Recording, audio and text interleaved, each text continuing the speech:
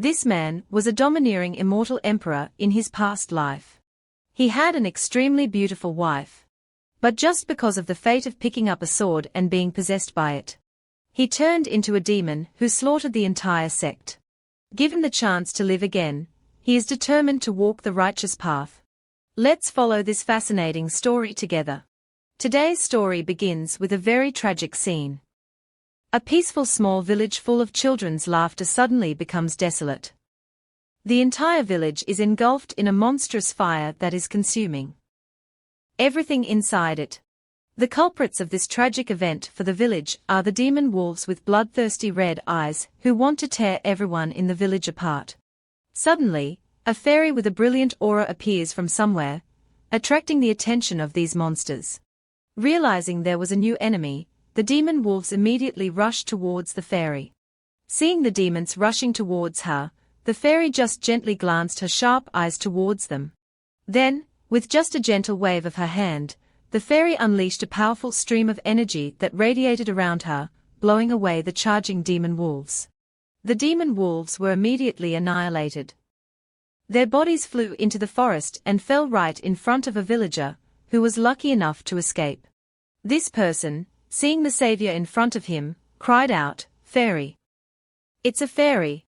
The fairy looked at the fire-engulfed village and said softly, "I didn't expect such an ordinary village to be attacked by demon wolves." She looked at the bodies of the villagers who were killed and exclaimed, "Poor mortals." Suddenly, her eyes fell upon a man, who is also our main character. Chu Feng suddenly sat up and exclaimed in surprise, "I'm not dead." He looked around and wondered where he was. Chu Feng's eyes fell upon the fairy hovering beside him. He called out in surprise, "Chu Feng." The main character immediately stood up joyfully, grabbed the fairy's hand, and asked, "Han Yen, why are you here? Did you save me?" Han Yen was startled and tried to let go of Chu Feng's hand, wondering, "How do you know my name? Let go of my hand first. I don't know you." Hearing Han Yen say that, the main character didn't bother to let go. Instead, he stepped forward and hugged Han Yen tightly, saying, "Han Yen, I know you are very angry. But I didn't intentionally leave you and perish together with someone else." He hugged Han Yen tightly and whispered, "Don't worry. I will definitely not be so reckless anymore. We will live peacefully together." Suddenly feeling Han Yen's body trembling, Chu Feng wondered, "Why are you trembling?" Han Yen responded to Chu Feng with a flick of her hand, sending him flying. Chu Feng's body was immediately thrown far away. He shouted in confusion, "Liu Han Yen, are you trying to kill your husband?" Chu Feng flew far away and hit his back hard against a rock. The lucky villager, who had escaped earlier, rushed over and cried out, "Chu Feng, how are you? Are you all right?" This person anxiously shook Chu Feng awake and said, "Chu that Feng, say something. Quickly apologized to the fairy." Chu Feng was feeling dizzy, about to lose consciousness. The last images he saw before completely losing consciousness were of Deep Ku Tu, the lucky young man, bowing his head and apologizing to Han Yen, "Fairy, please don't blame him."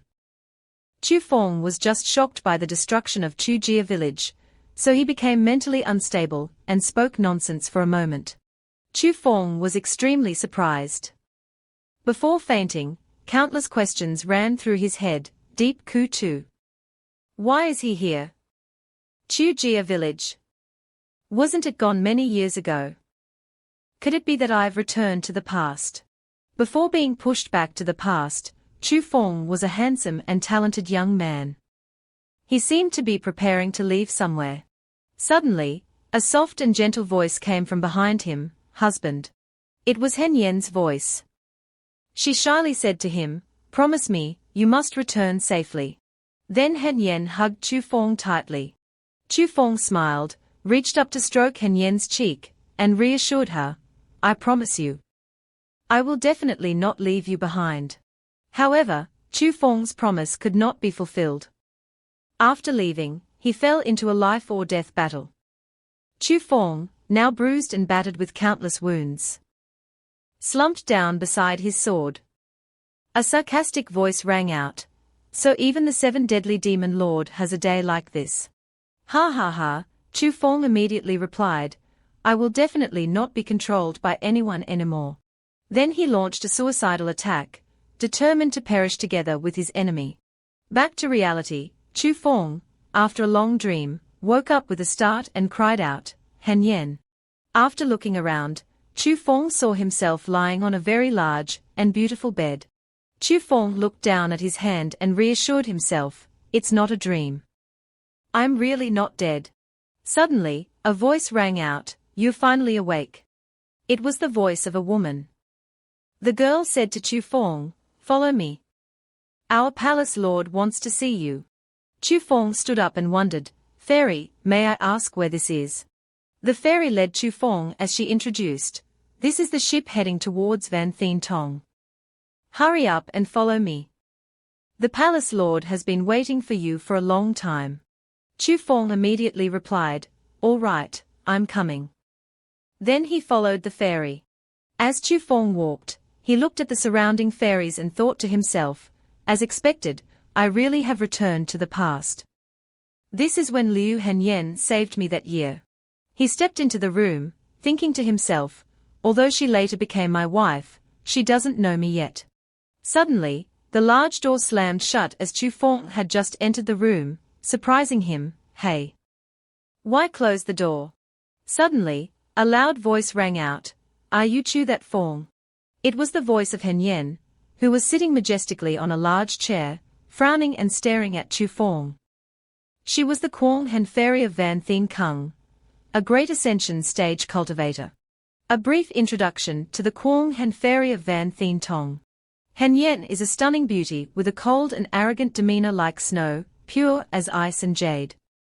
She is one of the most prominent female cultivators in the world of immortality. Countless men have fallen in love with her at first sight. But due to her extremely cold personality, coupled with her reputation as the fairy of Quang Han Kung, countless men have had their hearts and bodies frozen by her. Because of this cold personality, no one has known her real name for many years. Yet, Chu Feng knew her real name. That's why she brought him here and questioned, where did you learn my name from? Chu Feng stammered, trying to explain, Han Yen, I know it's hard to believe, but you have to believe me. I've time-traveled from the future back to this time. And the reason I know your name is because I am your husband. Hearing this absurd story, Han Yen frowned and said angrily, I'll give you one more chance to tell the truth. Seeing Han Yen's expression, Chu Feng felt scared in his heart, I'm dead. Every time she gets angry, she reacts like this. Chu Feng mustered up his courage and continued, wife, I really didn't lie to you.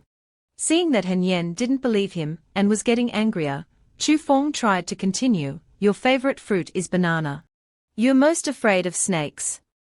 You were once bitten by a dog when you were immortal. Chu Feng tried to further clarify, your grandmother's name is Yen Yen, given to her by your father after consulting a fortune teller. Han Yen was now furious. She stood up and shouted, shut up. Then an icy aura emanated from her body.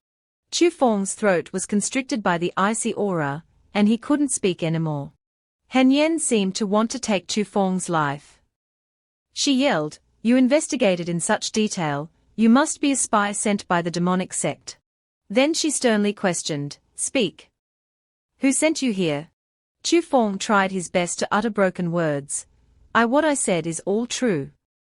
You have the innate ice snow meridians, and you cultivate the ice heart scripture. Not the Van Thien 9 scrolls of Van Thien Tong. Hearing Chu Feng say that, Han Yen thought angrily, only my master and I know about my main cultivation technique. How did it get leaked? Could it be master? Thinking of that, Han Yen, filled with murderous intent, shouted, I didn't expect you to be able to explore such a confidential matter. It seems I can only kill you first and then extract information from your mind later. Chu Feng was about to be killed by his own wife. He tried to salvage the situation with a final sentence, you have a red birthmark on your thigh that looks like a teardrop. Hearing that, Han Yen immediately stopped. Chu Feng's face turned pale as he looked at Hen Yen's finger, which seemed to be about to pierce through his eye. He immediately slumped down, breathing a sigh of relief. Catching his breath, Chu Feng said to Hen Yen, "This in short, it can't be information that a spy can see, right?" But Chu Feng didn't notice Hen Yen's blushing, furious expression. She blushed and asked him, how do you know?" Chu Feng stood up, brushing the dirt off his clothes, and continued, "I also know that on your right chest, there's a mark of an ice lotus, formed by the ice heart scripture that you cultivate. This technique was taught to you by your master. In fact, it's a cauldron scripture." Hen Yen's face paled as she heard Chu Feng say, "Once you lose your virginity while cultivating this technique, your power will be transferred to the other person." Seeing Hen Yen's stunned expression, Chu Feng was pleased that he seemed to have made her believe him. He continued, "Fortunately, you later discovered your master's conspiracy. So you secretly plotted to kill him, hiding this unexpected event from everyone." Chu Feng slowly approached the panicked Hen Yen and concluded with the final sentence, "Which is why we have the Kwang Hen Fairy, the Palace Lord of Phai Tuyet Palace, who is also my wife, Liu Hen Yen." Needless to say, Hen Yen's expression turned extremely frightened upon hearing this.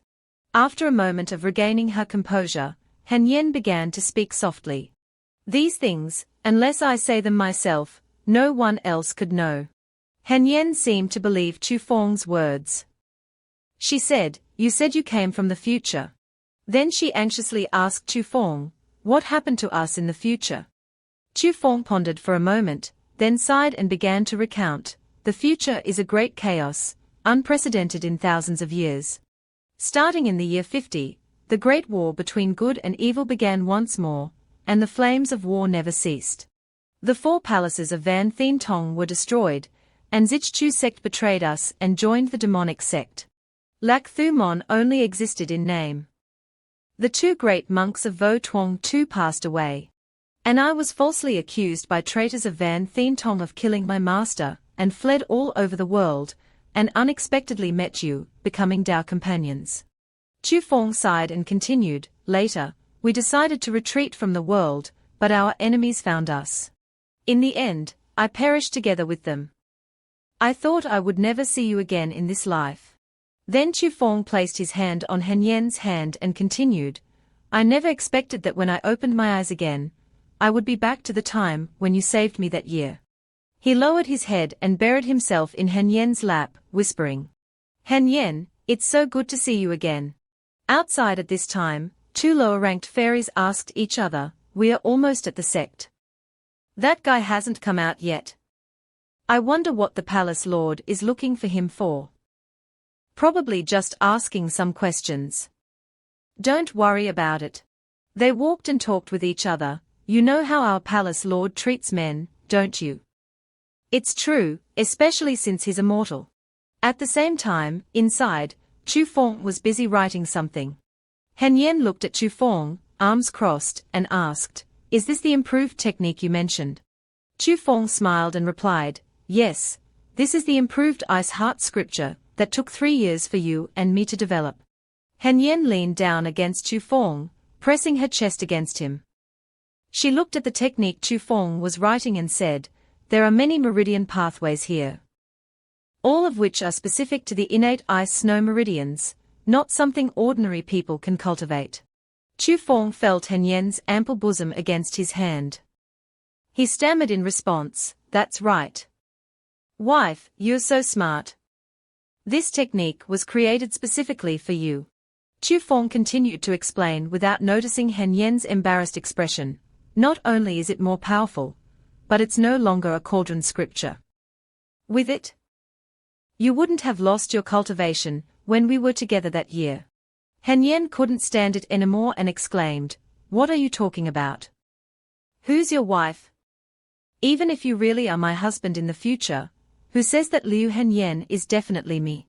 Hen Yen turned away, muttering, "Maybe it's just me in another world, another universe, like the multiverse in Spider-Man." Chu Feng was speechless after hearing Hen Yen's explanation. He thought to himself, she even brought up the parallel world theory.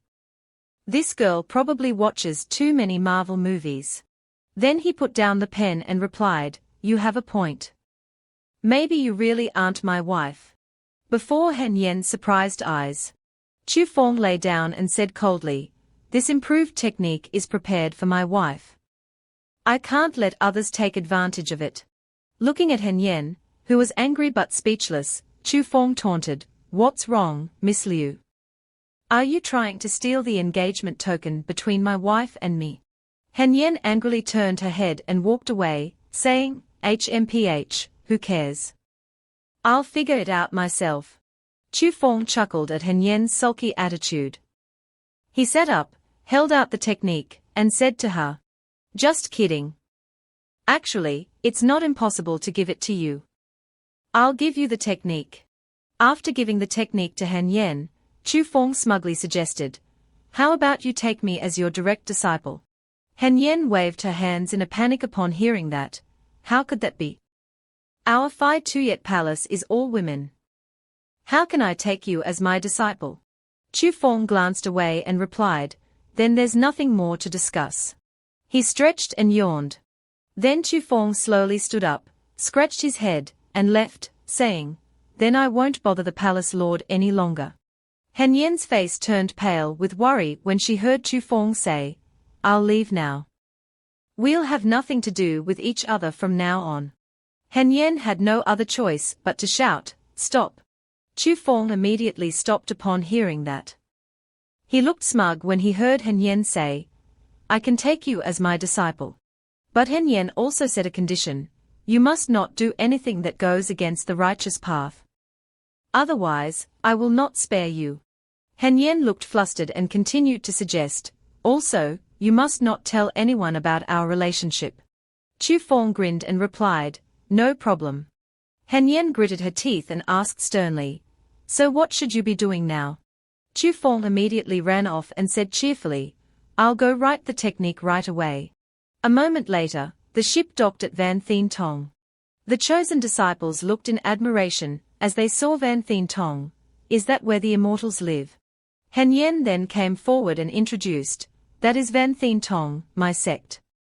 You are all suitable disciples for my sect in this selection. Then she set a condition, before joining the sect, you must take a spiritual power test to determine your spiritual root aptitude. Which palace of Van Thien Tong you enter will depend on your fate. Hearing that, everyone below began to whisper amongst themselves. Among the crowd was Deep Ku Tu, Chu Feng's friend. He looked around and wondered where Chu Feng had gone. Suddenly, Chu Feng appeared behind him and clapped him on the shoulder, startling Deep Ku Tu. Deep Ku Tu turned around and yelled, where have you been? I've been looking for you everywhere. Chu Feng grinned and replied, oh, I just went to apologize to the fairy. Calming down, Deep Ku Tu whispered into Chu Feng's ear. I just heard that besides the two of us who came halfway, the other mortals here are all disciples accepted in this batch by the immortals, and they have very high cultivation aptitude. Deep Ku Tu scratched his head, looking worried, if our spiritual roots aren't good, we'll probably be kicked out of here, right? Chu Feng laughed loudly, patted his friend's shoulder, and encouraged him, what's there to be afraid of? This kind of cultivation matter, besides talent, also requires fate. Maybe your fate is very good. Encouraged, Deep Ku Tu also felt somewhat confident, you're right. I'll try my best. Looking at his confident friend, Chu Feng smiled and thought, you definitely have good fate, kid. Because he had returned from the future, Chu Feng knew that Deep Ku Tu had the strongest aptitude among the disciples, even stronger than Chu Feng himself. But Chu Feng was determined to make things different this time, not letting Deep Ku Tu surpass him again. He grabbed Deep Ku Tu's hand and pulled him along, shouting, let's go. Let's go take the spiritual power test. Chu Feng led Deep Ku Tu inside. Looking ahead, Deep Ku Tu exclaimed, Chu Feng, look. There are immortals all around. And why are there empty seats in front of them? Chu Feng immediately explained, those are the seats of the palace lords of the 9 palaces of Van Thien Cac. As soon as he finished speaking, brilliant lights shot up from the 9 seats. The palace lords appeared from the sky.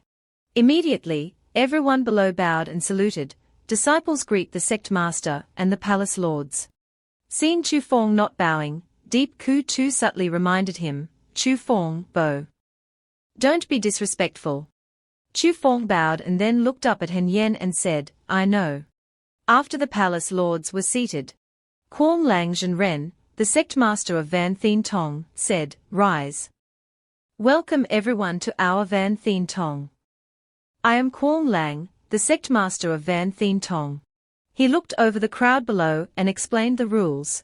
All of you young friends are talented individuals from different places, qualified to join our sect. But before joining, you still need to take a spiritual root test. After that, the Jin Ren of each palace will select disciples to enter their respective palaces.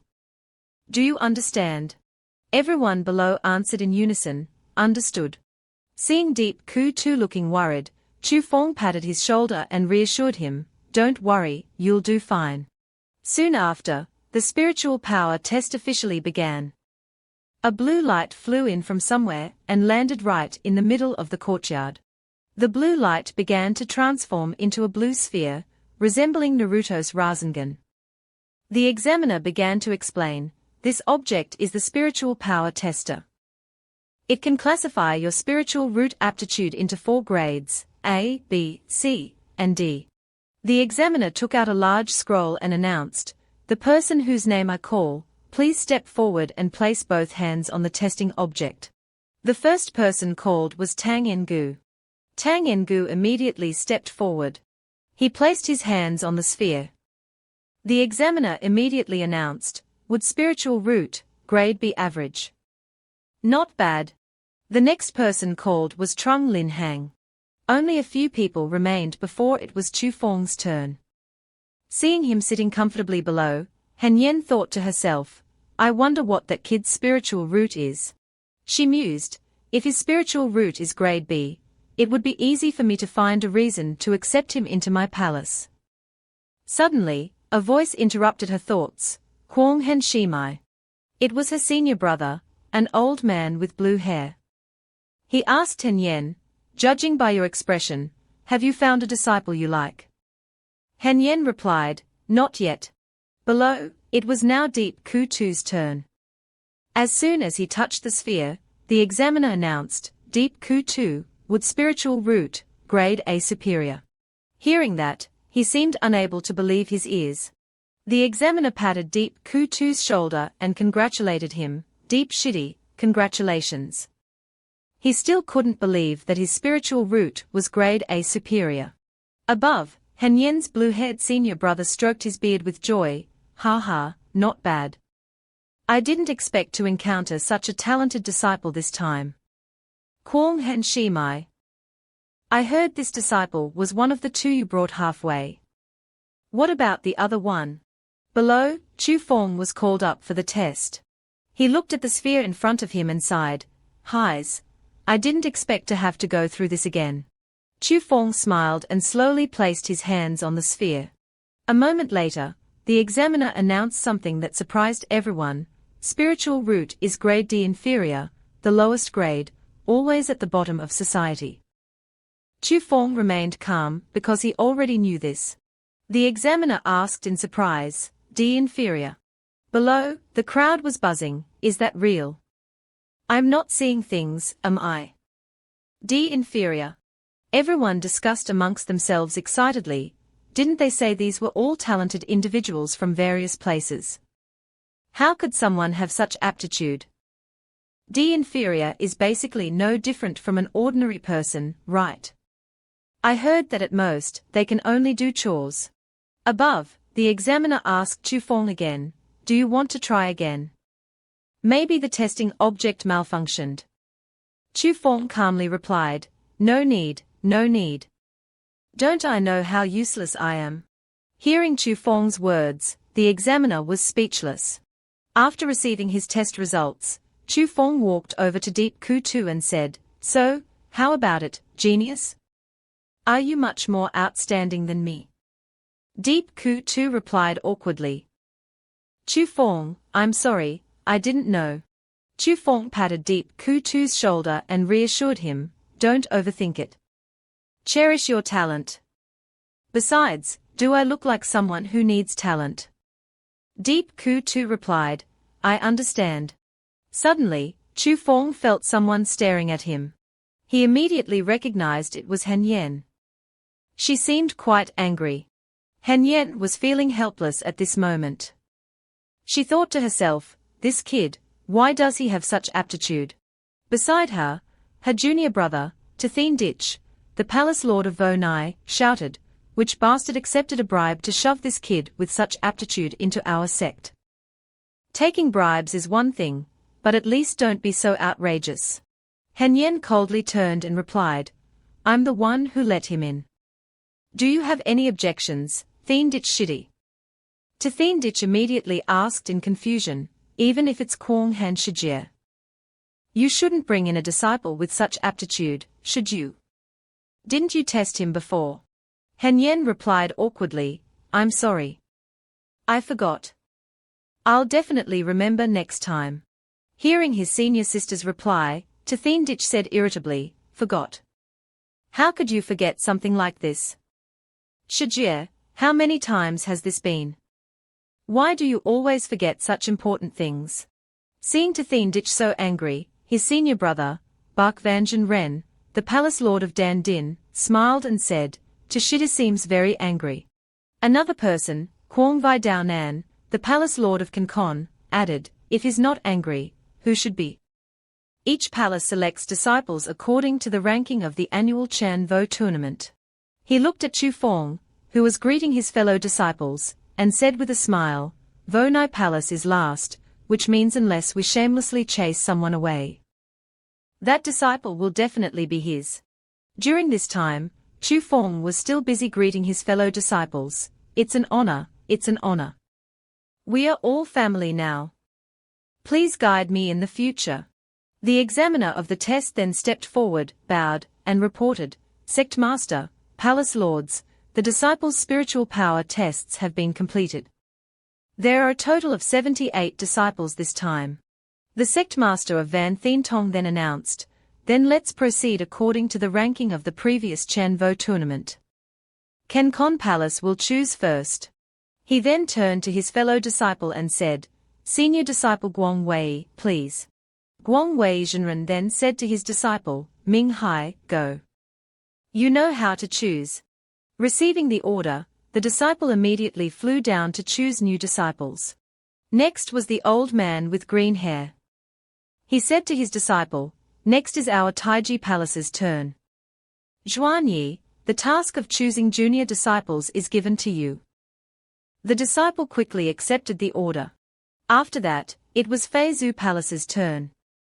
The old man with green hair turned to Han Yang and said, Junior disciple Guang Han, it's your turn. After listening, Han Yang ordered, Ming Ha, the old rules. The disciple named Ming Ha immediately accepted the order. Hearing Feizu Palace, Xiao Feng turned to look at the young lady Ming Ha flying towards him. He smiled and thought to himself, here we go. Xiao Feng stood up straight, waiting for the young lady Ming Ha who was approaching him. But contrary to Xiao Feng's thoughts, the young lady Ming Ha liked Sun Tung MTP, so we don't belong together. The young lady Ming Ha passed by Xiao Feng and chose a girl behind him. Xiao Feng began to feel worried.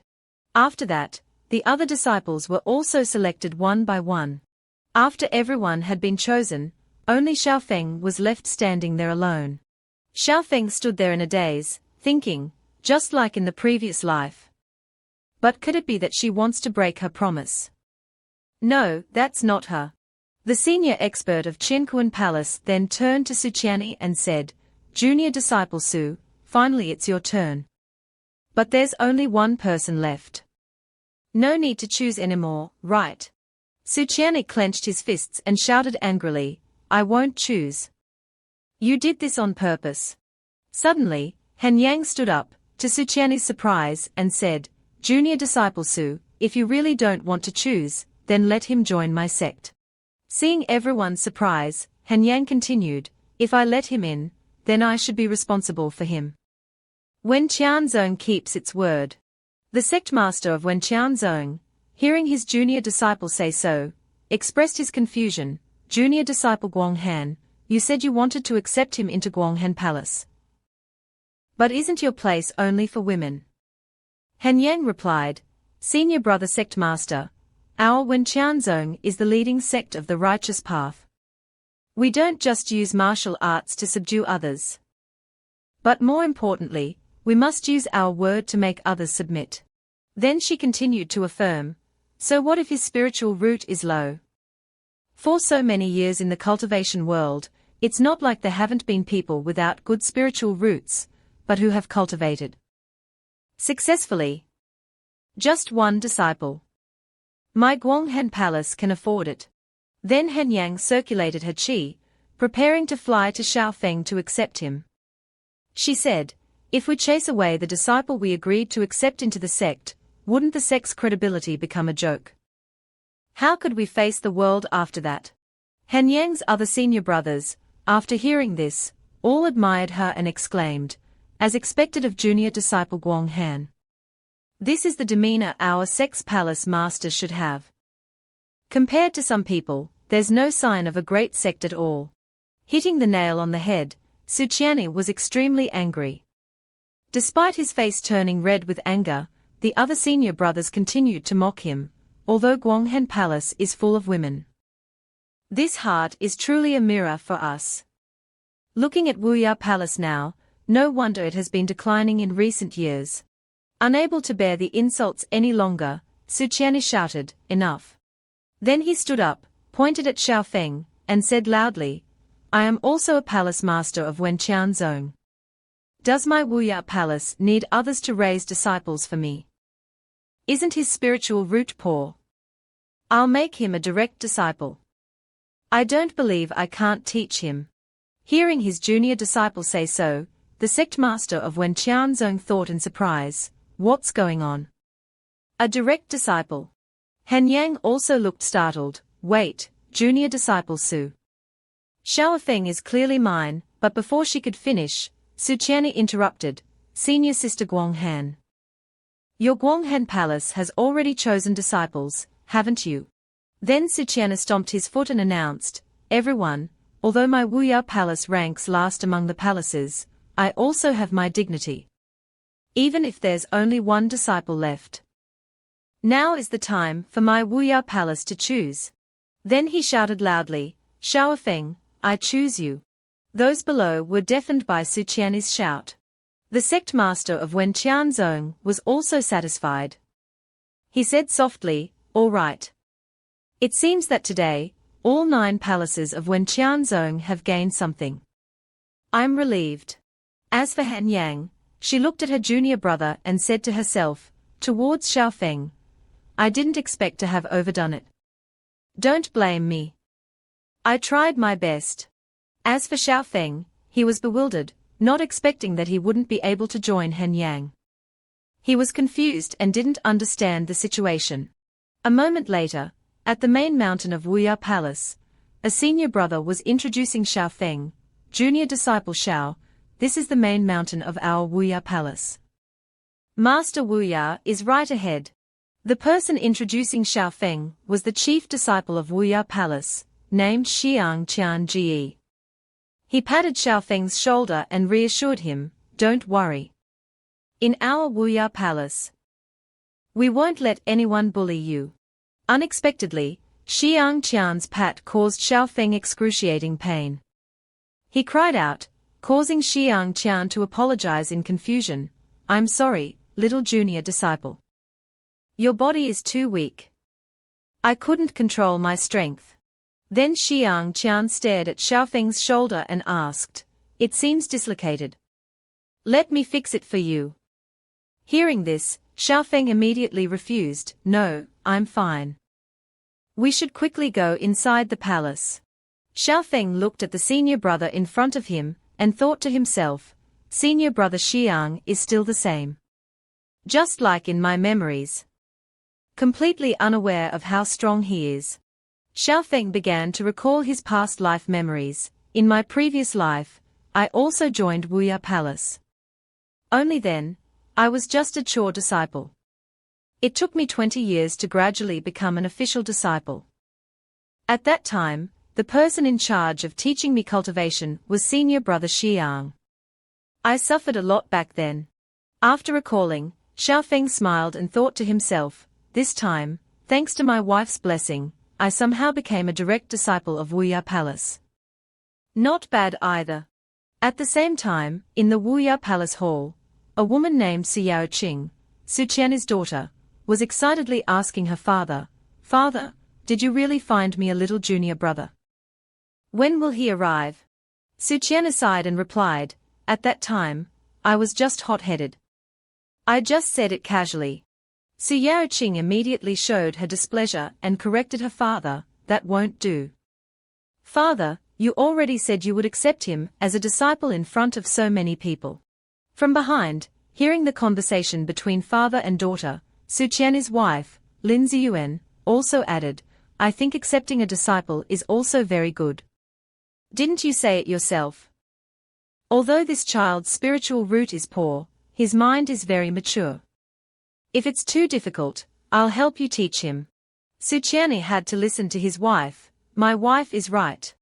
Xiang Qian's voice came from outside, "Master, Madam, junior disciple Xiao is here." Outside, Xiang Qian instructed Xiaofeng before entering, "Junior disciple Xiao, just do what I told you." Xiaofeng nodded in thanks to his senior brother and prepared to enter. Xiaofeng gently pushed the door open and stepped inside the palace. In front of him were his master, madam, and senior sister. Xiaofeng cupped his hands and bowed deeply. Disciple Xiaofeng greets master, madam, and senior sister. After the greetings were completed and he was officially accepted as a direct disciple, Xiaofeng returned to his own room. A brief introduction, in Wenqian Zone. Disciples are generally divided into chore disciples, outer disciples, and direct disciples. Chore disciples have almost no chance of receiving formal instruction, and can only work tirelessly in exchange for the opportunity to become official disciples. Outer disciples truly enter the gate of cultivation. Although they can't learn the truly profound supreme techniques, if they cultivate diligently, they still have a chance to succeed. Direct disciples are extremely rare. They enjoy the best resources of the sect, with the sole goal of becoming the pillars of the sect in the future. Xiaofeng sat in his room, full of excitement, thinking, "I unexpectedly became a direct disciple of Wuya Palace, and even have my own courtyard. I wonder what my wife did back then. It's just that with my aptitude, even with the cultivation experience and techniques from my previous life, cultivation is still very slow. I have to think of another way." Suddenly, there was a knock on the door. Xiaofeng wondered in surprise, who else would come at this time? The increasingly urgent knocking prompted Xiaofeng to quickly open the door. As Xiaofeng opened the door, a large white tiger with meticulously groomed fur met his eyes. Xiaofeng showed no fear and calmly asked, "Senior sister, is there something you need?" Su Yaoqing poked her head down and reproached, "Why don't you have any reaction? Others are scared witless by Xiao Bai." Hearing this, Xiaofeng closed the door and said, "Understood, senior sister. Wait a moment." Immediately afterward, he opened the door and pretended to be frightened, shouting, "Ah! There's a lion." After pretending, he glanced at Su Yaoqing and asked, "Senior sister, is that okay?" Su Yaoqing pondered and replied, all right. But then she shook her head and said, No. Forget it. I came to find you because I have something serious." Xiaofeng looked surprised. Something serious? The two then went to their senior brother's place. After they both sat down, senior brother Xiang Qian said, "Junior sister, junior disciple Xiao shouldn't be able to attend the same cultivation class as you yet, right? Why did you bring him here?" Su Yaoqing replied, it's okay. You can just teach both of us. Don't worry, as his senior sister, I'll teach him anything he doesn't know. Right, little junior brother. Xiaofeng nodded in agreement, it's all right. Senior brother, just teach. Hearing Xiaofeng say so, Su Yaoqing smiled smugly to herself, before, these people all thought I was the youngest, and they all forced me to study. Now I finally have a junior brother who's even worse than me. Then she turned to Xiaofeng and said to herself, Junior disciple Xiao, I'm sorry. Senior sister needs you to share some of the heat. Xiang Qian had no choice but to agree, all right. Then today I'll teach the simplest things. Although junior disciple's talent is low, we must believe that hard work makes up for lack of intelligence. Then Xiang Qian began to explain from the beginning. Then I'll start by talking about the division of realms. The realms of cultivators are divided into 9 major realms. Qi refining, foundation establishment, golden core, nascent soul, soul manifestation, body integration, void refining, great ascension, and tribulation transcendence. Our Wenqian Zong's core technique is the Wenqian 9 fists, each fist corresponding to a major realm. Listening to Xiang Qian explain things she had heard many times before, Su Yaoqing yawned and thought, it's all things I've already learned. This time I can finally be lazy. Then she dreamily decided to take a nap, while waiting for Xiaofeng to finish learning. But before she could sleep for long, Xiang Qian's call woke Su Yaoqing up. She startled and looked around, asking, Huh? What? Ignoring Su Yaoqing's dazed look, Xiang Qian said to her, Next, let's check the sword technique I taught you yesterday. Hearing this, Su Yaoqing looked surprised, Huh? But don't you still have to teach junior disciple Xiao the previous things? Xiang Qian pointed at Xiaofeng, who was currently practicing the sword technique, and said, He's already finished learning. And he's finished today's lesson. Seeing this, Su Yaoqing asked in surprise, How long have I been asleep? Xiang Qian replied coldly, Only half an hour. Although junior disciple Xiao's aptitude isn't good, his comprehension is extremely high. The things I teach him, he can basically remember after just one look. Look at him and then look at yourself. Su Yaoqing looked at Xiaofeng with her mouth agape in surprise. In her heart, Su Yaoqing was thinking, could he be a hidden genius? We said we'd all be chickens, but you secretly studied hard. So in the end, am I the only real chicken? At this rate, won't he start teaching me along with the other senior brothers and sisters? No? Wouldn't that mean my hard-earned senior sister status would be completely lost? Seeing Su Yaoqing's darkened expression, Xiaofeng approached and asked, Senior sister, what's wrong? Immediately, Su Yaoqing stood up abruptly and said to Xiaofeng, Junior brother, let's go to second senior brother to learn talismans and formations. Ignoring Xiaofeng, who was still stunned and didn't understand anything, Su Yaoqing called Xiaobai to come along. Xiaofeng had no choice but to follow. Seeing Su Yaoqing's appearance, Xiang Qian smiled and thought, it seems junior sister has activated her sense of crisis. That's not bad either. Su Yaoqing and Xiaofeng then went to second senior brother's place to learn talismans. There, second senior brother taught them, the so-called talismans and formations are essentially of the same origin. They are spiritual power used in special ways to produce effects far exceeding normal times. Today we'll start by explaining the most basic 8 trigrams formation. Second senior brother looked at the 2 junior disciples below and explained, the Qian trigram represents heaven, referring to the cyclical operation of the heavenly Tao. A gentleman should follow the will of heaven. Although she felt sleepy listening to second senior brother's teachings, Su Yaoqing forced herself to stay awake, not wanting to be surpassed by Xiaofeng. Second senior brother looked at the 2 junior disciples below and asked, Yaoqing is working hard today. But junior disciple Xiao, on the other hand, seems to have a lot of questions. Hearing this, Su Yaoqing said proudly, such profound knowledge, it's normal for junior brother not to understand now. She looked up at Xiaofeng and said, if you have any questions, ask me. But contrary to Su Yaoqing's thoughts, Xiaofeng stood up and said to second senior brother, I do have a few questions I'd like to discuss with you.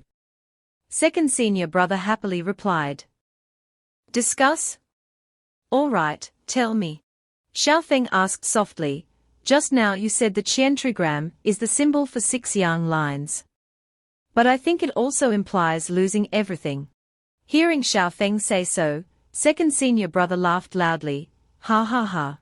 Unexpectedly, junior disciple Xiao is so young, but already has such talent in the way of formations. You're right, this is advanced content for later. I just thought it was a bit early to talk about these things now. Then he pulled Xiaofeng inside to discuss, not forgetting to instruct Su Yaoqing, who was in a daze behind. Yaoqing, if you don't understand anything about formations in the future, you can ask your junior brother. Hearing this, Su Yaoqing was speechless. After the formation lesson with second senior brother, Su Yaoqing asked Xiaofeng loudly, how could you understand what that old man was saying? Xiaofeng replied coldly, actually, there were some parts one didn't understand, so I discussed them with him. Saying so, but in his heart, Xiaofeng was thinking, I was a demon lord in my past life, after all. This kind of elementary lesson is useless to me. If it's not fast, I don't know when I'll be able to get something I can use. In Su Yaoqing's heart, there was a scheme, damn it. I was tricked by him. Junior brother truly has high comprehension. It seems I can only use that method. Thinking so, Su Yaoqing suggested to Xiaofeng, junior brother, follow me to the next class now. Su Yaoqing pulled Xiaofeng to third senior sister's place. She was the one in charge of the practical combat class. Hearing this, Xiaofeng looked surprised. Practical combat class. Su Yaoqing smiled and replied, that's right. But don't worry. Third senior sister has a very gentle personality. Moreover, she loves books as much as her life, she's a very good person. Saying so, but Su Yaoqing had other thoughts in her heart. This time, I'll definitely be able to regain my face. After all, here, it doesn't require comprehension, but actual cultivation. But contrary to Su Yaoqing's thoughts, third senior sister, or Ju Yushan, was a young woman so engrossed in reading that she didn't care about anything else. She said to her junior brother and sister, sorry, I'm busy. Let's do it next time. Hearing this, Xiaofeng also decided to excuse himself and make an appointment for next time. He thought to himself, are you kidding me? A chi refining stage chicken like me, who hasn't even started doing practical combat with nascent soul stage third senior sister. Do I have a death wish? Seeing Xiaofeng about to leave, Su Yaoqing called after him, wait, junior disciple Xiao, don't go. While chasing after Xiaofeng, Su Yaoqing accidentally tripped. She fell straight onto Xiaofeng, causing his back to slam hard against the wall. And with the combined force of the two, the thin wall was destroyed, creating a mess. Su Yaoqing asked worriedly, junior brother, are you okay? Xiaofeng was luckily unharmed. However, although they were both embarrassed in the position of the woman on top of the man, they could still feel a murderous aura approaching. Because they had destroyed Ju Yushan's house, she approached the two and said in a stern voice, you want to take the practical combat class, right? Seeing third senior sister's dangerous demeanor, both of their faces paled, and they replied, actually, we can skip it. Right, why don't we go first? It wasn't that easy to destroy someone's house and leave. Ju Yushan waved her hand and slammed the door shut. Then she said to her two junior disciples with a murderous aura, it's okay. After all, I'm not a demon. This time, both Su Yaoqing and Xiaofeng were in for a beating. Meanwhile, at Guanghen Palace, Han Yang was currently bathing in a hot tub filled with fragrant water. A maid entered and reported, Palace Master, the next appointment is with Zhenren by Yan. Before the maid could finish reporting, Han Yang ordered, decline it. I have other matters to attend to. In her heart, Han Yang was worried about Xiaofeng. She wondered, I wonder how that guy is doing in Wuya Palace. At this time, Lin Ziyuan was bringing food to her. She said to her daughter in a very gentle voice, Yaoqing, stop playing around. Come and try this soup I made for you. But when she saw the scene before her, she was extremely stunned. Before Lin Ziyuan's surprised eyes, Su Yaoqing was intently reading a book. Yaoqing said to her mother, I like studying. Lin Ziyuan then went to the room and told her husband about this. Su Qianni was equally surprised. You said Yaoqing is not only not being lazy anymore, but also diligently reading books in the middle of the night. Lin Ziyuan nodded in confirmation, that's right. She spent a day studying with Xiao Feng, and she came back like a different person. Lin Ziyuan continued to say to her husband, I heard Xiang Qian say that Xiao Feng's comprehension is very high. Maybe that's why Yaoqing feels pressured. Su Qianni agreed. It should have been like this from the start. That girl has been lazy for so many years, and now she finally has a sense of crisis. He finally smiled as he thought about Xiao Feng. Unexpectedly, that kid is somewhat useful. Then Su Qianni turned to his wife and said, My wife, there should still be a lot of herbs in the medicine room, right? His wife asked back in surprise, There are still some left. What do you mean? Su Qianni folded his arms and said, That kid's spiritual root is too poor, he needs more herbs. At least he can serve as a whetstone for Yaoqing for a while. Hearing her husband say so, she smiled and replied, You really are a knife-mouthed, tofu-hearted person. I'll go arrange it, and also arrange a maid for him to do some chores. Su Qianni waved his hand and returned to his room, instructing his wife, You can arrange these matters yourself. At this time, at Xiao Feng's residence, a woman was slowly approaching. Inside, Xiao Feng was holding his shoulder and crying out in pain, Third senior sister's attacks are really heavy. It feels like my bones are falling apart. Suddenly, a knock came at the door. Xiao Feng opened the door, and saw a purple-haired woman standing at the entrance. He asked in surprise, Who are you? The woman immediately introduced herself, Young master, I am the one madam sent to serve you. You can call me Xiao Yu. Xiao Feng was surprised, Serve me? What for? He was extremely stunned, as this hadn't happened in his previous life. Confused, Xiao Feng stammered, This isn't very appropriate. The woman immediately snuggled into Xiao Feng's arms and seduced him, Then do you feel that this is good or not?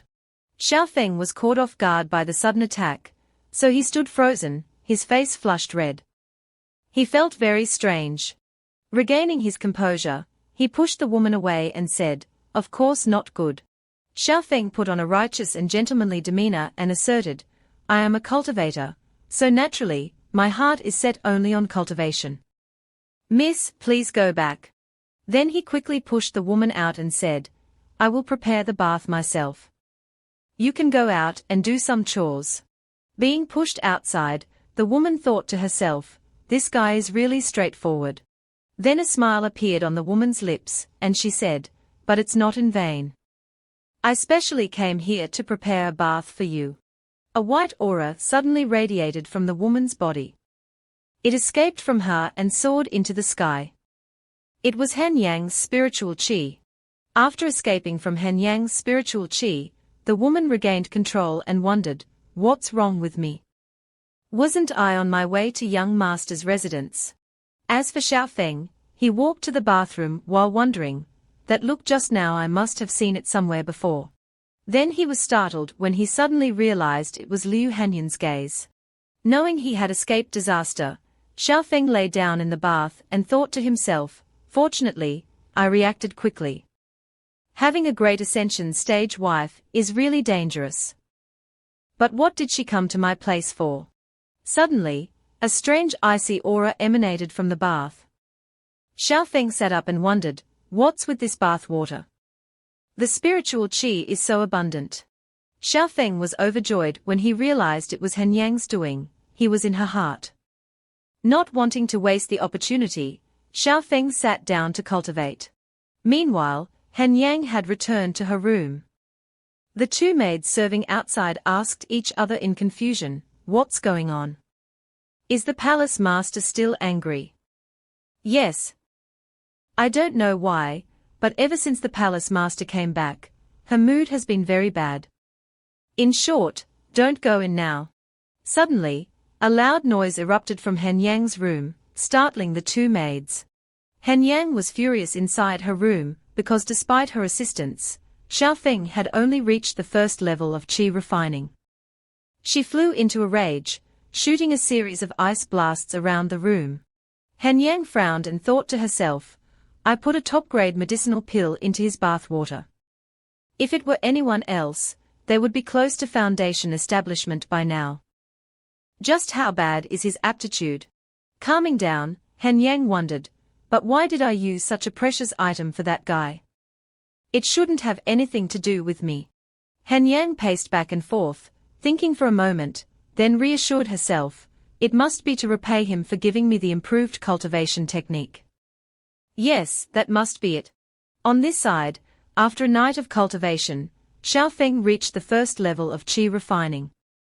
He immediately reported to his master, who exclaimed in surprise. What? You reached the first level of qi refining in just one night. Xiao Feng bowed his head in gratitude. It's thanks to the herbs that master and madam provided. Su Qian'e felt puzzled after hearing this. Even those herbs shouldn't have such a good effect. His wife spoke up and instructed Xiao Feng, in any case, being able to break through is a good thing. But remember not to become arrogant because of it. Outside, Xiao Feng met Xiang Qian again. He said to Xiao Feng, Junior disciple Xiao, well done. I heard you broke through to the first level. Xiao Feng smiled and replied, just lucky. Xiang Qian happily hugged Xiao Feng and said, luck is also a part of strength. In my opinion, your talent isn't bad at all. Being hugged tightly caused Xiao Feng pain. He cried out, Senior brother Xiang, be gentler. Xiang Qian realized that he couldn't control his strength again, and apologized to Xiao Feng. As for Xiao Feng, he pondered to himself, but this time, I'm using the three religions harmonization cultivation method. Although my strength will be very strong, my cultivation should be much slower than in my previous life. What did my wife give me back then that allowed me to break through in one night? Could it be that my cultivation talent has really improved? A long time passed. In the blink of an eye, 2 years had passed since Xiao Feng joined Wuya Palace. Su Qian'e and his wife were overjoyed that their daughter, Su Yaoqing, had broken through to the 7th level of qi refining. Su Qian'e turned to his wife and said, our daughter's talent is very good. Although we constantly suppress her realm to consolidate her foundation, it's still very easy for her to break through. His wife replied, but compared to that other one, it doesn't make people less worried. Su Qian'e frowned and said, speaking of him makes me angry. Back to Su Yaoqing. After breaking through to the 7th level of qi refining, she joyfully opened the door and shouted, I've broken through. Junior brother, where are you? Xiao Feng, after 2 years, had only cultivated to the 4th level of qi refining. He congratulated Su Yaoqing on her breakthrough. Su Yaoqing was extremely surprised and asked, why are you still at the 4th level of qi refining? Xiao Feng smiled apologetically, my talent is poor. Seeing the two of them so happy, Su Qian'e angrily roared, 2 years. Do you know how these 2 years have been for me? With so many heavenly and earthly treasures, even a pig would cultivate much faster. His wife, beside him, had to calm him down, calm down, calm down. Calming down at his wife's words, Su Qian'e turned to her and said, I'll go back first. I'm afraid if I look at that kid any longer, I won't be able to resist hitting him. His wife then returned with him. Seeing the two disappear in an instant, Xiao Feng wondered, why did master and madam leave? Su Yaoqing replied cheerfully, who knows what they are doing? Never mind them. Junior brother, let's go play. Xiao Feng immediately refused, but I still have to cultivate. Su Yaoqing ignored Xiao Feng's words and immediately tied him up. Then, Su Yaoqing pulled Xiao Feng and soared into the sky, saying, stop cultivating. You cultivate very slowly anyway. 1 or 2 days without cultivating won't matter. I'll take you somewhere. Xiaofeng had no choice but to comply. He said to himself, all right. It's good to go and unwind. I didn't expect this cultivation method combined with my previous life's techniques to be so slow. What did Hanyang feed me back then that allowed me to break through in one night? Ahead, Yaraqing continued to excitedly increase her speed, startling Xiaofeng. He yelled a warning, holy crap, senior sister, slow down. Yaraqing laughed loudly and replied, what are you afraid of? I'm here. Suddenly, she saw something very large below. She wondered what it was. The two then landed near the object to check. Before them was a giant skeleton of a large beast. The blood still staining its bones indicated that it had been devoured not long ago. Xiaofeng sat down to examine the wounds on the beast's body and judged, looking at this bite mark, it was a fatal wound. Yaraqing added, this is a demonic beast that our Wuya palace raises here. Which bastard dared to lay hands on our demonic beast? She then took out a green jade. And summoned, Xiaobai, you go. Xiaobai immediately appeared. Xiaobai immediately obeyed the order and sniffed the demonic beast's carcass. Xiaofeng raised his head and warned, senior sister, this gale-wind wolf has the strength of at least the 5th level of qi refining. It's very likely that the culprit is a more powerful demonic beast. Yaraqing smiled reassuringly, don't worry. This is the back mountain. My father has dealt with all the strong demonic beasts. I can handle the rest. Suddenly, Xiaobai yelped and ran off. Seeing this, Yaraqing immediately pulled Xiaofeng along and said, come on, follow me. It seems Xiaobai has discovered something. After following Xiaobai for a while, Yaraqing discovered that the beast had returned to its original form. She asked her pet what it had discovered that made it suddenly return to its giant form. Before their surprised eyes were countless carcasses of other beasts scattered on the ground. This made Yaraqing feel a bit scared. Her face paled. Suddenly, a giant tail appeared behind them. It immediately lashed out at them. Fortunately, Xiaofeng noticed in time and quickly pulled Yaraqing to the side, dodging the attack. He held his senior sister's shoulder and asked her, senior sister, are you okay? Ahead, although Xiaobai had transformed into its giant form, it was still knocked into a tree by the monster. Seeing this scene, Yaraqing felt extremely frightened. To prevent her pet from being further injured, Yaraqing immediately recalled it back to the jade. Then her face turned pale as she looked up, in the direction Xiaofeng was pointing. Above them was a giant snake, opening its wide mouth, preparing to fire a deadly green beam of light. After a moment of fear, Yaraqing summoned her illusionary sword, bringing forth a series of red blades. Yaraqing swung her illusionary sword directly at the beam of light the monstrous snake had fired to defend herself. When the two attacks collided, a large explosion erupted, filling the forest with smoke.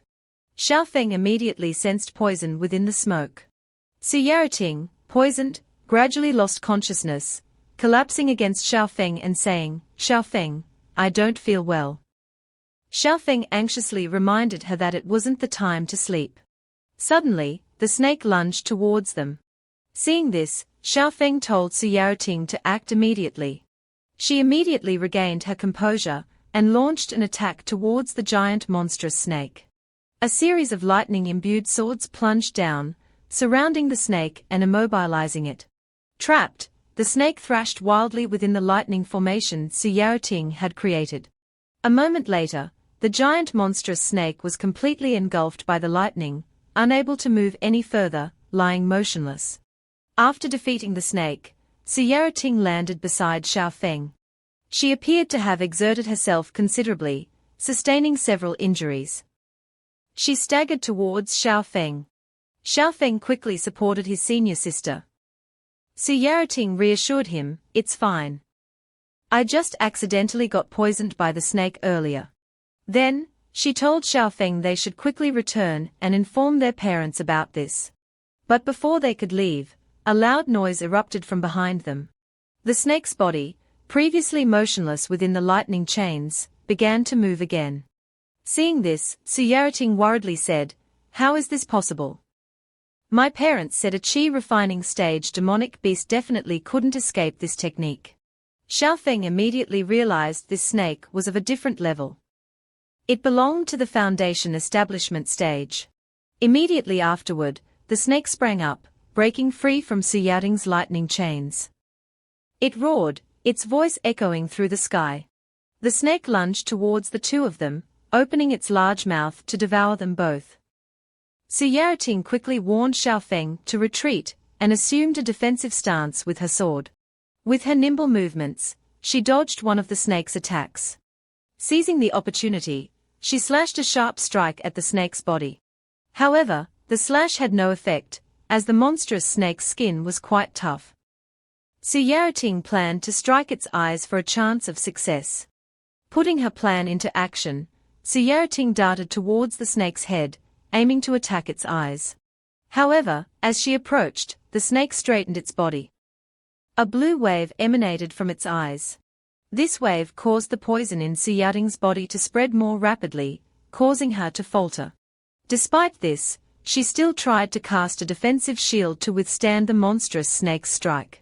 However, due to being severely poisoned, her spiritual energy was insufficient. The shield quickly shattered, and Suyarating was sent flying. After the shield completely crumbled, she collapsed, coughing violently from exhaustion. Looking at the snake's fangs heading towards her, Suyarating wondered if she was about to die. Suddenly, the snake stopped just before it could swallow her whole. It turned out to be Xiaofeng. He had stopped being a shield and joined the battle, grabbing the snake's tail.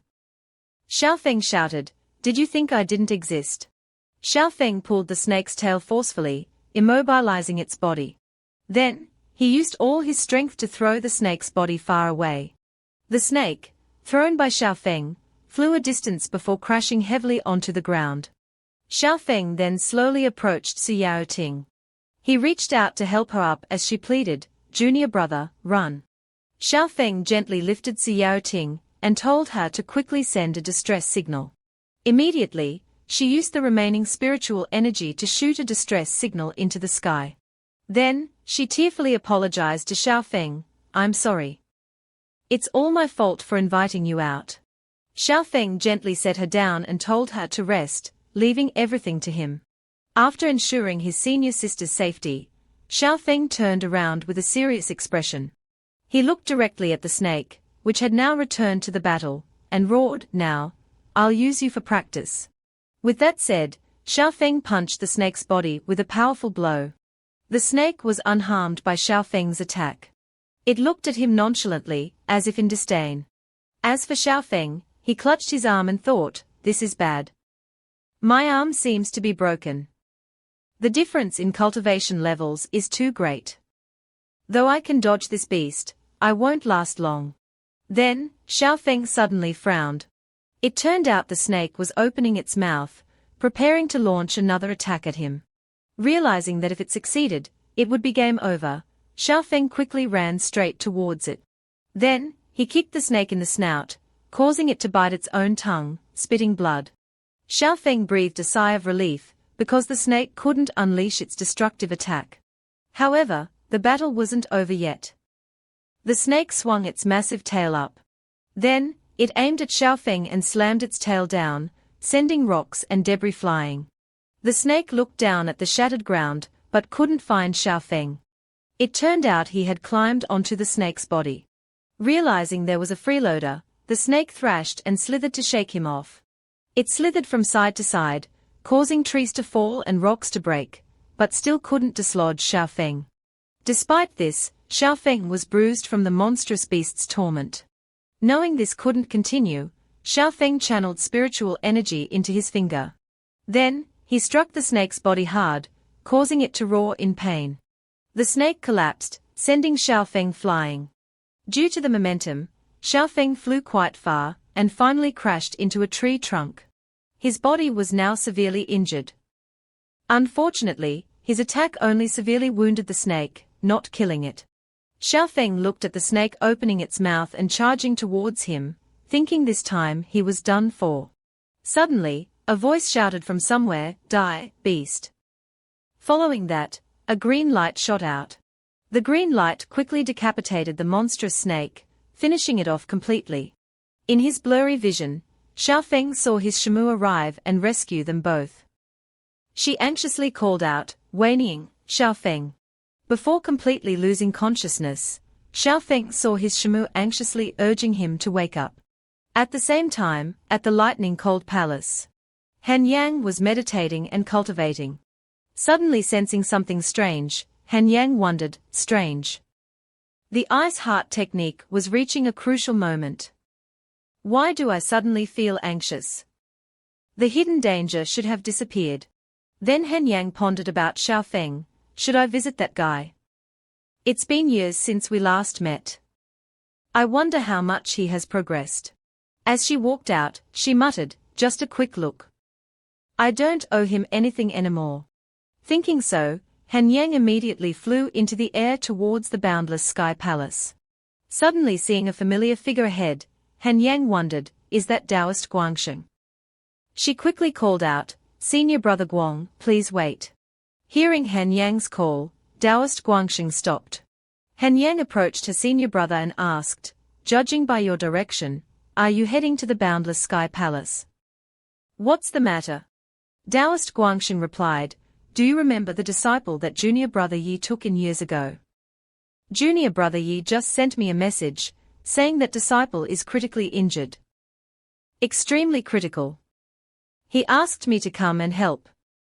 Don't you think he's just a disciple with poor spiritual roots?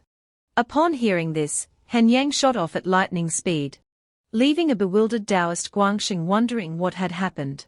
At this time, at the boundless sky palace, Yao Ting was resting.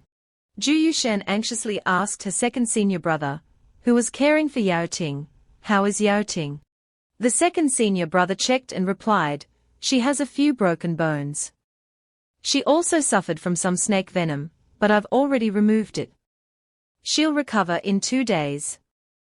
The problem now is our junior brother. Just then, the eldest disciple, Xiang Qian, entered. Both of them asked, Senior brother, how is master? Is junior brother all right? Xiang Qian frowned worriedly and replied, his condition is too grave. Even with master and Shamu working together, they can only barely hold on to his last breath. Zhu Yushan reassured them, don't worry. Master has called for Senior Guangsheng. He's very skilled in medicine. Slightly angry, Xiang Qian turned and was about to head to the back mountain. Suddenly, a flying talisman appeared, stopping him. His second junior brother questioned, the back mountain is so vast, can you find anything alone? Zhu Yushan added, that's right, senior brother. Please calm down. Xiang Qian shouted angrily, should we just wait here and do nothing? Suddenly, the second junior brother sensed the arrival of a powerful being. Immediately, 2 beams of light landed outside the boundless sky palace. It was Han Yang. Followed by Taoist Guangsheng, who was groaning tiredly from the chase, junior sister Han Yang, I can't go on. I'm too tired, need a rest. Xiang Qian appeared with his 2 junior siblings to greet them and asked, Senior Guangsheng and Senior Guanghan, why are you here? Han Yang immediately asked, where is Xiaofeng? Xiang Qian, puzzled, still replied, junior brother. Master and Shamu are treating him in the main hall. Immediately, both Guanghan and Guangxing disappeared in a flash. Xiang Qian, confused, turned to his second junior brother and asked, did Master also invite Martial Uncle Guanghan? At this moment, in the main hall, Lin Ziyun was doing her best to heal Xiaofeng. Beside her, Su Qianni anxiously urged, wife, let me take over. You should rest for a bit. As Lin Ziyun continued to circulate her energy for healing, she replied, I still have some strength left. But Xiaofeng's meridians are getting weaker. When will Guangxing arrive? Immediately, both Guangxing and Han Yang arrived. Su Qianni was extremely surprised to see them both. You're finally here. Senior sister Guanghan. Why are you here too?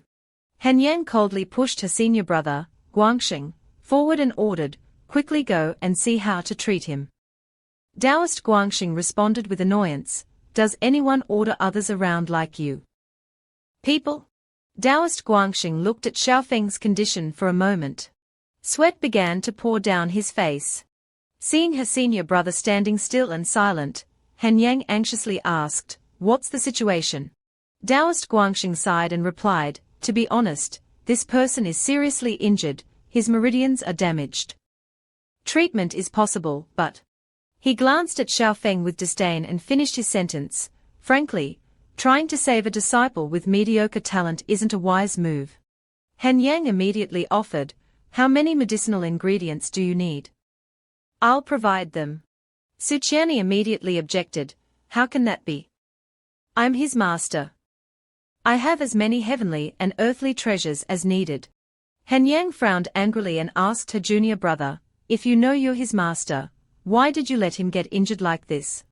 Seeing the tense situation, Lin Ziyan shouted, enough. She turned to Guangxing and said, treat him first, senior brother Guangxing. Just try your best to save him. Taoist Guangxing replied, if you insist, I won't say anything more. He suggested they begin the treatment.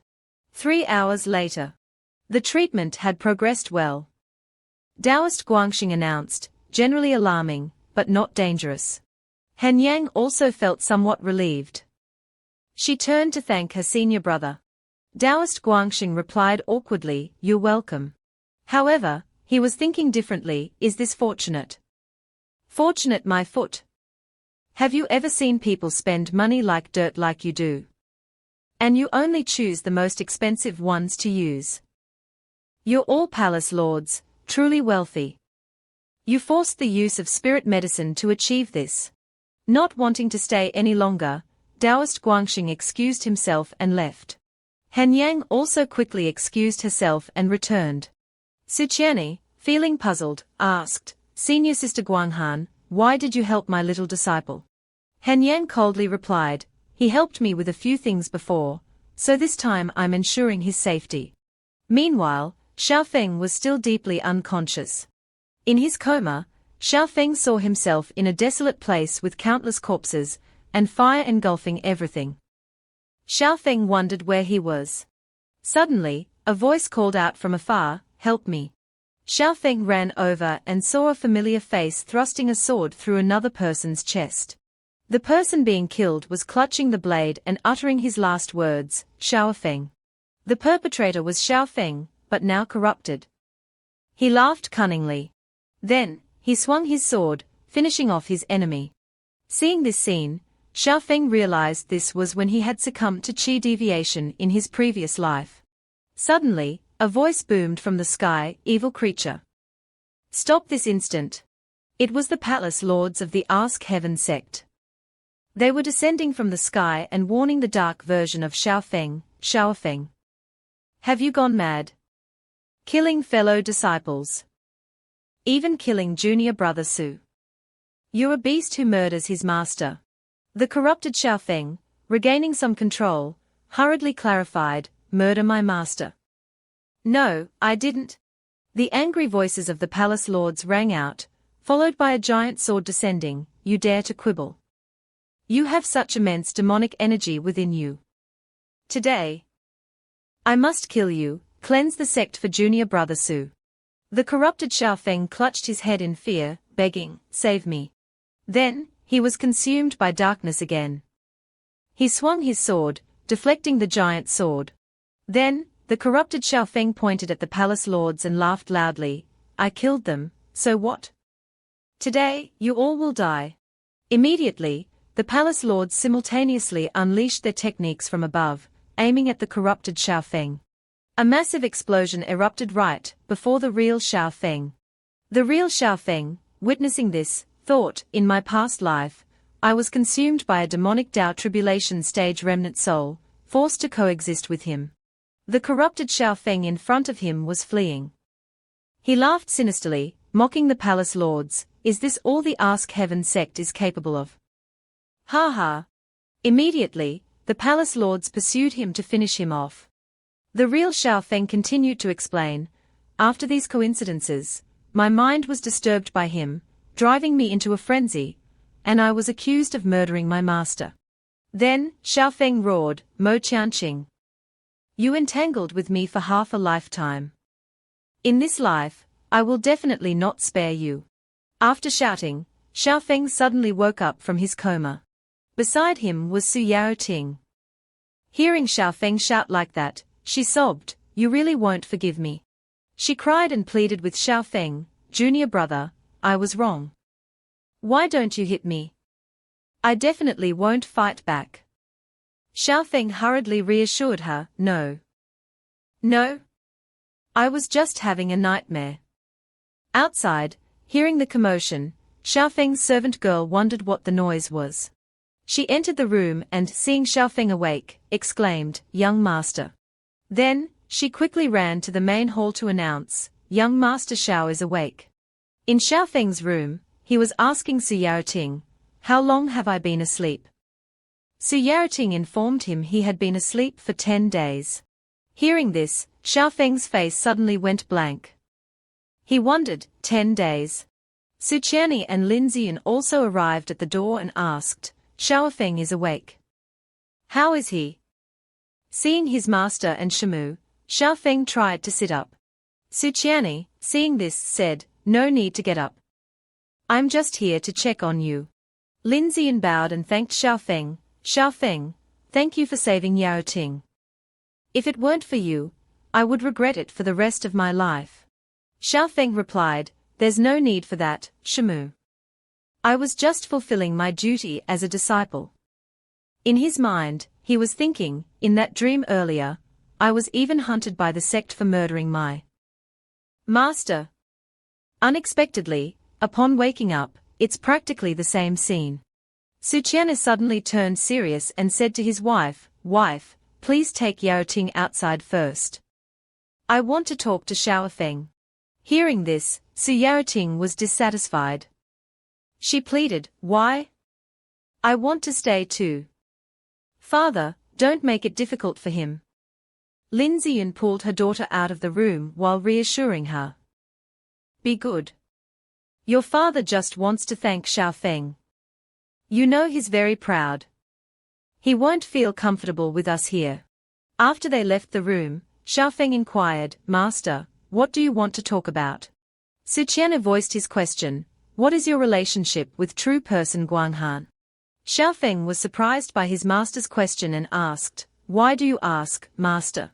Su Qianni explained, True person Guanghan came here specifically when she learned you were seriously injured. What did she mean by saying you had helped her? After hearing this, Xiao Feng was quite surprised that Han Yang had intentionally come to see him. Xiao Feng had to make up a story, it was actually a very small matter. I didn't expect her to remember. Then, he began to recount, I told you before. Back then, before Senior Guanghan met me, my village was destroyed by wolf demons. And at that time, true person Guanghan was disguised as an ordinary person.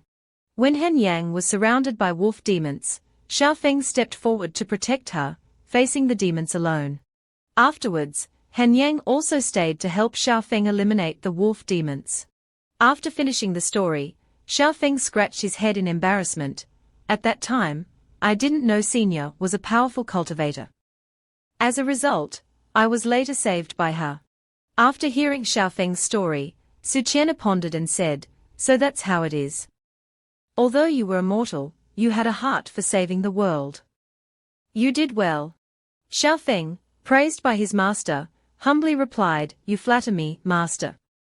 In his heart, he thought, Fortunately, I have the experience of meeting my wife in my past life. So I can explain it somewhat. Su Qianni then instructed his disciple, But this time, she has done a lot for you. If you meet her again in the future, you must express your gratitude. Xiao Feng obediently replied. Rest assured, master. I will remember this kindness. After saying that, Su Qianni left, not forgetting to add, Recover well. I won't bother you anymore. Before leaving, Su Qianni added, Thank you for what you did for Yao Ting. Seeing his master like this, Xiaofeng smiled and thought, this old master is truly kind at heart despite his words. After his master left, Xiaofeng immediately threw off the covers and sat down to cultivate. He told himself, this time, I've received a great favor from Liu Hanyang. It seems I must quickly increase my strength. Although freeloading is great, I must also be strong myself. Looking at his spiritual energy, Xiaofeng suddenly realized his cultivation had reached the 5th level of qi refining. He immediately smiled and thought, perfect. The 5th level of qi refining is the threshold for using the feather fall technique. There's one last place I can go. Putting his thought into action, late that night, under the quiet darkness, Xiaofeng, cloaked and hooded, snuck out. He swiftly darted across the treetops and reached a canyon. Xiaofeng was sure this was the location he was looking for, so he smiled smugly. He took a deep breath to prepare. Then, in a flash, Xiaofeng dived headfirst, as if attempting suicide. But no, Xiaofeng's destination was a cave halfway up the mountain. There, a tree grew horizontally. Xiaofeng immediately used the feather fall technique. He landed gently at the cave entrance without making a sound. Looking inside the cave, Xiaofeng sighed and said, phew, that's good. This place is still here. Xiaofeng then conjured a flame in his hand and proceeded deeper into the cave. As he went deeper, Xiaofeng muttered, if I hadn't reached the 5th level of qi refining, I really wouldn't have been able to come to this place. Xiaofeng continued deeper and deeper. Finally, before him appeared a skeleton. Beside it was a sword stuck in the ground. In front of the skeleton were some strange writings. Looking at these words, Xiaofeng muttered, this is the inheritance left by a great ascension stage cultivator. Perhaps this is the final resting place of an enemy of the Ask Heaven sect from the past. As long as someone inherits his cultivation technique, they will surely ascend to great heights. Xiaofeng then turned serious. He looked directly at the skeleton and asked, you must think so, right, Mo Qianqing? Mo Qianqing was the one who possessed Xiaofeng and caused him to suffer from qi deviation in his previous life. After asking, Xiaofeng shot a fireball directly at the skeleton in front of him. The skeleton, hit by the attack, burst into flames. However, nothing happened. Xiaofeng continued to conjure a larger flame and warned, you can endure it this well. Fine. Then I'll just burn your bones until nothing remains. Suddenly, a voice came from behind the skeleton, young friend, wait. From within the skeleton, a white-haired demonic spirit appeared. It was Mo Qianqing. He said to Xiaofeng, could it be that young friend is a disciple of the holy sect? Why do you know my name? Or are you a fellow disciple? Xiaofeng didn't answer, but continued to launch a fireball directly at him. After the attack, Xiaofeng began to taunt, Mo Qianqing, oh Mo Qianqing. Look at yourself now. You're truly shameless. You were once a tribulation transcendent stage cultivator. Yet you bow down before a qi refinement stage cultivator. How embarrassing. Then Xiaofeng gave a sinister smile and said, how about I release you from this state sooner? What do you think? After saying that, Xiaofeng immediately launched a series of yellow talismans towards Mo Qianqing. Seeing them, Mo Qianqing cried out in fear, soul-breaking talismans, specifically used to attack primordial spirits. You came here targeting me. Mo Qianqing then had to struggle quite a bit to dodge all the soul-breaking talismans. However, he couldn't dodge them all and was hit by one. Mo Qianqing screamed, fellow Taoist, we have no grievance or enmity. Why are you treating me like this? Xiaofeng turned serious and replied, you don't remember me anymore. We used to be very familiar. After saying that, Xiaofeng continued to launch another series of soul-breaking talismans. Seeing that, Mo Qianqing thought to himself, damn it. At this rate, I'll completely die here. I must escape. Immediately, he kicked the wall. Then Mo Qianqing used the momentum to jump far away. He jumped through the incoming soul-breaking talismans and rushed forward. Mo Qianqing swept past Xiaofeng and warned him, "I remember this debt today. No matter who you are, I will make you pay dearly later." He intended to rush out of the cave entrance to escape. However, when he reached the entrance, he was blocked by a blue 8 trigrams formation. Because he was going too fast and wasn't a skilled driver from Dong Lao, he slammed his face into the 8 trigrams formation. Mo Qianqing cried out in extreme pain. Xiaofeng glanced at him and smiled. He said to Mo Qianqing, "How does the taste of this 8 trigrams soul-locking formation feel? These are the things I specially prepared for you." In his heart, Xiaofeng still held a grudge against Mo Qianqing. "In my previous life, I was almost completely possessed by this guy, causing my mind to be in chaos for the rest of my life, suffering from qi deviation at any moment." So he threatened him, "Mo Qianqing, today I will definitely not spare you." Mo Qianqing couldn't escape. He yelled, "Damn it! You qi refinement brat! You refuse a toast only to drink a forfeit." Then he raised his hand and rushed forward to devour Xiaofeng's soul. Xiaofeng didn't dodge, but just calmly smiled. Then he shouted, 10,000 spirits immortal slaying sword, and raised his hand towards the sword that had been stuck in the ground all this time. The sword immediately flew into the air. Immediately, it slashed, cutting Mo Qianqing's soul in half. Before being cut in half, he was extremely shocked.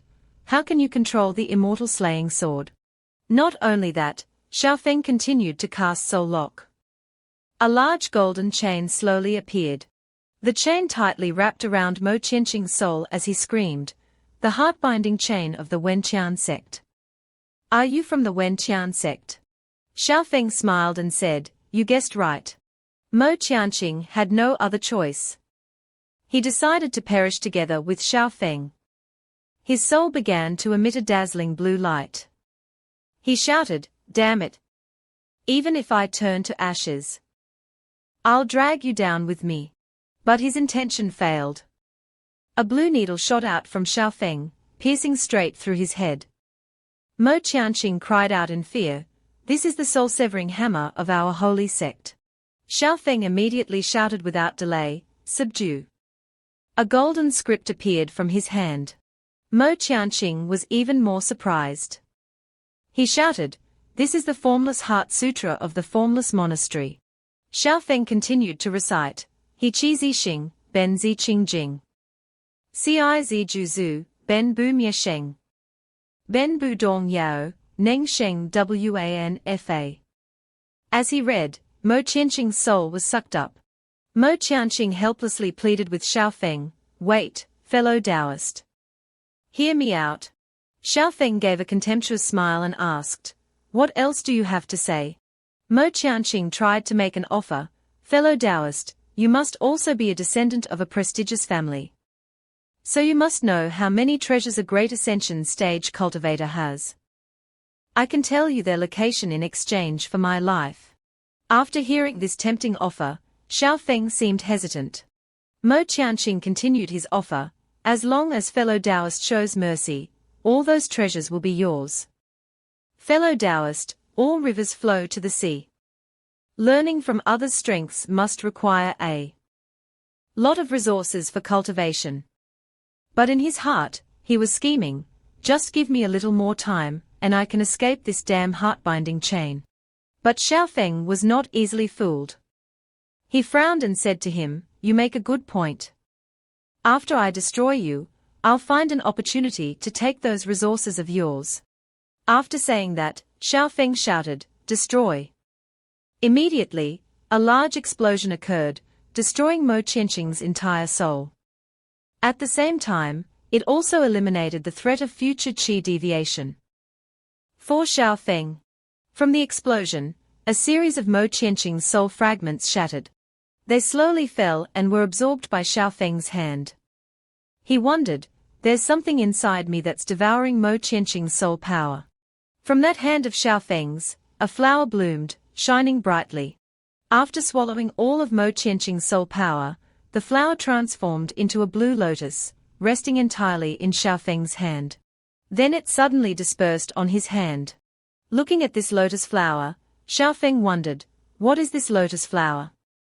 In my past life, I was almost possessed by Mo Qianqing, and it was thanks to this that I was able to retain my consciousness. But at that time, it was just a bud. But anyway, Xiaofeng had eliminated the future danger, so he didn't care much.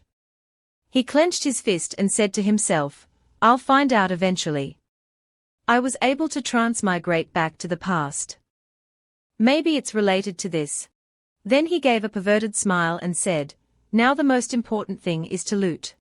Xiaofeng looked at the book the skeleton was holding and wondered, I wonder what material this book is made of, that it didn't burn. He quickly picked it up and thought to himself, these days, everyone uses jade slips. Only ancient sects still use books for recording. This precious artifact is naturally for me to keep. Xiaofeng continued to pick up a cloak and said, this thing is also good. Just by looking at it, you can tell it's a high-grade defensive magic treasure.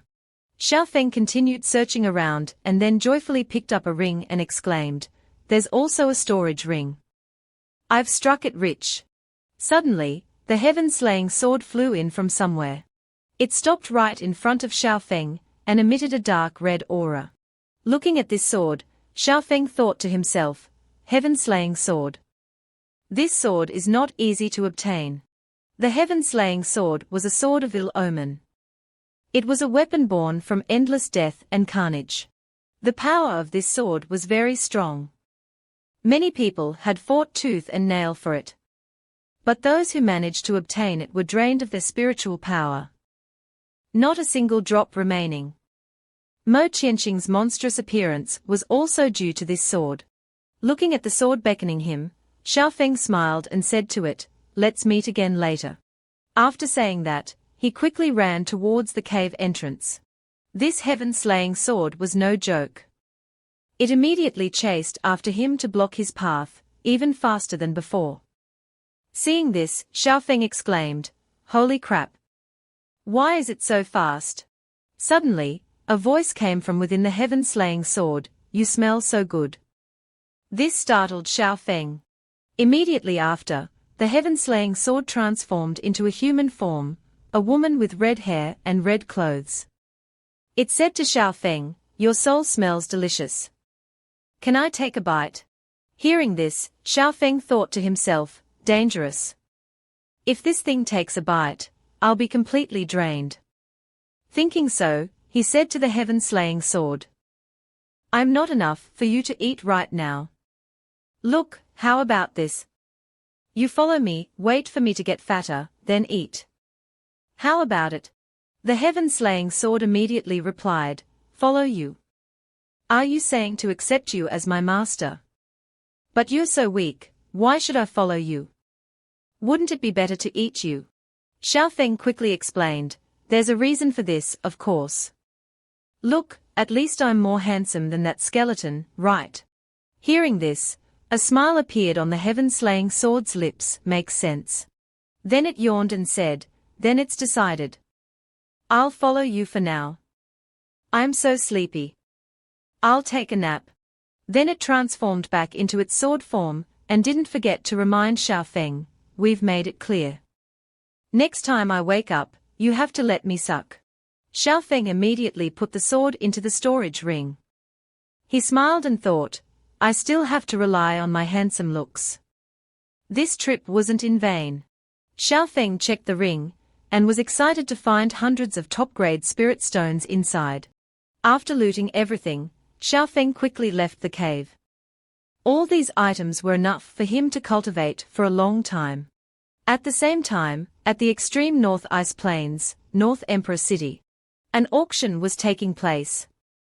The host presented a jade pendant and introduced, this is the Panlong Protective Jade Pendant. This jade pendant was refined by a Tribulation Transcendent Stage Senior for future generations. It doesn't require spiritual energy to activate, and can provide the protective power of a nascent Soul Stage Cultivator 3 times. The starting price is 500 high-grade spirit stones. The crowd below murmured, It's just something for juniors, yet it's so expensive. It's useless for experts, and too extravagant for juniors. I wonder who will buy this for their disciples. Hearing the crowd, the host said awkwardly, is there really no one interested in the starting price of 500? This item is already very cheap. Suddenly, a voice called out a bid of 600, making the host's eyes light up. Seeing that the bidder was Hen Yang, the host announced, Fairy Guanghan of Wenqian sect bids 600 spirit stones. Is there anyone bidding higher? The crowd looked up at Hen Yang in surprise and confusion. As for Hen Yang, she smiled, thinking this jade pendant would be very useful for Xiaofeng. After successfully bidding on the jade pendant, Han Yang held it in her hand and thought, by the time I return, he should be about to participate in the enforcement team training. It should still be in time. The two female fairies following Han Yang were puzzled by the decision to buy the jade pendant. They asked each other, who do you think Master will give this jade pendant to? Is it you? Don't say that, I thought it was for you. Suddenly, a voice called out from afar, Fairies, please wait. Han Yang immediately recognized the voice of North Emperor City's city lord. She said to him, is something the matter? The city lord of North Emperor City, Lin Qianruo, replied, Fairy Guanghan, are you leaving in such a hurry after participating in the auction? We still have many precious treasures that haven't been presented yet. If Fairy. Before he could finish, Han Yang brushed past him and said, no need. I'm not interested in other treasures. City Lord, please go back. Lin Qianruo stared blankly at Han Yang's departing figure. He continued to follow her and asked, the jade pendant Fairy bought earlier must be for a beloved disciple, right? I happen to have a bottle of enlightenment dew pills. I wouldn't mind gifting it. But before he could approach Han Yang, the two female fairies accompanying her drew their swords and pointed them at him, warning, City Lord, please stop. Please don't make things difficult for us. Lin Qianruo watched the three figures leave and thought, even the disciples have such a strong demeanor. Suddenly, a hand landed on his shoulder and said, what are you looking at? They are already far away. Lin Qianruo turned around and saw it was Old Devil Hay. He shouted, Old Devil Hay. Why are you here instead of participating in the auction? Old Devil Hay retorted. Are there any beautiful fairies at the auction? Hitting the nail on the head, Lin Qianruo blushed and stammered, don't talk nonsense. I was just seeing them off. Old Devil Hay didn't stop. He sneered, all right. We are all acquaintances. Do I not know you? You've been staring at Fairy Guanghan for a long time, haven't you? Lin Qianruo hurriedly explained, I was just admiring her.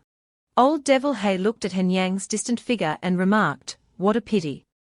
I heard she's not interested in any men. Otherwise, I would definitely try my luck. Then he turned to leave, not forgetting to remind Lin Qianruo, let's go. Go back and watch the auction. You should give up. Hearing Old Devil Hay's words, Lin Qianruo pondered, she's not interested in men. Some time later, at the boundless palace of Wenqian sect, Xiang Qian was visiting Xiaofeng. Xiaofeng's female attendant quickly came out to greet him, greetings, senior brother. Xiang Qian asked, has junior brother Xiaofeng emerged from seclusion yet? The female attendant replied, not yet. Young master has been in seclusion for over a month. Hearing this, Xiang Qian turned to leave and said, I understand. I'll come back in a while. Suddenly, a purple light shot up into the sky from Xiaofeng's room. Seeing this, Xiang Qian said to himself, it seems he has emerged from seclusion. Xiaofeng then opened the door, and invited Xiang Qian inside. Xiang Qian clasped his hands and slowly walked in. Just as he reached the door, a golden light from inside shot straight at him. Xiang Qian quickly took a stance to defend himself. He raised his hand, threw a punch, and hit the golden light directly, stopping it. Feeling the power of the move, Xiang Qian exclaimed, not bad, junior brother. It seems you've become accustomed to the strength of the 7th level of qi refinement. Xiaofeng then stepped out with a cool and imposing manner, quite different from before. He said, "Senior brother is mighty, breaking my sword qi with a single punch." Xiang Qian also happily replied, "The force just now was very good. It proves you haven't been lazy during this time. I'm relieved about the enforcement team training later." Hearing his senior brother say this, Xiaofeng looked confused. Enforcement team training. Xiang Qian nodded and explained, "Our sect stipulates that disciples who reach the 7th level of qi refinement must participate in the enforcement team training for practice. It's just that after you broke through to the 7th level, you've always been in seclusion, so I haven't had a chance to tell you." Then he took out a token and said, "This is your token. It was delivered a month ago." Xiang Qian tossed the token to Xiaofeng and instructed, "Remember, the enforcement team training is very complex. You must act carefully. If you encounter any difficulties, just inform me through the secret technique." Xiaofeng took the token and thanked his senior brother. Seeing that Xiang Qian seemed to have something else to say, Xiaofeng asked, "Senior brother, is there anything else?" Xiang Qian turned his head to look outside and said, "Recently, Yao Qing has been busy with her foundation establishment breakthrough. Master and Madam hope she can break through soon, so she doesn't have time to see you off. Junior brother Xiao, don't mind." Xiaofeng replied, "Don't worry, senior brother. I know my limits." Hearing his junior brother say this, Xiang Qian happily replied, "Then I'm relieved. I still have duties to attend to. Farewell." After saying that, Xiang Qian quickly flew away. After Xiang Qian had left, Xiaofeng smiled and said, "He's gone. Come out." Immediately, Yao Qing poked her head down from the ceiling and asked, "Even senior brother didn't notice me. How did you know I was here?" Xiaofeng tossed an apple to Yao Qing and replied, "Did you really think he didn't notice?" Yao Qing landed on the ground and reached out to catch the apple. She took a bite and asked, "What do you mean?" Xiaofeng also took an apple and replied, "His words before leaving were hinting to me that he knew you were here. But he pretended not to notice you, meaning your presence here was approved by Master and Madam." Xiaofeng took a bite of the apple and continued, "In other words, if you said you wanted to participate in the training with me or something, it would definitely be fake. Am I right?" Yao Qing's face went blank in surprise. So much can be analyzed from a single sentence. "Are you all so complicated?" Xiaofeng quipped, "Do you think everyone else is as naive as you?" "So, senior sister, are you really here to see me off?" Yao Qing mumbled while chewing on the apple. "I originally wanted to see if there was a chance to participate in that training with you.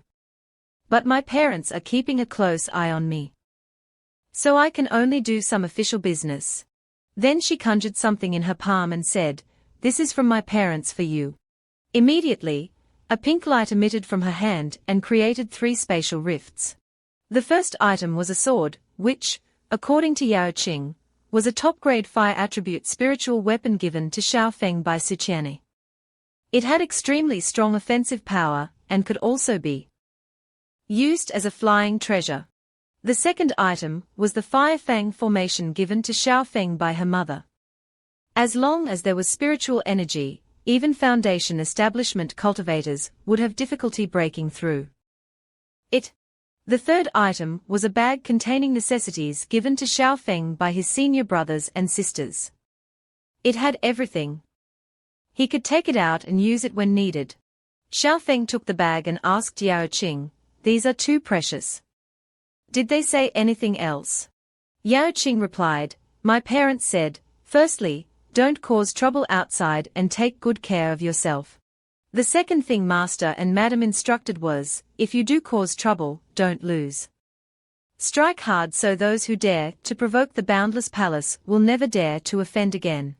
Hearing this, Xiaofeng grinned mischievously and replied, "Tell Master and Madam, I definitely won't disappoint their expectations." After relaying the message, Yao Qing quickly left, not forgetting to remind him, junior brother, you go in first. I'll visit you later. Xiaofeng also waved goodbye and reminded his senior sister to thank master and madam. After Yao Qing left, Xiaofeng smiled to himself. I originally planned to find a way to switch to the Guanghan Palace and cling to my wife's skirt in the future. But now I feel like the Boundless Palace isn't bad either. Mentioning Hen Yang, Xiaofeng suddenly felt a pang of longing. He wondered, I wonder how Liu Hanyang is doing recently. I haven't seen her since she saved me last time. As for Hen Yang, she was at the Golden Light sect.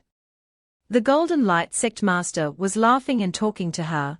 True person Guanghan truly lives up to the reputation of Wenqian sect's leader. I admire you. Hen Yang humbly replied, you flatter me. Many things in the future will require more help from your esteemed sect. The Golden Light sect master invited Hen Yang to stay. Would true person like to stay and look around? But Hen Yang still had things to do. She said, no need. We still have matters to attend to. We'll visit another day. The Golden Light sect master didn't press the matter. He replied, then I won't see you off.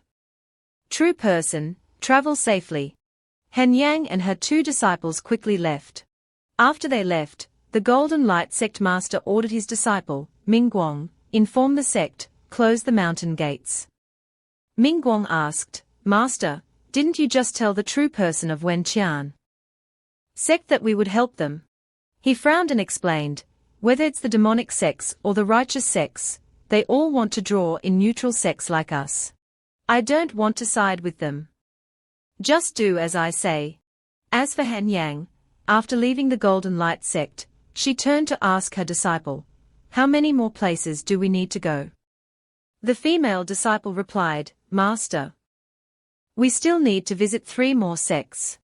Han Yang looked sad and said, they are just empty promises. I'm afraid they won't be of much use. Forget it, let's go to the next place. Suddenly, a voice rang out ahead, Fairy, we meet again. The person who just spoke was Lin Qianruo, dressed in pink women's clothing. Probably thought Han Yang only liked women. He said, I heard Fairy doesn't like men. So this humble one deliberately changed my appearance. What does Fairy think? Seeing Lin Qianruo's appearance, Han Yang and her 2 female disciples were speechless. Han Yang waved her hand and unleashed the frost palm, sending the perverted Lin Qianruo flying. Back at the Wenqian sect's disciple hall, some disciples were discussing monster hunting. I heard your harvest has been good lately. Yes, our group just hunted a 9th level Qi refinement monster beast and exchanged it for a lot of points. Suddenly, a young man with blue hair walked in. Seeing this person, one of them sneered, Yo, isn't that Tang Bi from Group B? His face is so pale, did he get assigned a bad mission this time? The other one continued to provoke him. I heard their group is still short one person. One of them is a direct disciple who hasn't arrived yet, so he's unhappy. The young man, Tang Bi, ignored the idle chatter. He walked straight into his Group B's room. As soon as he entered, his teammates asked, Captain, what mission do we have this time? Tang Bi sat down and replied, rotating patrol of the Wenqian River. Hearing this, one of his female teammates, Lin Mi, pondered, Wenqian River. The monster beasts near there have been much more aggressive than usual lately. Another teammate, Chu Ming, agreed, because now is the time for the sect to collect the inner cores of the azure wanderer fish. Those monster beasts naturally know this. So every time this period comes around, they are extremely vigilant. Another teammate, Li Lefang, slammed his hand on the table angrily. That shrinking violet still hasn't come. How are we supposed to patrol the Wenqian River with only 5 people? Just as he finished speaking, the door burst open and a familiar voice rang out, Sorry I'm late. Xiaofeng walked in, held up his token, and introduced himself, Is this Group B High? I'm Xiaofeng, here to participate in the enforcement team training. Upon seeing Xiaofeng, Captain Tang Bi glanced at him angrily and asked, You're Xiaofeng? You're a month late. I need an explanation. Xiaofeng quickly explained. I just broke through to the 7th level of qi refinement. I was in secluded cultivation when I received the summons, so I was delayed for a while. Li Lifang sneered upon hearing this, putting on airs, aren't you? You think you're a foundation establishment cultivator? Just a qi refinement cultivator who stays in secluded cultivation for a whole month? He continued to mock Xiaofeng. If you didn't dare to come, just say so.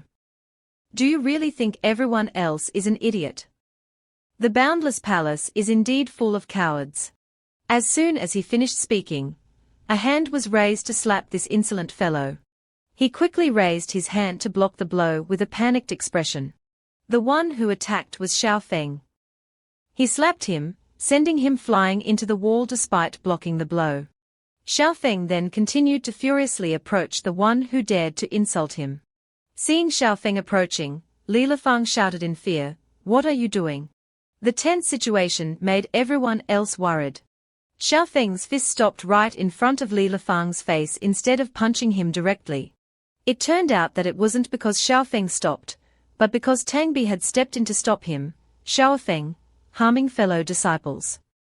Aren't you afraid of violating the sect rules? Xiaofeng gritted his teeth and replied, so you know the sect rules. Then when he insulted my sect, were you deaf?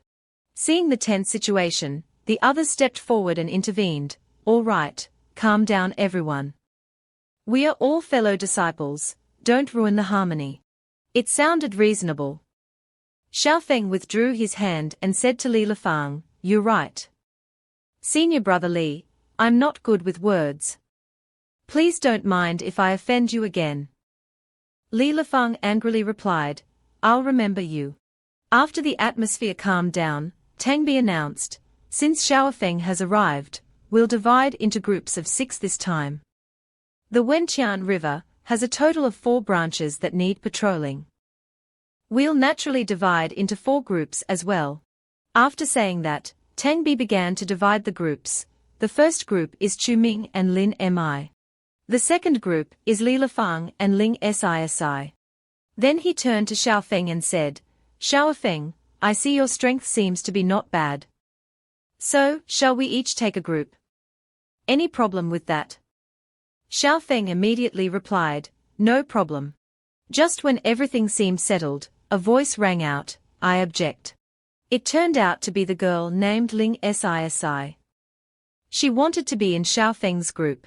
Hearing Sisi say this, Li Lifang, thinking it was because he had just been suppressed by Xiaofeng, hurriedly explained, Junior sister, I was just caught off guard and couldn't unleash my techniques in time.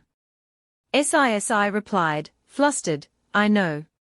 Although senior brother Li isn't handsome and not good at close combat, he's still very strong as long as he's well prepared. Hearing his junior sister's sarcastic words, Li Lifang felt a little bit like dying inside. Tang Bi didn't make things difficult. He agreed, all right. If that's what junior sister wants, then you and Xiaofeng can be in a group. After the teams were divided, everyone set off. Everyone quickly departed for their assigned locations. On the way, Xiaofeng asked Sisi, Junior sister Ling, why did you join my group? Sisi honestly shared, Senior brother Li is really too ugly. I want to look at someone more pleasing to the eye. Hearing Shimai say that, Xiaofeng thought to himself, this Shimei's mouth is like it's coated with honey. While praising Xiaofeng like that, Sisi immediately followed up with, although I heard that you're the direct disciple with the lowest aptitude in recent years are. Sorry. You won't be angry if I say that, right? Hearing these words, Xiaofeng wondered, this girl has grown this big and hasn't been beaten to death yet. It seems this woman is not simple at all. To introduce a little, Ling Sisi has above-average natural talent. She was born with a water attribute spiritual root, and is a direct disciple of the No Fong Palace. She has a lovely and beautiful appearance and a gentle personality, so she is very much loved by her senior brothers and sisters. That is, if she doesn't open her unbrushed mouth. For example, There was a time when He Shifu and Shi Xiang had just landed and were ridiculed by her. He Shi Xiang was provoked by her. Did you confess to Shi Jie and get rejected again? This is the 15th time, right? Is it that Shi Jie isn't interested in you? Even He Shifu couldn't escape her foul mouth. Shifu, why is your hair getting thinner and thinner? Is it because you're getting too old? Because of this, when the law enforcement team training started this year, she was hastily and mercilessly thrown in by He Shixiang and Shifu. Knowing this, Xiaofeng felt sorry. This is really too much. Isn't it just speaking a little frankly? How can they treat you like this? Sisi agreed, that's right. Although Shifu said I should change the habit of getting a little flustered whenever I see a Yao beast, what's the big deal? Hearing Sisi say that, Xiaofeng felt confused. What does getting flustered mean? To answer his question, a toad Yao beast suddenly appeared. Upon seeing it, Xiaofeng recognized it was just a low-level Yao beast. But he felt something strange behind him. Xiaofeng turned around to look, and was puzzled to see Sisi's body trembling.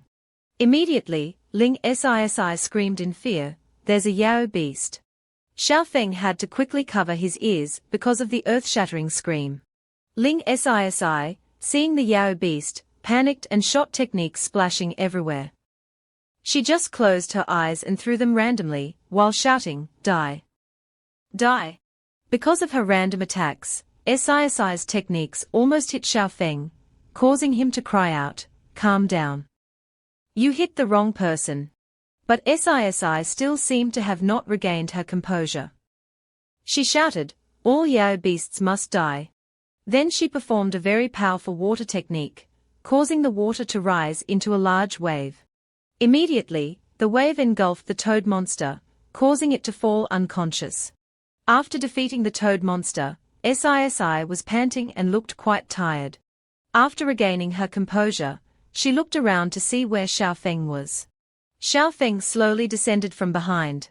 Seeing Xiaofeng, Sisi ran over, grabbed his hand, and whimpered, I was scared by the Yao beast again. Yao beasts are really scary. Hearing these unreasonable words, Xiaofeng awkwardly asked, are you sure you were scared by the Yao beast? Xiaofeng looked at the trembling girl and thought to himself, although this girl is timid, she can easily use large-scale magic. Looking at Sisi crying and whimpering, Xiaofeng said to himself, this widespread attack ability is such a waste to use on a single target. Thinking so, he came up with a plan. He said to Sisi, Shimai, I know of a patrol route. There are almost no Yao beasts on this route. Hearing this, Sisi's eyes lit up and she asked, really? Xiaofeng then led Sisi on a different path. However, this path had many monsters. Appearing first were a large number of turtle Yao beasts. Xiaofeng pretended to be worried. It seems we've entered a Yao beast nest. Sisi trembled beside him. Immediately, reflexively, she unleashed techniques randomly around, quickly defeating the group of turtle Yao beasts. Gaining momentum, Xiaofeng continued to lure Sisi into another Yao beast nest. This time, they were large eels. Sisi continued to bombard randomly, defeating the entire group of eel Yao. Watching Sisi defeat the Yao group so quickly, Xiaofeng comfortably collected loot from the Yao beast carcasses, and thought to himself, I have to say, this efficiency is really fast. At this rate, we can complete the patrol very quickly. Knowing his plan had succeeded, Xiaofeng gave a sly smile. This is the correct way to use Shimai. Ling Sisi didn't know that she had been tricked by Xiaofeng. She approached him and asked, Shixiang, where is the safe place you mentioned? Xiaofeng stroked her head and reassured her. Don't worry. We'll get there soon. Be patient. Suddenly, Xiaofeng felt a large purple aura under the river. He wondered if a fish had slipped through the net. However, contrary to Xiaofeng's thoughts, the purple air began to spread throughout a large area of water, making Xiaofeng feel uneasy. He immediately pulled Sisi and flew out of this dangerous water area. From the middle of the purple water, a purple light shot straight up into the sky, signaling that the real danger was just arriving. Xiaofeng and Sisi luckily escaped the danger zone. But when they looked back at what had just emerged from the water, they were extremely startled and asked, "What is that?" What had just surfaced was a Qianla crocodile Yao beast at the Foundation establishment stage. Xiaofeng gritted his teeth in worry when he saw the Yao beast, a Foundation establishment stage Yao beast. Ling Sisi also felt scared. Her face paled and she asked, "Why is there a Foundation establishment stage Yao beast here? What should we do?" Immediately, Xiaofeng pulled Sisi to flee and said, "Retreat. We don't have to fight it. Let's go back and ask for help." But the Yao beast wouldn't let them go so easily. It roared with a sky-shaking sound. Following its roar, water vortexes several feet high rose up. Xiaofeng was unfortunately trapped by a water vortex. He quickly pushed Sisi away to save her. Ling Sisi screamed in fear when she saw Xiaofeng being trapped. "Shixiang." Xiaofeng quickly told Sisi to run first. The Qianla crocodile continued to roar. The shockwaves from its mouth continued to create other water vortexes. A large explosion suddenly erupted. Xiaofeng used the talismans given to him by his Shixiang and Shijie to break the water vortex and escape. Unfortunately, the burden Sisi was trapped by a vortex. Feeling that the burden was quite troublesome, Xiaofeng couldn't just stand by and watch her die. He quickly took out a talisman. Then he quickly launched the talisman towards the vortex that was holding Sisi. The talisman flew straight towards the vortex, while the crocodile was still opening its large mouth to suck the vortex inside. Xiaofeng, with his talisman, quickly flew over and embraced Sisi.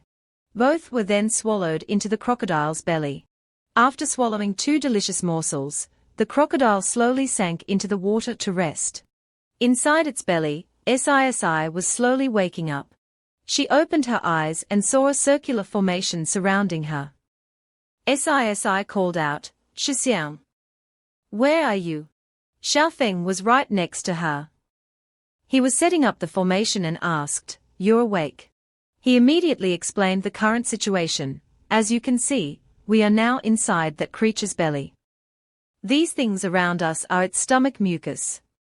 Hearing this, Sisi worriedly asked, "So what should we do now?"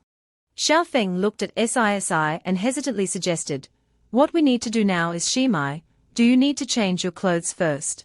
Hearing Xiaofeng say that, Ling Sisi shyly hugged her body and shouted, "I don't have other clothes." Xiaofeng had to give her his outer robe and instructed, "Use this first. We'll talk after we get out." Sisi took the robe in confusion and asked, "But how do we get out?" Xiaofeng quickly reassured her, "I've already sent a signal for help. This formation can protect us from being corroded by stomach mucus, next is to wait for an opportunity." At this time, Sisi realized the formation was protecting them. She looked up and wondered, "What formation is this that is so powerful?" Xiaofeng immediately replied, "My Shifu gave it to me." "You are also a direct disciple. Didn't your Shifu give you anything to save your life?" Sisi was embarrassed and didn't know how to answer. Seeing her attitude, Xiaofeng realized he had misspoken. Above the water at this time, 2 lights were approaching. It was Chuming and Lin Mi. They arrived following the distress talisman. Chuming looked around and said, "Shijie, there's a very strong spiritual fluctuation here. There must have been a big battle just now." After speaking, Chuming carefully instructed, "Shijie, we need to be careful. It's best not to stir things up." But before he could finish, Lin Mi had already started to gather a large amount of spiritual energy, forming a giant fireball. Then she threw the giant fireball down into the water, causing the water to splash everywhere. The fireball landed directly on the back of the crocodile Yao beast below, causing it to roar. Inside the crocodile's belly at this time, feeling a strong tremor, Sisi exclaimed, "Shixiang, there's an earthquake." Xiaofeng calmly reassured her, Don't be afraid. It seems someone has arrived outside, startling this monster. Hearing that, Sisi cried out joyfully, someone has come. Is it Shixiang and Shijie? Xiaofeng nodded in confirmation, maybe. But isn't this commotion a bit too big? He then pulled Sisi closer to him and reminded her, Ling Shimai, come closer to me. This creature seems to be angered. Above, Chuming was extremely puzzled by Lin Mi's actions. Shijie, what are you doing? Lin Mi calmly replied, don't worry. There are two of us. What powerful creature could appear? In response to her complacency, the crocodile Yao beast emerged from the water. Chuming cried out in fear, it's a Foundation establishment stage Yao beast. The crocodile quickly opened its large mouth, intending to swallow the two enemies who had just intruded. But suddenly, it paused for a beat. And fell on its back in the water. From within its belly came a shout, is there someone outside? Chuming, hearing this, shouted, it's Xiao Shidi's voice. Are you inside the Yao beast's belly? Xiaofeng, from inside the crocodile's belly, shouted back, Ling Shimai and I are both in here. We are temporarily okay. It's just that this Yao beast's skin is very tough. You may need to create an opportunity for us to get out. Despite the crocodile having turned over, Xiaofeng continued to shout, I'll stop it from attacking you all. Hearing Xiaofeng's plan, both Chuming and Lin Mi got ready. Xiaofeng immediately used a technique from inside the crocodile's belly, causing it to roar in pain. While the crocodile was opening its mouth, both Chuming and Lin Mi outside launched their techniques directly into its mouth. Boom! An extremely large explosion made Chuming think they had won. However, the monster was still unscathed. It swung its tail, intending to strike the two of them. Suddenly, the crocodile's strike was completely blocked by two large swords. It was Li Lifang and Tang Bei. Both had arrived to assist. Tang Bei turned and asked his Shidi and Shimai, why did you provoke such a beast? Chuming immediately explained, Captain, Xiao Shidi and Ling Shimai were swallowed by this Yao beast. They need us to cooperate to get out. Hearing this, Li Lifang exclaimed, nonsense. This is a Foundation establishment stage Yao beast. That trash Xiaofeng couldn't even protect a woman. After understanding the situation, Tang Bei immediately ordered, prepare to form the formation. Beside him, Li Lifang protested, Captain, do you really believe what they said? Tang Bei turned and scolded, reinforcements won't arrive in time. We have to try anyway. Don't forget, Ling Sisi is still inside. Li Lifang had no other choice but to obey. He gritted his teeth in anger, it's all because of that Xiaofeng. Immediately, the four people outside simultaneously formed a formation above the crocodile's head. Lin Mi cast Xiao Yin. Chuming cast Xiao Yang. Li Lifang cast Tai Yin. And Tang Bei cast Tai Yang. He cast the formation while shouting to Xiaofeng, Xiaofeng. If you have any way to escape, now is the best time. Hearing this from inside, Xiaofeng smiled, the four symbols formation. Not bad. He turned to Sisi and said, Ling Shimai, I need your help. Then he took Sisi's hand and said, give me your hand. I need to borrow some of your spiritual energy. Hearing this, Sisi expressed her doubts, but my spiritual energy is water attributed. I can't support this formation for you. Xiaofeng gave a reassuring smile, this is what I need. Outside, the four had cast the four symbols formation, the slaughter formation. A large formation had tightly bound the crocodile Yao beast, preventing it from moving. Inside, Xiaofeng cast the formation while saying, water and fire counteract each other, but once they meet, it was an earth-shattering explosion. The crocodile, trapped in the four symbols formation and unable to move, was hit by a large explosion from within its belly, causing it to roar in extreme pain. The crocodile then lay motionless. It seemed to have been completely destroyed. The four people above looked at the crocodile and wondered, is it dead? Then where are Xiao Shidi and Ling Shimai? The water behind them began to move. Then, from under the water, Xiao Feng, carrying Ling Sisi, flew up out of the water. Seeing Sisi, Li Lifeng wondered, Ling Shimai, why are you wearing his clothes and hugging him like that? Hearing this, Ling Sisi felt guilty and embarrassed. She struggled and told Xiao Feng to let her go. Xiao Feng immediately explained, it's not what you think. Under Li Lifeng's hateful gaze, Ling Sisi explained, my clothes were torn by the Yao beast, so Xiao Shixiang helped me. Hearing this, Lin Mi put her hand on Xiao Feng's shoulder and suggested, not bad, Shidi. How about coming back? Shijie will support you. Xiao Feng immediately replied. No need. For now, I still want to focus on cultivation. Rejected, Lin Mi exclaimed, what a blockhead. Li Lifeng was still holding a grudge against Xiao Feng. He muttered to himself with a glare, it's just a Yao beast. Then he flew closer to the crocodile and said, if I had come earlier, I could have dealt with it too. Angrily, he kicked the crocodile's head and yelled, it's all your fault. Unexpectedly, the crocodile was not yet dead. Its eyes suddenly opened wide. Seeing the danger, Chu Ming quickly warned, careful. This Yao beast is not dead yet. The crocodile then emitted a red aura, and its body began to burn. Tang Bei, seeing this, quickly shouted a warning, it's going to self-destruct. Everyone, come to me and form a defensive formation. Lin Mi looked worried. At such a close distance, even with a defensive formation, it'll be difficult to escape. Suddenly, Xiao Feng dove down. He charged straight towards the self-destructing crocodile. In Xiao Feng's hand was a burning command token. He threw the command token directly between the eyes of the exploding crocodile. Immediately, the command token exploded, taking down the crocodile instantly and preventing it from self-destructing. Seeing this, Chu Ming wondered, the power of a foundation establishment Yao beast doesn't seem that scary. Lin Mi immediately explained, Xiao Feng detonated the command token talisman issued by the sect, causing the Yao beast's self-destruction process to fail. Everyone admired Xiao Feng's decisiveness. Only Li Lifeng was not convinced. He still looked at Xiao Feng with murderous eyes. He pointed at Xiao Feng and shouted, Xiao Feng. You're good at destroying sect's magical tools and disobeying commands. I will definitely report you to the elders. Lin Mi turned and mocked him, shameless. Xiao Feng didn't care much.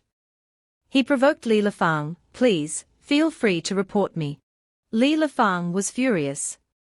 He was about to say something more, but was stopped by Tang Bei. Tang Bei reminded everyone, the appearance of a foundation establishment stage Yao beast in the Qian he is very unusual. We must immediately report back to the sect. Suddenly, Xiao Feng coughed up blood. Seeing this, Ling Sisi rushed to support him and asked, Shixiang, what's wrong? Xiao Feng reassured her, it's nothing. Just a slight injury from earlier. Li Lifeng, behind them, took the opportunity to sneer, you're not that strong. Who told you to show off? Serves you right.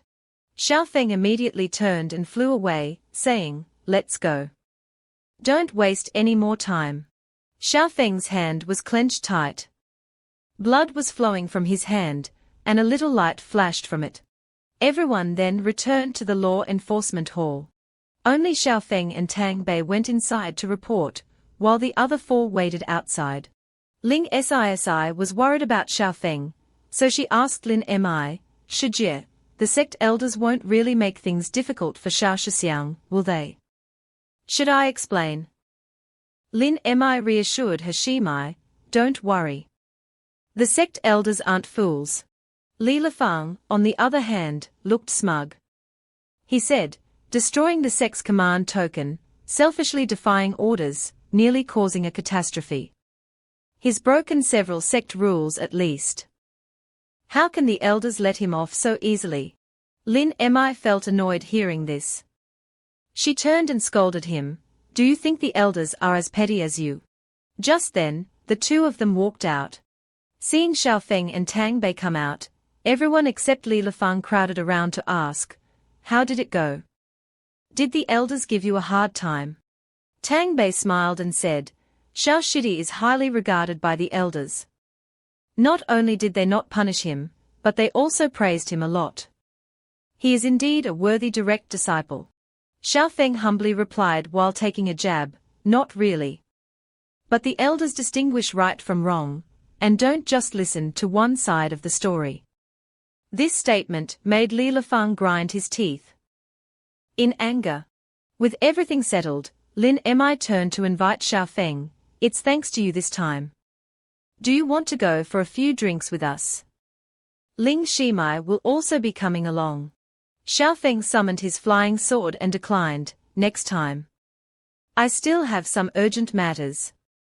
Sorry, Shijie." With that said, Xiao Feng soared away and disappeared. Lin Mi was slightly annoyed.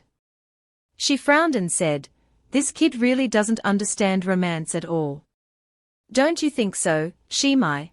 Ling Si blushed and replied, "Maybe he has other things to do." At this time, Xiao Feng had landed in a deserted place with no one around. As he landed, he said, "Zanxian sword, if you had killed someone just now, there would have been a big incident." Zanxian sword slyly replied, "I was just hungry. I just didn't like that sneaky-faced kid, and wanted to finish him off for you." Then it transformed into a human form, and said to Xiao Feng, "I really didn't expect you would rather use your own blood essence for me to drink than let me kill him. You're really soft-hearted." Xiao Feng retorted irritably, "You'd better restrain your demonic sect behavior. You can't just kill fellow disciples here. At least not in broad daylight." Zanxian's sword flew behind Xiao Feng and hugged him, saying, "You righteous disciples are so hypocritical." Then it whispered to Xiao Feng, "I really couldn't help but take a few more sips of your fresh blood just now. As a result, you got hurt. Not fun at all." Zanxian's sword then gave a sinister smile and suggested, "How about I just suck you dry? Once you're dead, you won't feel any more pain." Xiao Feng sat down and replied, "Sucking me dry like that wouldn't be a one-time deal like killing the chicken to get the eggs, would it?" Then he smiled and suggested, "I have a better way. Do you want to hear it?" Zanxian's sword smiled and replied, "Tell me." "I won't let go of your body." Xiao Feng immediately suggested, "Why don't we make a contract?" Zanxian's sword laughed loudly, "You're dreaming." Xiao Feng continued to suggest, "Hear me out. I can acknowledge you as master, and from now on, I'll be your sword slave. Whenever you want to eat me, you can bite me as you please. Are you not interested? Then forget it." Hearing this, Zanxian's sword immediately changed its mind. "Wait. Who said I'm not interested?" Hearing it say that, Xiao Feng asked, "So you agree?" Zanxian's sword looked worried. "I'm just curious, you don't have any ulterior motives, do you?" Xiao Feng reassured it, "What ulterior motives could I have? A qi refinement stage cultivator like me is half dead after fighting a foundation establishment Yao beast. Who wouldn't want to find a backer?" Xiao Feng continued sadly, "I just thought that after I hug your thigh, if I encounter any danger, you'll protect me. And I'll serve you wholeheartedly, obediently being your cauldron." Hearing this, Zanxian's sword happily agreed, "There's really no other way. If you say so, then I'll agree." Then it winked at Xiao Feng, "So let's not delay. Let's start the contract." Immediately, from within Zanxian's sword's body, a series of characters appeared, surrounding it. Zanxian's sword said, "This is the Fuyun contract. Use your blood to carve it onto the Fuyun. Silently say your name in your heart." Then it warned Xiao Feng, "After the contract, every action you take must obey my command. Otherwise, you will be backlashed by the Fuyun, and life will be worse than death. You'd better not think about any luck. Even if you regret it now, I won't allow it." Xiao Feng immediately bit his finger and replied, "Don't worry. I've been waiting for this moment." Then he quickly put his blood into Zanxian's sword to complete the contract. Xiaofeng gently touched his blood-stained finger to the blade. Then he cheered joyfully, "This time, I've hit the jackpot." As soon as Xiaofeng's finger touched the blade, Zanxian's sword drooled with craving. It wondered, what's going on with this kid? The spiritual energy in him is unbelievably abundant. Moreover, I don't know what kind of cultivation he practices. It's not Tao, not demonic, and not Buddhist. The spiritual energy is completely pure. It hugged its head and cheered joyfully, "Such a kid will be mine from now on." Suddenly, Xiaofeng shouted, "Stop!" Zanxian's sword was too absorbed in its joy, and didn't realize Xiaofeng had done something. When it realized, it was too late. It yelled, "No! What rune did you draw?" Xiaofeng smiled and replied, "Fuyan acknowledges master. You told me yourself." Hearing this, Zanxian's sword in its human form quickly rushed forward and shouted, "Stop!" But it was quickly knocked back. Xiaofeng coldly explained, "During the process of the sword acknowledging its master, it automatically creates a barrier to prevent external interference. This is the will of the sword itself. You are the sword spirit, of course, you have to obey this." Zanxian's sword was extremely stunned. Sword body protection. This is the true master recognition rune. How is this possible? My natal rune shouldn't be known to anyone but me. Suddenly, the sword vibrated violently, and the contract was stopped. Xiaofeng wondered in surprise, "What's going on?" Zanxian's sword laughed triumphantly, "I told you. How can that little bit of blood essence satisfy a celestial sword? Stop it." Hearing this, Xiaofeng smiled and said, "So that's how it is." Then he pricked his finger and said, "It's just a small amount of blood essence." Immediately, he put his blood inside the immortal sword for it to absorb. The soul of the immortal slaying sword, seeing this, was startled and cried out, "Are you crazy? That's absorbing your original essence blood. Do you really want to die?" Xiaofeng smiled confidently and replied, "If I can't even pass this stage, then I have nothing left to regret." Then he gritted his teeth and tried his best to endure the excruciating pain caused by the immortal sword sucking his life force. After a while of resisting, Xiaofeng collapsed. He looked up at the sky and sighed in relief, "Finally, it's done." After saying that, Xiaofeng collapsed unconscious. Seeing this scene, the soul of the immortal slaying sword was surprised. Destiny rune. If it wasn't voluntary, surely no one else would know. But why don't I remember anything at all? Then it pointed at Xiaofeng's head and continued, "Right now, you don't feel anything. If I risk being backlashed by the rune, I'm not sure I'll have a chance to escape this contract." It sat down next to Xiaofeng and asked him, "Damn it. What exactly happened between us before?" Returning to Xiaofeng's past life memories, he was sitting on a large throne with the soul of the immortal slaying sword. Xiaofeng held the sword in his hand, and beside him, its soul was smiling and saying, "Xiaofeng, this trip, you may not be able to survive. Do you have any last wishes? I can think about helping you fulfill them." Xiaofeng smiled and replied, "Jianxian, you've been arrogant all your life and haven't really wanted to acknowledge me as your master. If I don't die in this battle, why don't you accept me as your master? How about it?" Hearing this, Jianxian laughed loudly. It's rare for the first-generation demon lord to still be able to joke at a time like this. It then placed something on Xiaofeng's hand. Then Jianxian explained, "This is my destiny rune. I am giving it to you." After that, it leaned closer to Xiaofeng and instructed, "If you really can survive, it's not impossible to give you a chance. It's just a pity that you'll have to wait for the next life." Back to the present. A few days have passed since Xiaofeng fell unconscious. At the Qianqing market, Xiaofeng's Ihai team was strolling together. Ling Sisi looked around and excitedly asked, "Is this the market managed by both Wen Qianzong and Qing Shanzong? This is my first time here." Li Lifang, beside her, laughed and said, "Ha ha, I know this place very well. If junior sister is interested, I can take you around." But Sisi didn't pay any attention to his words.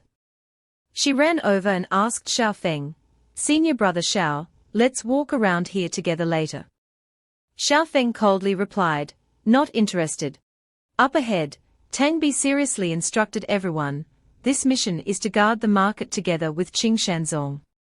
Everyone, remember to be careful and don't disgrace the sect." Suddenly, a voice called out, "Yo, Captain." The one who just spoke was an old man with a strange beard. He asked, "Are everyone here?" His surname is Li, so it's highly likely he's related to that Li Lifang. Both of them have the same cunning faces. Hearing him ask, Tang Bi replied, "Steward Li, these are the disciples of our sect on duty this rotation. We are troubling you." The man surnamed Li smiled brightly. "Look at what you're saying. How could I not trust the disciples of your esteemed sect?" Lin Mi, from behind, reminded everyone, "Everyone, pay attention. Although Qing Shanzong is a small sect, they have always been allies of ours. So try not to damage this relationship." Steward Li clasped his hands and said, "Then next, please follow my arrangements. I certainly won't treat you badly." Then he started dividing the groups. "Captain Tang, you and this Chuming go to North Street. It's easier to patrol over there." Tang Bi immediately called Chuming to go with him. The two quickly flew to their assigned location.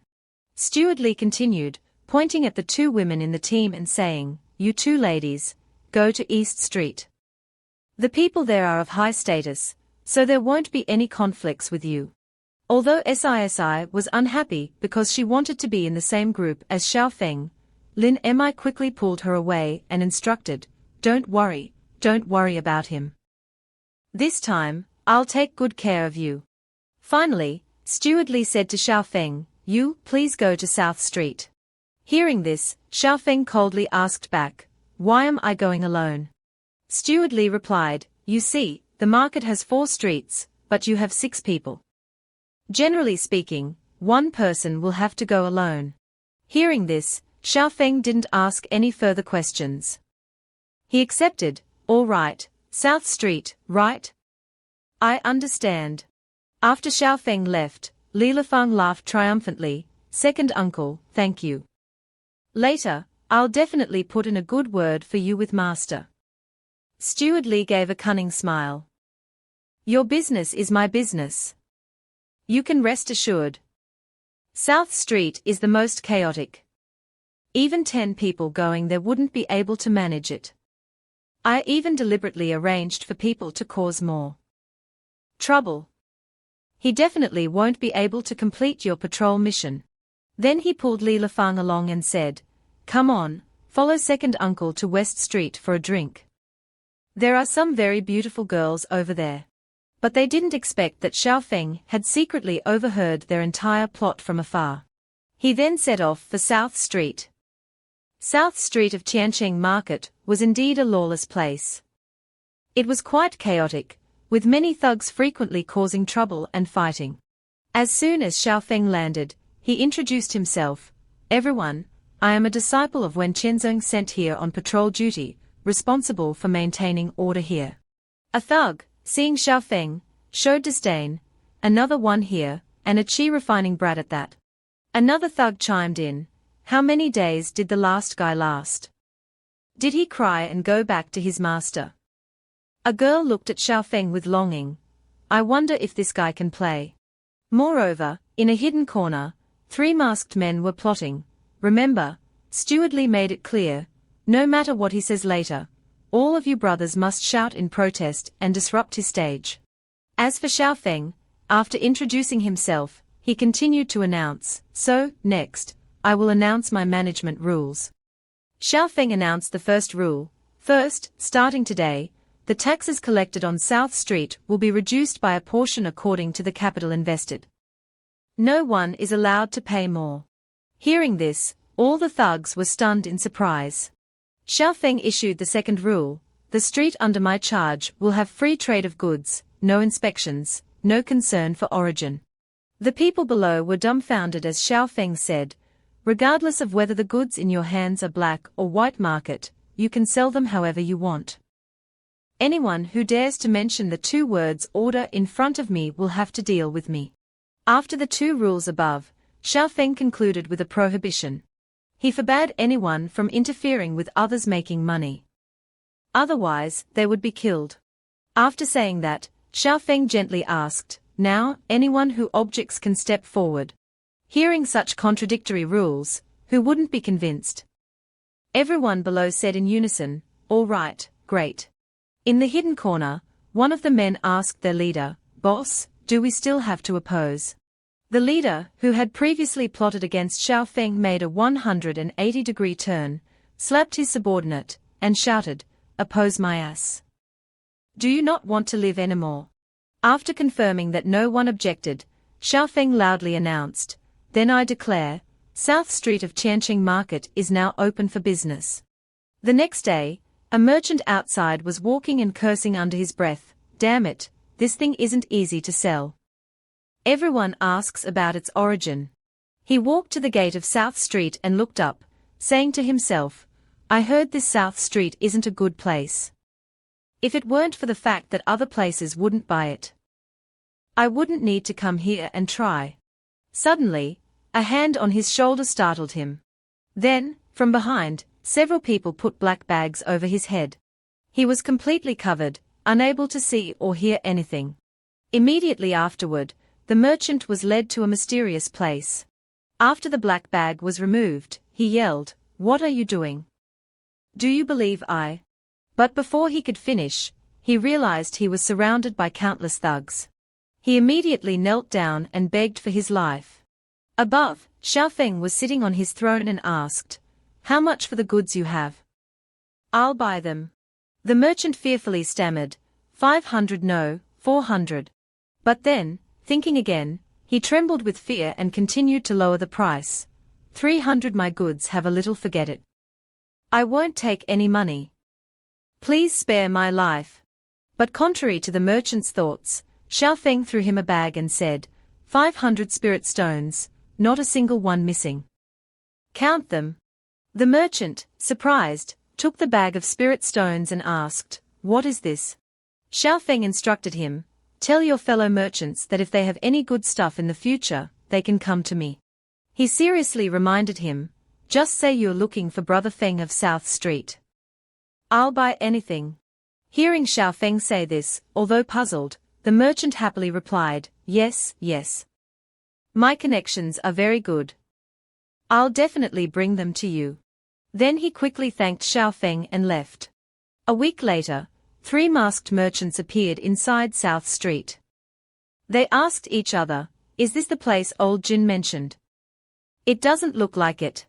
They then approached a merchant and asked, "Hello, are there any better goods here?" The merchant coldly asked for the password.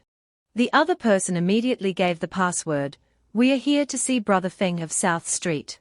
Hearing this, the merchant immediately announced, "Some youngsters are here. Open the door." As soon as the door opened, a dazzling light shone out. The 3 masked merchants were stunned by the scene inside. It seemed like there were quite a lot of good items here. Another month passed. At the West City brothel, the 2 men surnamed Li were relaxing inside. A servant ran in and reported, "The Wenqianzong disciples at North and East Street have completed their trial." Steward Li asked about the situation at South Street. The servant immediately reported, "It's a complete mess. It's like there's no one managing it at all. Recent complaints mentioned someone selling goods of unknown origin there." Hearing this, Steward Li turned to Li Lefang triumphantly, "Did you hear that, nephew?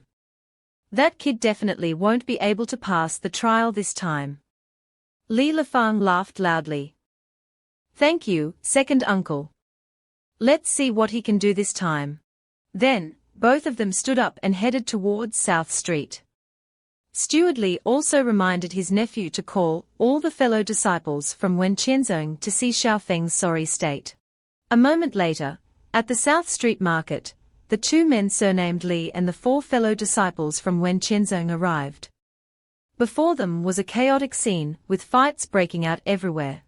Seeing this situation, Tangbi gritted his teeth and wondered, why is it even more chaotic than a mortal's vegetable market?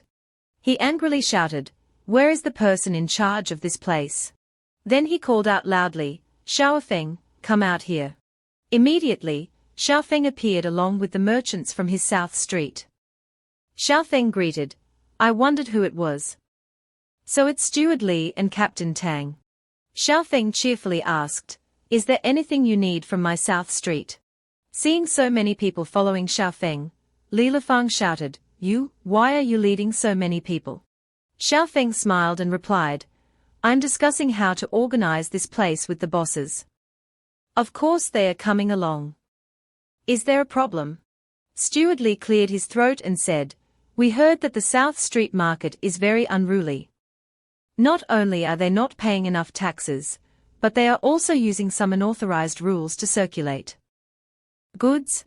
He loudly warned Xiaofeng, "Xiaofeng, you are the supervisor here, why aren't you dealing with this?" Behind him, Ling Sisi looked worried for Xiaofeng. Hearing the jerk's question, Xiaofeng smiled and replied, "Steward Li, why don't I understand what you're saying at all? Everyone, have you made any unauthorized transactions?" Immediately, the merchants behind him answered in unison, "No, we are very obedient and follow the rules. We are very well behaved." With the support of the merchants, Xiaofeng mocked, "You see, there's no problem. Steward Li, be careful, I might report you for falsely accusing me." Steward Li clenched his fists in frustration and asked, You're actually associating with these complicated people? Aren't you afraid of disgracing the sect?" Someone hiding behind shouted, "What the hell does it have to do with you?" Steward Li angrily yelled, "Who's talking behind my back? If you have the guts, come out." Suddenly, a sword shot out from somewhere very quickly. It aimed straight for Steward Li's face, taking him quite by surprise. But fortunately, he reacted in time and used a shield to block the attack. Even so, the attack still knocked Steward Li back a few steps. Tangbi reached out to support him and asked, "Are you all right, Steward Li?" Steward Li angrily yelled, "Who dares provoke my Qing Shanzong? Get out here." Immediately, Su Qing appeared out of nowhere, laughing triumphantly, "I provoked you, so what?" Seeing his senior sister, Xiaofeng was surprised and thought to himself, "Why is Su Qing here?" Seeing a girl dare to attack him, Steward Li shouted, "Who are you? Why did you intentionally injure someone?" Su Qing retrieved her sword and smiled, replying, "I'm just a passerby who hates seeing you bully this senior brother, so I decided to stand up for the weak." Steward Li was furious. He yelled, "Where did this busybody come from? Today, I must teach you a good lesson." Immediately, he charged towards Su Qing and threw a fiery fist at her. Yao Qing didn't even move, yet she still managed to conjure a large shield to block his attack. Seeing this, Tangbi frowned. He realized this girl was not simple. Yao Qing then took out her sword and mocked, "Is that all the spiritual power you have?" Seeing this sword, Steward Li was frightened as he recognized it as a top-grade spiritual weapon. Yao Qing didn't show any mercy. She raised her sword to the sky and summoned a large fire phoenix. Seeing this, Xiaofeng's face paled, thinking, "Oh no, this girl is going too far." The summoned fire phoenix quickly charged towards Steward Li. His face paled, thinking that he had messed with the wrong crazy woman this time. He'd have to reincarnate and try again in his next life. He reflexively covered his face to avoid the heat of the fire phoenix, and waited to accept his death. But luckily for him, he was still alive and unharmed. Why was that? It turned out that an elder of Qing Shanzong had intervened, blocking the attack and saving his life. The Qing Shanzong elder was a seemingly respectable old man, wearing a bright yellow robe. He asked, "Young lady, you're so young, yet you resort to such vicious methods." Seeing that his elder had arrived, Steward Li hurriedly accused, "Elder, she suddenly attacked and injured someone. You must discipline her." But the elder, unexpectedly, turned and scolded him, "Useless, you can't even handle a woman. Go back and reflect on your actions. Then he turned to threaten Yao Qing. Woman, you injured a disciple of our sect. I advise you to obediently come back to our sect and accept your punishment. Otherwise. At this moment, Xiaofeng spoke up. He stepped forward and asked, otherwise, what do you want to do to my sect's disciple? Seeing someone else dare to interfere, the Qing Shanzong elder glared angrily at Xiaofeng. Xiaofeng approached Yao Qing and asked, Senior sister, why are you here? Yao Qing crossed her arms and explained, didn't I just break through to Foundation establishment? So I came here to visit you. Who knew someone would be bullying you? Xiaofeng was delighted and admired. Congratulations, senior sister, on successfully breaking through to Foundation establishment. Yao Qing replied proudly, of course. I'm your senior sister. Hearing their conversation, the Qing Shanzong elder broke out in a cold sweat, thinking, so young, yet already reached Foundation establishment. Could this woman be a disciple of some high-ranking member of Wen Qianzong? Then he fell into contemplation, but she attacked and injured someone first. Even if her sect comes looking, our sect is still in the right. This is a good opportunity to demand some benefits. Thinking this, he cleared his throat. Then he frowned and said to both of them, if you're a disciple of Wen Qianzong, you shouldn't have injured a disciple of our sect. Qing Shanzong and Wen Qianzong have always had a good relationship. I must clarify this matter with your sect. Xiaofeng also turned and reproached, senior sister, you did go a bit overboard just now. Yao Qing winked and replied, I just learned a new spell. I haven't mastered it yet. Knowing his senior sister's impulsive nature, Xiaofeng softly replied, you're right. We did go a bit too far in this matter. We were indeed wrong. Seeing this, Steward Li smiled triumphantly, weren't you quite capable just now? Behind them, Ling Sisi was still extremely worried about Xiaofeng. And Li Lifeng laughed smugly, thinking, this time, let's see how you explain yourself to your sect. But unexpectedly, Xiaofeng made a surprising U-turn. He smiled slyly and said, how about this?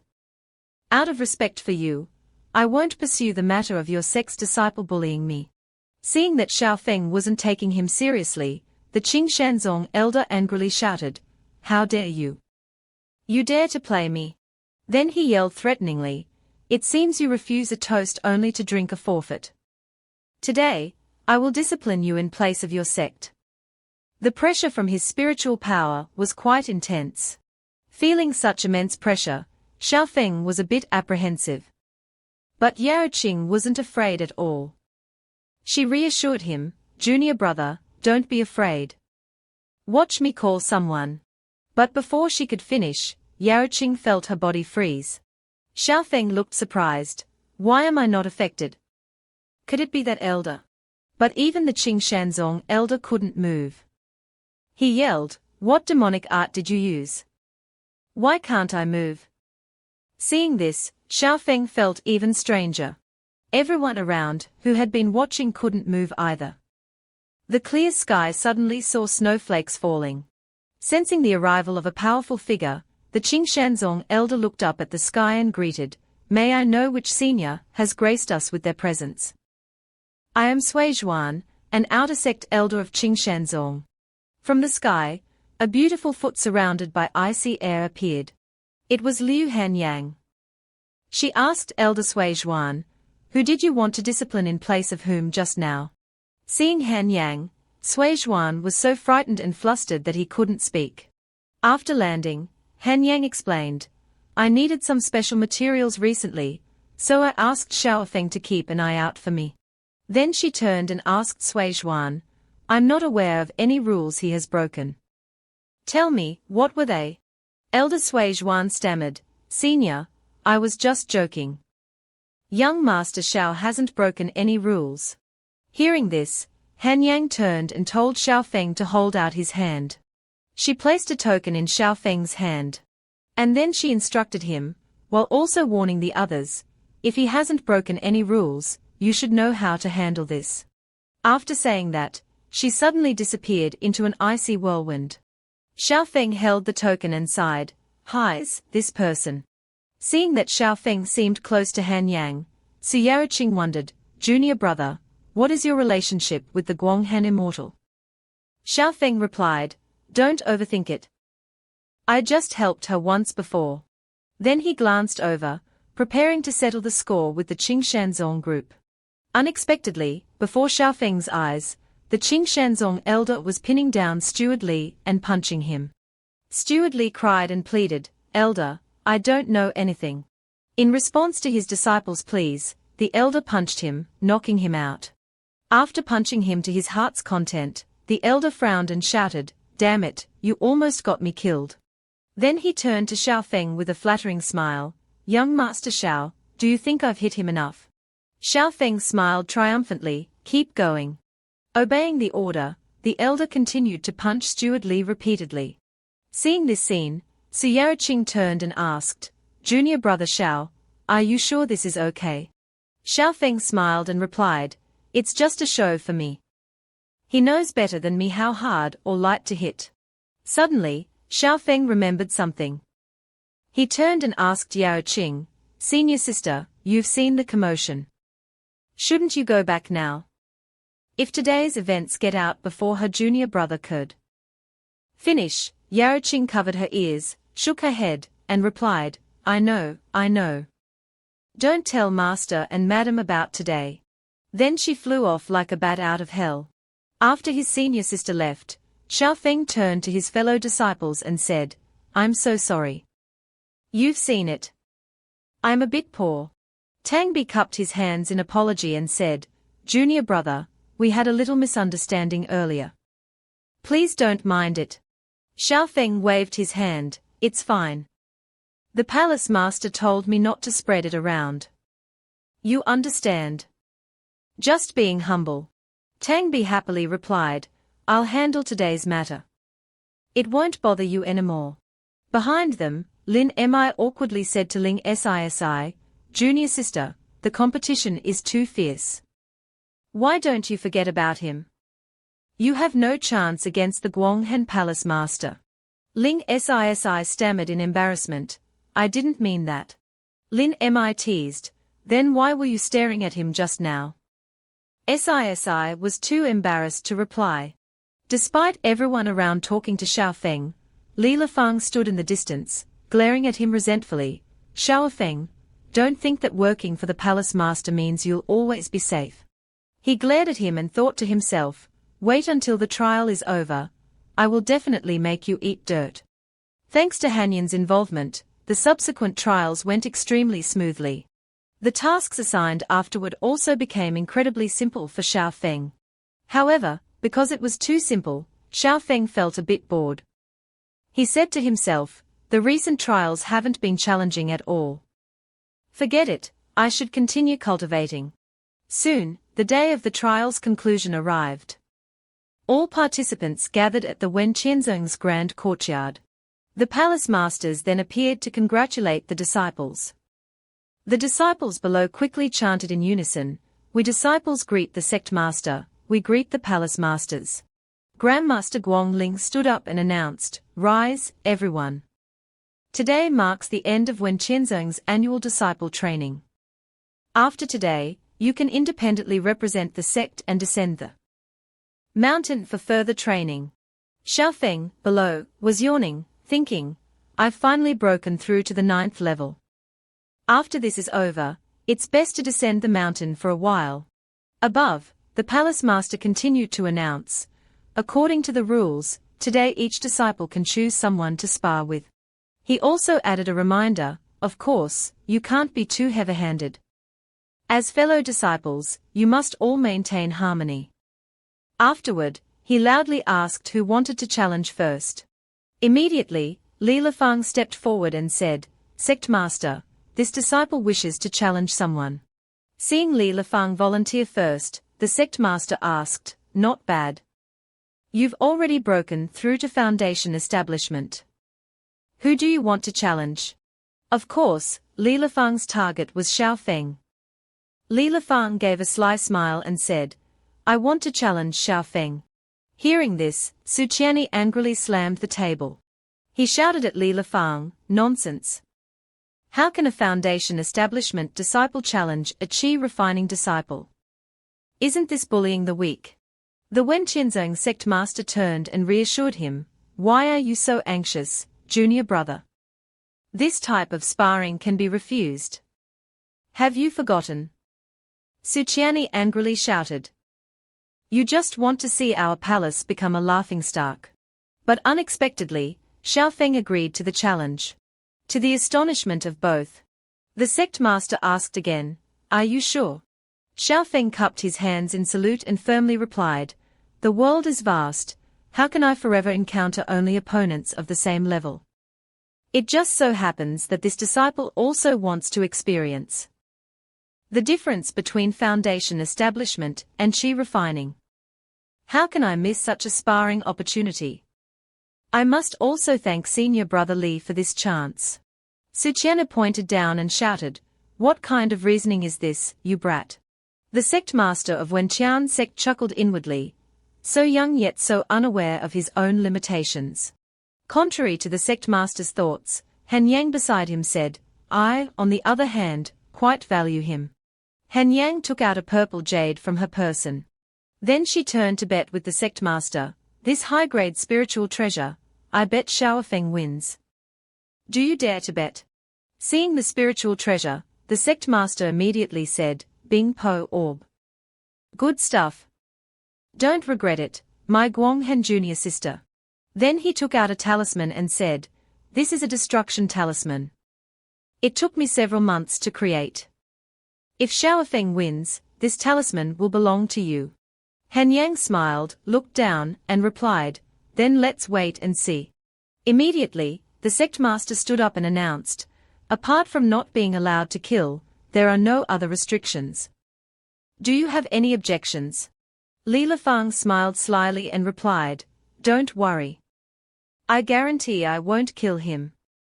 Then he turned to Xiaofeng and thought to himself, "I've already broken through to foundation establishment, and I have a way to counter him." And then the announcement of the match began. Li Lifang immediately backed away from Xiaofeng. Seeing this, Su Qianni above was surprised, his creating distance. While backing away from his opponent, Li Lifang muttered to himself, "This kid's close combat ability is very strong, but I excel at long-range attacks. As long as I maintain the distance from the start, I've won." But then he was surprised to see Xiaofeng take out a red sword. He didn't understand what Xiaofeng was planning to do. Xiaofeng slammed the Zhanxian sword into the ground, causing the ground to crack. Immediately, a series of red sword qi descended from above onto the arena. Xiaofeng immediately executed the heavenly punishment sword qi technique. A series of red sword qi instantly aimed towards Li Lifang. After setting up, Xiaofeng shouted, "Go!" Immediately, the series of sword qi rushed towards Li Lifang. Seeing Xiaofeng's technique, Li Lifang laughed heartily, "Ha ha. So it's this technique. How foolish." He quickly used his strength to pull up a section of the arena floor as a shield to block the barrage of sword qi. Observing Xiaofeng's technique, sect master Wen Qianzong, Guangling Zhenren, thought to himself, "Heavenly punishment sword qi is the strongest sword technique at qi refining disciple can use. Although its power is immense, its consumption is also enormous." Looking at the sword qi being blocked by the arena shield, he asserted, "Even for a foundation establishment disciple, their spiritual power can only withstand it for a while. After using this technique, Xiaofeng is definitely finished." Smugly, he turned to Han Yang and said, "Junior sister, it seems that Bing Po Orb is mine now." Han Yang, not worried, calmly replied, "The outcome isn't decided yet. What's the rush?" Below in the battle, Li Lifang, hiding behind his shield, laughed loudly, "Consuming so much from the start, truly idiotic. Let me see how long your internal energy can last. Wait until this technique ends, and see how I take you down." Xiaofeng gave a cryptic smile and warned, "Well then, senior brother Li, my warm-up is complete. Next, you must endure this. Hearing Xiaofeng say this, Li Lifeng became slightly worried and asked, "What do you mean?" To answer, Xiaofeng launched another barrage of sword qi. Above, Guangling Zhenren furrowed his brow, stroking his beard in surprise. How does this kid have so much spiritual qi? The number of sword qi in Xiaofeng's second wave not only didn't decrease, but was many times greater than the first. It rushed like a storm towards Li Lifeng's shield. This rain of sword qi pierced through Li Lifeng's shield, leaving him astonished.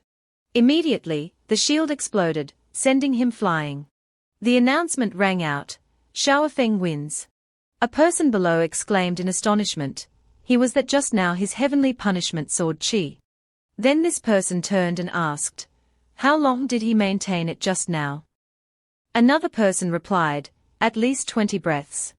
Hearing this person immediately clutched his head and cried out, "Why? A great perfection qi refining like me can only maintain it for 3 breaths." He clenched his fist in anger. Why could he maintain it for so long? Above, Han Yang turned and called, "Senior brother Guangling." Then she snatched the talisman from her senior brother, to his dismay. Holding the talisman in her hand, Han Yang exclaimed, "This talisman is indeed not bad. It can at least severely injure a nascent soul cultivator." Then she turned and smiled at Guangling, "Thank you, senior brother, for your generosity." Guangling responded awkwardly, "It's a small matter. Just a small matter." Then he turned to Su Qianni and said, "Junior brother Su, I didn't expect your disciple to be so strong. You've taken all the advantage this time." Su Qianni waved his hand in embarrassment and replied, "What does it have to do with me? I'm still annoyed." A while later, after returning to Wuya Palace, Xiaofeng presented his Jianxian sword in front of his senior brothers, senior sisters, master, and mistress. Then he began to introduce, "Please take a look, everyone. This is the secret to how I can execute the heavenly punishment sword qi for an extended period." Looking at the glowing sword, Xiaofeng continued to explain, "Just engrave the sword formation of the heavenly punishment sword qi on the sword beforehand, then infuse it with spiritual power. When needed, it can be activated immediately." Hearing this, the second senior brother wondered, "So at the beginning, you actually used the sword formation that had stored spiritual power beforehand, and then started using it? This way of thinking is truly unique." The third senior sister also spoke up, "But this method is very difficult for others to use. It requires extremely strong perception and control over formations. This isn't something that can be achieved just by having a high cultivation level." Lin Ziyuan, listening from above, smiled, "I didn't expect Xiaofeng to have such talent in this area." Then she said to her daughter, "Yao Qing, look at your junior brother. His cultivation is clearly not as high as yours, but he's the one using his brain. Look at yourself. You don't know how to learn from others." Yao Qing clutched her head and cried out, "Why is it like this?" After explaining, Xiaofeng continued to plead, "Master, I have one more request, I hope Master will grant it." Su Qianni happily replied, "Tell me." "You performed excellently this time. As long as it's not an excessive request, I'll agree to it." Xiaofeng seriously proposed, "I want to go down the mountain and train myself for a period of time." Hearing her junior brother say this, Yao Qing exclaimed in panic, "Why? Isn't Wuya Palace enjoyable?" Su Qianni also agreed, "That's right. Your current cultivation is too low, going outside will be dangerous. It's better to change your request." Xiaofeng maintained his proposal, "Everyone treats me very well, but jade that isn't polished can't do anything. I hope to experience more challenges. That way, I can truly mature. I hope Master will agree." Su Qianni had no choice but to agree to the request. After receiving approval, Xiaofeng exited the main hall and looked up at the sky, thinking to himself, "Finally achieved my goal.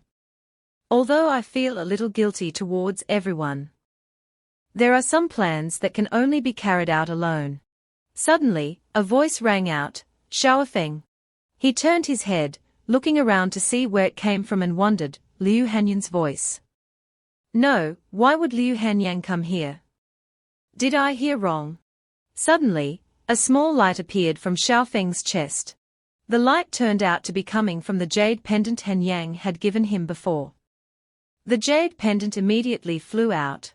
Looking at this strange jade pendant, Xiaofeng wondered, is this the jade pendant Liu Hanyang gave me? The jade pendant suddenly emitted a wave of icy qi and glowed. Then it instantly transformed into a small doll resembling Hanyang.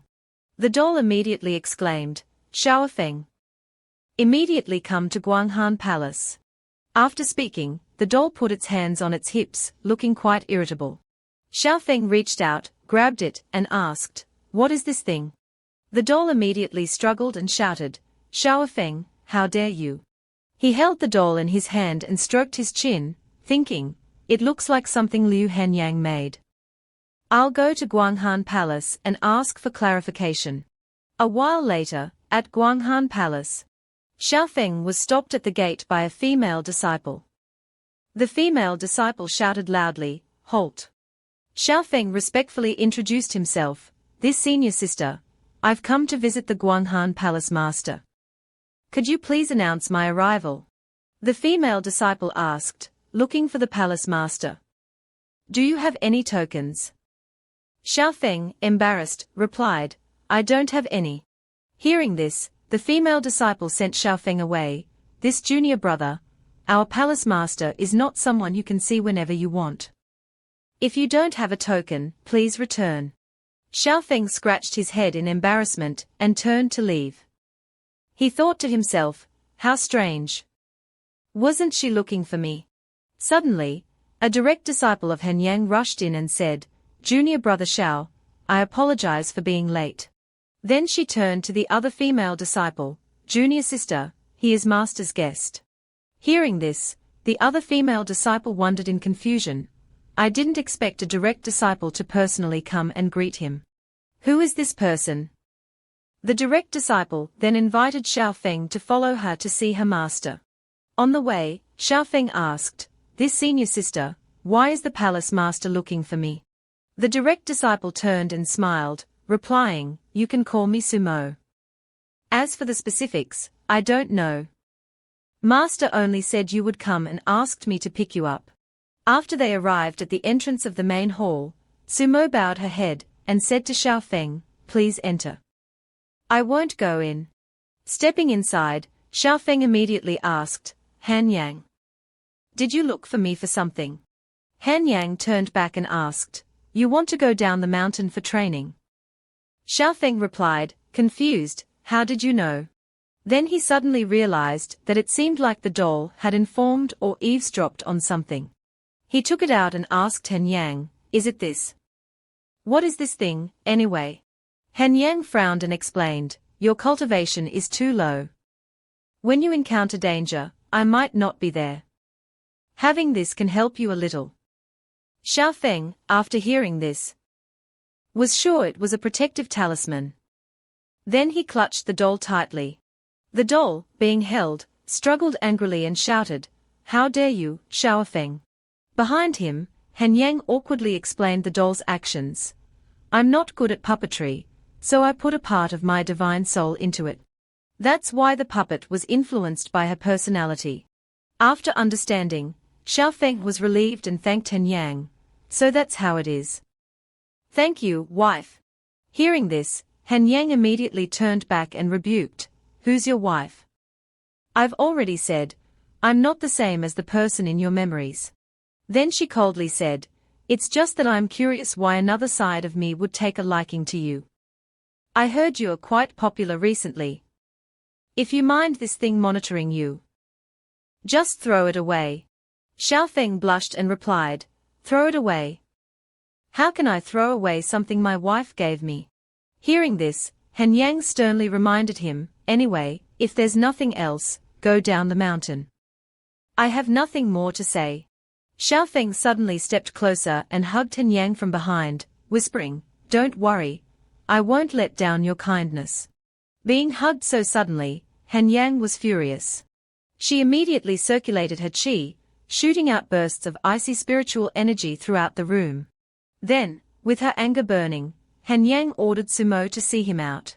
Hearing this, Sumo opened the door, entered the room, and said, "Junior brother Shao, please follow me." But her eyes widened in shock as she saw the scene before her. Xiaofeng was now completely frozen by Han Yang's spiritual power. He awkwardly pleaded with Sumo, "Senior sister Sumo, could you please find a place and thaw me out a bit?" After being thawed, Xiaofeng returned to Wuya Palace. There, before going down the mountain, he received careful instructions from his senior brothers and sisters. The eldest senior brother gave Xiaofeng a book and instructed, "Junior brother Xiao, this is my unique self-defense technique. If you encounter someone with malicious intent, you can use it a little." The second senior brother gave him some talismans and instructed, "These are some life-saving talismans I hastily made overnight. If you encounter someone you can't beat, just avoid them if you can." The third senior sister gave him a flag and instructed, "This is the 5 elements flag.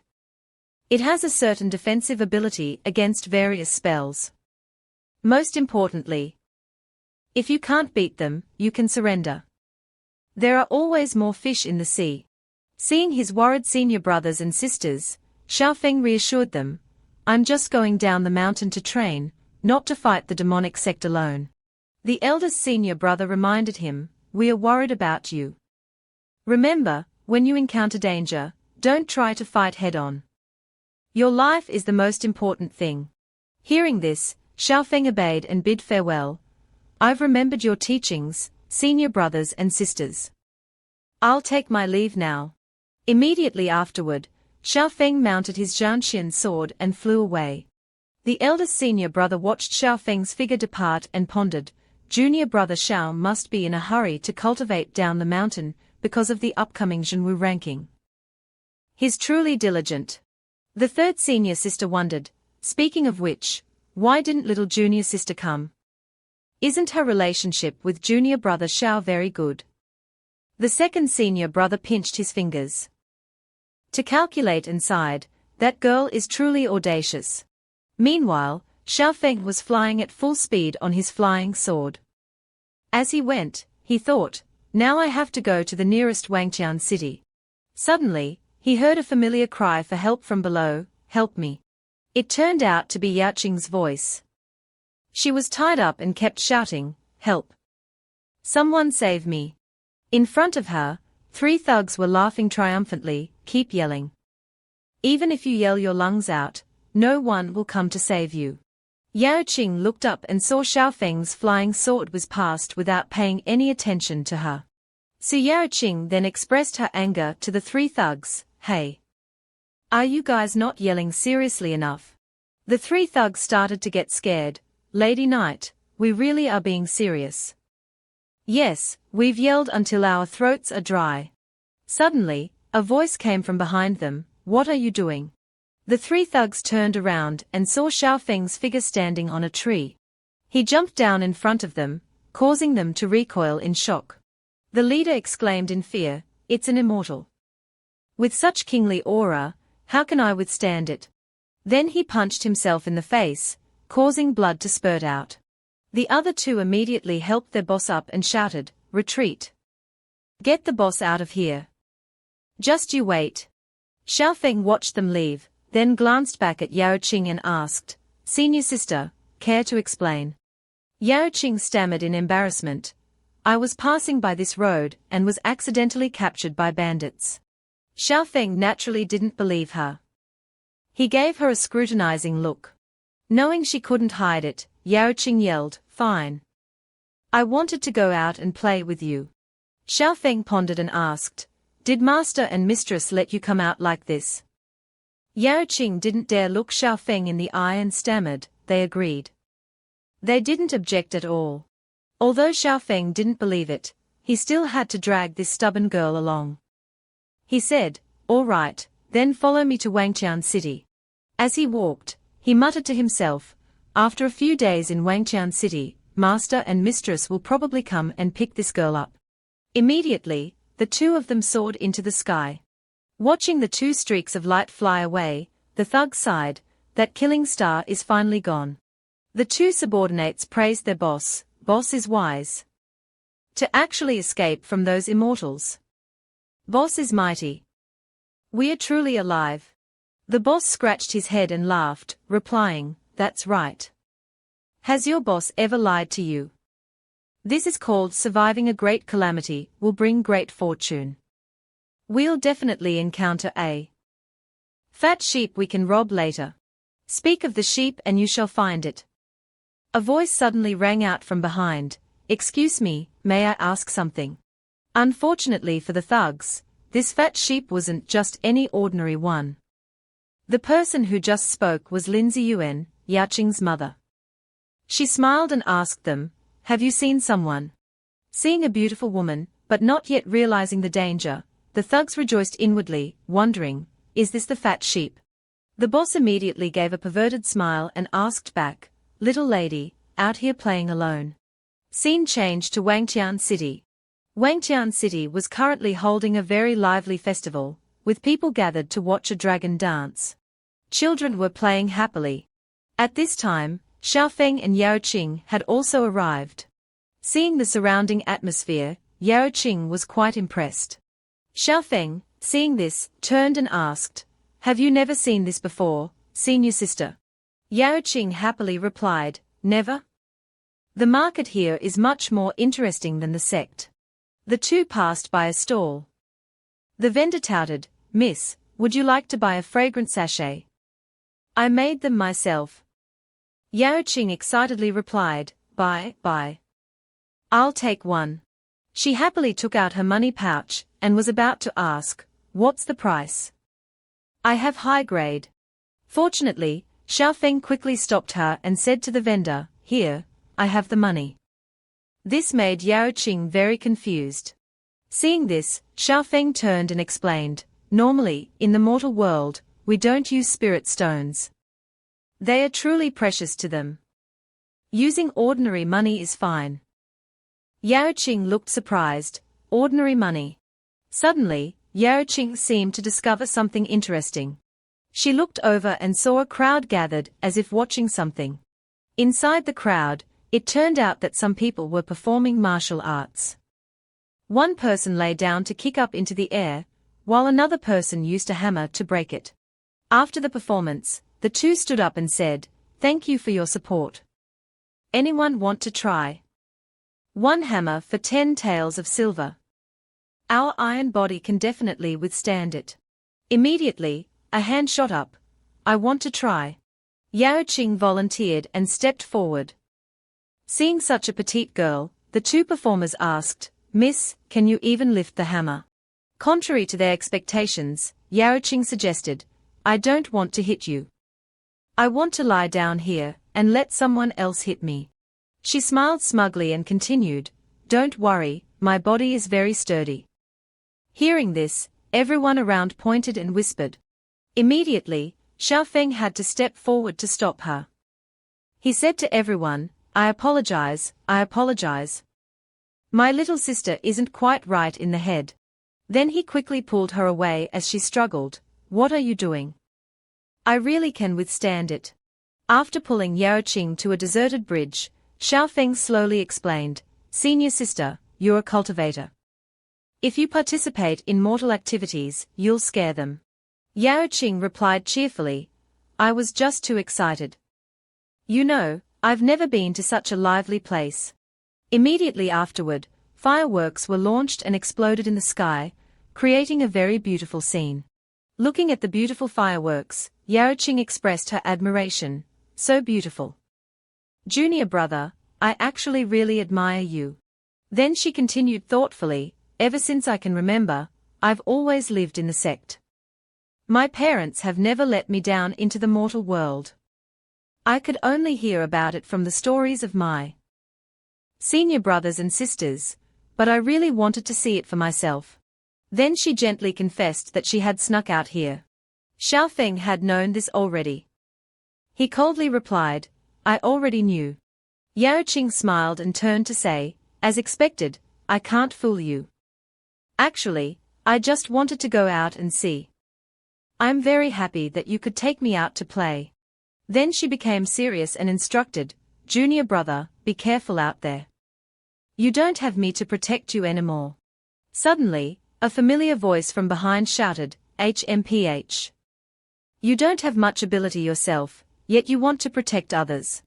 Recognizing Lin Ziyuan's voice, both of them turned around in astonishment. Lin Ziyuan gave a gentle smile that was filled with anger and said, Yao Qing has grown up.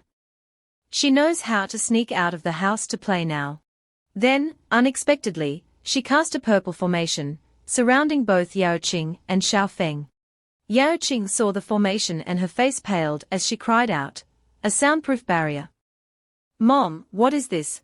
Lin Ziyuan cracked her knuckles, her expression revealing anger as she warned, it wouldn't be good if your crying was too loud and disturbed others. The sound of mother and daughter expressing their familial affection was so loud that it drowned out the sound of fireworks. The people nearby mistook this noise for fireworks and talked to each other. Do you feel like the fireworks are a bit loud today? The quality of the fireworks must be good, right? Meanwhile, Lin Ziyuan was disciplining her daughter in an extremely gentle manner. So gentle that it caused explosions and smoke to billow. Xiao Feng, observing from outside, felt so frightened that he broke out in a cold sweat. Oh my God, this is definitely a blood relative. Inside, Su Yao Qing was holding her swollen head and whimpering, it hurts. Hoo. Lin Ziyuan was holding a stick in her hand and looking at her with a gentle smile. Xiao Feng, standing behind, thought to himself, this is truly a beating to death. To calm Lin Ziyuan's anger, Xiao Feng spoke up soothingly, Mistress, why don't you rest for a bit? Your hammer-holding hand must be tired, right? Lin Ziyuan glanced at Xiao Feng and replied, that makes sense. Then she turned to her daughter and shouted, Su Yao Qing. Yao Qing immediately obediently replied, yes. Lin Ziyuan asked with a serious face, do you know what you did wrong? Yao Qing lowered her head and apologized, I know. Lin Ziyuan continued to ask, do you know the consequences? Yao Qing quickly bowed her head repeatedly and replied, I know. According to the rules, I have to face the wall and reflect for a year. Lin Ziyuan's expression turned serious and scary as she said, HMPH. It's much more serious than that. Yao Qing asked in panic, then how many years? At this moment, Lin Ziyuan waved her hand and said, listen carefully. Your punishment this time is to go down the mountain and train with Xiao Feng. He can't come back until you do. Hearing this, Yao Qing was stunned, not understanding what had just happened. Lin Ziyuan, seeing this, asked sternly, any objections? Yao Qing shook her head and quickly replied, understood. After finishing, Lin Ziyuan turned to Xiao Feng and asked, Xiao Feng, do you agree to take care of Yao Qing? Xiao Feng immediately replied, don't worry, mistress. I will take good care of senior sister. Hearing this, Lin Ziyuan smiled and said, good. With your words, I'm relieved. After saying that, she immediately flew away without even saying goodbye. Yao Qing waved goodbye and cheerfully shouted, take care, Mom. After mother left, Jiao Qing happily ran to hug Xiao Feng and exclaimed, wow, that's great. Junior brother, I can go out and play with you now. Suddenly, a shield appeared out of nowhere, blocking the two of them and pushing Jiao Qing away. Jiao Qing was extremely surprised and didn't understand what was happening. The thing that created the shield was the puppet doll that Han Yang gave to Xiao Feng. Xiao Feng quickly explained to the puppet, that's not what it seems, this is my senior sister, you know that. While Jiao Qing was confused, Xiao Feng continued to explain, don't be angry, we don't have anything between us. Hearing this, the puppet immediately flew into Xiao Feng's body. Jiao Qing walked with Xiao Feng while wondering, junior brother, what was that? Xiao Feng replied, it's just a magic treasure. Let's go. We should find an inn first, we need to rest. The two of them happily walked away amid the lively sound of fireworks. Observing them from afar, Xiao Feng's second senior brother wondered, senior mother, how do we explain this decision to master? Lin Ziyun reassured him, it's okay. Qian Yi, let me handle it. Before, we really protected Jiao Qing too well. Letting her see the outside world is also good. She added, to protect her, I have always kept her away from the outside world. On the contrary, it will make her resentful. This time is also a good opportunity. It's just that the cultivation of the two of them is really not high. You know what I mean, right? The second senior brother reassured her, Senior mother, don't worry. I will secretly protect them. Lin Ziyun nodded, okay, remember not to let them find out. The second senior brother replied, don't worry, I'm good at this. After talking, the two of them turned into streams of light and flew away. They didn't know that Xiaofeng was smiling as he glanced at the streams of light flying away. Seeing this, Jiao Qing wondered, Junior brother, what are you looking at? Xiaofeng explained, nothing, just two birds flying by. After wandering around for a while, the two returned to their room to rest. The next morning, Xiaofeng got up early and knocked on the door to call his senior sister. Senior sister, it's time to go. Jiao Qing lay lazily in bed and replied, let me sleep for a while. It's not easy to not have to cultivate. Suddenly, a familiar voice rang out outside, Su Jiao Qing, I should have brought you back. Hearing her mother's voice, Jiao Qing exclaimed in shock, Mother. She quickly ran out and replied, Mother, I was still cultivating last night. Seeing that only Xiaofeng was there, Jiao Qing looked around and wondered, where's Mother? Xiaofeng smiled and said, it's a voice transmission talisman that the second senior brother gave me. They say it has miraculous effects, and it really does. Realizing she had been tricked, Jiao Qing angrily scolded, Junior brother, you almost scared me to death. Xiaofeng smiled and replied, only by doing this could I wake you up, let's go. After calming down, Jiao Qing asked confusedly, but where do we go next? Xiaofeng explained, didn't the innkeeper say before? Go southwest. To recap, the innkeeper had told Xiaofeng, I heard that demons have appeared in the southwest. No guests have come from that side in recent years. Hearing this, Jiao Qing was excited, okay, let's slay demons and eliminate evil. Let's go, let's go. Seeing his senior sister's appearance, Xiaofeng smiled and thought, there's no need to make up such complicated reasons. Then he began to recall his past life and said to himself, following the southwest direction from Wangqian City to the sea, there will be an island. In his previous life, Xiaofeng met his newly born spirit pet here. The spirit pet Xiaofeng was referring to was a giant water dragon. While riding on their flying sword with Jiao Qing, Xiaofeng thought, unfortunately, I came too late in my previous life, causing that guy to lack essence. This time, I arrived over 10 years earlier, maybe it can make him stronger. While he was lost in thought, a beam of light suddenly shot up from below. Both Xiaofeng and Jiao Qing were startled. They quickly dodged the beam of light, which narrowly missed them and flew through the space between them. Immediately, a formation surrounded the two of them. Xiaofeng recognized it, a formation to conceal aura and prevent communication. The other side came prepared. Instantly, two dark figures appeared in front of them.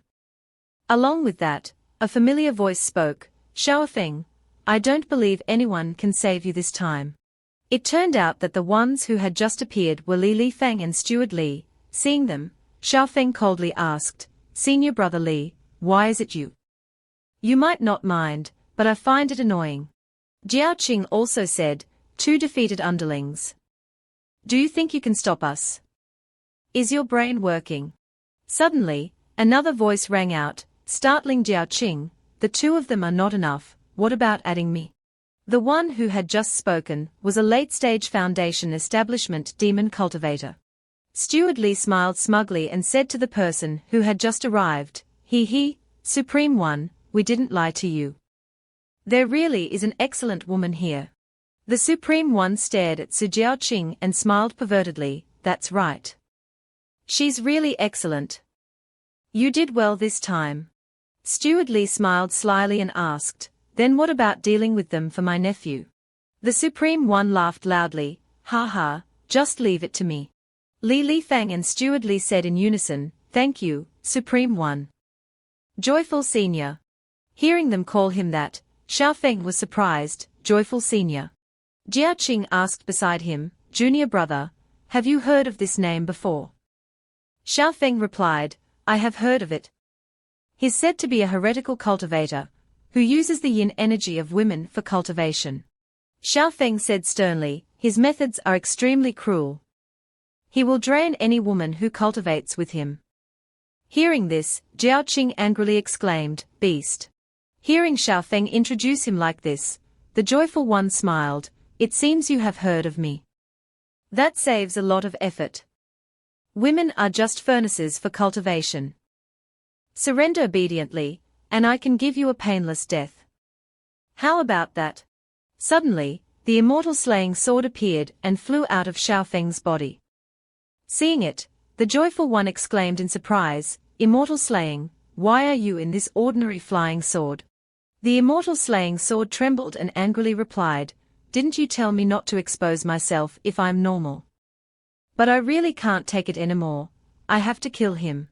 The immortal slaying sword also warned, "A late-stage foundation establishment cultivator is not someone you two can deal with." Looking at the two enemies in front of him, Li Fang smugly smiled, "Xiaofeng, you used to oppose me. This time, I'll let you see how your senior sister is played to death." Xiaofeng was not afraid at all. He raised his sword and coldly replied, "Oh. Then I also want to see how powerful a late-stage foundation establishment cultivator really is." After speaking, he rushed towards the Joyful One with his sword. Jiaqing quickly warned, "Xiaofeng, don't act rashly." The Joyful One gently chanted a spell and smiled, "You're courting death." After chanting, he flicked out a beam of light towards Xiaofeng. Immediately, a purple formation was released, surrounding Xiaofeng. Xiaofeng tried to cut through the formation, but it didn't break. Seeing Xiaofeng being overwhelmed, Jiaqing rushed over and shouted, "Xiaofeng, I'll help you." But before she could move, a series of sword strikes flew towards her, making it difficult for her to dodge. Jiaqing quickly cast a lightning formation to counterattack. But immediately, Li Fang appeared beside her and threw a punch at her. In front, Steward Li threw a series of swords at Jiaqing. Beside her, Li Fang also threw a punch at her. Steward Li clenched his fist and smiled smugly, "He, I know your magic is very powerful. But as long as the two of us suppress you and don't give you a chance to use magic, you're nothing to be afraid of." After speaking, he looked at Xiaofeng and continued, "After Joyful Supreme One deals with that little kid, you'll be ready to be our toy." On the other side, the Joyful One said smugly, "You're just a chi refining stage cultivator, and you dare to challenge me. Your courage is commendable. But being too confident on the path of cultivation will not get you far." But contrary to his thoughts, Xiaofeng smiled slightly and retorted, "You're right. You lost because you were too confident."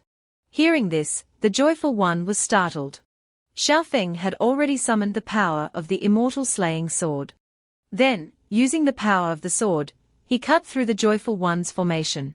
Seeing that Xiaofeng could cut through his formation, the Joyful One asked in surprise, "You're just a chi refining stage cultivator. How is that possible?" Without letting him say more, Xiaofeng quickly slashed a straight line across his body. The slash sent his hat flying. The Joyful One's face now had a slash across it, cutting his body in half. Before dying, he exclaimed in panic, "You that sword." Seeing the Joyful Supreme One like this, Li Fang cried out in fear, "Second uncle, it's over. The Joyful Supreme One is dead." Hearing this, Steward Li turned around in shock and asked, "What?"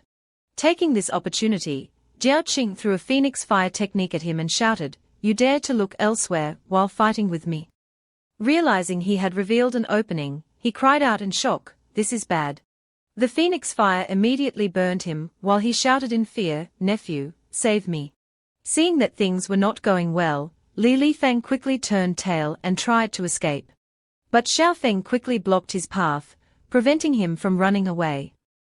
He said, Senior Brother Li, where are you going?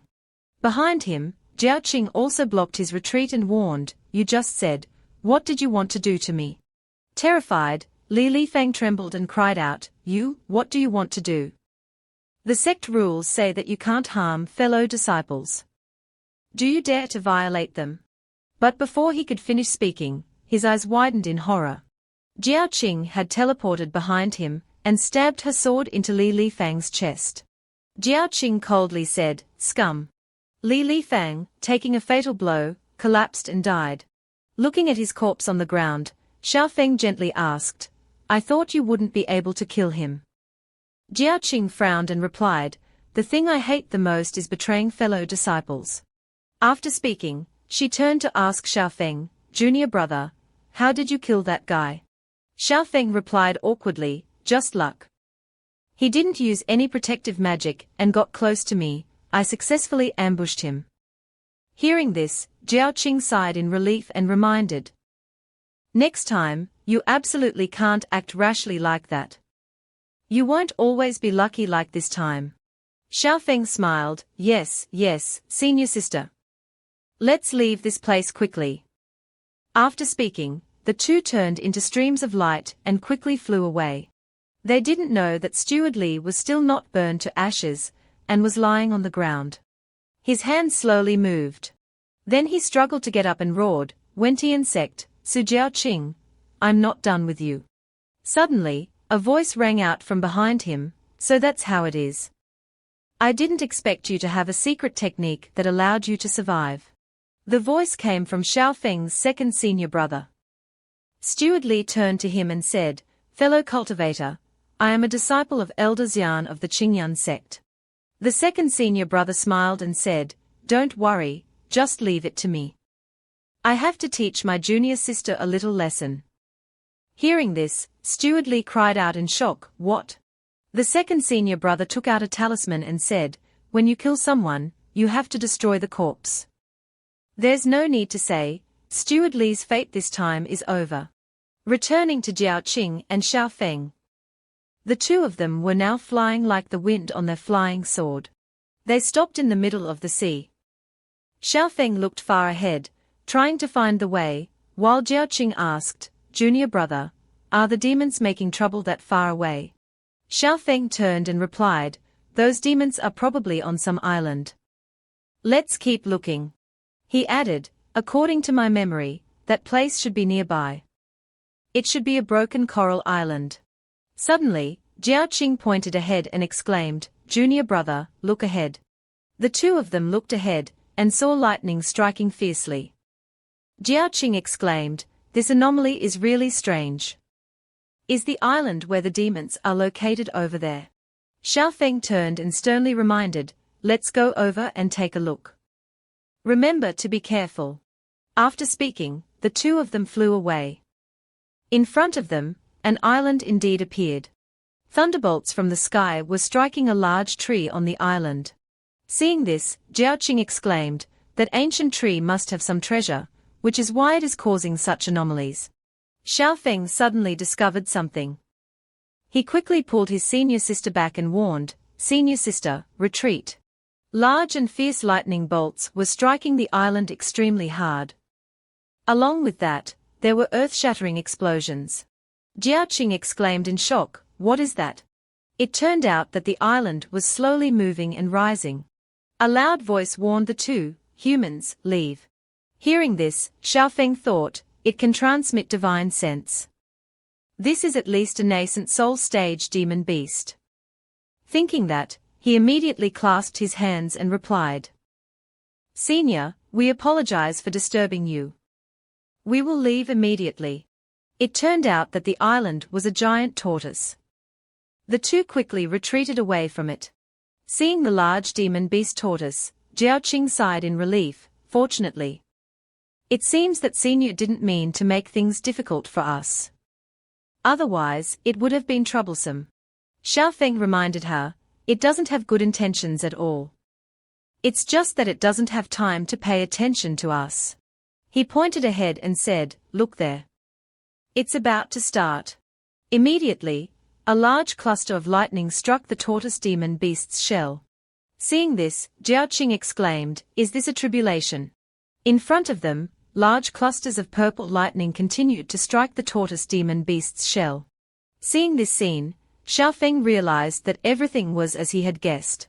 He said, "This island is actually a part of this large tortoise. But when I came here, it was a partially destroyed ruin." Suddenly, a large ball of water shot out from the tortoise's mouth. Seeing this, Xiaofeng exclaimed, "This giant tortoise failed the tribulation. What I saw that year was its remains. But this time, I arrived earlier." The ball of water from the tortoise's mouth shot straight towards the large purple lightning, blocking it. Jiaoqing said from afar, "It blocked it. It doesn't seem like the tribulation is that difficult." Xiaofeng said thoughtfully, "This is just the first wave. The stronger the demon beast, the stronger the heavenly tribulation it encounters." From above, large clusters of purple lightning were still continuously striking down. Below, the tortoise demon beast was not to be outdone. It opened its mouth and roared, emitting a large blue light that enveloped its body. The lightning from above struck directly into the protective shield the tortoise had just created. A series of large lightning clusters struck directly at the tortoise's shield. Seeing this scene, Jiaoqing exclaimed, "It's truly majestic." Xiaofeng added, "Being able to see this scene is also a kind of rare fate."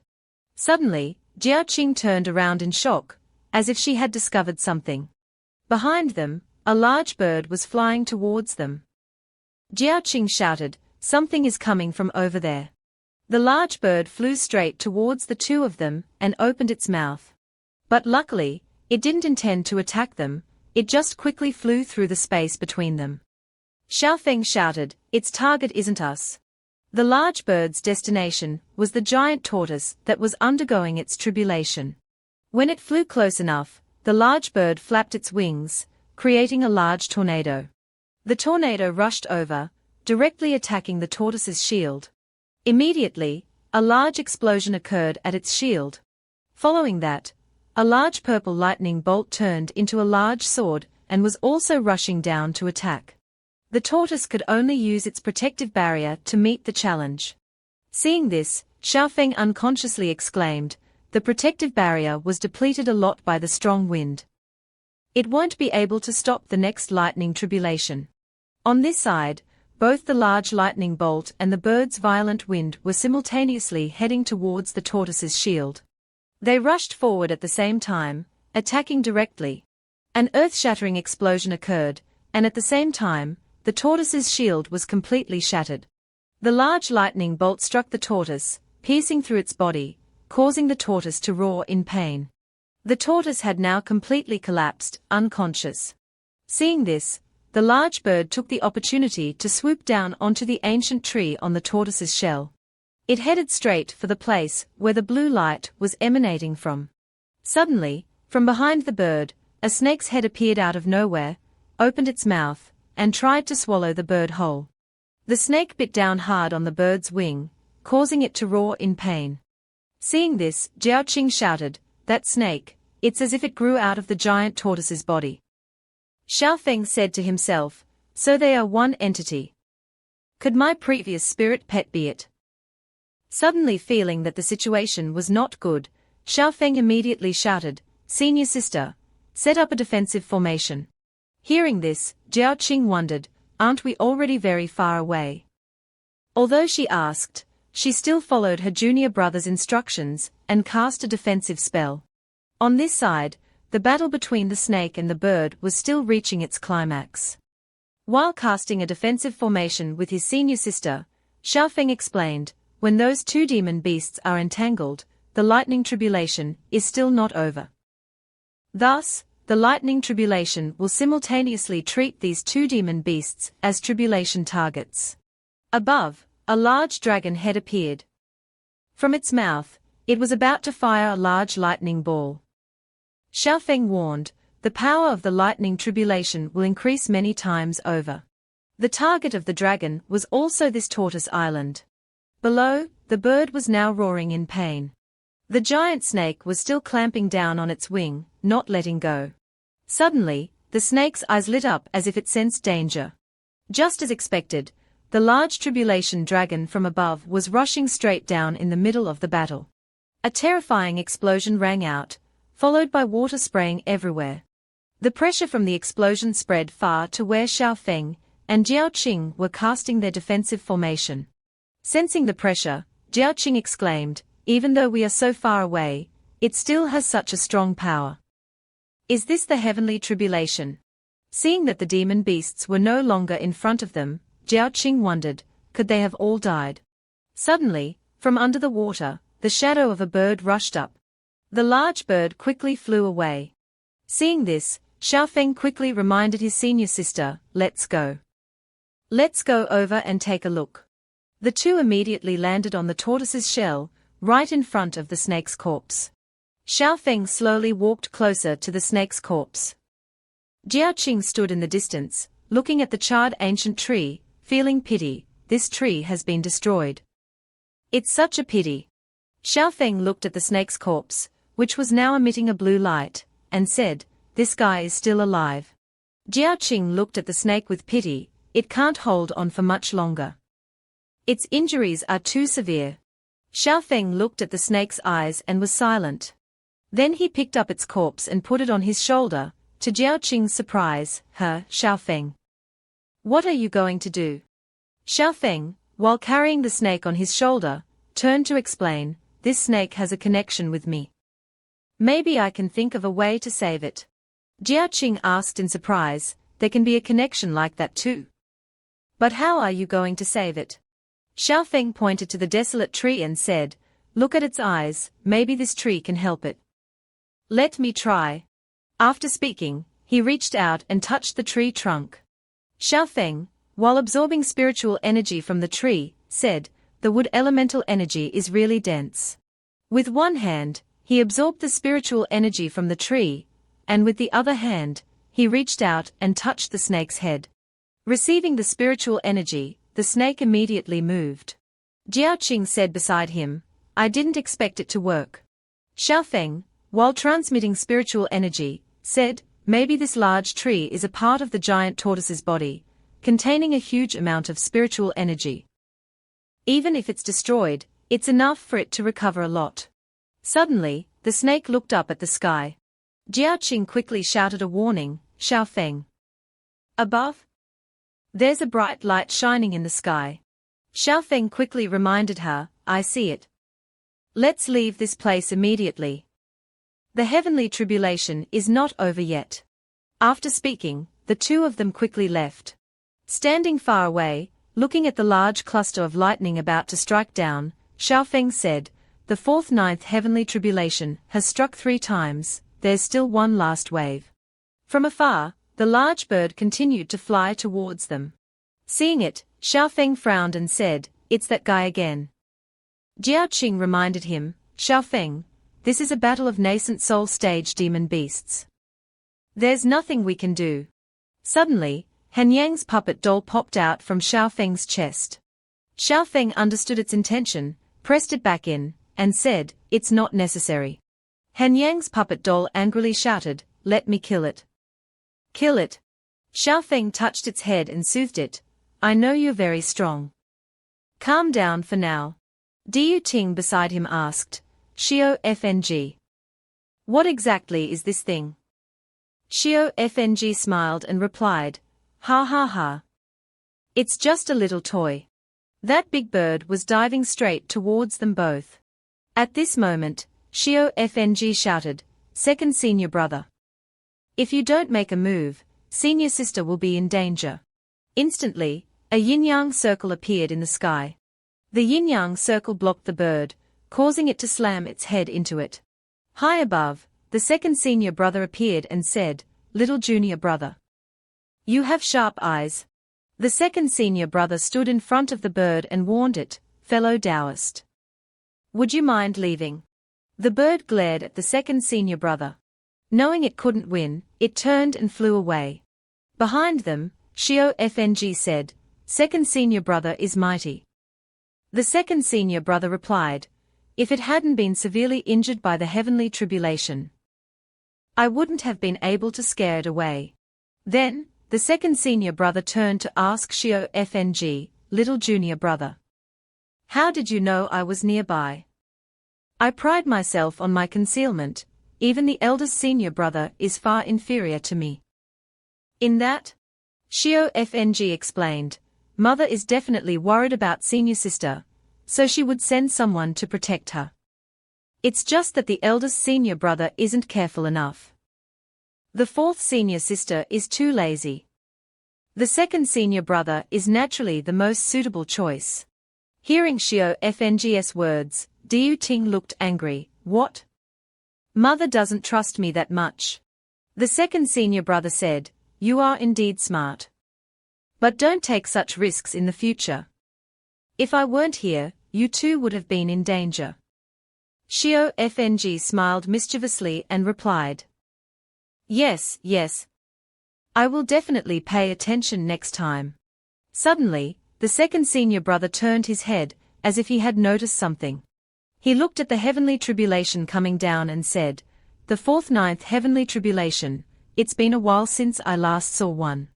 In the distance, a huge beam of light was indeed descending. The second senior brother quickly created a protective shield for the three of them and said, it's just the right time, let's go see if this demon beast can successfully transcend the tribulation. A moment later, the three of them flew over, and the sky had returned to calm. The snake was now lying motionless on the ground. Shio FNG looked at its corpse in surprise. What's going on? It failed to transcend the tribulation. Suddenly, Diu Ting exclaimed in shock, Shio FNG, look at its head. Indeed, a small white snake was crawling out of the large snake's eyes. Seeing this, Shio FNG said, is this molting and rebirth? It actually used this method to overcome the heavenly tribulation. The snake crawled onto Shio FNG's leg. He touched its head and said, did you succeed in transcending the tribulation? But it looks very weak. Suddenly, the snake bit down hard on Shio FNG's finger. He struggled in pain, yanked it away, and shouted, ah ah ah. Diu Ting panicked. Why did it bite people? The second senior brother next to them smiled and replied. This is what is called breaking and then rebuilding. It's because its body was destroyed during the tribulation, so it used molting and rebirth to escape the final heavenly tribulation. Although it needs to recover starting from the foundation establishment stage, its future is very bright.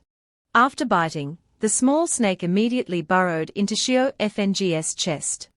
He looked at his finger and said, it's nothing. The bite was light.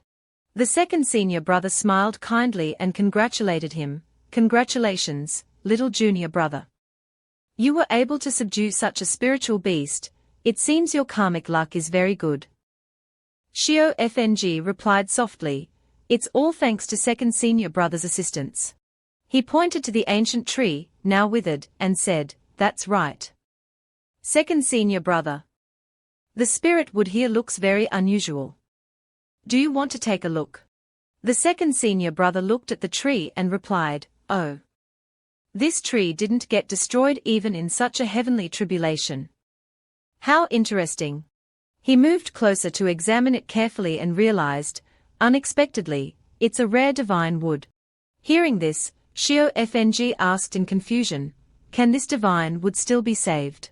The second senior brother sat up and replied, that's right. Such a heaven-defying treasure inherently has extremely strong vitality. It just needs to quickly find a spiritual pool. Hearing that, Diu Ting said, a spiritual pool.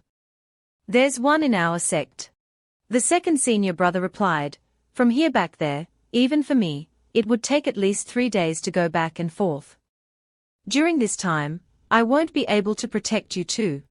Shio FNG smiled and reassured him, don't worry.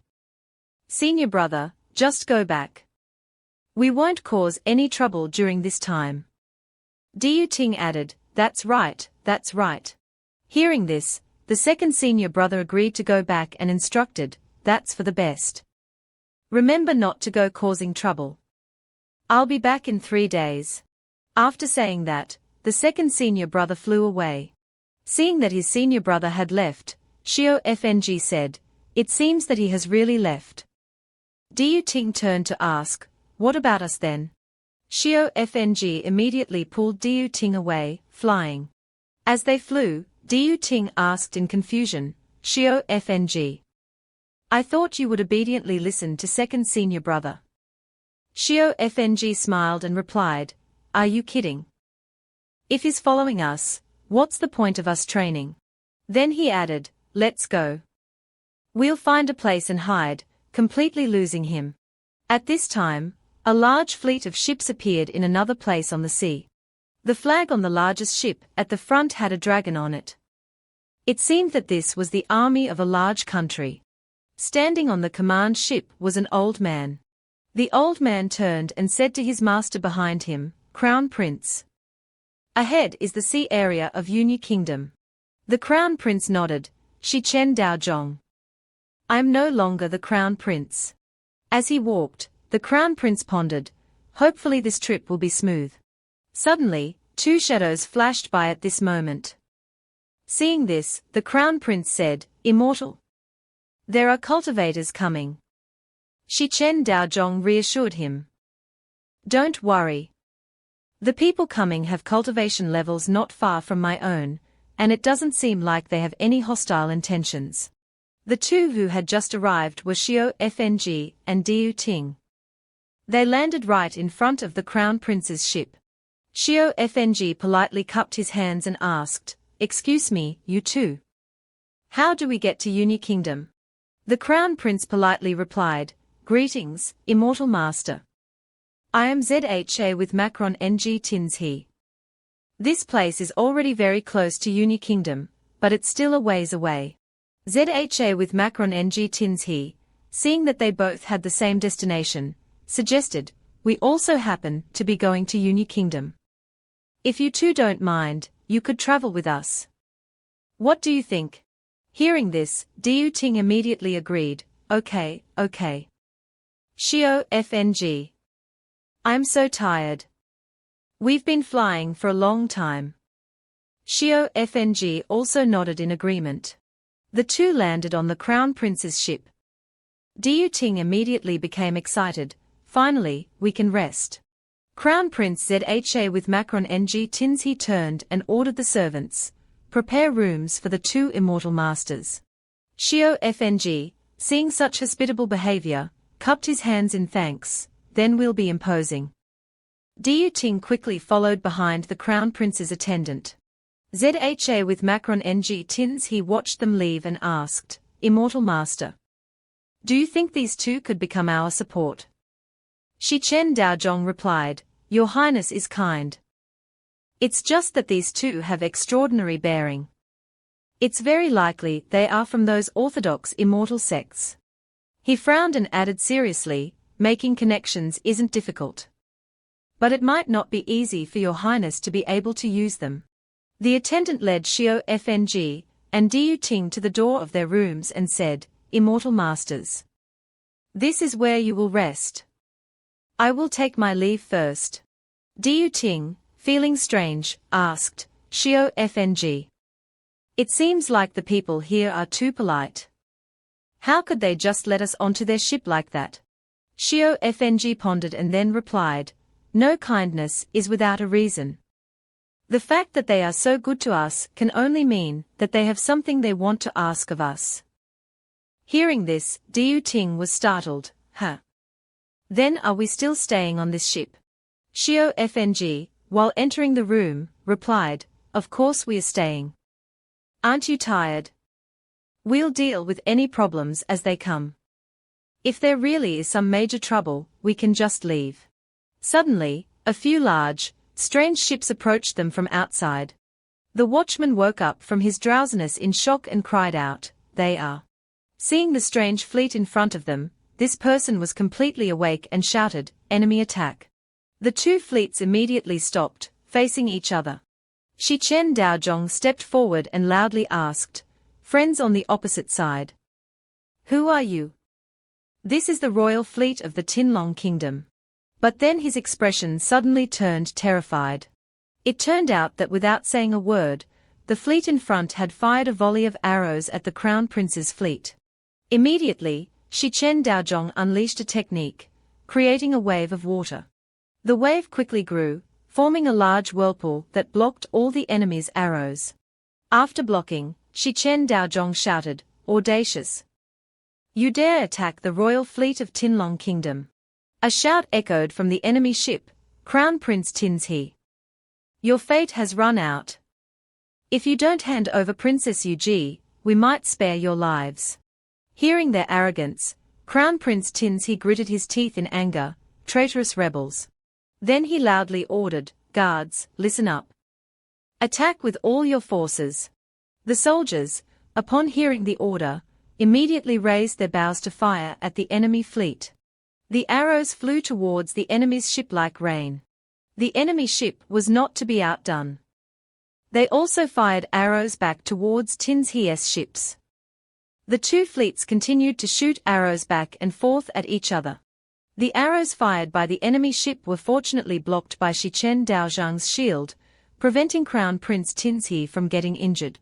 On a separate ship, observing the situation outside, Xiao Fng and Diu Ting were still leisurely enjoying their tea. Diu Ting looked outside and asked, "Junior brother, what do you think actually happened?" Xiao Fng coldly replied, "Let's just observe some more." Outside, the battle was reaching its climax.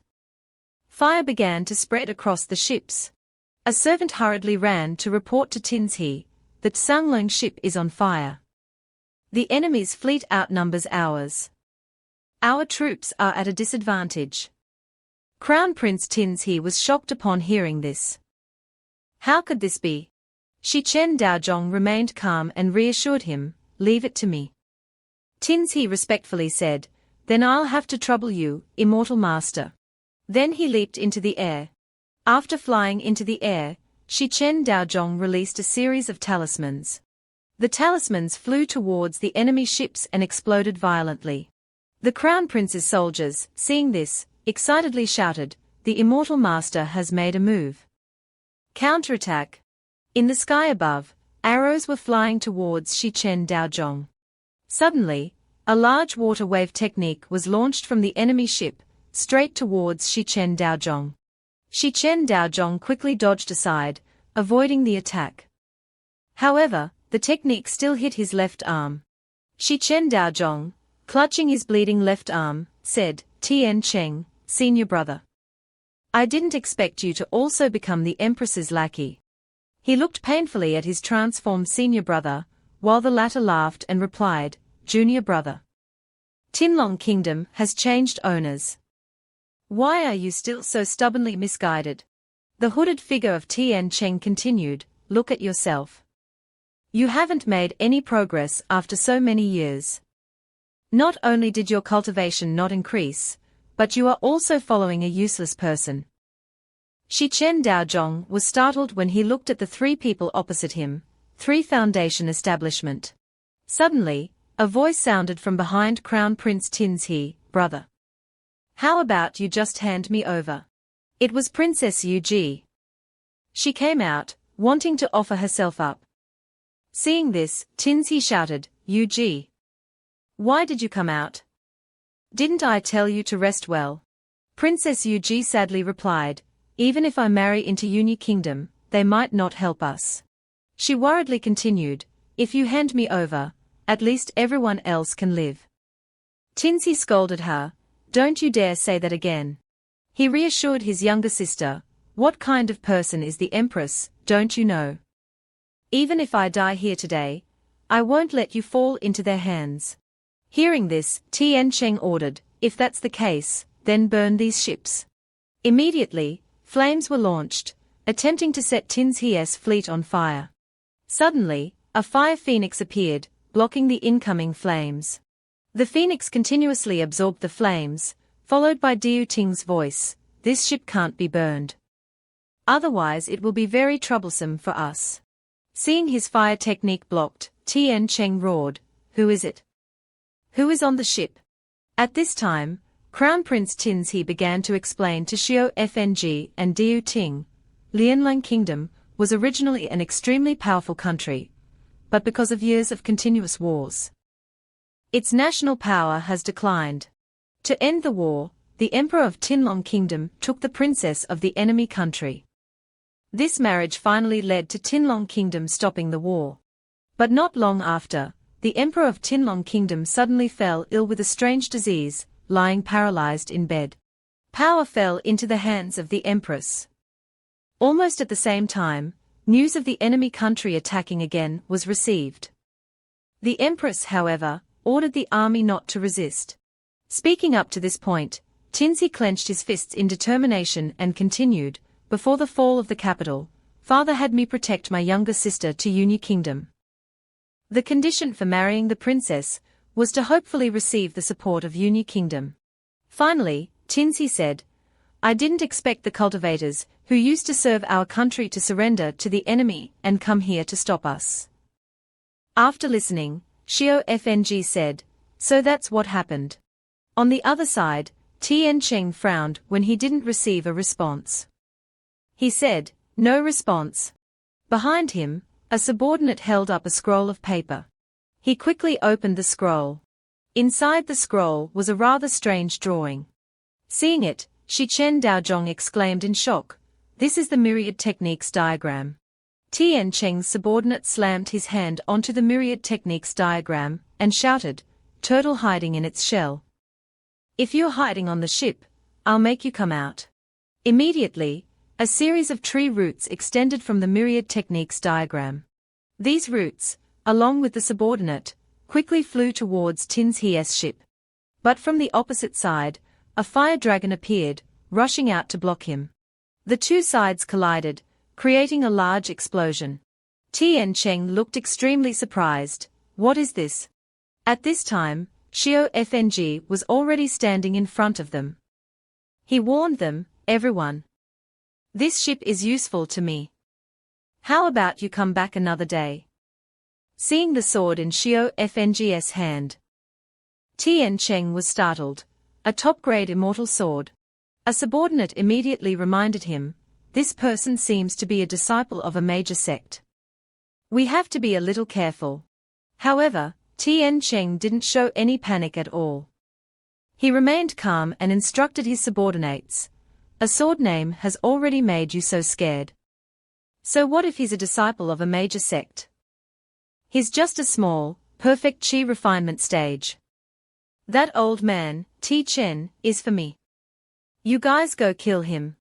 The subordinate, upon hearing the order, immediately charged towards Xiao Fng. Xiao Fng raised his sword to block his slash. Suddenly, a blue light shot from behind, causing him to turn around in surprise. Xiao Fng quickly jumped back to dodge the sneak attack. On this side, the subordinate, taking advantage of the moment when Xiao Fng was dodging, launched another slash towards him. Xiao Fng couldn't dodge, and immediately took a slash to the chest. Blood spurted out like rain from his chest. The two subordinates said smugly, "A little chi refinement stage dared to be arrogant in front of us." He pointed his sword at Xiao Fng's face and threatened, "Hand over the immortal sword. I'll spare your life." Xiao Fng coldly replied, "Who said I was alone?" High above, a large fire tornado began to form. Seeing it, Tian Cheng cried out in fear, "This is bad. It's a large-scale fire-type technique. That dragon wasn't created by this little kid. This fire-type technique was naturally being unleashed by Diu Ting. She had secretly created an extremely large fireball while Xiao Fng distracted them, aiming to leave them with no chance to resist." After chanting the spell, Diu Ting coldly shouted, "Scatter." Immediately, the fire tornado exploded, scattering into small fire sparks that shot out in all directions. These sparks shot straight towards the enemy's fleet. One ship that was hit immediately exploded and was sunk. Following that, other ships were also sunk one after another. Tian Cheng hurriedly ordered, "Kill her. Otherwise, the entire fleet will die." Immediately after that, Tian Cheng and his two subordinates rushed to attack Diu Ting. Seeing his senior sister getting ambushed by three people, Xiao Fng shouted, "Stop!" He said to Diu Ting, "Senior sister. If they attack you, just leave it to me." Diu Ting smiled and replied, "Xiao Fng. I'm leaving it to you." Xiao Fng then took out the Manhwa with Macron N doll from his chest. He ordered it, "Give them a big move." The doll nodded. It immediately swung its leg high into the air. Then it kicked Xiao Fng's sword, sending it flying at an extremely fast speed. The sword flew like a shooting star towards Tian Cheng and his two subordinates, causing them to shout in alarm, "What is that? It's coming towards us." The three of them joined forces to create a three-layered shield to block the sword. However, the shield was quickly broken easily. The sword grazed past Tian Cheng's ear. Luckily for him, it didn't hit a vital spot. He exclaimed, What is this thing?"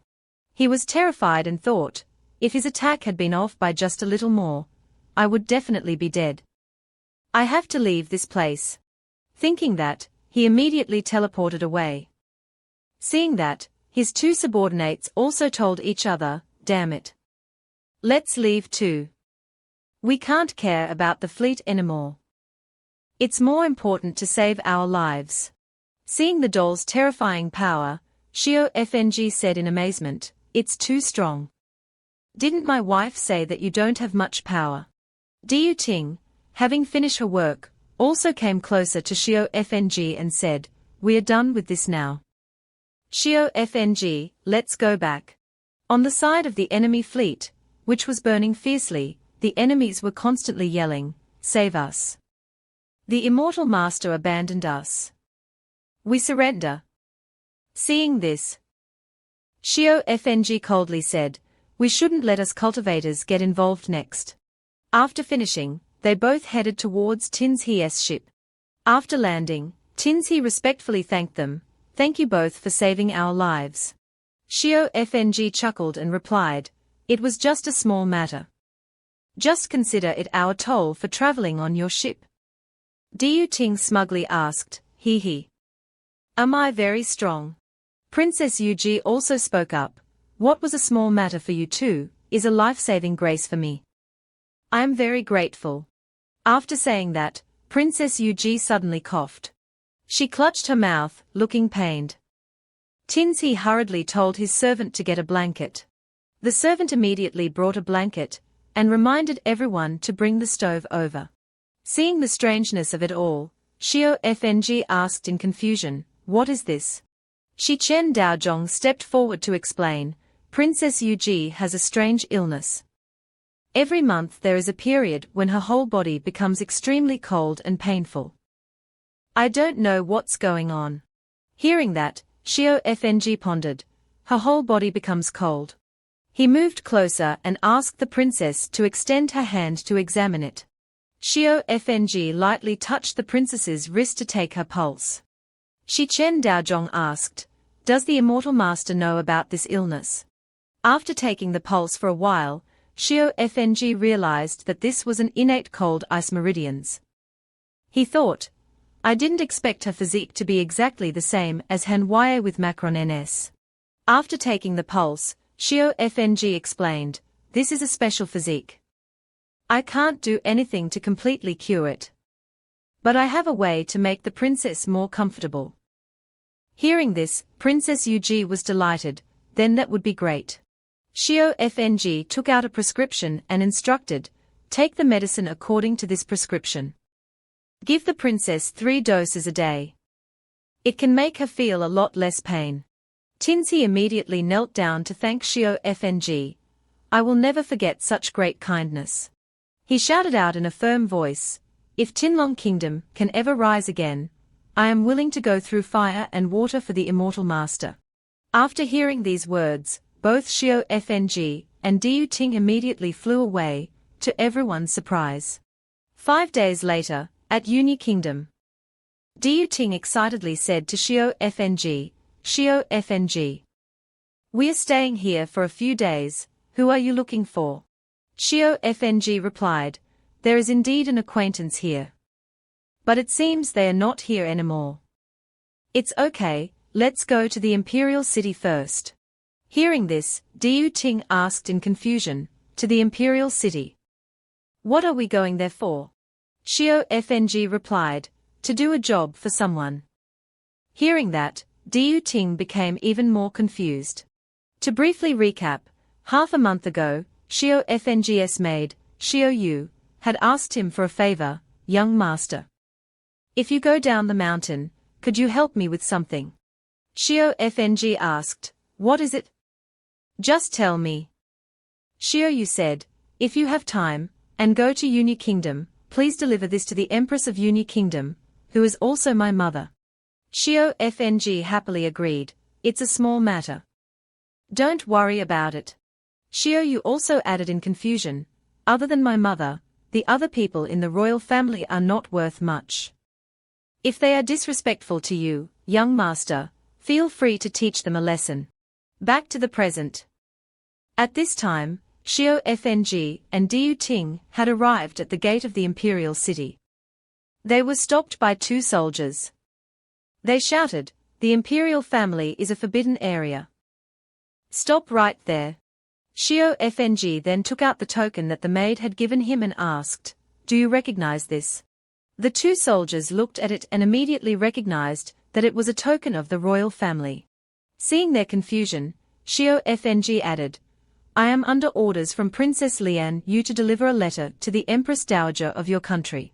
Upon hearing this, the two soldiers bowed in fear and respectfully replied, isn't Princess Lian Yu already cultivating? So you are an immortal master. Please wait a moment. I will go report it immediately. Diu Ting, after hearing this, also turned to Xiao Fng and said, so Xiao Yu is a princess of a country. She didn't tell me about that before. Xiao Fng nodded and replied, even if she is the princess of a mortal country, in the immortal sect, she's just a maid. But it seems that the people here don't know this. Just as he said that, a servant hurried out and loudly greeted them, two immortal masters. I'm late. This person smiled and invited them inside, saying, His Majesty and the Empress are waiting inside. Please follow me. Diu Ting, seeing such behavior, happily said, they are also very polite. Thus, the two followed the eunuch into the imperial family. While walking around and looking, Miao Qing asked, Xiao Feng. I feel that the men here don't have enough young energy. Why is that? Xiao Feng smiled and replied. The men who serve the royal family in the mortal world are all like this. Miao Qing was even more puzzled. Why is that? Does the emperor absorb the young energy of men? Xiao Feng replied awkwardly, it's not like that. She seemed unaware that men entering the palace had to be castrated to become eunuchs, so she asked questions that made the eunuch's face turn pale. After walking for a while, they arrived at the palace hall. A loud voice announced, the celestial masters have arrived for an audience. Princess Yu Ji and Crown Prince Qian Ji also appeared here. Qian Ji was surprised to see the two of them, benefactor Xiao. Immortal Su. When Miao Qing saw them, she immediately said, Xiao Feng. Look quickly. They are two people from the Qianlong kingdom. Seeing them, Xiao Feng was also surprised and wondered. Strange. It's been several days, why are they only meeting the emperor today? On the throne above, the emperor was being served by a woman. The empress, right next to him, didn't dare to do anything. Xiao Feng loudly greeted, this disciple of Wentian sect pays respects to your Majesty. The emperor's name, upon seeing Miao Qing, revealed a perverted smile. His eyes were glued to her, looking her up and down. The woman next to him stroked his cheek and asked, Does your Majesty like her so much? The emperor replied, Such a beauty. Who wouldn't like her? If only she could be added to my harem. Hearing this, the empress interrupted him, Your Majesty. These are disciples of the immortal sect. We should treat them with courtesy. Cut off, the lecherous emperor angrily scolded, Shut your mouth. Do you have a place to speak here? Immortals also have 7 emotions and 6 desires. What's wrong with what I'm saying? Scolded, the empress could only lower her head and apologize. This concubine has been discourteous. Then the lecherous emperor turned to Xiaofeng and asked, Celestial Master, please forgive my behavior. I wonder what relationship the two of you have with Wuya. Xiaofeng replied, Friends. Hearing this, the emperor became excited. Friends. You is a servant in the Wentian sect. To be friends with her, are the two of you outer sect disciples? Xiaofeng frowned and asked, So what if we are? He then handed the eunuch the box that Xiao Yu had given him and said, Princess Lian, you asked me to give this to the empress. If there's nothing else, we'll take our leave. The empress looked sad and replied, Thank you both. Please leave here as soon as possible. The lecherous emperor shouted again, What nonsense are you talking about? Why would the immortals be in such a hurry? The woman next to him added fuel to the fire. That's right, you're just meddling. After scolding, he turned to Miao Qing and asked, I wonder if this immortal maiden is betrothed. The atmosphere became extremely tense after the perverted emperor asked that question. Miao Qing frowned uncomfortably and asked, Why are you asking this? The woman next to the emperor replied, This servant has heard that you cultivators have a type of cultivation method called dual cultivation, which can maintain youth. I think this younger sister's appearance isn't bad either. Staying here to serve His Majesty and me wouldn't be bad, would it? Looking at the perverted emperor, who was staring at her, Miao Qing angrily scolded, His skinny, suck-dry appearance, what does he need to maintain his youth for? Hearing Miao Qing say that, the Da crown prince in the court slammed the table and angrily shouted, How dare you? He looked at Miao Qing and shouted, His Majesty is asking you because he thinks highly of you. Why don't you answer honestly? Before he could finish, a kick hit the Da crown prince in the face, causing him to spit blood. The officials and eunuchs were extremely shocked to see Xiaofeng dare to kick the crown prince like that. After kicking him, Xiaofeng coldly said, You blind fool, you dare to speak here. Seeing Xiaofeng beat his son, the perverted emperor shouted, You audacious commoner. Do you think that just because you're a cultivator, I'm afraid of you? Where is the national preceptor? He ordered the national preceptor, Take them down for me. But remember not to hurt that immortal maiden. She is my new imperial concubine. The national preceptor accepted the order and stepped forward to meet the challenge. Xiaofeng looked at him and showed disdain, Golden Core Stage. TSK. Do you really want to make a move? The national preceptor smiled mockingly, Fellow Taoist. Although the power of the Wentian sect is great, you two are just outer sect disciples. Offending the royal family of a country.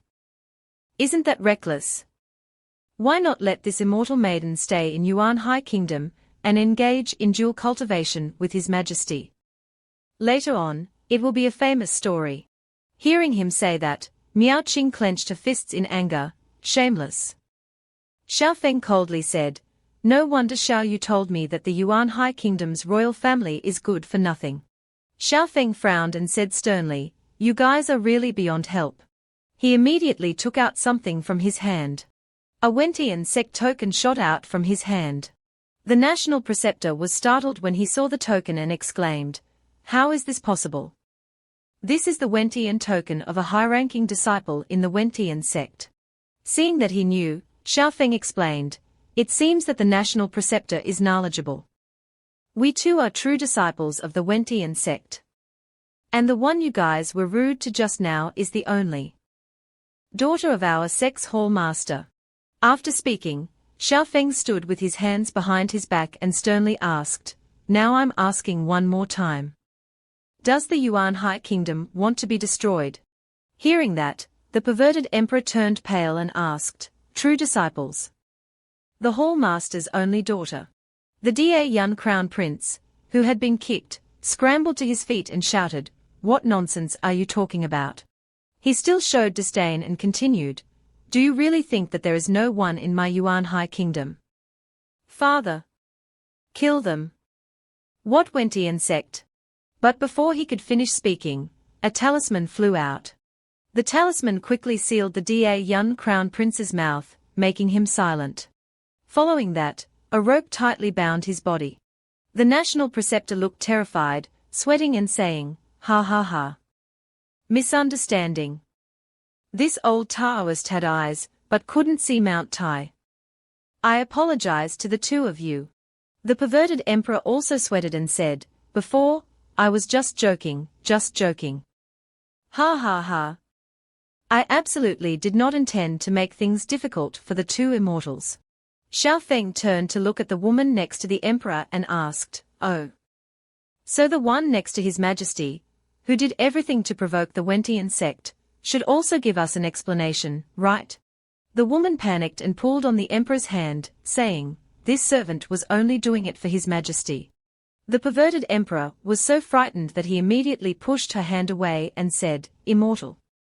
I was all bewitched by this woman. I will immediately hand her over to the immortal to deal with." Too surprised by the emperor's face-changing attitude, the woman angrily said, "As expected, you are a useless emperor. If I had known, I would have sucked you dry already." After saying that, she opened her mouth and spat out a large cloud of purple smoke. The purple smoke quickly flew out, trying to escape.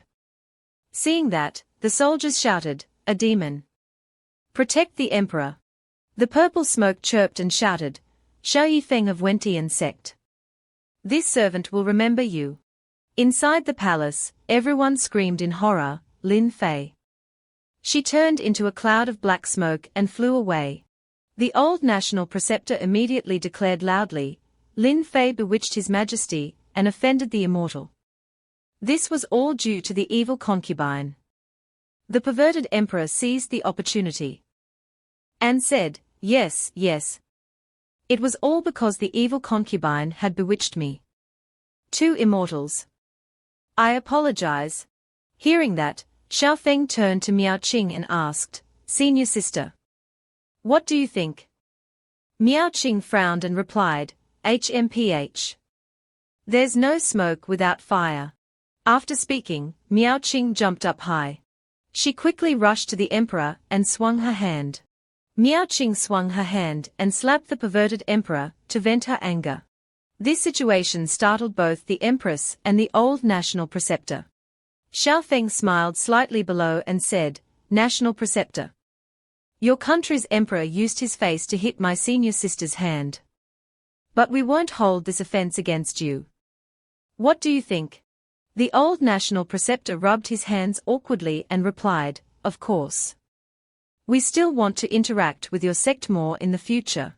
Xiao Feng said smugly to Miao Qing, "Senior sister. Let's go." Miao Qing, as if having satisfied her anger, also happily replied, "Okay." As they went outside, Xiao Feng asked, "Senior sister, how did the slap feel?" Miao Qing happily replied, "Refreshing. It's just that the face of that dog emperor was all skin and bones. It hurt my hand." The two quickly left the palace and merged into the bustling street. They arrived at an inn and asked the owner a few questions. The owner replied, "Xiao Qian. I have never heard of this person." Hearing the answer, Xiao Feng pondered, "Strange. But we really can't find him." Miao Qing turned and asked, "Xiao Feng, who exactly is this Xiao Qian you want to find?" Xiao Feng replied, "He is a friend I once knew. This time coming to Yuanhai Kingdom, the main purpose is also to find him." Speaking of this, Xiao Feng thought to himself, could it be that the development here and in the previous life are different now? Going back to the memory of the previous life, Xiao Qian was a young man with long grey hair. Xiao Qian gave Xiao Feng a key and said, "Brother Xiao, this is my gift to you." The key in Xiao Qian's hand is the key to an ancient immortal mansion, and was given to me as well. Remembering this, Xiao Feng thought, it's a pity I didn't get to go check it out before I died. This time, I can't miss it. Suddenly, Miao Qing looked outside and pointed forward, saying, "Xiao Feng, isn't that a place we haven't searched yet?" Xiao Feng was puzzled, "Where?" Logically, we have searched it already. Seeing the place that the senior sister had just pointed to, Xiaofeng was excited. Ah, a brothel. We really haven't searched there yet.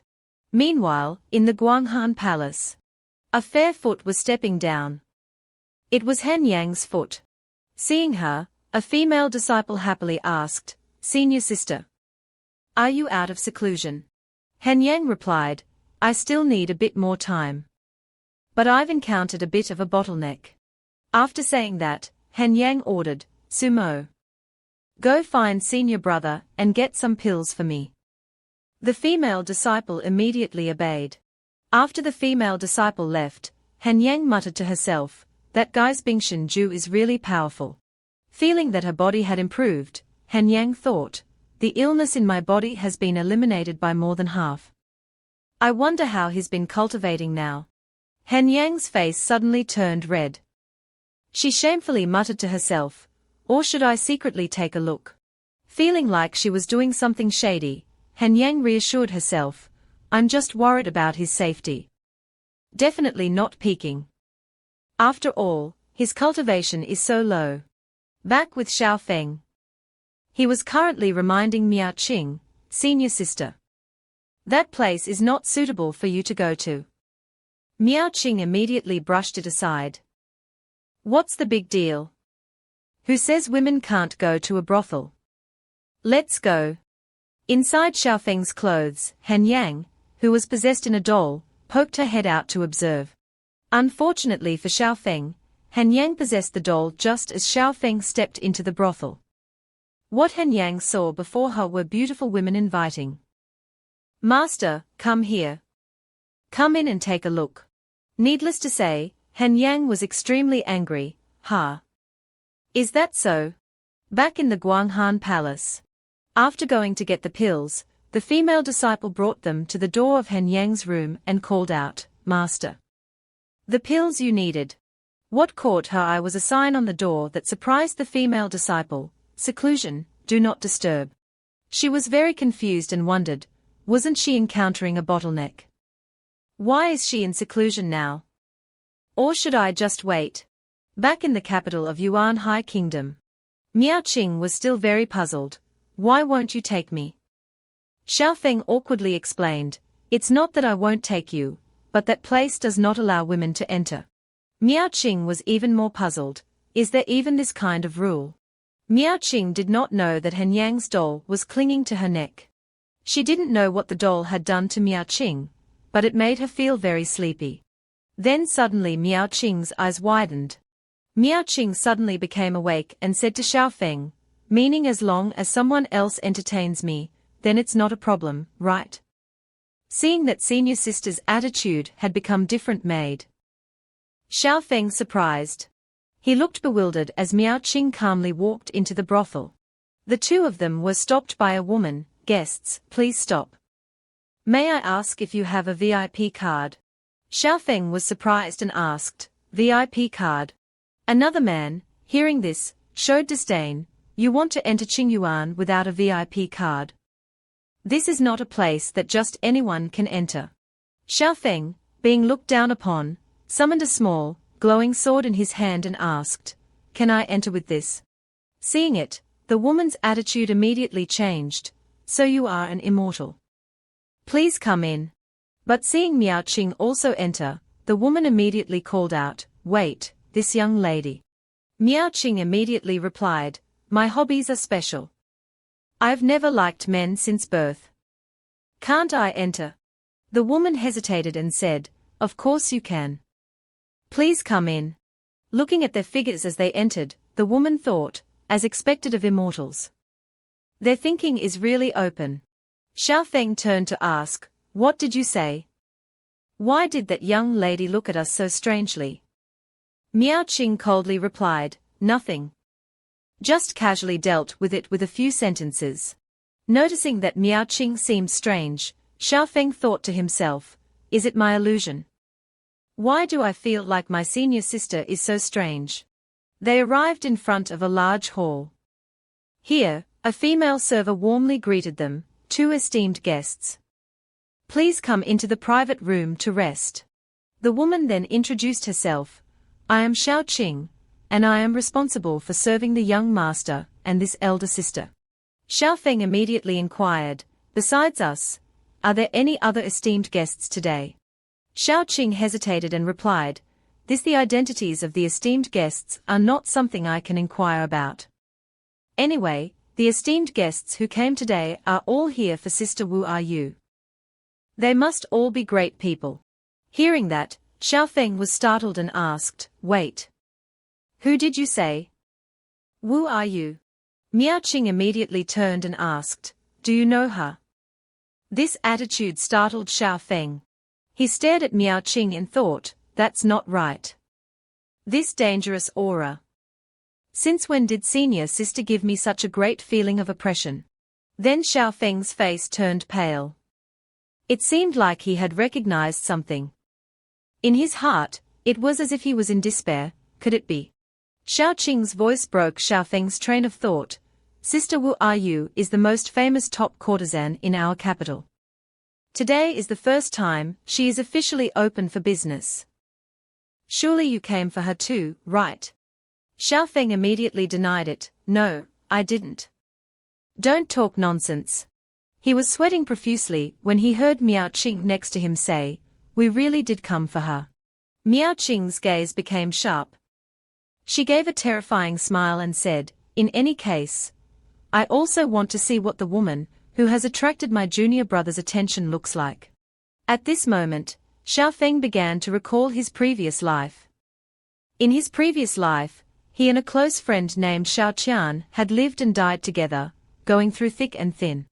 In one instance, when they were being chased by enemies, Xiao Qian was seriously injured, and unfortunately, he died soon after. Before he died, Xiao Qian gave Xiao Feng a token and said, I'm not going to make it. They came for this. Good brother, I entrust this to you. After giving the token to Xiao Feng, Xiao Qian said his last words, it's such a pity that I won't be able to see Wu Yu again. Back in reality. Xiao Feng pondered, Wu Yu. Could she be his wife? She was originally a woman from a brothel. Seeing Xiao Feng pondering, Miao Qing turned to ask, are you thinking about her? Xiao Feng immediately denied, no, I'm not. Suddenly Xiao Qing announced, look quickly. Sister Wu Yu is out. Below in the main hall, a beautiful and charming woman appeared. Wu Yu gently said, everyone. Now I will play a piece of music. Before the performance ends. If anyone can create a melody that pleases me, I will talk to that person. Miao Qing next to him immediately grabbed Xiao Feng's hand and ordered, win. This made him startled. Miao Qing frowned and stared at Xiao Feng. Xiao Feng replied awkwardly, okay. I will definitely win. At this moment, Xiao Feng had a definite affirmation in his heart, this familiar feeling. No mistake. It really is Han Yang. Below, Wu Yu began to play the music. Above, Xiao Feng ordered Xiao Qing, bring paper and pen here. He sat down while Xiao Qing went to get paper and pen. She smiled and asked, young master, do you also understand music? Xiao Feng softly replied, I understand a little. While writing the lyrics, Xiao Feng thought, this song was sung by brother Xiao. It will definitely be able to attract Wu Yu's attention. But I should modify it a little. Below, Wu Yu was still focused on playing the zither. After the performance ended, she stood up to the applause of the crowd, wonderful. Truly talented and virtuous. Such a wonderful melody. A woman came forward with the written music of the guests and said, these are the music pieces written by the esteemed guests. Please take a look. Wu Yu took the stack of papers and carefully flipped through each one. Suddenly, her eyes stopped at one piece of paper. Needless to say, it was Xiao Feng's.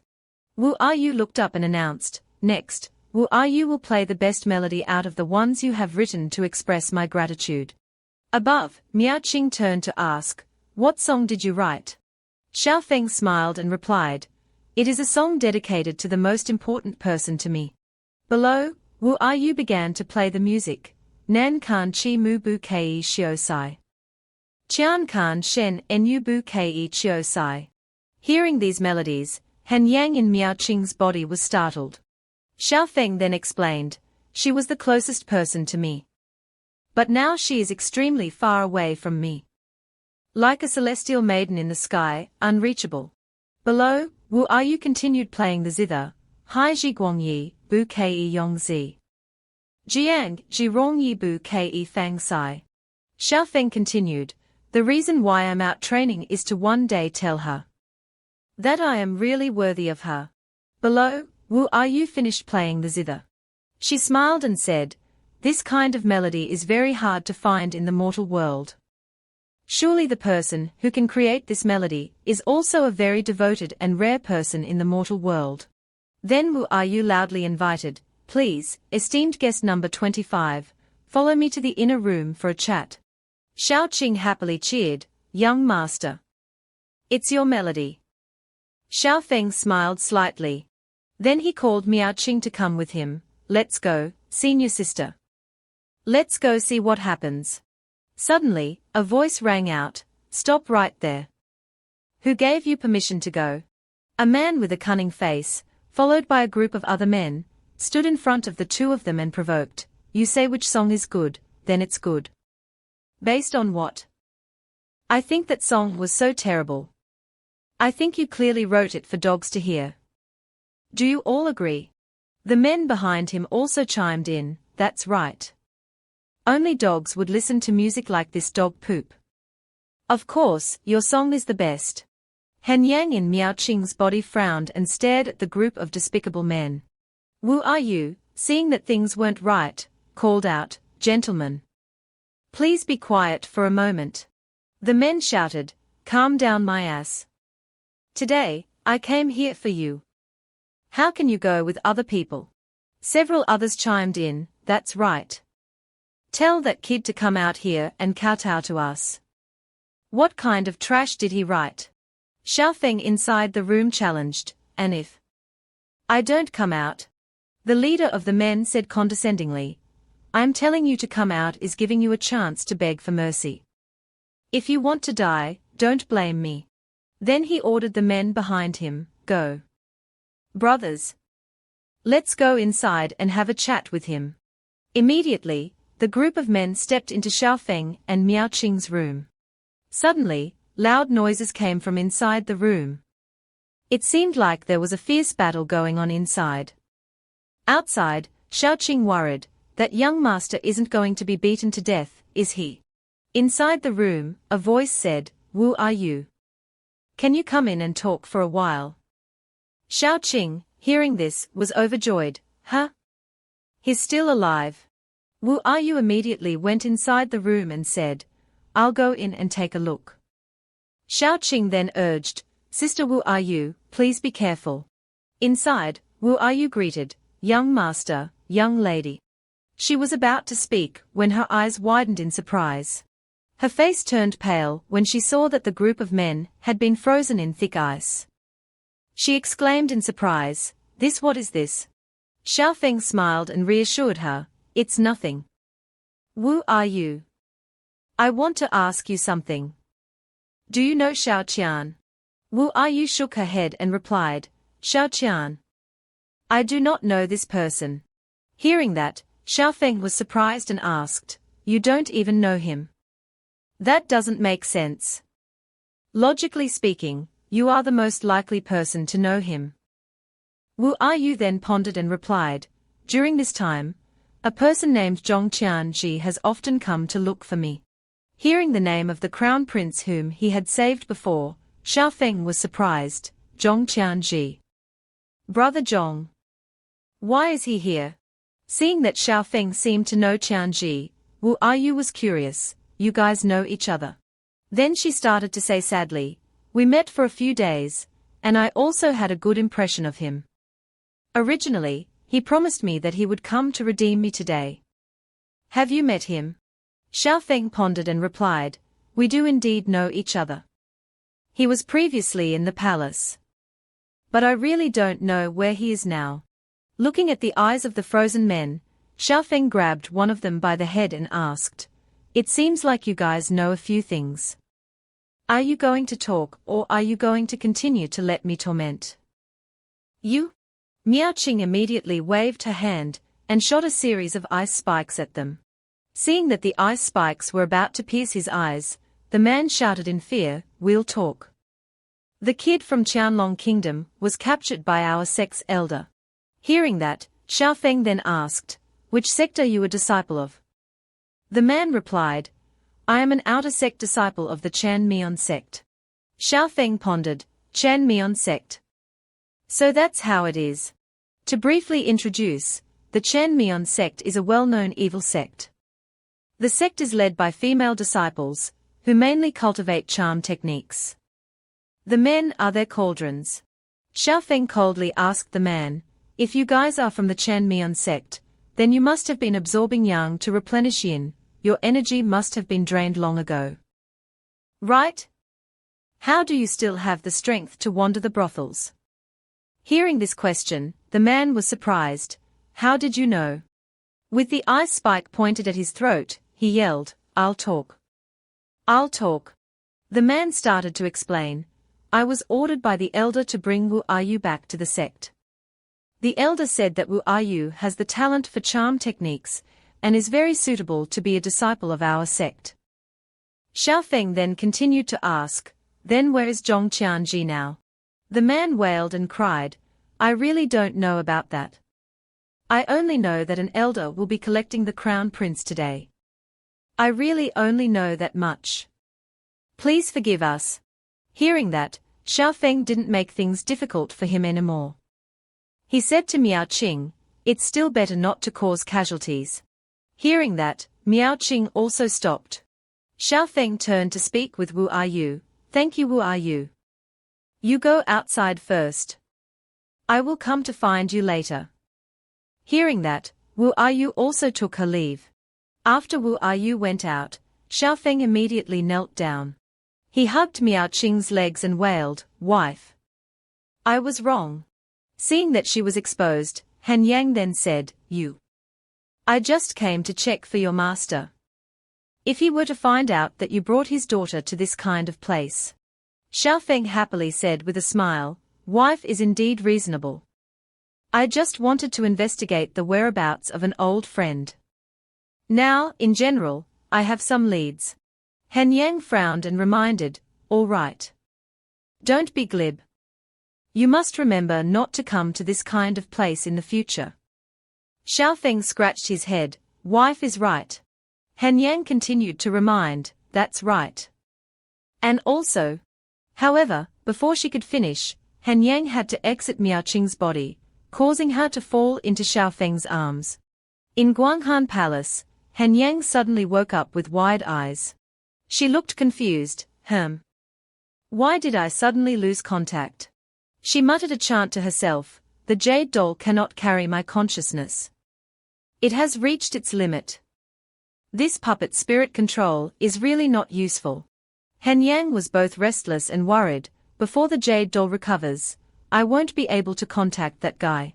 Han Yang's face was very sad. She didn't know if Xiaofeng could hear her last words. Back in the mortal world, Han Yang's doll was now motionless, foaming at the mouth. Xiaofeng held it in his hand, worried and wondering, why did it become like this? Did it get drained? Next to him, Miao Qing also regained consciousness and woke up. Xiaofeng quickly exclaimed, "Senior sister. You're awake." Miao Qing looked confused. "What happened to me?" Xiaofeng quickly covered it up. "You fell asleep in the brothel, so I brought you back here."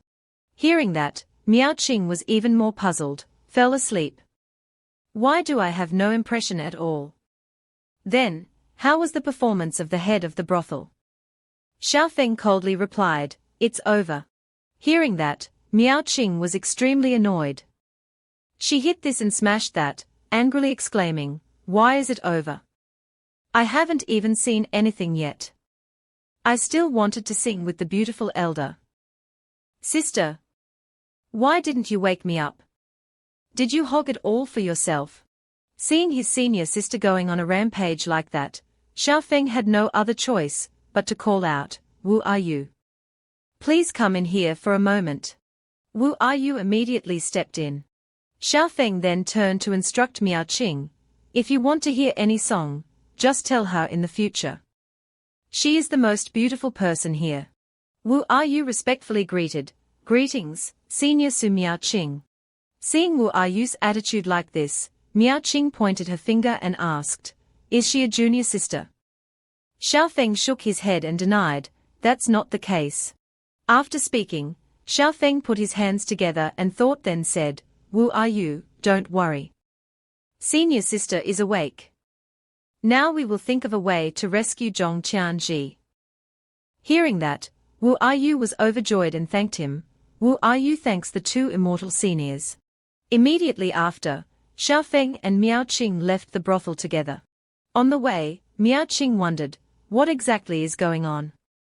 "Xiaofeng, didn't you say you wanted to find an old friend?" Xiaofeng then pondered and replied, "If I'm not wrong, Zhong Qianji is that friend of mine." Hearing that, Miao Qing looked confused. "Huh? Why didn't you recognize him last time?" Xiaofeng replied, "His face is too different compared to my impression of him. I couldn't recognize him right away. But now, let's think about how to save him first. The Crown Prince should have some information." The two quickly flew to the Crown Prince's palace. Xiaofeng observed that the guards here were quite strict. Miao Qing looked around and called out, "Look over there. They saw some cultivators here." Miao Qing exclaimed, "There are even cultivators here. It seems that the Crown Prince's palace is indeed hiding some secrets." Miao Qing immediately came up with a plan. She smiled and suggested, "Xiaofeng, I'll lure those guys away. You take the chance to go in." Xiaofeng then reminded his senior sister, "Don't engage in a direct conflict with them. Be careful." Miao Qing reassured him, "Don't worry. I'm so reliable, I'll definitely know when to go easy." Indeed, she was careful. Miao Qing immediately created a large explosion at the main gate. Seeing that, the guards immediately rushed out and yelled, "Enemy attack! There's an enemy who's a cultivator. Quickly report to the immortal. Where did this little thief come from? How dare you destroy the palace? Kill them without mercy." Seeing that scene, Xiaofeng sighed and said, "I knew it. I shouldn't have trusted her when she said she knew how to go easy. Forget it. I'm sure my senior sister won't be in any danger." Taking advantage of the guards leaving, Xiaofeng quickly sneaked into the palace. In front of the palace gate, Xiaofeng muttered to himself, "Logically speaking, the cultivators of the Chanmian sect should be guarding the Crown Prince. Anyway, they can't have been lured away by my senior sister." He slowly pushed open the door and entered, certain that he would have a hard fight. When Xiaofeng pushed open the door, he immediately heard a voice, "See my power." In front of him was the Crown Prince of the Yuan High Kingdom, lying on top of a woman, who was none other than the Lin Fei who had bewitched the emperor. The perverted Crown Prince said affectionately, "You are truly a charming little demon." Lin Fei also replied, "Isn't it because your father was too useless?" Seeing this scene, Xiaofeng was excited, "Oh my god. The amount of information is too much." On this side, the two seemed to have not noticed Xiaofeng's presence. They were still cuddling each other. "You're hateful. You're a bad guy. He, isn't that why you like me for?" Lin Fei sternly asked the Crown Prince, "Have you thought it through? I am your father's concubine. There is no turning back." The Crown Prince then reassured her, "What are you afraid of? With you and the cultivators behind you helping me, it won't even take a year for me to overthrow that old man." At this moment, Xiaofeng spoke up, "What a filial father and son."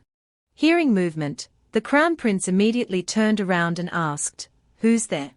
Xiaofeng stood at the door and smiled sarcastically, "I didn't expect you guys to play it so exciting. I'm ashamed to say I can't compare." Seeing Xiaofeng, the Crown Prince shouted, "You are that disciple of the Wentian sect, Why did you break into the Eastern Palace in the middle of the night? Xiaofeng still had a disdainful smile. I just heard that there are disciples of the Chanmian sect here, and I wanted to ask them a few questions. I guess the person I'm looking for must be Lin Fei. Right? Lin Fei then sat up and showed a seductive expression. What is it? Want to play with me? Xiaofeng laughed contemptuously. I have no interest in people like you. I just want to ask, where are those siblings from the Qianlong kingdom? Lin Fei winked playfully and replied, HMPH. Where do they want to go? How would I know? Knowing that she was quite stubborn, Xiaofeng secretly conjured a small ball of light in his hand.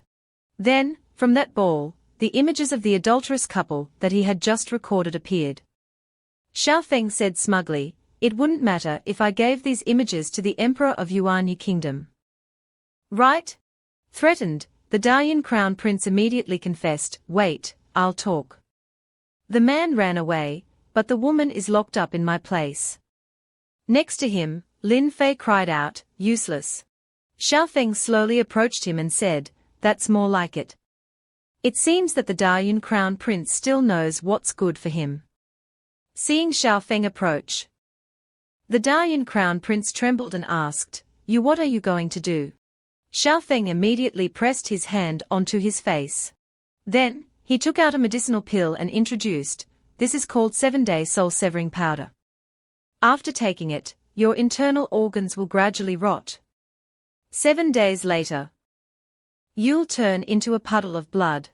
After introducing it, Xiaofeng stuffed the pill directly into the Dalian Crown Prince's mouth. He threatened him, lead the way. If you want the antidote, you better not try any tricks. The Dalian Crown Prince fearfully and helplessly replied, Immortal, please rest assured. I'll change my clothes and lead the way. Seeing Xiaofeng's methods, Lin Fei asked, what kind of righteous way are you using? Xiaofeng laughed, ha ha. You're right. I've never been considered righteous. The Dalian Crown Prince immediately led Xiaofeng to where Princess Yuji was being held. Princess Yuji was being hung up at this time. The Dalian Crown Prince hurriedly said, look, Princess Yuji is still here safe and sound. I haven't touched her. Xiaofeng threatened, if you touch her, don't even think about getting the antidote. Upon hearing Xiaofeng's voice, Princess Yuji woke up and asked, is that benefactor's voice? Immediately, the shackles binding her were opened. Xiaofeng quickly supported Princess Yuji. Although Yuji was still tired, she was very happy in her heart to be rescued. Xiaofeng reassured her, don't talk. I'll take you out of here first. Seeing the two of them about to leave, the Dalian Crown Prince cried out, what about my antidote? Without even turning his head, Xiaofeng tossed him a bottle of antidote and instructed, remember to take it daily. Gripping the bottle of antidote in his hand, the Dalian Crown Prince gritted his teeth. I've remembered this debt. Wait until I inherit Dalian. Before he could finish speaking, there was a sudden commotion outside. Look. What is that in the sky outside? The Dalian Crown Prince immediately opened the door and asked, what's all the noise about? But then, his eyes widened. He was dumbfounded. In the sky, the image of him and Lin Fei being intimate was being shown for everyone to see. In addition, Xiaofeng's voice echoed, I wish the Dalian Crown Prince and consort Lin Fei a harmonious union. For 100 years. Back with Xiaofeng. He was now flying on a flying sword with Princess Yuji. As they flew, Xiaofeng asked, has the princess ever experienced flying before? Princess Yuji replied, yes. Taoist by Chen took me to seek medical treatment and let me fly. She added, my ancestors once did Taoist by Chen a favor, so he has always protected us. But before, in order to cover my brother's escape, he was captured by the Bua sect of the National Preceptor. Xiaofeng reassured, it's okay. If it's the National Preceptor's sect, it'll be easier to negotiate. Then, he sped up, quickly going to rescue Taoist by Chen. The two quickly arrived at the Bua sect's manor. Seeing it, Princess Yuji exclaimed, is this the sect where the immortal cultivates? It's magnificent. Xiao Feng didn't think so.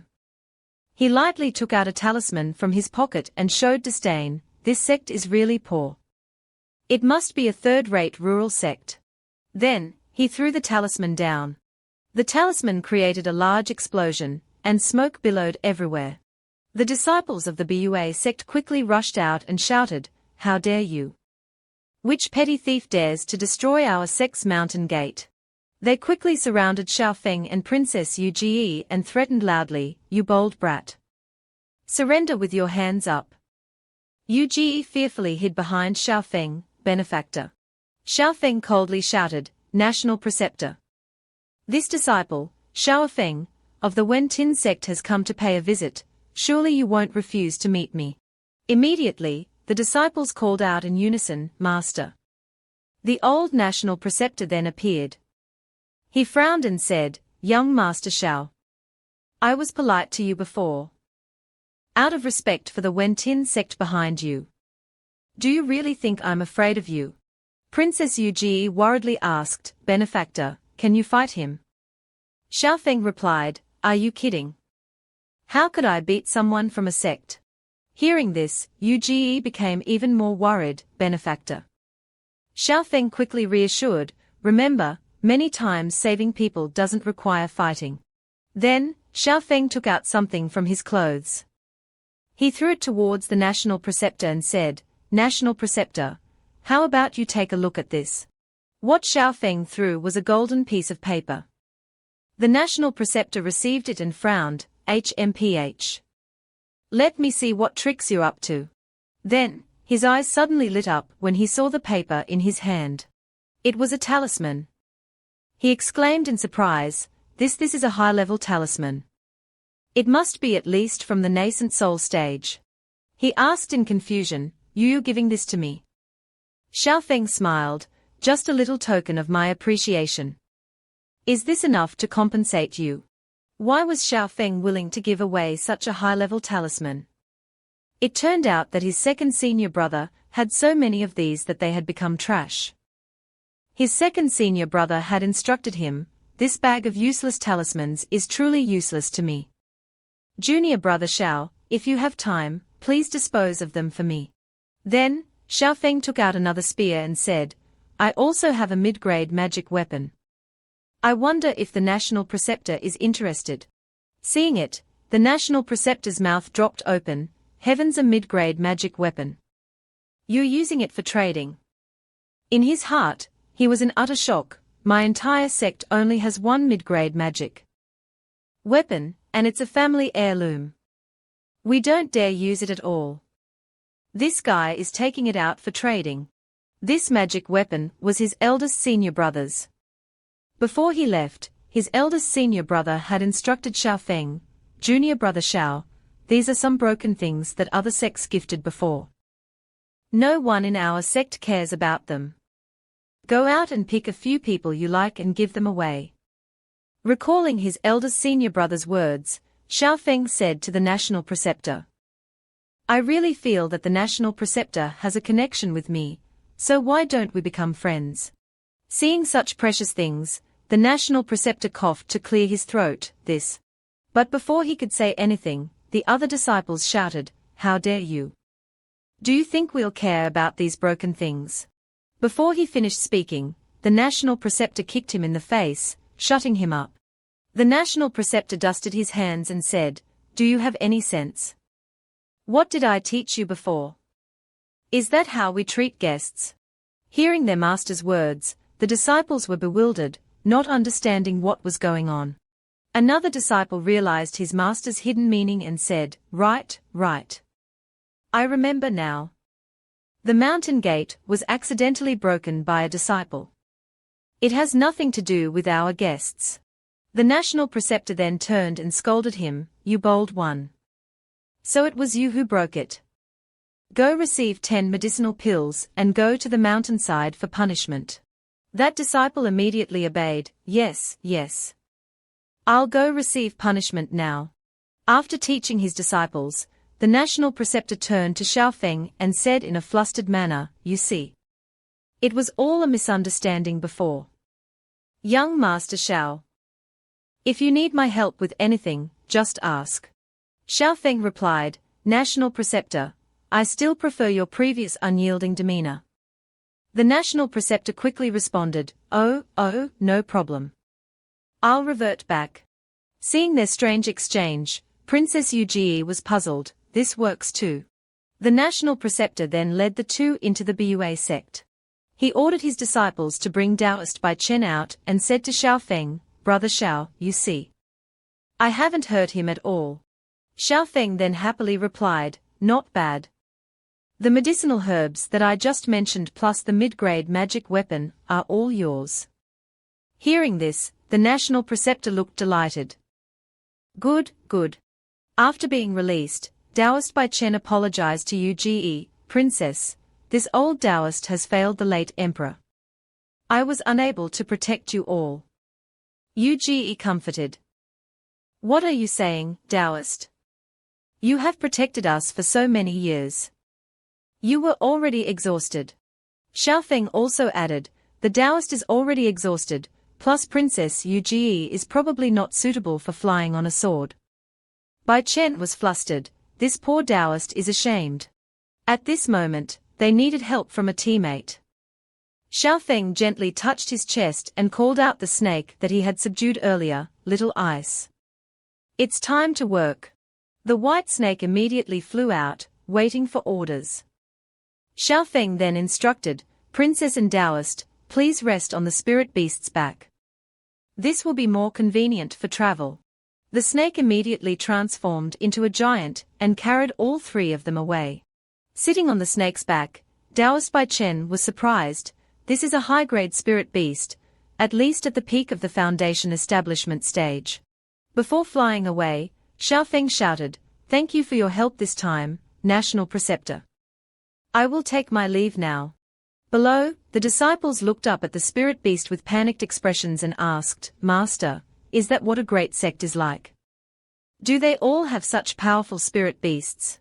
Upon hearing this, the National Preceptor became furious and yelled, This old man hasn't met a disciple of a great sect before. Are you saying our sect is poor? The disciple immediately denied, No. Then the National Preceptor led the disciples inside and instructed, Let's go. Don't be so amazed. As long as you cultivate diligently, you will be like him sooner or later. Saying this, the National Preceptor felt extremely envious in his heart, damn it. People are so different. It's infuriating. Back on the python's back. On the way, Xiaofeng asked Bai Chen, Dowst, where is Chenji? Bai Chen replied, At that time, this poor Dowst covered the crown prince's escape. We got separated. Upon hearing this, Xiaofeng said, Then let's go to the port to reunite with my senior sister first, and then we'll think of something. Suddenly, the python roared as if it had discovered something. Seeing this, Xiaofeng was very surprised, What's wrong with it? It seems that Little Ice has discovered something. Xiaofeng looked around and sensed. Meanwhile, Dowst by Chen didn't sense anyone around. But Xiaofeng was different. He shouted, Don't hide anymore. My spirit beast has already discovered you. A voice suddenly rang out, Little Lin told me that a disciple of the Wentin sect had ruined her good deed, but she didn't tell me that there was also a spirit beast that had reached the peak of the Foundation establishment stage. The person who just appeared was Mai Shi of the Chanmian Pavilion. She greeted, This humble one, Mai Shi of the Chanmian Pavilion, greets young master. Bai Chen immediately sensed that she was at the golden core stage. Xiaofeng politely greeted back and asked, I presume that senior is an elder of the Chanmian Pavilion. May I ask what brings you to us? Mai Shi replied, I was going to find the young girl beside you. Then, her expression turned perverted, and she said with a sinister smile, But now this humble one likes the young master more. I wonder if you can come back to the Chanmian Pavilion with this humble one. Xiaofeng chuckled with disdain and replied, This junior finds the Wentin sect quite good. I have no intention of changing sects at the moment. Another voice chimed in, Little Mai, I've told you before.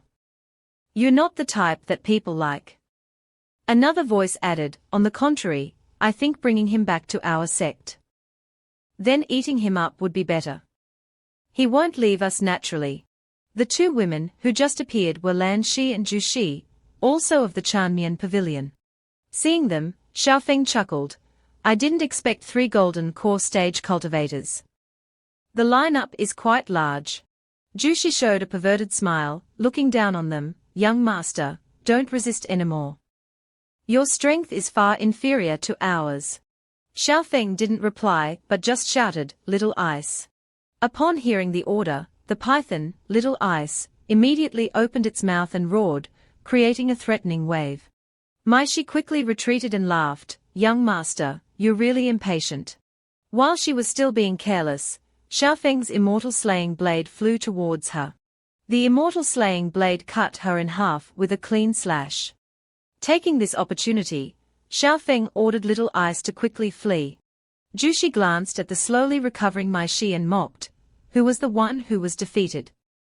Lan Shi also mocked, being defeated by a mere chi refining stage cultivator, what a disgrace. Maishi frowned and retorted, instead of laughing at me, why don't you go and chase after them? Jushi showed a crafty smile and said, don't worry. He won't be able to escape. Then, the 3 of them immediately turned into streams of light and chased after Xiaofeng. Watching them chase after him, Xiaofeng pondered, although Little Ice's speed is already extremely fast, it's still lacking by a large realm, and it can't shake off those demons. Suddenly, Taoist Bai Chen spoke up, Young Master Xiao, this is not a solution. How about you listen to my suggestion? Hearing Bai Chen's words, Xiaofeng was puzzled. What is Taoist Bai Chen's suggestion? Taoist Bai Chen then proposed an idea. Although I have suffered serious injuries, if I burn my origin, I still have some remaining strength. At least I can help you lure away some pursuers. At that time, please take care of the princess. Xiaofeng immediately objected, no way. This is a path to certain death. Taoist Bai Chen then laughed loudly, ha ha. So what? Although my Taoist name is Bai Chen, I have spent my whole life in the mortal world. I'm just returning to the mortal world. Then, realizing that those women were about to catch up, Taoist Bai Chen urged, if the young master talks any more, I will rush over and self-detonate. At least I can win a chance of survival for the princess. Knowing that there was no other way, Xiaofeng had to give Bai Chen a magic weapon and instructed, I understand. This is a magic weapon that I use myself, I'll give it to the Taoist. Receiving the magic weapon, Bai Chen was excited. A top-grade magic weapon, even in our cultivation sect, it's enough to start a bloody battle. Being able to use it once will be worth it. After speaking, Bai Chen bowed to Princess Uge, Princess, please take care. Bai Chen is leaving now. Immediately, Bai Chen jumped off Little Ice's head and rushed out to block them. Seeing a change, the women said, they are dividing their forces. Lan Shi took the responsibility of chasing Bai Chen. Then, she quickly chased after Taoist Bai Chen. Realizing that there was something strange, Lan Shi thought, burning one's origin. Could it be a feint? Suddenly, a crescent-shaped palm strike was fired from Bai Chen towards her. She quickly dodged to the side, avoiding it. She angrily shouted, you're courting death. Then, while chasing Bai Chen, she shouted, you useless Taoist. Today, I will definitely peel your skin and rip out your bones. You're definitely going to die today. Hearing this, Bai Chen showed no fear. He said, throughout my life, my aptitude has been dull. While throwing out several magic treasures to block the way, Bai Chen continued, from a young age, I unexpectedly received great kindness from the heavenly dragon kingdom. Entered the immortal sect at the age of 15, and cultivated to chi refining at the age of 25. Speaking of this, Bai Chen paused to chant an incantation. Immediately, those magic treasures exploded, trying to destroy Lan Shi. While chanting, Bai Chen continued, at the age of 50, I reached the foundation establishment stage. And I knew that I had no fate with the golden core in this life. But so what? After speaking, He pointed his finger at his forehead and shouted, "Origin of life. Burn it all for me." Bai Chen decided to use all of his life to block Lan Shi's way. He burst into laughter, "Ha ha ha. I am carefree and at ease, laughing in the mortal world." On this side, realizing that Bai Chen had sacrificed himself, Princess Yuji sadly said, "Dowst Bai Chen, he is the best cultivator I have ever met. I had long regarded him as family." Xiao Feng suddenly spoke up, "Dowst Bai Chen is right. I am indeed a bit talkative." Hearing this, Yuji was confused, not knowing what Xiao Feng was going to do. Xiao Feng ordered Little Ice to quickly descend to a piece of land. Stepping on the ground, Xiao Feng said, "If the qi refining stage can't handle it." Then, he took out a flag, and said, "Then let the foundation establishment stage do it." From the flag, Xiao Feng shouted, creating a formation, Fire Crow Formation. "Activate." Immediately, the flag emitted an extremely large red energy, surrounding both of them. Xiao Feng turned to Princess and instructed, "Uge, stay in here, don't go anywhere." After instructing her, Xiao Feng created 3 small flames and said, "Now I need to break through my realm." With the Fire Crow Great Formation, they won't be able to break in for a short while. After speaking, he took out a golden core from his clothes. Xiao Feng quickly absorbed the spiritual energy from the golden core to break through. After absorbing all the spiritual energy, Xiao Feng sat down in meditation to begin cultivating. On the outside, Zhu Shi and Mai Shi had arrived and were blocked by the Fire Crow Great Formation. Seeing the formation, Zhu Shi exclaimed, "The formation is too strong." Mai Shi then said, "Fortunately, the strength of the person who set up the formation is low. We can forcefully break through it.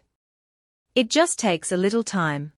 Suddenly, another voice rang out, "A simple formation is already causing you 2 sisters so much trouble." Zhu Shi and Mai Shi looked up to see where the voice came from. It turned out that the voice came from another of the Chanmian Pavilion's attendants wearing a green dress. She had captured Zhong Chenji and Wu Ru. "We will temporarily call her Jiao Zhu." Mai Shi turned back, looking delighted, "You finally arrived, and you even captured that little brat." Jiao Zhu smiled craftily, "Do you two still remember the child who was very suitable to be taken as a disciple? These two just happened to be hiding together. It's truly killing 2 birds with 1 stone." Then, she shouted into the formation, "Hey! You inside, listen carefully. Quickly drop the formation, or else." She pointed at Chenji and threatened, "The Crown Prince of the Heavenly Dragon Kingdom will lose his life." Chenji wasn't afraid at all. He shouted to Xiao Feng, "Benefactor, take Uge and leave. Leave me be." Before he could finish speaking, his mouth was covered by Jiao Zhu's cloth. She touched his head, absorbed some of his spiritual energy, and warned, "You still dare to have a stiff mouth? It seems I have to teach you a lesson." Chenji felt excruciating pain, as Jiao Zhu absorbed his spiritual energy. After absorbing it, she continued to threaten, "You brat from the Wen Tin sect, if you don't drop the formation, this crown prince will die." Inside the formation, Uge was extremely worried seeing Chenji like this, "Brother." Suddenly, from behind Jiao Zhu, a fire phoenix unexpectedly flew over. The bird startled her, causing her to dodge to the side, releasing Chenji. She exclaimed in surprise, "Innate true fire." Miao Qing had arrived. She reprimanded her, "HMPH, senior at the Golden Core stage bullying a mortal. You really have no shame." Immediately, all 3 women from the Chanmian Pavilion rushed towards Miao Qing and shouted, "Take her down." Miao Qing smiled and took out a talisman. She threw out the golden binding heavenly talisman. The talisman flew out, surrounding the 3 women. Jushi cried out, "It's a high-grade talisman." Mai Shi then reassured her 2 sisters, "Protect yourselves. Although the talisman is powerful, the power she can activate is limited. Just wait until the effects are over." Jiao Zhu frowned and glanced at the formation behind her, saying, "In a moment, we will definitely make them pay." After binding the women, Miao Qing quickly rescued Chenji and Wu Ru and landed next to Xiao Feng. Seeing Xiaofeng's current appearance, Miao Qing thought. This is what Xiao Qian looked like initially. So, the Xiao Qian I met in the beginning was Zhong Chenji after having his life essence drained. Princess Yu Ji quickly ran over and hugged her brother tightly. Miao Qing then bent down and asked Xiaofeng, Xiaofeng, is the aura on your body preparing to break through? I waited at the meeting point, and when I didn't see you, I guessed that you had encountered trouble. Xiaofeng was still meditating and replied, facing 3 golden core stage cultivators, wasn't I out of options? Miao Qing smiled, next, I will protect you. Then, she turned and asked the 2 siblings, why exactly do those 3 demonesses want to capture you? Chenji coughed and answered, that demonesses told me to hand over the immortal jade pendant, but I have no idea what that is. Yu Ji also added, I've never heard of it either. But my father did give me a jade pendant before I left. Then, she took out a jade pendant and continued, he instructed me that this is my marriage gift. He told me not to show it to anyone. Seeing the jade pendant, Xiaofeng thought, so the key to the immortal abode that I've always been looking for is on Yu Ji's person. No wonder I couldn't find it no matter how I searched. Suddenly, there was a loud explosion. Miao Qing's high-grade talisman had been destroyed. Above, Jushi angrily said, I've had enough. I must kill them right now. Maishi also added, use all our strength to destroy their formation. Then, the 3 of them unleashed a palm strike towards Xiaofeng's formation. Seeing this situation, Miao Qing suggested, we can't just wait like this. I'll go out and hold them back. Xiaofeng immediately summoned Little Ice. He ordered it to go with Miao Qing to help and buy them some time. After he breaks through, he will have his own way to deal with them. Above, the 3 women continued to attack Xiaofeng's formation. The formation couldn't withstand the attack of the 3 golden core cultivators, and immediately shattered. The 3 women were delighted to see this, the formation is about to be destroyed. Let's put in a bit more effort. Immediately, a firebird flew out from inside the formation. Miao Qing flew out to confront the 3 women. Seeing this, Zhao Zhu laughed disdainfully. A little foundation establishment girl dares to come before the 3 of us. Ignoring her taunts, Miao Qing threw out several high-grade talismans. Being attacked by the talismans, the 3 quickly retreated and told each other, be careful. How many high-grade talismans does this one have? Suddenly, behind Zhao Zhu, Little Ice appeared and spat out a stream of water. Maishi hurriedly shouted a warning, Zhao Zhu, be careful behind you. Being attacked unexpectedly, Zhao Zhu was unable to dodge in time. She was quickly frozen. However, her strength was not ordinary. The ice that bound her quickly shattered. She quickly broke free from the ice that was trapping her. Then, Zhao Zhu showed a crafty smile towards Little Ice, hee. The spirit beast is very powerful. She took out a sword and threatened Little Ice, it seems I'll have to seriously play with you, beast. On this side, Miao Qing was still challenging Mai Shi and Ju Shi, you 2 sisters are bullying the weak. You really have no shame. Ju Shi retorted, HMPH. If you have the ability, don't use any magic treasures. This sister will fight you alone. Mai Shi immediately reminded, don't hold back. No matter how many magic treasures this girl has, her strength is limited. Below at this time, Xiaofeng was still sitting in meditation. His entire body was emitting a fiery aura. In the sky above, lightning was crackling, indicating that a heavenly tribulation was about to occur. Xiaofeng looked up at the sky and wondered, it's just the foundation establishment stage. Isn't the tribulation a little too big? Then, suddenly, he turned back as if he had realized something. In the battle with Miao Qing, it seemed that she was starting to struggle.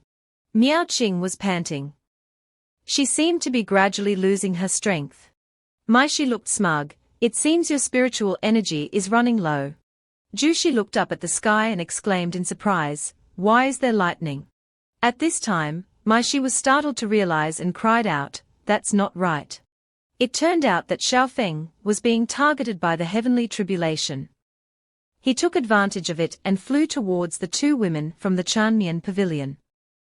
As he flew towards them, Xiaofeng shouted, "Ha ha! Dear sisters, come and play with me."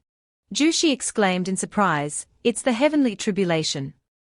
Maishi also shouted, "If you get close to him, you will be caught in the heavenly tribulation." Immediately, the two women quickly scattered, trying to stay away from Xiaofeng. Xiaofeng quickly flew after Maishi and shouted, "Sister, why are you running?" Maishi angrily reproached, "You are crazy. Why don't you obediently undergo your tribulation, and instead join our battle? Do you want to die?" Xiao Fng clenched his fists and roared, "Tribulation, my ass. This old man is at the chi refining stage, trading blows with a golden core stage cultivator is a great deal. Don't run." While chasing after her, Xiao Fng said, "Don't run, you thief." Jushi saw this and laughed triumphantly, "Phew. Luckily that madman isn't chasing me." Miao Qing hearing this asked, "It seems you don't care about your comrades at all." Jushi replied, "That's a heavenly tribulation. We were just here for a mission. Who wants to risk their life?" Then she turned to threaten Miao Qing, "The one who was blocking me is gone. It's time for me to get serious." Meanwhile, Xiao Fng continued chasing and yelling, "Hey old woman, why do you keep running? Don't you have any style of the endless sect? Are you too ugly to face people?" "It's okay, I don't mind."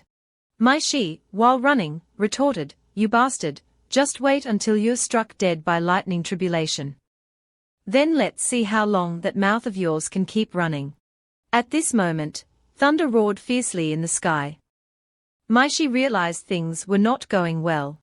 Her eyes filled with anxiety. The lightning tribulation is coming down. Instantly, lightning began to strike fiercely from the sky, forcing Maishi to quickly create a protective barrier. However, the barrier was too weak and had already been damaged in several places. She was inside her flimsy shield and chuckled bitterly. Maishi frowned and muttered to herself, "This won't do. The scope of the tribulation clouds is too large."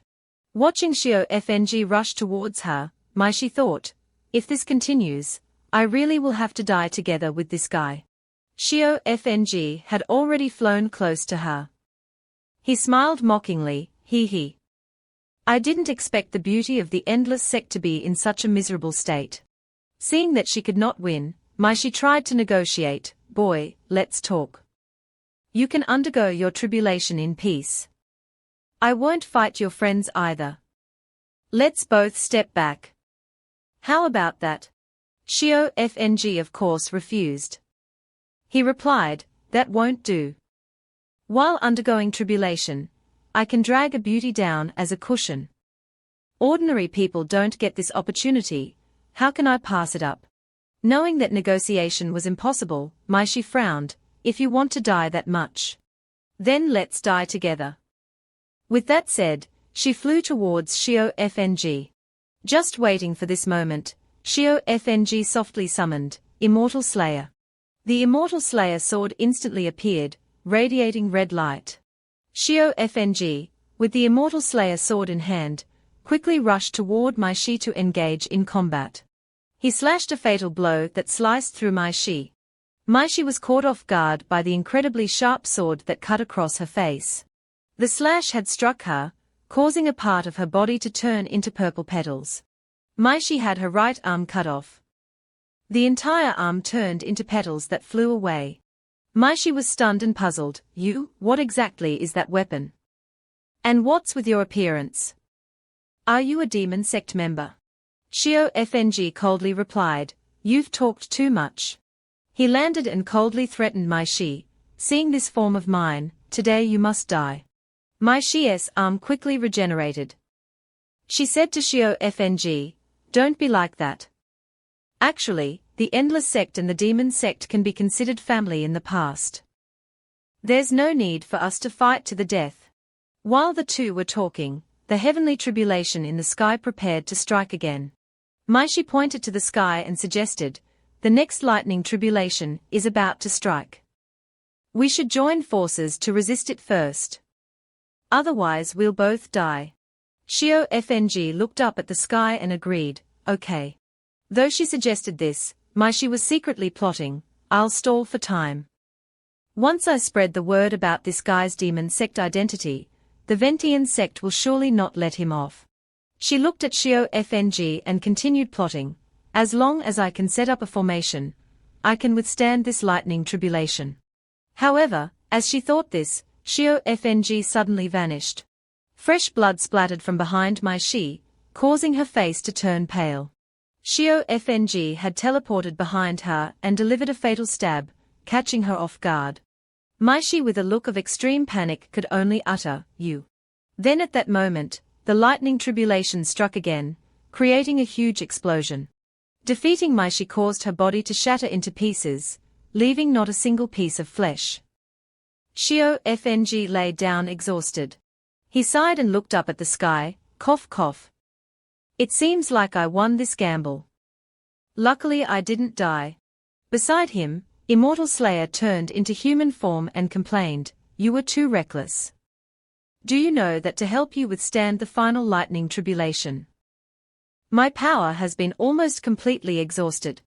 Xiao Fng sat up and tiredly replied, "Ha ha, that was a golden core stage cultivator.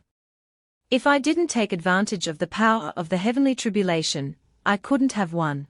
Knowing that his spiritual energy was not enough to feed Immortal Slayer, Xiao Fng had to suggest, "How about this? Next time I will definitely find you a good spiritual item so that you can replenish your spiritual energy." Immortal Slayer reluctantly agreed, "Well, that will do for now." Suddenly, a small, glowing golden flame appeared on the ground. Seeing it, Immortal Slayer exclaimed, "Hey, it's a Dao seed." Xiao Fng picked it up and smiled, "Ah, I know what this is." He then explained to Immortal Slayer, "After each breakthrough to a major realm, cultivators have the opportunity to choose an innate power from all the myriad of Daos. It's just that this innate power is completely random, it purely depends on luck." Hearing this, Immortal Slayer immediately suggested, "Quickly try it. Let's see how your luck is." Listening to Immortal Slayer, Xiao Fng reached out and touched the flame. The flame quickly flew up and circled around Xiao Fng's body. It kept circling his body while he sat attentively, trying to cultivate to test it out. Immortal Slayer on the outside anxiously asked, "How is it? What is your innate talent?" Xiao Fng was still closing his eyes, muttering, "Innate power." Clearly feeling what his innate power was, Xiao Fng opened his eyes and exclaimed, "Quadruple." To explain, quadruple is an innate power that, when using techniques, has a probability of causing resonance with the heavenly Tao and can be cast 4 times. Hearing this strange innate power, Immortal Slayer pondered and said, "I have heard of this innate power. It is said that the activation probability is very low. It belongs to the type that occasionally unleashes miracles. But overall, it is not good or bad." Xiao Fng staggered to his feet and replied, "It's okay. Innate power is only a supplement. The most important thing is still one's own cultivation." After standing firm, Xiao Fng turned and called to Immortal Slayer, "Let's quickly go back to support senior sister." Immortal Slayer reminded, "Be careful. You are seriously injured right now. I don't have any more power either. If you can win with your mind, don't force yourself to fight." Returning to Miao Qing's battle, her hand was now injured. Her face also seemed to show signs of exhaustion and weakness. Opposite her, Jushi challenged, "How's it going, little junior sister? Don't you have a lot of high-level spiritual treasures? Use them all." Miao Qing tried to stand firm despite being very tired. She thought, this guy's movements are too fast. In a situation where she is prepared, it is almost impossible to attack her. Instead, I will reveal my flaws. Miao Qing glanced to the side and said, "Moreover, the other problem is." She saw Little Ice had fallen because he was defeated.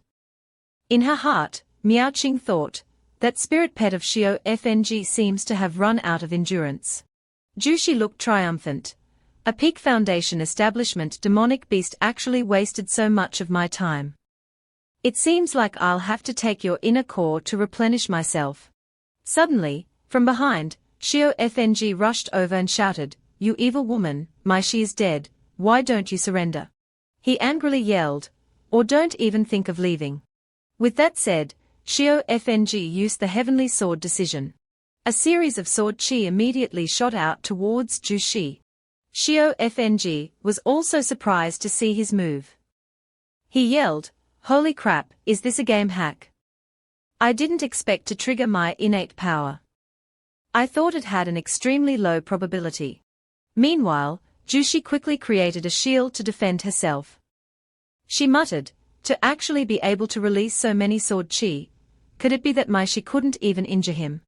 Jushi also quickly flew up to assist. She asked, "Little Zhu, this situation isn't right. Are we still going to risk it?" Meanwhile, Shio FNG had begun to summon the myriad heavenly swords. Seeing that things were not looking good, Zushi announced, "Retreat." Immediately, Zushi and Jushi turned into two beams of light and flew away. Below, Miaoqing shouted, "They want to run, Shio FNG." Shio FNG was very tired at this point. He murmured, "Senior sister, don't chase them." After saying that, Shio FNG fainted and slowly fell. Miaoqing turned to look and was startled when she saw her junior brother's condition. She immediately rushed over, trying to catch him. Luckily, Miaoqing arrived in time. She grabbed his hand and helped him up. Feeling that Shio FNG was injured, Miaoqing said, "You are seriously injured." Shio FNG wiped the blood from his mouth and reassured, "It's okay. Let's leave here quickly." He looked at the departing figures of the two women and reminded his senior sister, "Those evil women are not stupid. They will quickly realize that something is wrong." Miaoqing looked worried, "I know. You rest first. I'll take care of the rest." The two then returned to the ship with Chenji, Yuji, and Wru. On the ship, Princess Yuji said to Shio FNG, "Is this the flying magic artifact of the cultivators? It's amazing." Chenji added, "In the past Taoist by Chen talked about this kind of magic artifact. But he said he had never been on one." Shio FNG explained, "The speed of the flying ark is not as fast as a spiritual beast. But now Little Ice is seriously injured. We can only use this magic artifact for the time being." Feeling worried about Bai Chen, Princess Yuji asked, "Benefactor, how is Taoist Bai Chen doing?" Shio FNG replied, "In my consciousness, the magic artifact I gave him has been destroyed." Hearing this, Yuji sadly said, "Perhaps he is still alive." Shio FNG shook his head sadly and replied, "The magic artifact I gave him, a small golden core cultivator cannot destroy it. The only possibility is that he took the initiative to self-destruct." Hearing Shio FNG's affirmation, Chenji clenched his fist and was determined, if Taoist Bai Chen is no longer here, then the only support of the Heavenly Dragon Kingdom is our fleet. Suddenly, Miaoqing spoke up, "I'm very sorry to bother you two, Crown Prince and Princess. There's something I need to show you too." Miaoqing pointed to the sea and said, "Please look at those things on the surface of the sea." Seeing that, Chenji was startled and cried out, "That's..." Before Chenji were the wreckage of ships floating all over the sea. Chenji cried out in anguish, "Our fleet." Having such a huge shock, Chenji began to cough up blood. Yuji and Wru quickly rushed over to support him. Chenji then reassured, "It's okay. It's just that thinking about the final foundation of the Heavenly Dragon Kingdom being burned to the ground like this trip to the Yuan Sea Kingdom was indeed a mistake. But there was still a small comfort." Chenji turned and grabbed Wru's hand and affectionately said, "Luckily, at least I got to know Wru." Seeing this, Miaoqing excitedly laughed, "Huh? What is the situation with you two?" Wru then explained, "After young Master Shio left, Chenji and I met. We fell in love at first sight." Chenji also asked Shio FNG, I heard that you and WRU knew each other before. Xiao Fng replied, I just helped her out of convenience. Anyway, congratulations to you two on finding your love. After saying that, Xiao Fng looked down and pondered, luckily. This sister-in-law of mine is still my sister-in-law after all. Seeing that her older brother was tired, Princess Yuji suggested, WRU, my older brother's body is not well. Please take him to rest. WRU immediately nodded, leave it to me. Only Princess Yuji remained on the ship with Xiao Fng and Miao Qing at this time. Feeling that Yuji had something on her mind, Xiao Fng asked, does the princess have something she wants to say? Yuji clasped her hands to thank them. The two benefactors have saved us from danger many times. Yuji does not know how to repay you. Then she took out a precious jade pendant and said, after careful consideration, I think only this object can serve as repayment. Glancing at the jade pendant, Xiao Fng asked, you can probably guess that those evil women were actually after this item. Yuji sadly replied, although I am immortal, I can also see it clearly. It's just that keeping this object, for us, would only bring disaster. She continued to say, moreover, you are probably also looking for this object, right? Xiao Fng, hearing this, did not hide anything. He clasped his hands to express his gratitude and said, I really need this object. If the princess is willing to give it to me, then Xiao Yfng will thank you very much. Scene transition, the crown prince's ship then landed on a pier. After taking the three of them ashore, Xiao Fng instructed, this is the boundary of the heavenly moon kingdom. Here, you can avoid the pursuit of the Yuan Sea kingdom. The three of Yuji, Chenji, and WRU clasped their hands to thank him. Thank you, benefactor. May you be well. Xiao Fng and Miao Qing also happily bid them farewell, goodbye, see you again in the future. Then the ship immediately slowly flew into the sky. Seeing Xiao Fng holding the jade pendant of Princess Yuji, Miao Qing asked, Xiao Fng, what exactly is this? Xiao Fng then asked, has senior sister ever heard of the immortal mansions of great figures in the past? Miao Qing replied, of course I have. At this moment, Xiao Fng explained, it is said that those great figures of the ancient times would often leave their inheritance in their immortal mansions before they died. It is only to ensure that their inheritance would not be cut off. From ancient times, many geniuses have risen to great heights, because they have found treasures of the ancients in those immortal mansions. Explaining up to here, Xiao Fng chuckled triumphantly, this jade pendant is the key to one of those great figures' immortal mansions. After listening, Miao Qing was curious how Xiao Fng could know such things. Xiao Fng made up a lie, it's written in books. Who told you not to read often? Being mocked, Miao Qing said resentfully, really? It turns out there's such knowledge in books. I'll have to read more books in the future too. Having successfully deceived Miao Qing, Xiao Fng thought to himself, anyway, senior sister doesn't normally read. I can just make up a few lines and trick her. The sky was now getting dark, and the moonlight was high in the sky. The ship carrying Xiao Fng and Miao Qing was floating in the air. Taking advantage of Miao Qing's deep sleep, Xiao Fng secretly left the ship and flew down. He said to Immortal Slayer, phew, Immortal Slayer, thank you. If it weren't for you hiding my aura, I definitely wouldn't have been able to hide it from senior sister. Immortal Slayer looked puzzled. I'm just curious, why did you say you were going into closed-door cultivation at night, and asked me to hide your aura? What exactly do you want to do? Xiao Fng explained, I plan to find that pair of siblings. To do things that disciples of the Ventian sect should not do. Immortal Slayer hearing this reminded.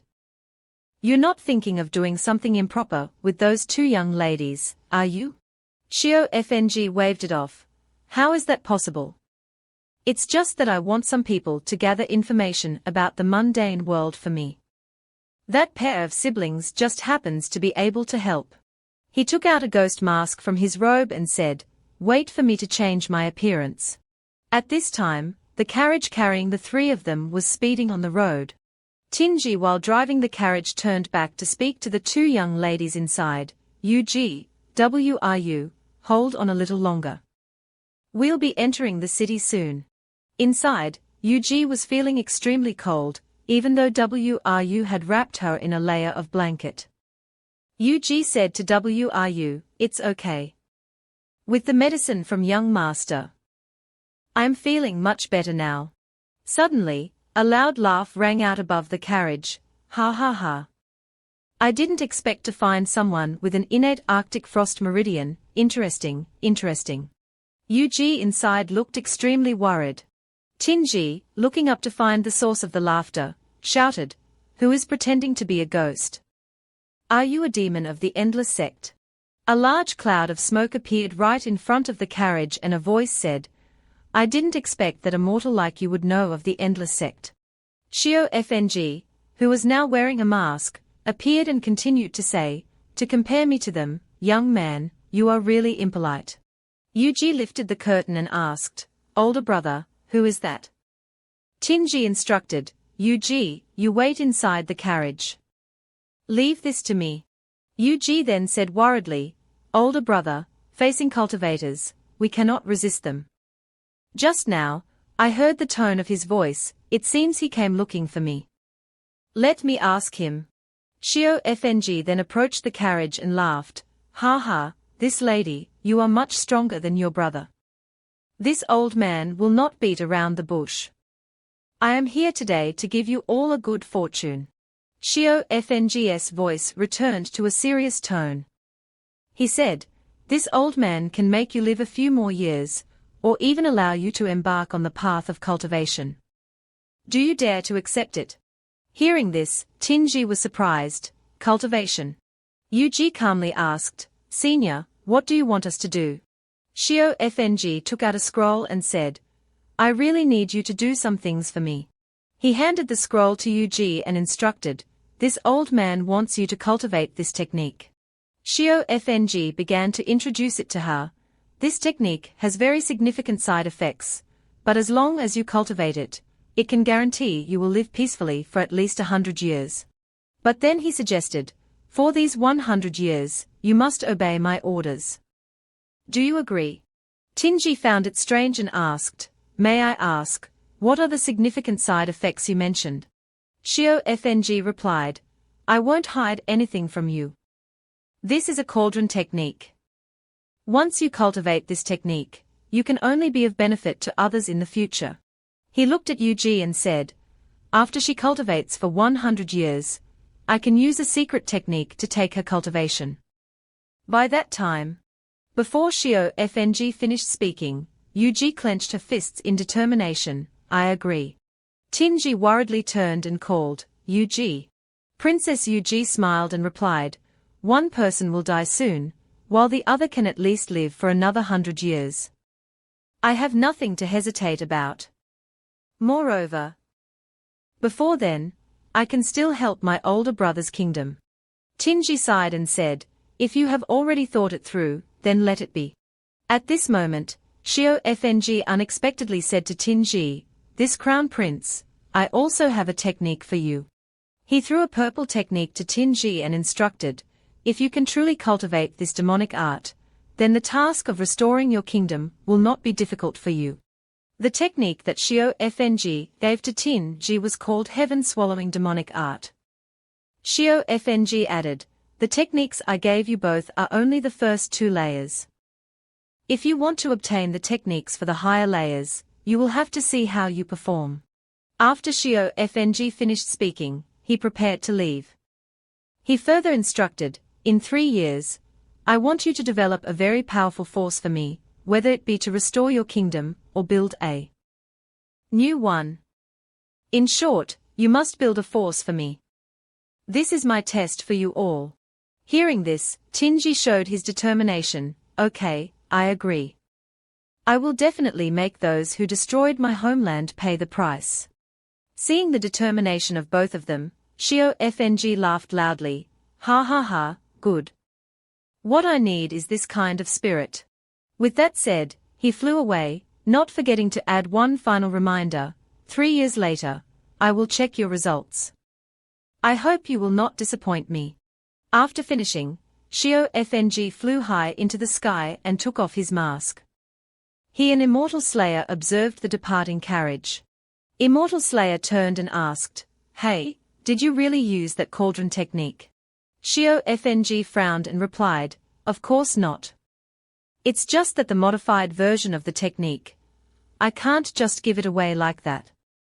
It's best to find an opportunity to ask if Wuya with Macronen is taking any disciples."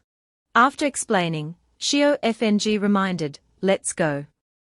Let's return to the ship first. Staying out for too long will cause senior sister to notice."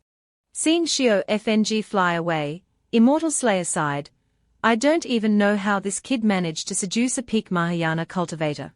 Both of them quickly returned to the ship before Miao Qing could wake up. A moment later, Miao Qing woke up. She was startled when she saw what Shio FNG was doing and cried out, "Shio FNG, what is that?" In front of Shio FNG was a map. Shio FNG then explained, "This is our next training plan. I have listed all the places we can go.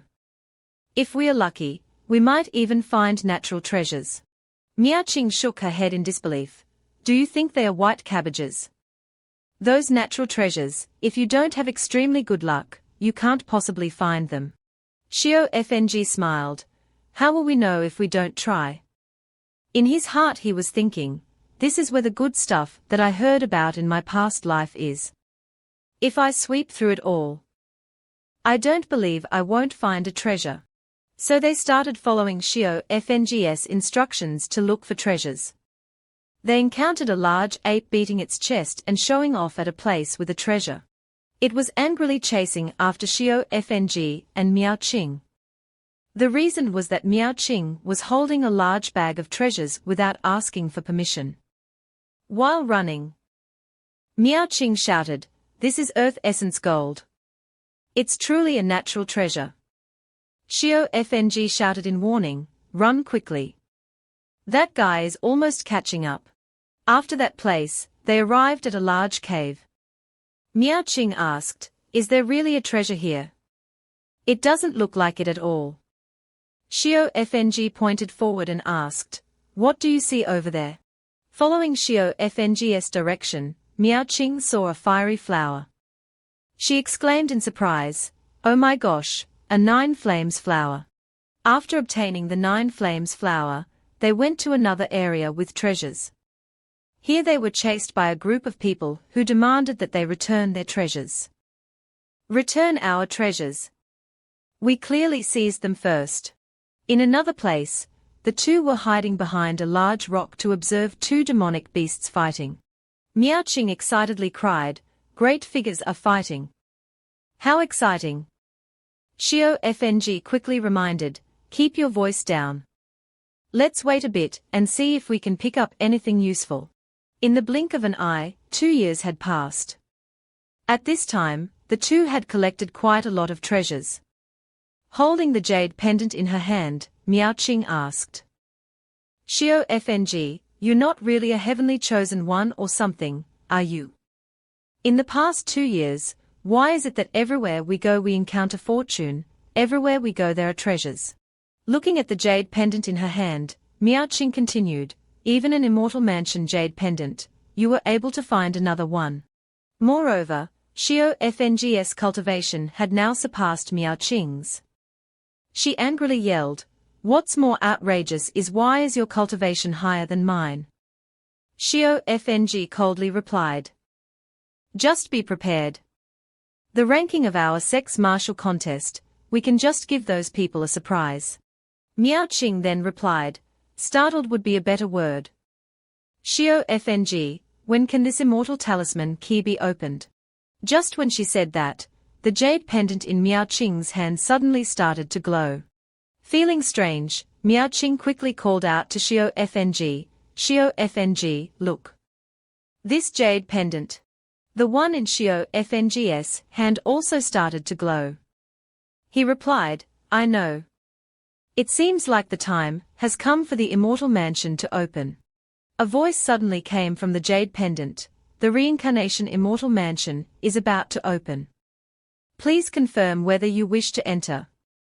Those who wish to enter, please channel your spiritual energy into it. Miao Qing was startled. It can even talk. She excitedly turned to ask Xiao Fng.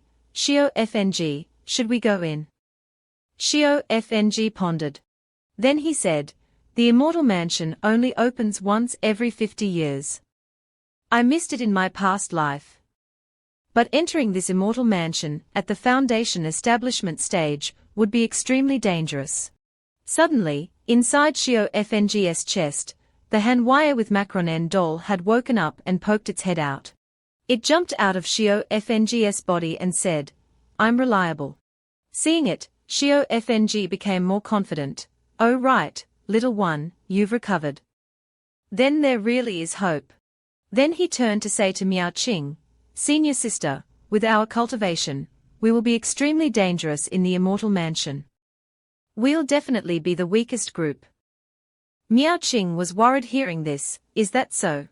Seeing his senior sister worried, Xiao Fng reassured her.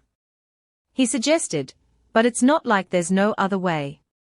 As long as senior sister agrees with me, after we enter, you must listen to my orders completely. Miao Qing immediately nodded. Okay, I will definitely listen to you. Having agreed, Xiaofeng channeled his spiritual power into the jade pendant and said, then let's channel our spiritual power into it. Let's see how our luck is. Miao Qing also quickly channeled her spiritual power into it. Both of them touched the jade pendant at the same time. Immediately, a large beam of light radiated from both jade pendants and shot straight into the sky.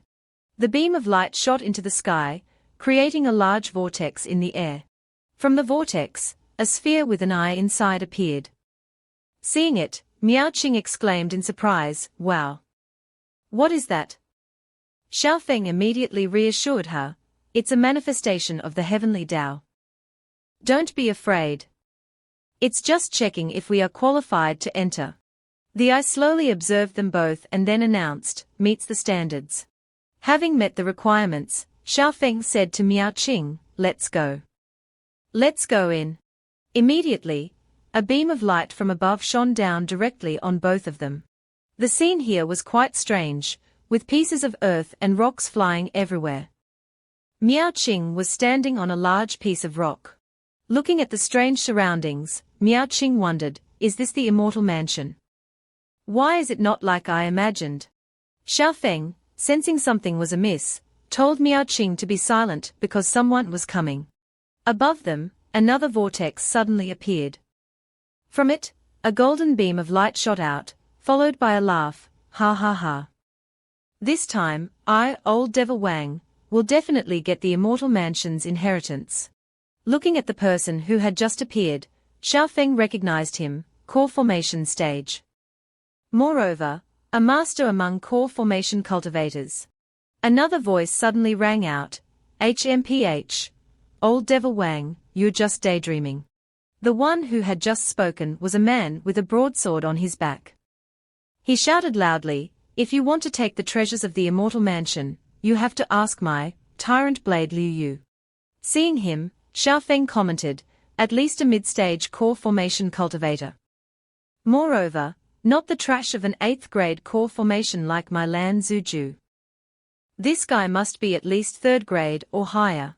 Hearing this, Miao Qing sighed, even if they have magical treasures given by their parents, they probably don't have any hope. At this moment, an idea suddenly came to Xiaofeng. He said to Miao Qing, I have a way.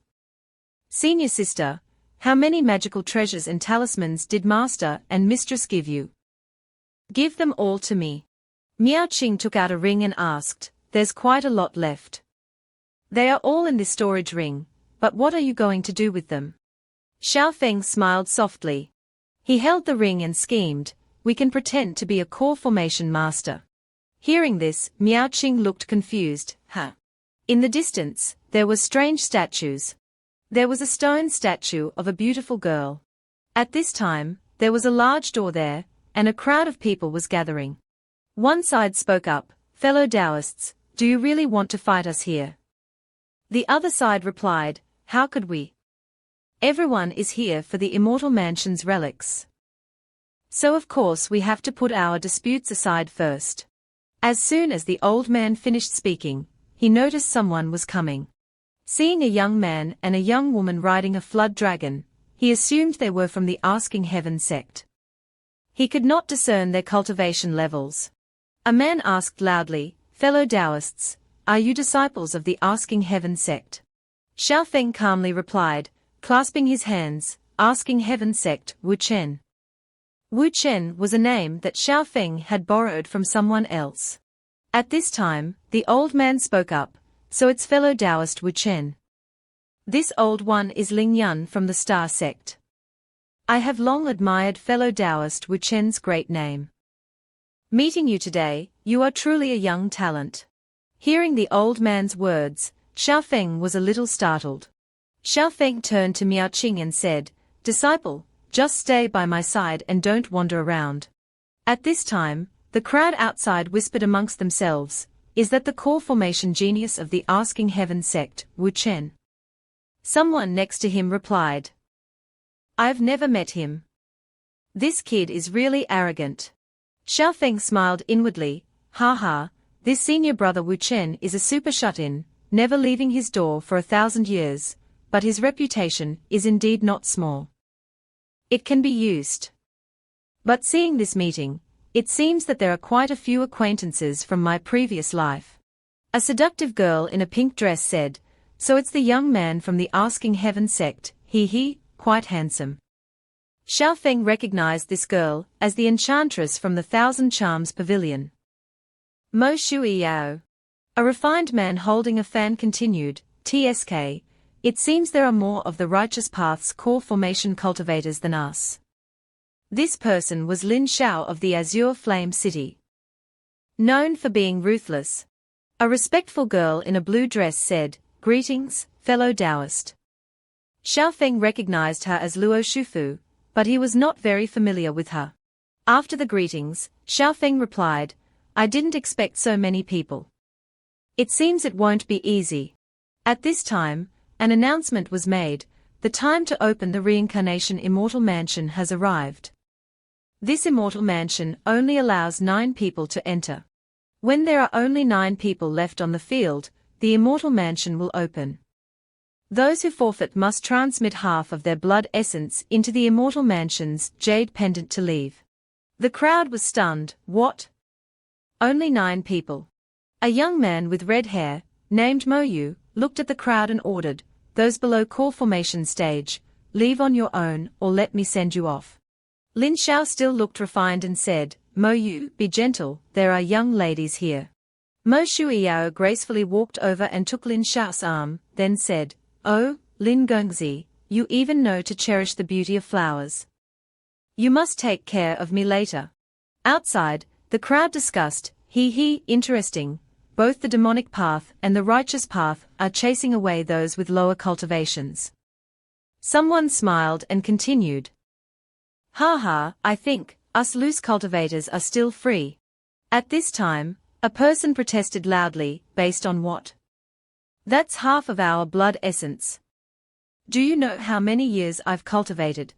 Before this person could finish speaking, a flash of light appeared, and his head was immediately separated from his body. The one who had just made the move was Mo Yu. He held the person's head and said coldly, "Now, you don't need to cultivate anymore." Then he glanced at the remaining people and asked, "So, does anyone else not want to cultivate anymore?" As soon as he said this, the crowd trembled and replied, "Wait, we will leave on our own." At this time, a token in Mo Shuiyao's hand glowed. She threw it hard onto the ground, and a pillar of light appeared around her. A large rock suddenly flew up into the air. Lin Xiao turned to the Righteous Path group and said softly, "Friends of the Righteous Path, our side has chased away those who don't want to leave. What about you?" The few with weak cultivation levels on the Righteous Path asked in panic, "Seniors, you don't want to." Before the words were finished, someone interrupted.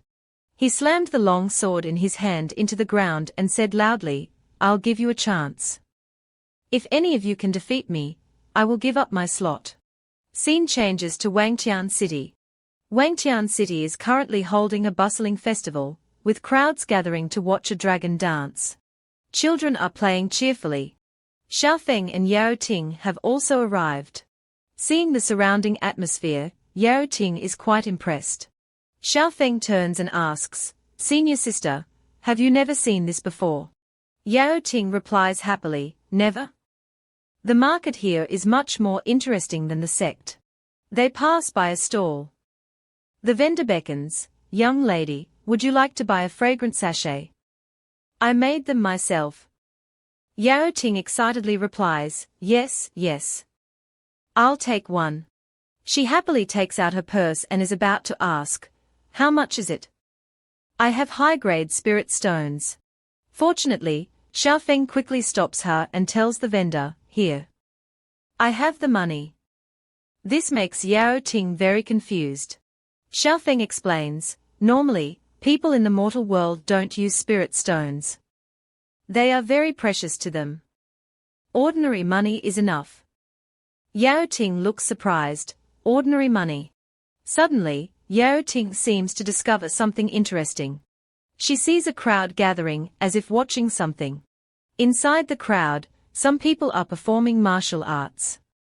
One lies down to have their stomach kicked, while another smashes it with a hammer. After the performance, both stand up and say, "Thank you for your support. Anyone want to try? One hammer for 10 taels of silver. Our physique can definitely withstand it." Immediately, a hand goes up. "I want to try." Yao Ting volunteers and steps forward. Seeing such a petite young lady, the two ask, "Young lady, can you even lift the hammer?" Contrary to their expectations, Yao Ting suggests, "I don't want to hit you. I want to lie down here and let someone else hit me." She smiles proudly and continues, "Don't worry, my body is very strong." Hearing this, everyone around points and whispers. Xiaofeng immediately steps in to stop her. He tells everyone, Sorry. My younger sister is not quite right in the head." Then he quickly pulls her away as she struggles. "What are you doing? I really can withstand it." After pulling Yao Ting to a deserted bridge, Xiaofeng explains, "Senior sister, you are a cultivator. If you participate in the activities of mortals, you will scare them." Yao Ting happily replies, "I'm just too excited. You know, I've never been to such a lively place." Fireworks are launched and explode in the sky, creating a beautiful scene. Looking at the beautiful fireworks, Yao Ting expresses her admiration. "So beautiful. Junior brother, I really admire you." She continues thoughtfully, "Ever since I had memories, I've always lived in the sect. My parents never let me go down to the mortal world. I could only hear about it from the stories of my senior brothers and sisters, but I really wanted to see it." Then she gently confesses that she sneaked out here. Xiaofeng already knew. He replies coldly, "I know." Yao Ting smiles and says, "I can't fool you. I just wanted to go out and see. I'm glad you could take me out." Then she turns serious and instructs, "Junior brother, be careful out here. There's no one to protect you out here anymore." Suddenly, a familiar voice shouts from behind, "HMPH. You don't have much ability yourself, yet you want to protect others." Recognizing Lin Ziyuan's voice, both turn around in astonishment. Lin Ziyuan gives a gentle yet anger-filled smile. Yao Ting has grown up. She knows how to sneak out now. Suddenly, she unleashes a purple formation, surrounding both Yao Ting and Xiaofeng. Yao Ting sees the formation and cries out in alarm, "A soundproof barrier. Mother, what is this?" Lin Ziyuan cracks her knuckles, her expression showing anger, and warns, "It wouldn't be good if loud crying disturbed others." The sounds of mother and daughter expressing their affection are so loud that they drown out the fireworks. The people mistake this noise for firecrackers and talk to each other. "Do you feel like the firecrackers are a bit loud today?" They must be good quality. Lin Ziyuan is disciplining her daughter so gently that it creates explosions and smoke. Xiaofeng, watching from outside, is frightened and sweating. Oh my god. This is definitely a blood relative. Inside, Su Yaoting is holding her bruised head and whimpering, it hurts. Hu. Lin Ziyuan is holding a stick and looking at her with a gentle smile. Xiaofeng thinks to himself, this is literally beating her to death. To appease Lin Ziyuan's anger, Xiaofeng speaks up, Martial aunt, why don't you rest for a bit? Your hand must be tired from holding the stick, right? Lin Ziyuan glances at Xiaofeng and replies, that makes sense. Then she turns to her daughter and shouts, Su Yaoting. Yaoting immediately replies obediently, yes. Lin Ziyuan asks seriously, do you know what you did wrong? Yaoting lowers her head and repents, I know. Lin Ziyuan continues, do you know the consequences? Yaoting bows her head repeatedly and replies, I know. According to the rules, I face the wall and think for a year. Lin Ziyuan speaks seriously with a scary expression, HMPH. It's much more serious than that. Yaoting asks in panic, then how many years? Lin Ziyuan waves her hand and says, listen carefully. Your punishment this time is to go down the mountain and train with Xiaofeng. He cannot return until you do. Hearing this, Yaoting is stunned, not understanding what just happened. Lin Ziyuan asks seriously, any objections? Yaoting shakes her head and quickly replies, understood. Lin Ziyuan turns to Xiaofeng. Xiaofeng, do you agree to take care of Yaoting?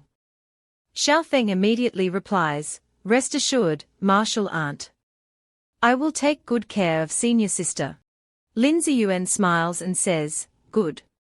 With your words, I'm relieved. She immediately flies away without saying goodbye. Yaoting waves and shouts happily, take care, mother. After her mother leaves, Yaoting happily runs to hug Xiaofeng and exclaims, wow, that's great.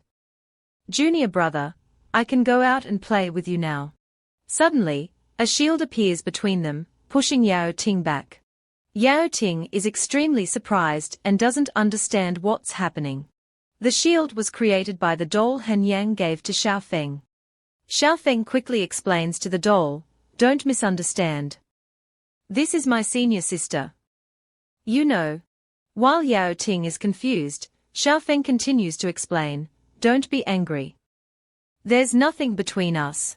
Hearing this, the doll immediately flies into Xiaofeng's body. Yaoting walks alongside Xiaofeng and asks, junior brother, what was that? Xiaofeng replies, just a magical treasure.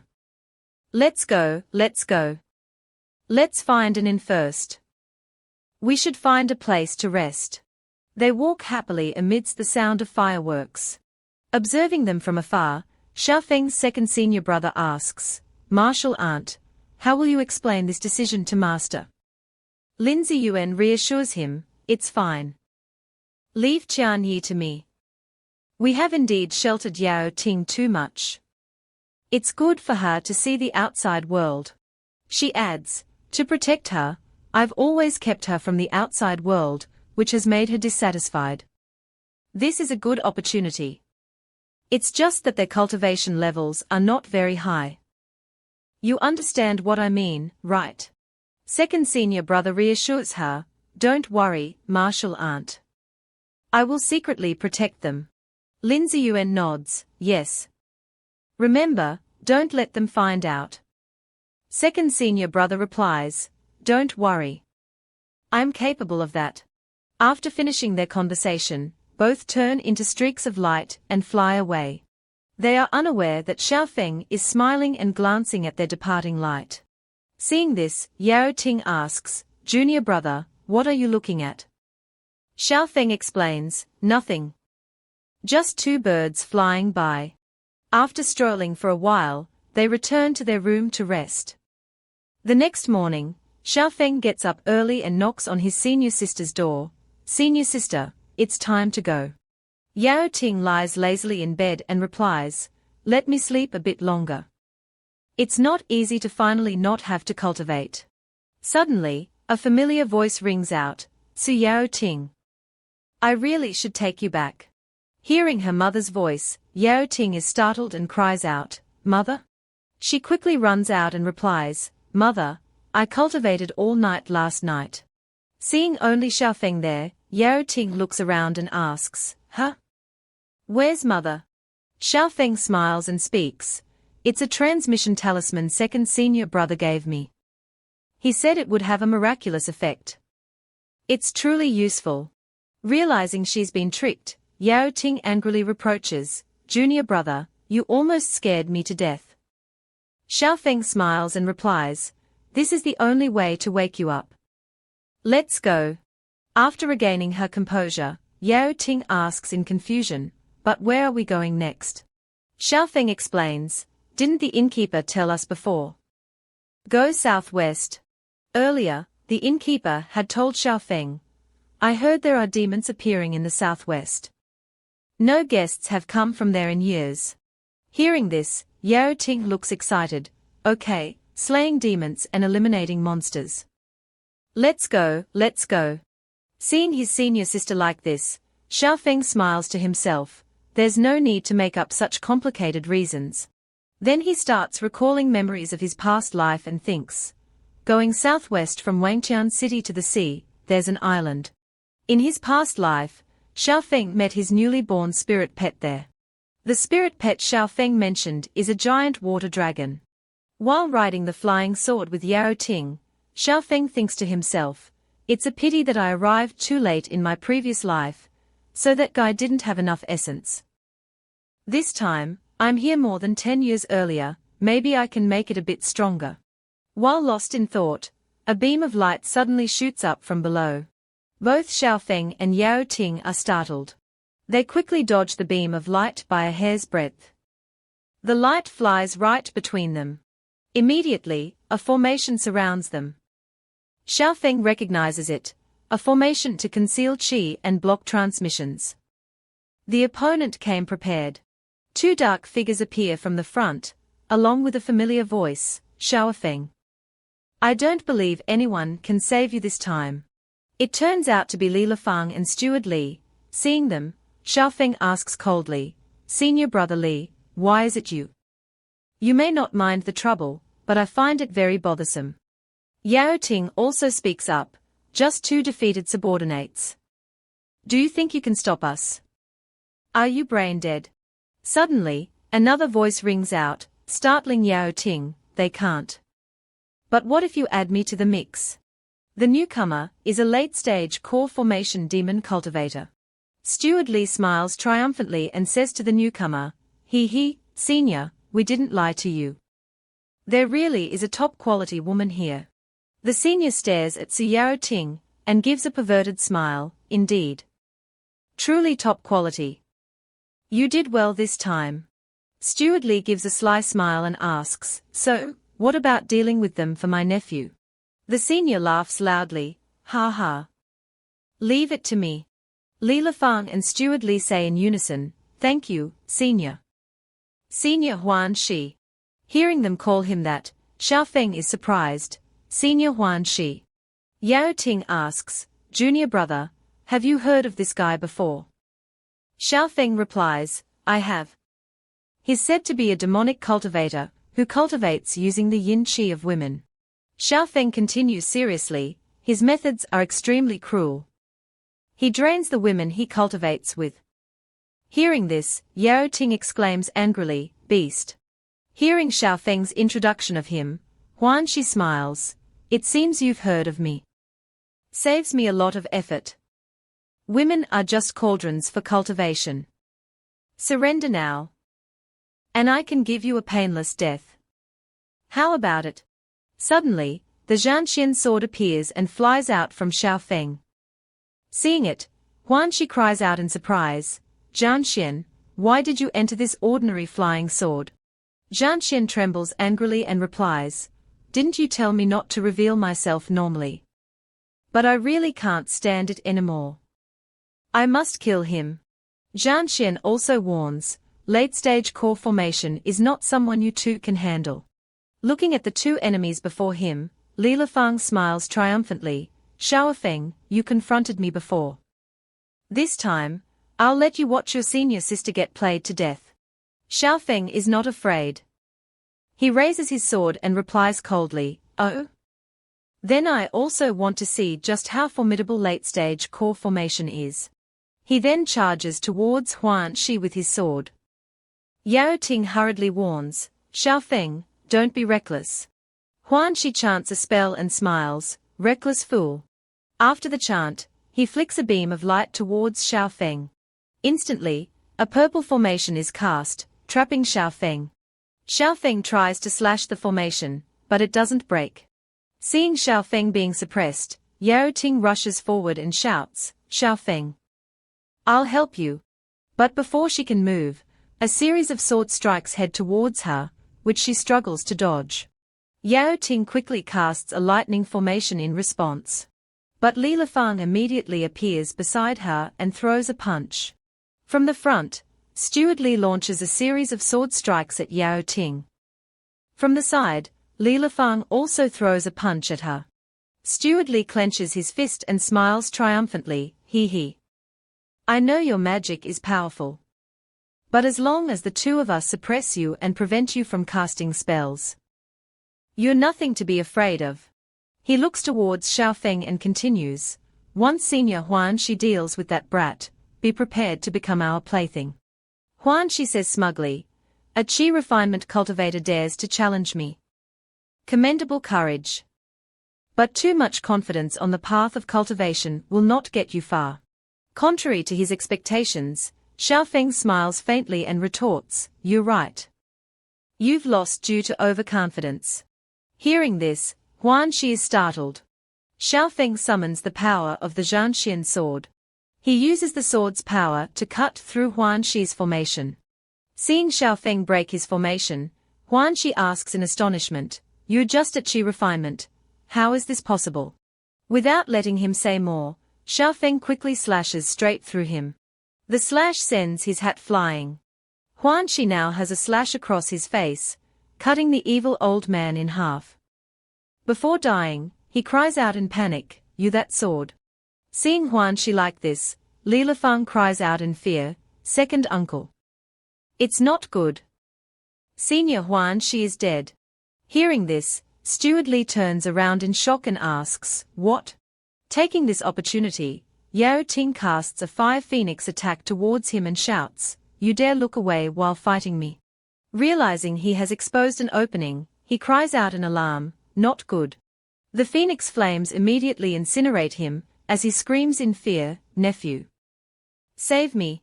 Seeing the situation, Li Lifang quickly turns to flee. But Xiaofeng quickly intercepts him, preventing his escape. He says, Senior Brother Li, where do you think you're going? Behind him, Yao Ting has also blocked his retreat and warns, you just said, what did you plan to do to me? Terrified, Li Lifang trembles and cries, you what do you want to do? The sect rules forbid killing fellow disciples. Do you dare violate them? But before he can finish, his eyes widen in horror. Yao Ting teleports behind him and thrusts her sword into Li Lifang's chest. Yao Ting says coldly, scum. Li Lifang, fatally wounded, collapses and dies. Looking at his corpse on the ground, Xiaofeng asks softly, I thought you wouldn't be able to do it. Yao Ting frowns and replies, the thing I hate most is those who betray their fellow disciples. She turns to Xiaofeng and asks, Junior brother, how did you kill that guy? Xiaofeng replies evasively, just lucky. He didn't use any body protection spells before approaching me, so I managed to ambush him successfully. Hearing this, Yao Ting breathes a sigh of relief and reminds him, you must never be so reckless again. You won't always be this lucky. Xiaofeng smiles, yes, yes. Senior sister, let's get out of here quickly. They then turn into streaks of light and fly away swiftly. They are unaware that Steward Li is still alive, lying on the ground, not fully incinerated. His hand twitches and moves. He struggles to get up and roars, Wentian sect. Su Yao Ting. This isn't over. Suddenly, A voice comes from behind him, so that's how it is. No wonder you survived, you have a secret technique. The voice is Xiaofeng's second senior brother. Steward Li turns to him and says, "Fellow Taoist, I am a disciple of Elder Zhuan of the Qingyun sect." Second senior brother smiles faintly and says, "Don't worry. Leave it to me. I need to teach my junior sister a lesson." Steward Li exclaims in shock, "What?" Second senior brother takes out a talisman and says, "If you kill someone, you must destroy the body and eliminate all traces." Needless to say, Steward Li's fate is sealed. Back with Yao Ting and Xiaofeng, they are flying swiftly on their swords. They stop in the middle of the sea.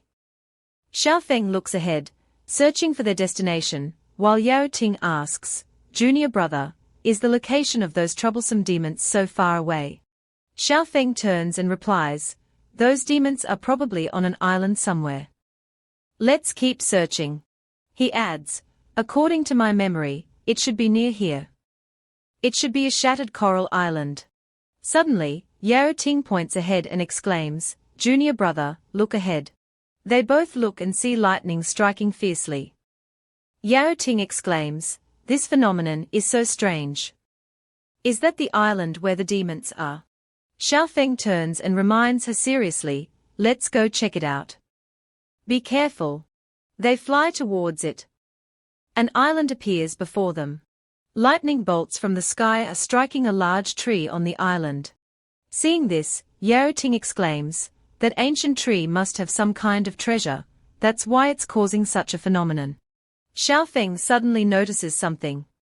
He quickly pulls his senior sister back and warns, "Senior sister, back away." Intense lightning bolts strike the island fiercely, followed by loud explosions. Yao Ting exclaims in shock, "What is that?" The island is slowly moving and rising. A loud voice warns them, "Humans, leave." Xiaofeng thinks to himself, "It can transmit divine thoughts. This is at least a nascent soul stage demon beast." He immediately clasps his hands and replies, "Senior, we apologize for the disturbance. We'll leave immediately." The island turns out to be a giant turtle. They quickly retreat from it. Seeing the giant turtle demon beast, Yao Ting sighs in relief, "That's good. It seems that Senior doesn't mean us any harm. Otherwise, it would have been troublesome." Xiaofeng reminds her, "It doesn't have any good intentions. It's just too busy to bother with us." He points ahead and says, "Look. It's starting." A large bolt of lightning strikes the turtle's shell. Seeing this, Yao Ting exclaims, "Is this a tribulation?" Large purple lightning bolts continue to strike the turtle's shell. Seeing this scene, Xiaofeng realizes that things are as he suspected. He says, "This island is actually a part of this giant turtle. But when I arrived here, it was already a partially destroyed ruin." The turtle suddenly spits out a large water ball from its mouth. Seeing this, Xiaofeng exclaims, "This giant turtle, its tribulation has failed. What I saw back then was its remains. This time, I arrived earlier." The water ball from the turtle's mouth shoots straight towards the large purple lightning bolt, blocking it. Yao Ting says from afar, "It blocked it. It doesn't seem that difficult to overcome the tribulation." Xiaofeng says thoughtfully, "This is only the first wave. The stronger the demon beast, the stronger the heavenly tribulation it faces." Large purple lightning bolts continue to strike from the sky. The giant turtle roars, emitting a large green light that surrounds its body. The lightning bolts strike directly at the turtle's protective barrier. Large bolts of lightning continue to hit the turtle's barrier head-on. Seeing this scene, Yao Ting exclaims, "So magnificent."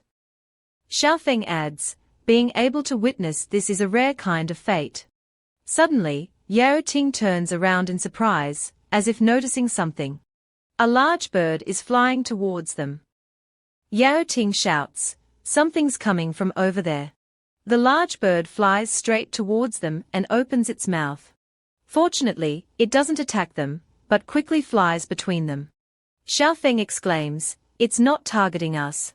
The large bird's target is the giant turtle undergoing tribulation. As it gets close enough, the large bird flaps its wings, creating a huge vortex. The vortex rushes towards the turtle's barrier, attacking it directly. Immediately, a large explosion erupted right at its shield. Following that, a large purple lightning bolt transformed into a large blade, also rushing down to attack. The turtle could only use its protective barrier to fight back. Seeing this situation, Xiaofeng involuntarily exclaimed, "The protective barrier has been significantly depleted by the furious wind.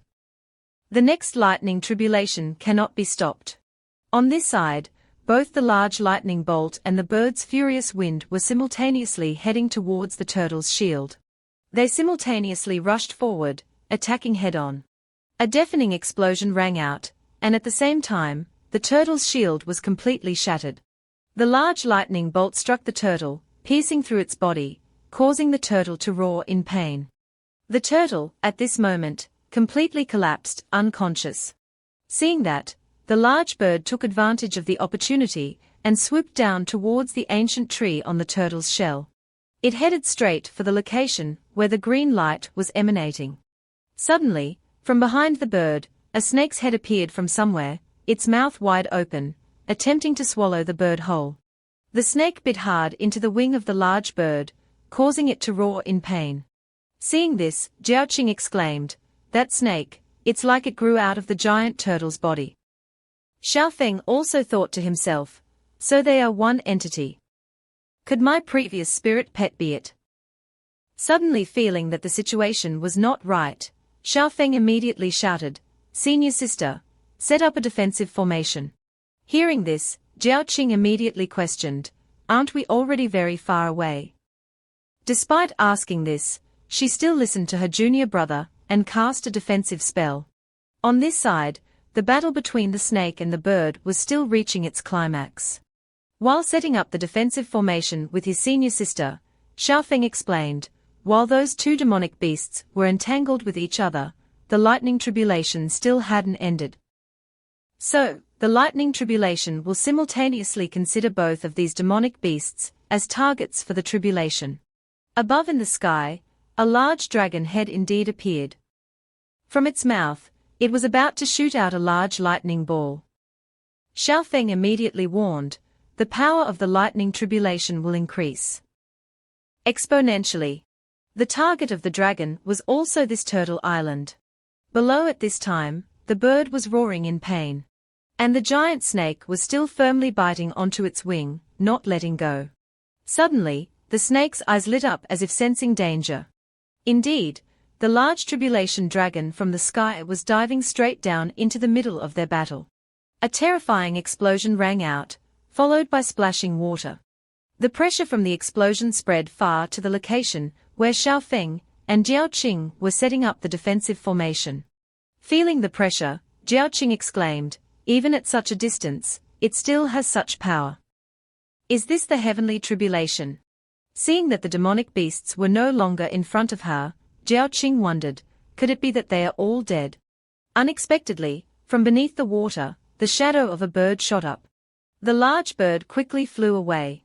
Seeing this, Xiaofeng hurriedly reminded his senior sister, "Go. Let's go check it out." The two immediately landed on the turtle's shell, right in front of the snake's carcass.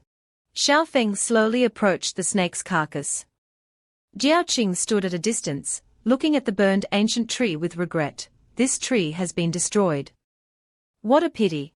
Xiaofeng, looking at the snake's carcass, which was now emitting a green light, said, "This guy is still alive." Jiaoqing looked at the snake with pity. "It can't hold on much longer. Its wounds are too severe." Xiaofeng looked into the snake's eyes, lost in thought, and said nothing. Then he picked up the snake's carcass and placed it on his shoulder, much to Jiaoqing's surprise. "Huh? Xiaofeng, what are you planning to do?"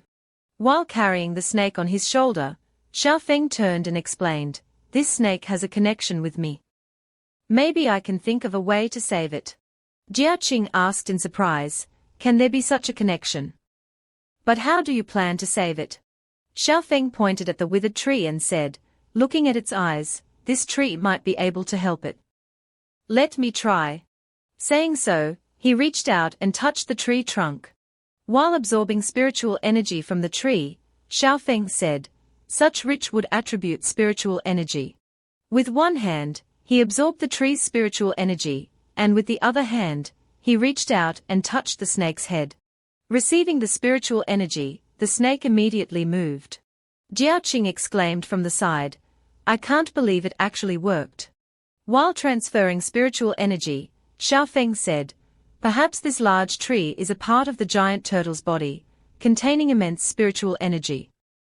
Even though it's been destroyed, it's enough for the snake to recover quite a bit." Suddenly, the snake looked up at the sky. Jiaoqing hurriedly shouted a warning, "Xiaofeng! The sky!" In the sky, a bright light was indeed radiating. Xiaofeng quickly reminded, "I see it. We need to leave here immediately. The heavenly tribulation isn't over yet." Saying so, the two quickly left. Standing at a distance, watching the large lightning bolt preparing to strike down, Xiaofeng said, "The 49 heavenly tribulation has struck 3 times already. There's still one final strike left." From afar, that large bird continued to fly towards them. Seeing it, Xiaofeng frowned and said, "It's that guy again." Jiaoqing immediately reminded, "Xiaofeng, this is a battle between nascent soul stage demonic beasts. We can't do anything." Suddenly, from Xiaofeng's chest, the Hanyang doll emerged. Recognizing its intention, Xiaofeng pushed it back inside and said, "No need." The Hanyang doll angrily cried out, "Let me kill it." "Kill it." Xiaofeng touched its head, reassuring it, "I know you're very strong. Calm down for a moment." Jiaoqing, beside him, wondered, "Xiaofeng, what is this thing, after all?" Xiaofeng smiled and replied, "Ha ha ha. It's just a small toy." The large bird was charging straight towards the two of them. Only then did Xiaofeng shout, "Second senior brother.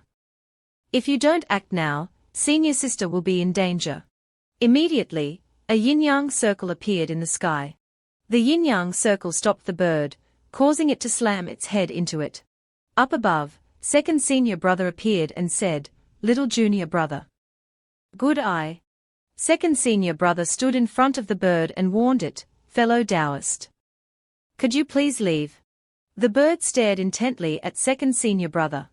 Knowing it couldn't win, it turned and flew away. Behind, Xiaofeng said, "Second senior brother is mighty." Second senior brother replied, "If it weren't for its severe injuries from the heavenly tribulation, I wouldn't have been able to scare it away." Then, second senior brother turned to Xiaofeng and asked, "Junior brother Xiao, how did you know I was nearby? I wonder about this hiding thing, even senior brother is far inferior to me." Xiaofeng explained, "Madam surely wasn't at ease about senior sister, and would send someone to protect her. It's just that senior brother isn't cautious enough.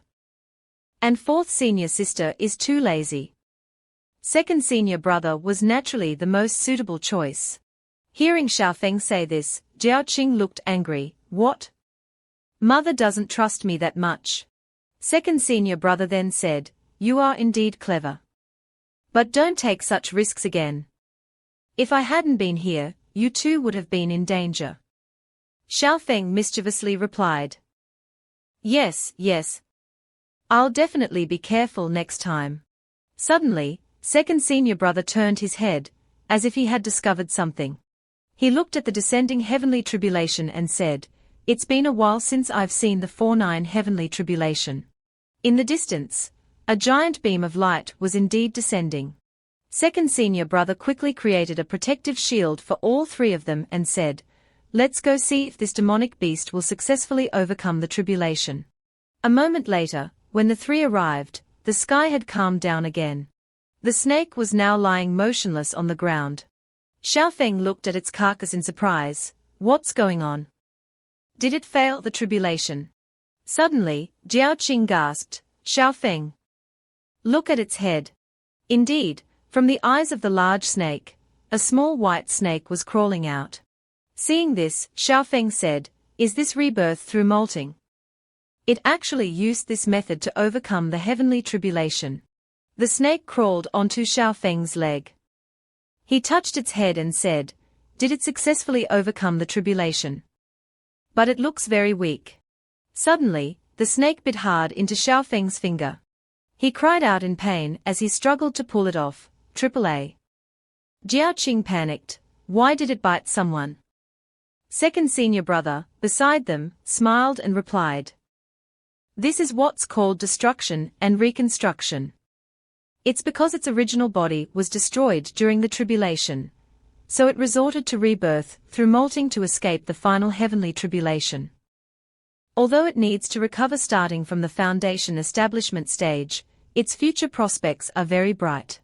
After biting, the small snake immediately burrowed into Xiaofeng's chest. He looked at his finger and said, "It's nothing. The bite wasn't that hard." Second senior brother smiled kindly and congratulated, "Congratulations, little junior brother. To be able to subdue such a spirit beast, it seems your fortune is quite good." Xiaofeng gently replied, "Thanks to second senior brother's assistance." He pointed to the now withered ancient tree and said, "By the way, second senior brother, the spiritual wood here looks very unusual. Do you want to take a look?" Second senior brother looked at the tree and replied, "Oh. This tree survived the heavenly tribulation without being destroyed. How interesting." He approached to examine it more closely and realized, unexpectedly, it's the rare divine balance wood. Hearing this, Xiaofeng immediately asked, "Can this divine balance wood be saved?" Second senior brother sat up and replied, "Yes. Such heavenly and earthly treasures have extremely strong vitality. We just need to quickly find a spiritual pond." Hearing this, Jiaoqing spoke up, "Spiritual pond? There's one in our sect." Second senior brother immediately replied, "From here back there, even for me, it would take at least 3 days to go back and forth. During that time, I won't be able to protect you too." Xiaofeng smiled reassuringly, "Don't worry. Senior brother, you can go back. We won't cause any trouble during this time." Jiaoqing also added, That's right, that's right." Hearing this, second senior brother agreed to return and instructed, "That's best. Remember, you two are not allowed to cause any trouble. I'll be back in 3 days." After saying that, second senior brother flew away and disappeared. Seeing that his senior brother had left, Xiaofeng said, "It seems he's really gone." Jiaoqing immediately turned and asked, "What about us?" Xiaofeng immediately pulled Jiaoqing and flew off. As they went, Jiaoqing wondered, "Xiaofeng, I thought you would obediently listen to second senior brother's words." Xiaofeng smiled and replied, "Are you kidding? With him following us, how can we train at all?" Then he added, "Let's go. We'll find a place to hide and completely lose him." At this time, in another location on the sea, a large fleet of ships appeared. The flag on the leading ship had the image of a dragon. It seemed to be the navy of some large nation. Standing on the command ship was an old man. The old man turned and said to his master behind him, "Crown Prince, ahead is the sea territory of the Yuan High Kingdom." The Crown Prince nodded, "Dowst Chen, I'm no longer the Crown Prince." As he walked, the Crown Prince pondered, "I hope this trip goes smoothly." Suddenly, at this moment, 2 figures flashed by. Seeing this, the Crown Prince said, "Senior Immortal, there are cultivators coming." Dowst Chen reassured, "Don't worry. The approaching cultivators' cultivation level isn't much different from this poor Dowst's, and they don't seem to have any hostile intentions." The two who had just arrived were Xiaofeng and Jiaoqing. They landed right in front of the Crown Prince's ship. Xiaofeng politely clasped his hands and inquired, "May I ask you too, how do we get to the Yuan High Kingdom?" The Crown Prince politely replied, "Greetings, Immortal Master. This one is Chenji. This place is very close to the Yuan High Kingdom, but it's still some distance away." Chenji, seeing that they were both heading to the same destination, suggested, "We also happen to be going to the Yuan High Kingdom. If you two don't mind, you can come with us. How about it? Hearing this, Jiao Qing immediately agreed, okay. Xiao Feng, I'm so tired. We've been flying for a long time. Xiao Feng also nodded in agreement. The two boarded the Crown Prince's ship. Jiao Qing immediately became excited. Finally, I can rest. Crown Prince Zhong Chenji turned and ordered his servant, arrange rooms for the two immortal masters.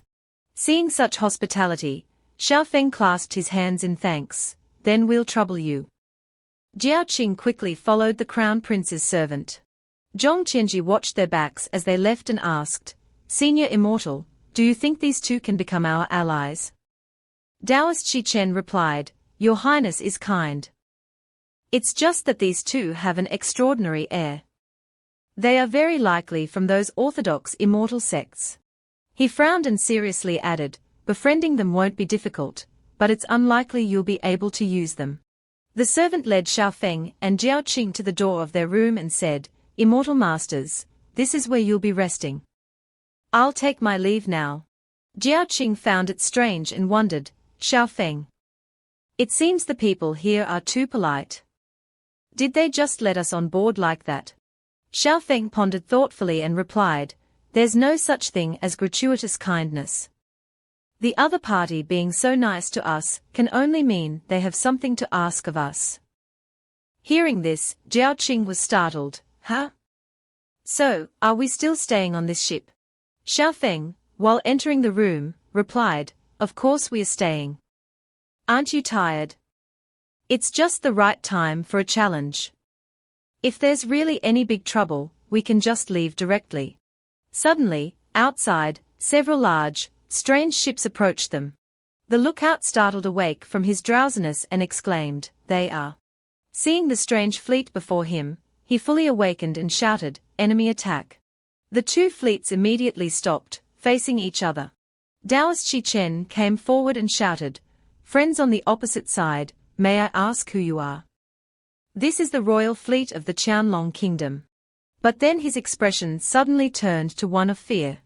It turned out that the fleet in front of them, without saying a word, had fired a volley of arrows towards the Crown Prince's fleet.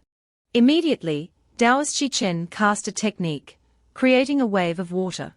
The wave quickly grew, forming a large whirlpool that blocked all the enemy arrows. After blocking them, Taoist Shi Chen shouted, Insolent!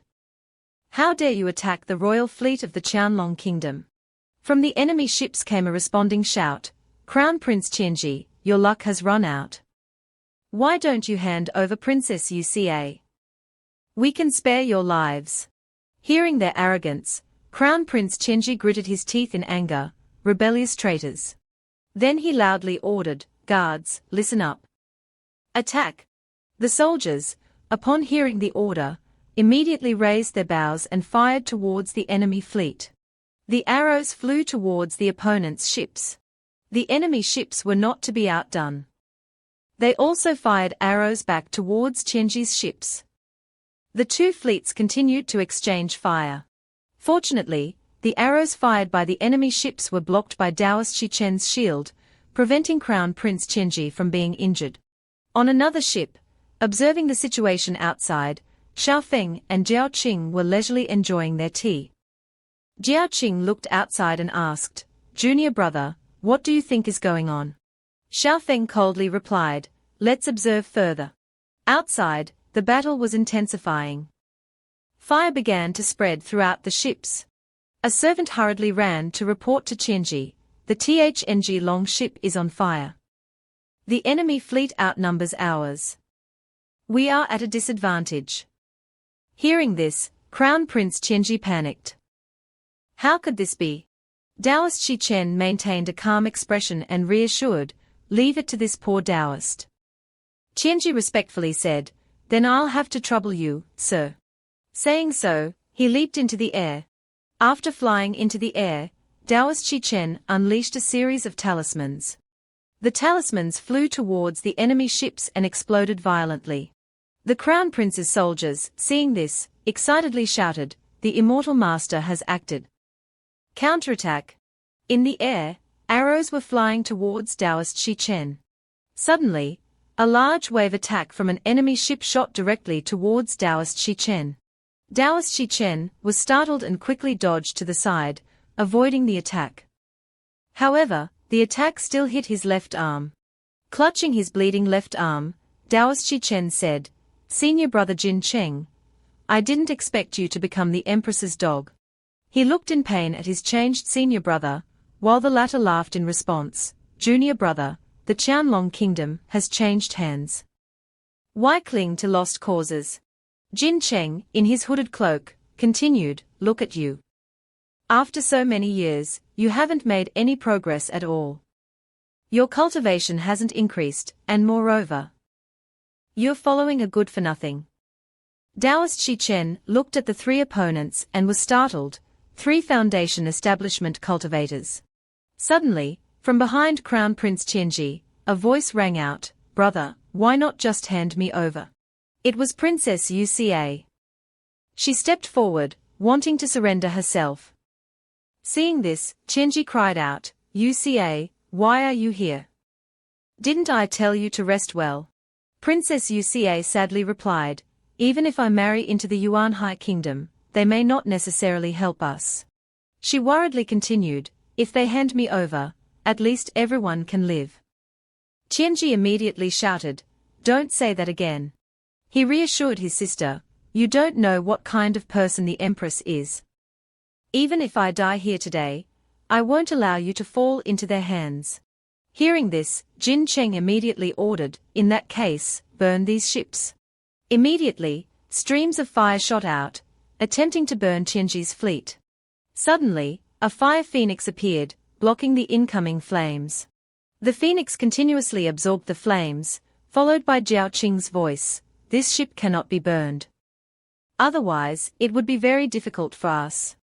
Seeing his fire attack blocked, Jin Cheng roared, "Who is it? Who's on the ship?" Only then did Crown Prince Chenji begin to explain to Xiaofeng and Jiao Qing. The Lianlang Kingdom was originally an extremely powerful nation, but due to years of continuous warfare, its national power gradually declined. To quell the war, the emperor of the Qianlong Kingdom married the princess of the enemy nation. This marriage finally brought an end to the Qianlong Kingdom's wars. But not long after, the emperor of the Qianlong Kingdom suddenly fell ill with a strange disease and became bedridden. Power fell into the hands of the empress. Almost at the same time, news arrived that the enemy nation was attacking again. The empress, however, demanded that the army not resist. Reaching this point, Chenji clenched his fists, showing his determination, and continued, "Before the capital fell, my father told me to protect my sister and take her to the Yuan Kingdom. The condition for marrying off the princess was to receive support from the Yuan Kingdom." Finally, Chenji said, "Unexpectedly, the cultivators who once served our country have surrendered to the enemy and come here to stop us." After listening, Xiaofeng said, "So that's how it is." Above, Jin Cheng frowned when he didn't receive a response. He said, "No response." Behind him, a subordinate held out a scroll. He quickly unrolled the scroll. Inside the scroll was a rather strange painting. Seeing it, Daoist Shichen exclaimed in surprise, "This is the myriad techniques diagram." Jin Cheng's subordinate slammed his hand onto the myriad techniques diagram and shouted, "You turtle hiding in its shell, if you're hiding on the ship, I'll drag you out." Immediately, from the myriad techniques diagram, a series of roots extended. These roots, along with the subordinate, quickly flew towards Chenji's ship. But from the opposite side, a fire dragon emerged, intercepting him. The two sides collided, creating a large explosion. Jin Cheng appeared extremely surprised. "What is this?" At this time, Xiaofeng was standing in front of them. He warned them, "Everyone, this ship is useful to me. Why don't you come back another day?" Seeing the sword in Xiaofeng's hand, Jin Cheng was startled. A top-grade immortal sword. A subordinate immediately reminded, "This person seems to be a disciple of a major sect. We must be careful." However, Jin Cheng didn't show any panic at all. He calmly instructed his subordinates, A mere sword wielder has scared you like this. What about a disciple of a major sect? He's just a small chi refinement stage great perfection cultivator. Leave that old man Chen to me. You guys go kill him. The subordinate, hearing the order, immediately rushed towards Xiao Feng. Xiao Feng raised his sword to block his slash. Suddenly, a green beam of light shot from behind, causing him to turn around in surprise. Xiao Feng quickly jumped back to dodge the sneak attack. Meanwhile, the other subordinate, taking advantage of Xiao Feng dodging, unleashed another slash towards him. Unable to dodge, Xiao Feng took the blow directly to his chest. Blood spurted from his chest. The two subordinates said triumphantly, "A small chi refinement cultivator dared to be arrogant in front of us." He pointed his sword at Xiao Feng's face and threatened, "Hand over the immortal sword. I'll spare your life." Xiao Feng coldly replied, "Who said I'm alone?" Above, a large fire tornado began to form. Seeing it, Jin Cheng cried out in fear, "Not good. It's a large-scale fire attribute spell. That dragon wasn't created by this kid." This fire attribute technique was, of course, cast by Jiao Qing. While Xiao Feng was creating a diversion, she had secretly created an extremely large fireball, aiming to give them no chance to resist. After completing the incantation, Jiao Qing coldly called out, "Disperse." Immediately, the fire tornado exploded, scattering into small flames that shot out everywhere. These flames shot directly towards the enemy fleet. One ship, hit by the attack, immediately exploded and sank. Following that, the other boats were also sunk. Lao Jin Cheng hastily ordered, "Kill her. Otherwise, the entire fleet will die." Immediately after, Lao Jin Cheng and two of his subordinates rushed to attack Dai Yu Tin. Seeing his senior sister ambushed by three men, Chu Fong shouted, "Stop." He said to Dai Yu Tin, "Senior sister, if they attack you, leave it to me." Dai Yu Tin smiled and replied, "Chu Fong, I'll leave it to you." Chu Fong then took the Han Yen doll out of his chest. He ordered it, "Give them a big one." The doll nodded. It immediately raised its leg high. Then, it kicked Chu Fong's sword, sending it flying at high speed. The sword flew towards Jin Cheng and his two subordinates, startling them into exclaiming, "What is that?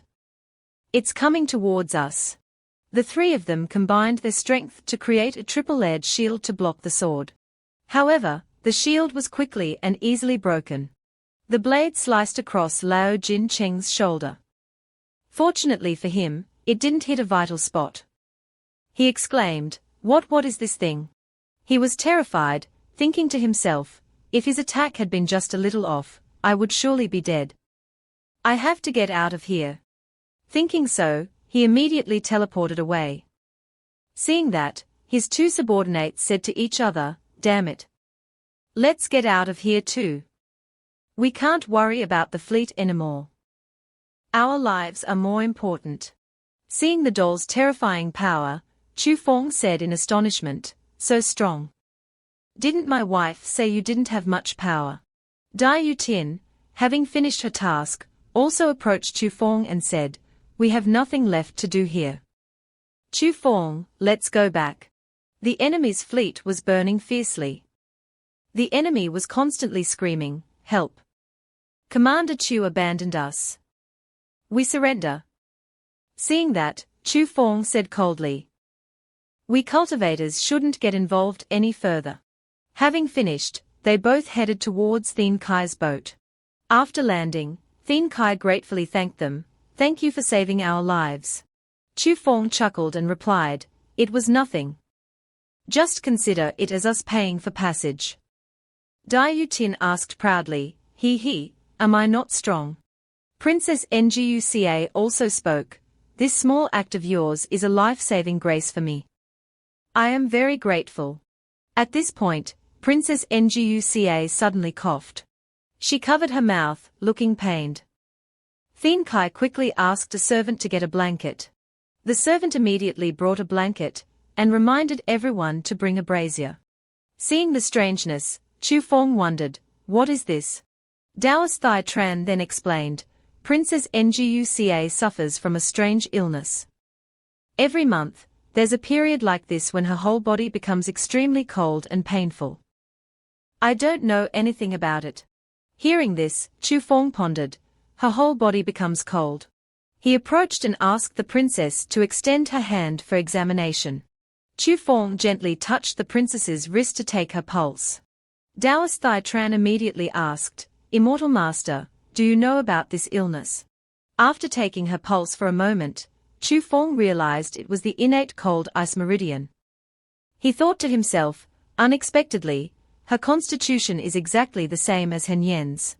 After taking her pulse, Chu Feng explained, "This is a special constitution.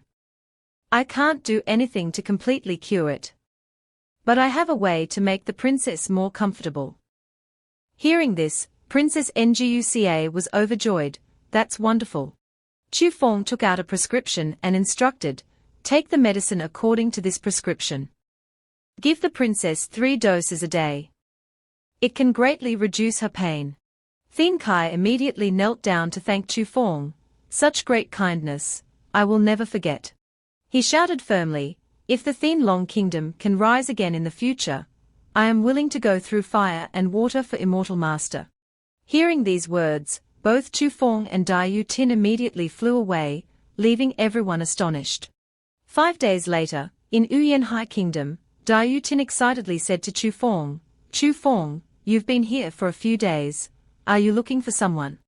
Chu Feng replied, "Indeed, I have an old friend here. But it seems he's no longer here." "It's okay, let's go to the Imperial City first." Hearing that, Dai Tin wondered, "To the Imperial City? What for?" Chu Feng replied, "To work for someone." Hearing that, Dai Tin became even more confused. To recount a bit, half a month ago, Chu Feng's maid, Chu Nuyet, had asked him for a favor. "Young master, if you go down the mountain, can you help me with something?" Chu Feng asked, "What is it?" "Just tell me." Chu Nuyet said, "If you have free time and go to Wuya Kingdom, please deliver this to the Empress of Wuya Kingdom, who is also my mother." Chu Feng readily agreed, "It's a small matter. Don't worry." Chu Nuyet added hesitantly, "Besides my mother, the other members of the royal family are not good people. If they are disrespectful to you, young master, please discipline them." Back to the present. Chu Feng and Dai Tin had arrived at the gate of the Imperial City. They were stopped by 2 guards. They shouted, "The royal palace is forbidden ground." "Halt!" Chu Feng took out the token that the maid had given him and asked, "Do you recognize this?" The 2 guards saw it and immediately recognized it as a royal token. Seeing their confusion, Chu Feng added, "I am here on the orders of Princess Lien Nuyet to deliver a letter to Her Majesty, the Queen Mother of your kingdom." Hearing that, the 2 guards fearfully bowed and respectfully replied, "Hasn't Princess Lien Nuyet gone into cultivation? So it's immortal. Please wait a moment. I'll go and report immediately." Dai Tin, after hearing this, turned to Chu Feng and said, "So Chu Nuyet is a princess of a country. She didn't tell me before." Chu Feng nodded and replied, "Even if she is a princess of a mortal kingdom, in the immortal sect, she is just a servant girl. But it seems the people here don't know this." As soon as he said this, a servant hurriedly ran out and greeted them loudly, "2 immortal masters, I'm late." This person smiled and invited them inside, saying, "His Majesty and the Empress are waiting inside. Please follow me." Seeing such an attitude, Dai Tin happily said, "Very hospitable." So, the 2 followed the eunuch inside the royal palace. While walking and looking around, Dai Tin wondered, "Chu Feng, I feel that the men here lack young energy. Why is that?" Chu Feng smiled and replied, "The men who serve the royal family in the mortal world are all like this." Dai Tin became even more curious. "Why? Does the emperor absorb the men's young energy?" Chu Feng awkwardly replied, "Not really." She seemed unaware that men entering the palace were castrated to become eunuchs, So she asked questions that made the eunuch's face turn pale. After a while, they reached the palace hall. A loud voice announced, "The immortal masters have arrived for an audience." Princess Nguca and Prince Thien Kai were also present. Thien Kai, seeing them, was surprised. Benefactor Chu. Immortal 2. Dai Yu Tin, seeing them, immediately said, "Chu Fong, look. It's the two people from Thien Long Kingdom." Seeing them, Chu Fong was surprised and wondered, strange. It's been a few days, why are they only meeting the emperor today? On the throne, the emperor was being served by a woman. The empress, beside him, didn't dare to do anything. Chu Fong greeted loudly, "Disciple of Van Thien sect pays respects to your majesty." The emperor gave a perverted smile when he saw Dai Yu Tin. His eyes were glued to her, looking her up and down.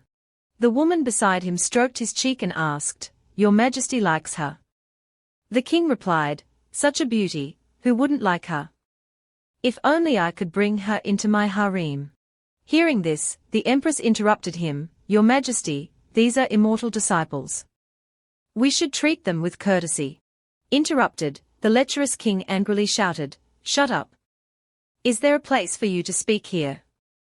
Even immortals have desires. What's wrong with me saying so?" Being scolded, the empress could only lower her head and apologize. "I have been disrespectful." Then, the lecherous king turned to Chu Fong and asked, "Immortal master, please excuse me. What is your relationship with Nuyet Nhi?" Chu Fong replied, "Friends." Hearing that, the king seemed excited, "Friends? Nuyet is a servant in Van Thien sect. To be friends with her, you two must be outer disciples, right?" Chu Fong frowned and asked back, "What if we are?" He then handed the eunuch the box Chu Nuyet had given him and said, "Princess Lien Nuyet asked me to deliver this to the empress. If there's nothing else, we'll take our leave." The empress looked sorrowful and replied, "Thank you. You two should leave soon." The lecherous king shouted again, "What nonsense are you talking about? Why are the immortals in such a hurry?" The woman beside him chimed in, "Indeed, meddling in other people's business." After shouting, he turned to Dai Yu Tin and asked, "I wonder if this immortal has a husband?" The atmosphere became extremely tense after the perverted king asked that question. Dai Yu Tin frowned and asked uncomfortably, "Why are you asking this?" The woman next to the king replied, "I heard that you cultivators have a dual cultivation technique that can preserve youth forever. I think this little sister's appearance is not bad. Wouldn't it be great to stay here and serve His Majesty with me?" Looking at the perverted king staring at her, Dai Yu Tin angrily shouted, with his skinny, dried-up appearance, "What's the point of preserving youth?" Hearing Dai Yu Tin say that, the Crown Prince Dai Van in the court slammed the table and angrily shouted, "Audacious!" He glared at Dai Yu Tin and yelled, "His Majesty asking you is showing you respect. Answer truthfully." Just as he said that, a kick hit the Crown Prince Dai Van in the face, causing him to vomit blood. The officials and eunuchs were extremely shocked to see Chu Fong dare to kick the Crown Prince like that. After kicking him, Chu Fong said coldly, "A blind thing dares to speak here." Seeing Chu Fong attack his son, the perverted king shouted, "You audacious peasant! You think I'm afraid of you just because you're a cultivator? Where's the national teacher?" He ordered the national teacher, "Take them down. But remember, don't hurt that immortal. She is my new concubine." The national teacher, upon receiving the order, stepped forward to fight. Chu Fong looked at him with disdain, "Golden Core Stage, TSK. Do you really want to fight?" The national teacher sneered, "Fellow Taoist, although Van Thien sect is powerful, you two are just outer disciples. Isn't it too reckless to offend the royal family of a nation?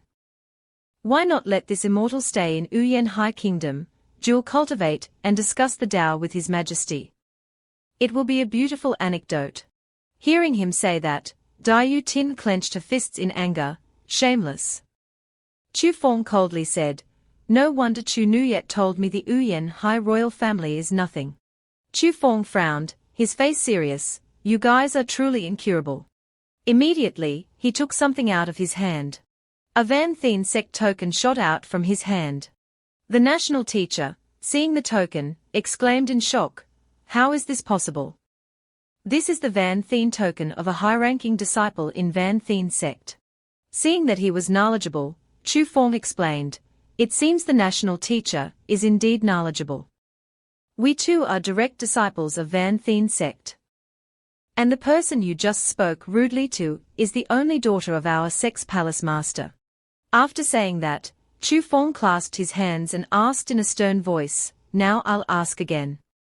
Does Wuyan High Kingdom want to be annihilated?" Hearing this, the perverted king's face turned pale as he asked, "Direct disciples? The only daughter of the palace master?" The kicked crown prince Divan, crawling up, shouted, "What nonsense are you talking about?" He continued with disdain, "Do you really think our Wuyan High Kingdom has no one? Father, kill them.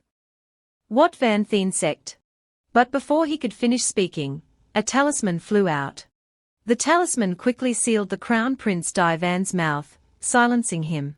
Following that, a rope tightly bound his body. The national teacher, looking scared and sweating, said, "Ha ha ha, a misunderstanding. This old Taoist has failed to recognize Mount Tai. I apologize to the two of you." The perverted king, also sweating, said, "I was just joking earlier, just joking. Ha ha ha. I absolutely had no intention of making things difficult for the two immortal masters." Chu Fong turned to Dai Tin and asked, "Oh, so the one next to His Majesty, who tried every way to provoke the Van Thien sect, shouldn't she also give us an answer?" The woman nervously pulled the king's hand and said, "I did it for His Majesty." The terrified perverted king immediately threw her hand away and said, "Immortal masters, I was bewitched by this woman. I will immediately hand her over to you to deal with." Completely surprised by the king's sudden change of attitude, the woman angrily said, as expected of a useless emperor, "I should have drained you dry earlier." Saying that, she opened her mouth and spewed out a large cloud of purple smoke. The purple smoke quickly flew out, trying to escape. Seeing that, the soldiers shouted, "A demon! Protect His Majesty!" The escaping purple smoke shouted, "Chu Wai Fong of Van Thien sect, I remember you." Inside the palace, everyone shouted in panic, "Lam Phi!" She turned into black smoke and flew away. The national teacher immediately declared, "Lam Phi bewitched His Majesty and offended the immortal masters. This was all the demon concubine's doing." The perverted king chimed in, "Yes, yes. It was all the demon concubine who bewitched me. Immortal masters, I apologize." Hearing that, Chu Fong turned to Dai Tin and asked, "Senior sister, what do you think?" Dai Tin frowned and replied, "HMPH, there's no smoke without fire." Saying that, Dai Tin jumped up high. She quickly darted towards the king and swung her hand. Dai Tin slapped the perverted king to vent her anger. This situation startled both the empress and the national teacher. Chu Fong, down below, smiled slightly and said, "National teacher, your emperor used his face to hit my senior sister's hand. But we won't hold this offense against you. What do you think?"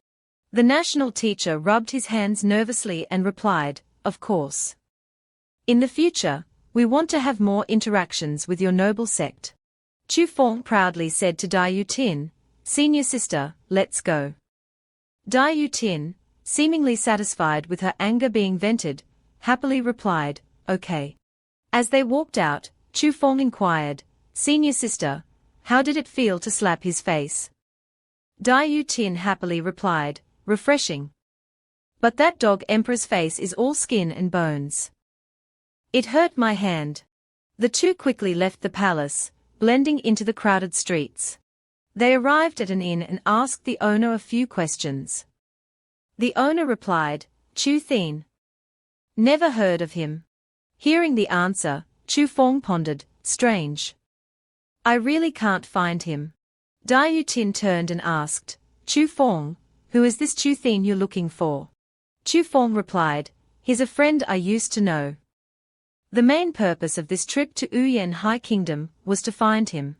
At this point, Chu Feng thought to himself, could it be that the developments here are different from the previous life? Returning to his previous life's memories, Chu Thin was a young man with long grey hair. Chu Thin handed Chu Feng a key and said, "Brother Chu, this is my gift to you." The key in Chu Thin's hand was the key to the ancient immortal mansion, and he gave it to me. Remembering this, Chu Feng thought to himself, it's a pity I didn't have time to go see it before I died. I can't miss it this time.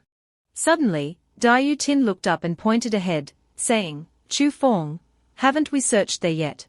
Chu Feng wondered, where? Logically, we should have searched there already. Seeing where his senior sister was pointing, Chu Feng exclaimed excitedly, the brothel. We really haven't searched there yet. Meanwhile, at Kwanghen Palace, a pair of fair white feet were stepping down. They were Hen Yen's feet. Seeing her, a female disciple asked happily, "Senior sister, you've exited seclusion."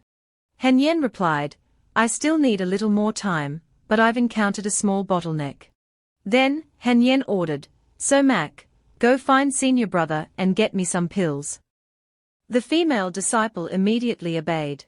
After the female disciple left, Hen Yen muttered to herself, his ice heart mantra is truly powerful.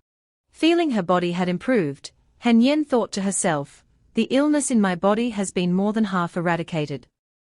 I wonder how his training is going. Hen Yen's face suddenly flushed. She said to herself shyly, should I peek at him? Feeling that she was being sneaky, Hen Yen reassured herself, I'm just worried about his safety. It's definitely not peeking. After all, his cultivation is so low.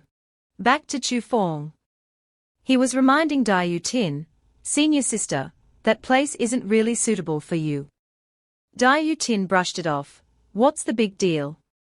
Who says women can't go to brothels? Let's go. Inside Chu Feng's shirt, Hen Yen was possessing the doll and peeking out to observe. Unfortunately for Chu Feng, Hen Yen possessed the doll just as he entered the brothel. Before Hen Yen's eyes were beautiful women beckoning, "Gentlemen, come here. Come in and take a look." Needless to say, Hen Yen was extremely angry. Is that so? Back to Kwanghen Palace. The female disciple, after fetching the pills, brought them to Hen Yen's door and called, "Master, the pills you requested." A sign on the door caught her eye, surprising her, in seclusion, "Do not disturb." She wondered to herself, wasn't she encountering a bottleneck? Why is she in seclusion now? I'll just wait. Back to the capital city of Wuyan High Kingdom. Dai Tin was still very curious. Why didn't you take me? Chu Feng awkwardly explained, it's not that I didn't want to take you, but that place doesn't allow women. Dai Tin was even more curious, there's such a rule. Dai Tin didn't know that the Hen Yen doll was clinging to her neck. The doll did something to Dai Tin that made her feel extremely sleepy. Then, Dai Tin's eyes suddenly opened wide. She suddenly became alert and said to Chu Feng, "So, as long as someone else entertains me, there's no problem, right?" Dai Tin's sudden change in attitude surprised Chu Feng. He looked at Dai Tin in confusion as she calmly walked into the brothel. They were stopped by a woman. "Guests, please stop. May I ask if you have a VIP card?" Chu Feng asked in surprise, "A VIP card?" Another man, hearing this, sneered, "You want to enter Than Wuyan without a VIP card? This isn't a place for just any dog or cat." Being looked down upon, Chu Feng summoned a small glowing sword in his hand and asked, "Can I enter with this?" Seeing it, the woman's attitude immediately changed. "So you're an immortal? Please come in." But seeing Dai Tin also entering, the woman called out, "Wait, this young lady." Dai Tin quickly replied, "I have a special preference. I wasn't born liking men. Can't I enter?" The woman said awkwardly, "Of course you can. Please come in." Watching them enter, the woman thought to herself, as expected of immortals. They are so open-minded. Chu Feng turned and asked, "What did you say? Why is that lady looking at us so strangely?" Diu Tin replied coldly, nothing, just a casual response. Noticing something strange about Diu Tin, Chu Feng thought to himself, is it my imagination? Why does senior sister seem so strange? They came to a large hall. A serving woman greeted them warmly, honored guests, please come in and rest in the private room. The woman then introduced herself, I am Chu Than, in charge of serving you, young master, and this elder sister. Chu Feng immediately inquired, besides us, are there any other distinguished guests today? Chu Than replied hesitantly, the identities of distinguished guests are not something I can inquire about. In any case, the distinguished guests who came today are all here for Sister Wu Nu. They must be important people. Hearing this, Chu Feng asked in surprise, wait, who did you say? Wu Nu. Diu Tin immediately turned and asked, do you know her? Her attitude startled Chu Feng. He stared at Diu Tin and thought to himself, this isn't right. This dangerous aura. Since when did senior sister give me such a strong sense of pressure? Then Chu Feng's face turned pale.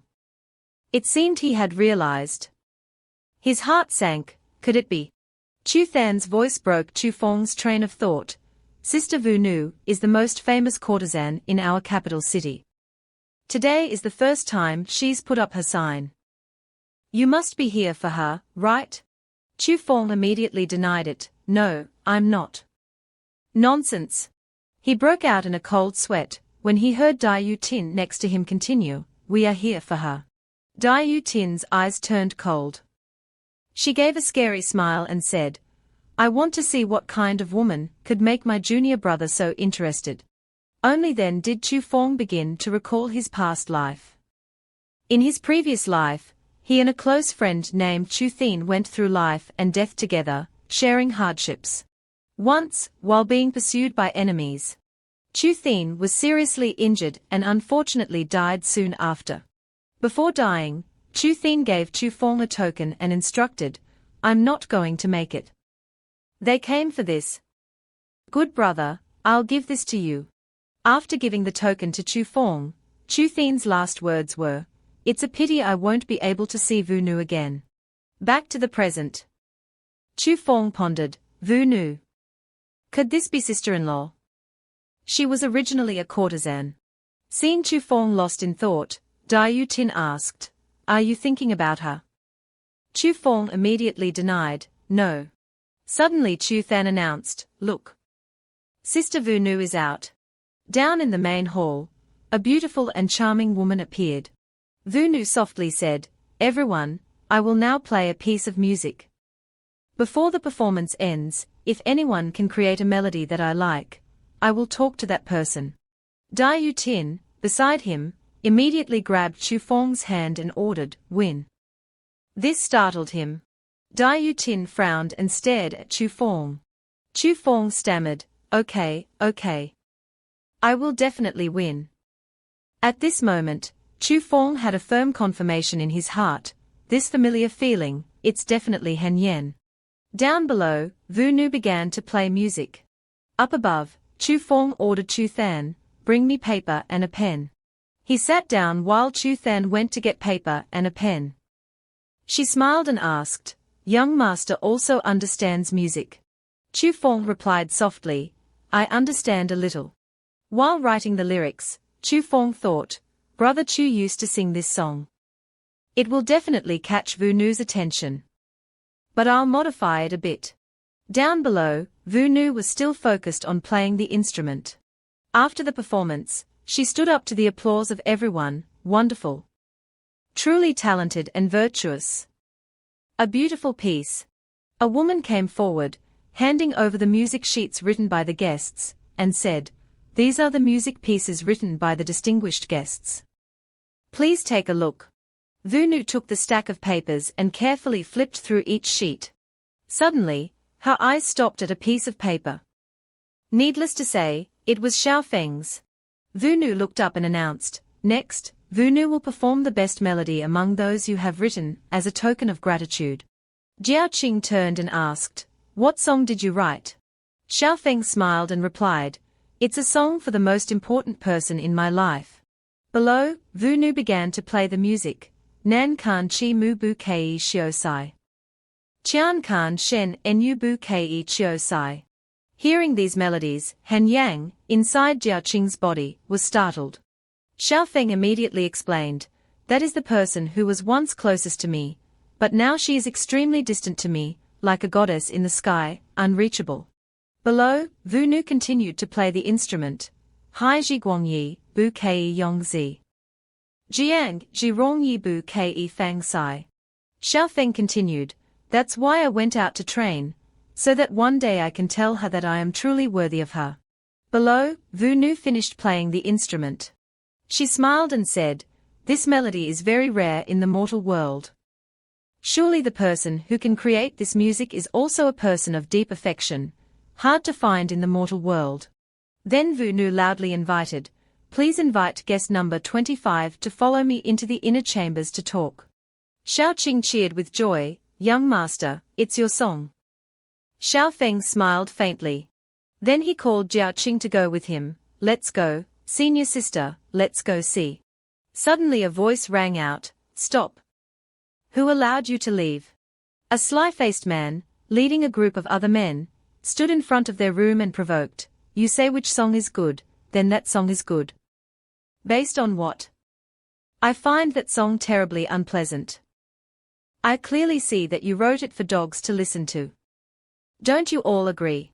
The men behind him echoed, "Right. Only a dog would listen to music like dog shit. Of course, your song is the best."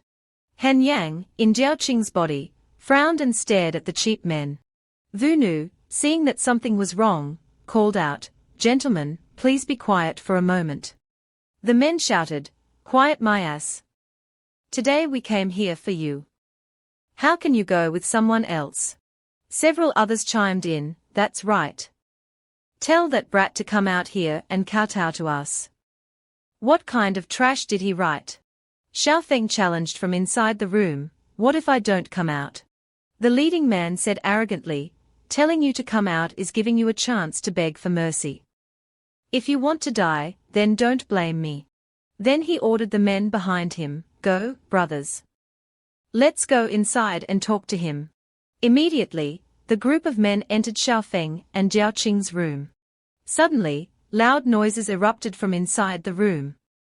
It seemed that a fierce fight had broken out. Outside, Xiaoqing worried, "Will that young master be beaten to death?" A voice came from inside the room, "Vunu, can you come in and talk for a moment?"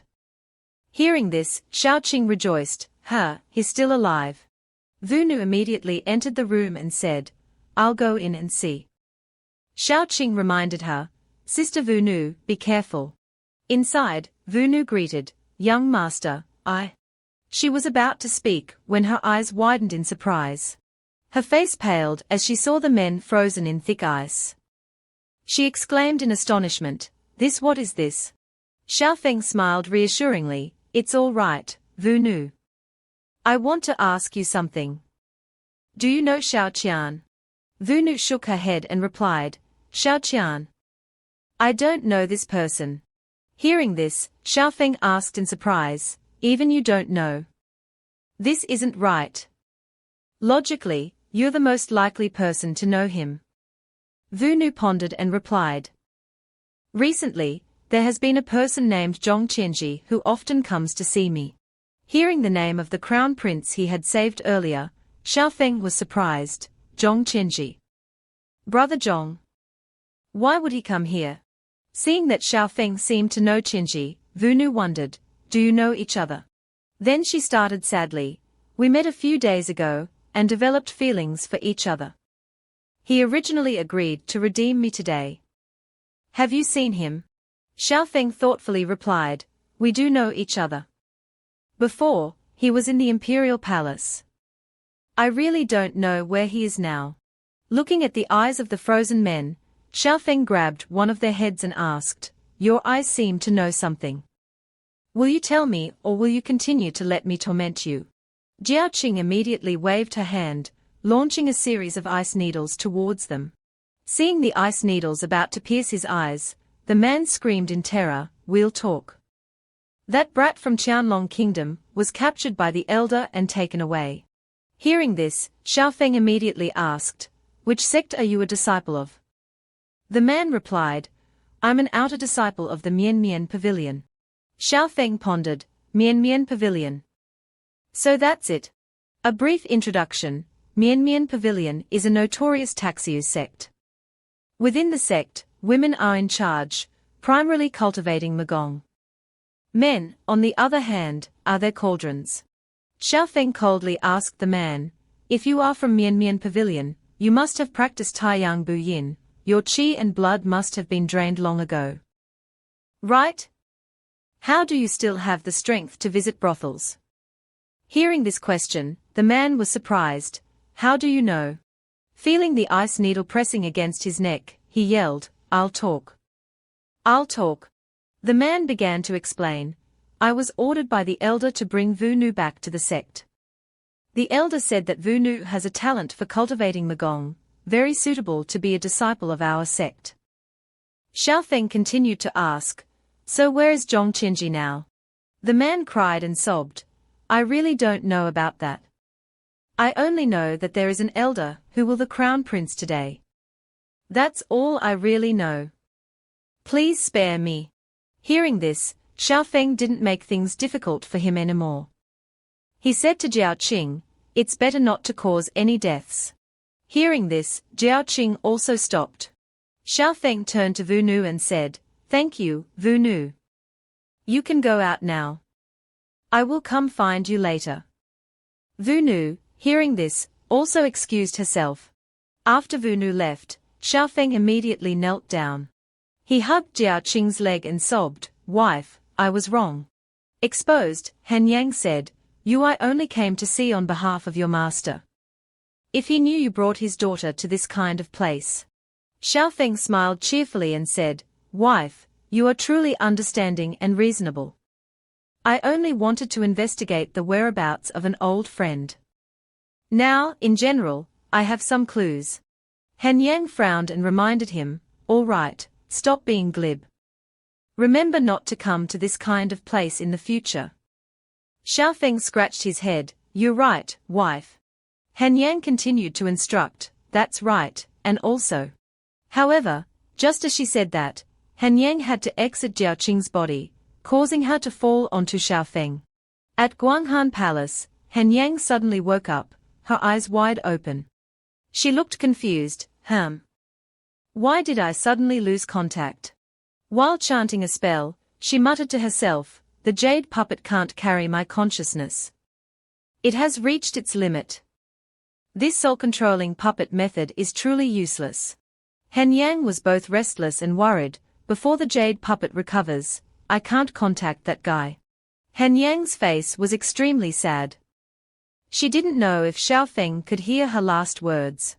Back in the mortal world, the Han Yang doll was now motionless, foaming at the mouth. Xiaofeng held it in his hand, worriedly wondering, why did it become like this? Drained dry. Beside him, Jiao Qing had regained consciousness and woke up. Xiaofeng hurriedly exclaimed, "Senior sister, you're awake." Jiao Qing looked confused. "What happened to me?" Xiaofeng quickly covered up, "You fell asleep in the brothel, so I brought you back here." Hearing this, Jiao Qing became even more puzzled. "Fell asleep? Why don't I have any impression of it? What about the performance of that older sister from the brothel?" Xiaofeng replied coldly, "It's over." Hearing this, Jiao Qing was extremely frustrated. She slammed things around, yelling angrily, "Why is it over? I haven't seen anything yet. I still wanted to sing with that beautiful sister. Why didn't you wake me up? Are you an idiot?" Seeing his senior sister throwing a tantrum like this, Xiaofeng had no choice but to call out, "Wu Nu, can you come here for a moment?" Wu Nu immediately entered. Xiaofeng turned and instructed Jiao Qing, "If you want to hear any song, just tell her. She's the most beautiful person here." Wu Nu respectfully greeted, "Greetings, Senior Su Jiao Qing." Seeing Wu Nu's attitude, Jiao Qing pointed and asked, "Is this your younger sister?" Xiaofeng shook his head and denied, "No, that's not the case. After saying that, Xiaofeng clasped his hands in thought and said, "Don't worry, Vunu. Senior sister is awake now. We will think of a way to rescue Zhong Chenji." Hearing this, Vunu gratefully thanked, "Thank you, two senior immortals." Immediately afterwards, Xiaofeng and Jiaoqing left the brothel together. On the way, Jiaoqing wondered, "What's going on? Xiaofeng, didn't you say you wanted to find an old friend?" Xiaofeng thoughtfully replied, "If I'm not mistaken, Zhong Chenji is that old friend of mine." Hearing this, Jiaoqing looked confused. "Huh? Why didn't you recognize him before?" Xiaofeng replied, "His face is too different from what I remember. I couldn't recognize him at once. But now, let's just think of a way to rescue him first. The Crown Prince's side should have some information." The two quickly flew to the Crown Prince's mansion in the Imperial Palace. Xiaofeng observed that the security here was quite tight. Jiaoqing looked around and exclaimed, "Look over there." They saw several cultivators present. Jiaoqing immediately exclaimed, "There are even cultivators here. It seems the Crown Prince's mansion is indeed hiding some secrets." Jiaoqing immediately came up with a plan. She smiled and suggested, "Xiaofeng, I'll lure those guys away. You take the opportunity to get in." Xiaofeng reminded his senior sister, "Don't directly clash with them. Be careful." Jiaoqing reassured him, "Don't worry. I'm this reliable, I definitely know how to exercise restraint." Indeed, restraint. Jiaoqing immediately created a large explosion at the main gate. The guards rushed out and shouted, "Enemy attack! There's a cultivator enemy. Quickly report to the immortal.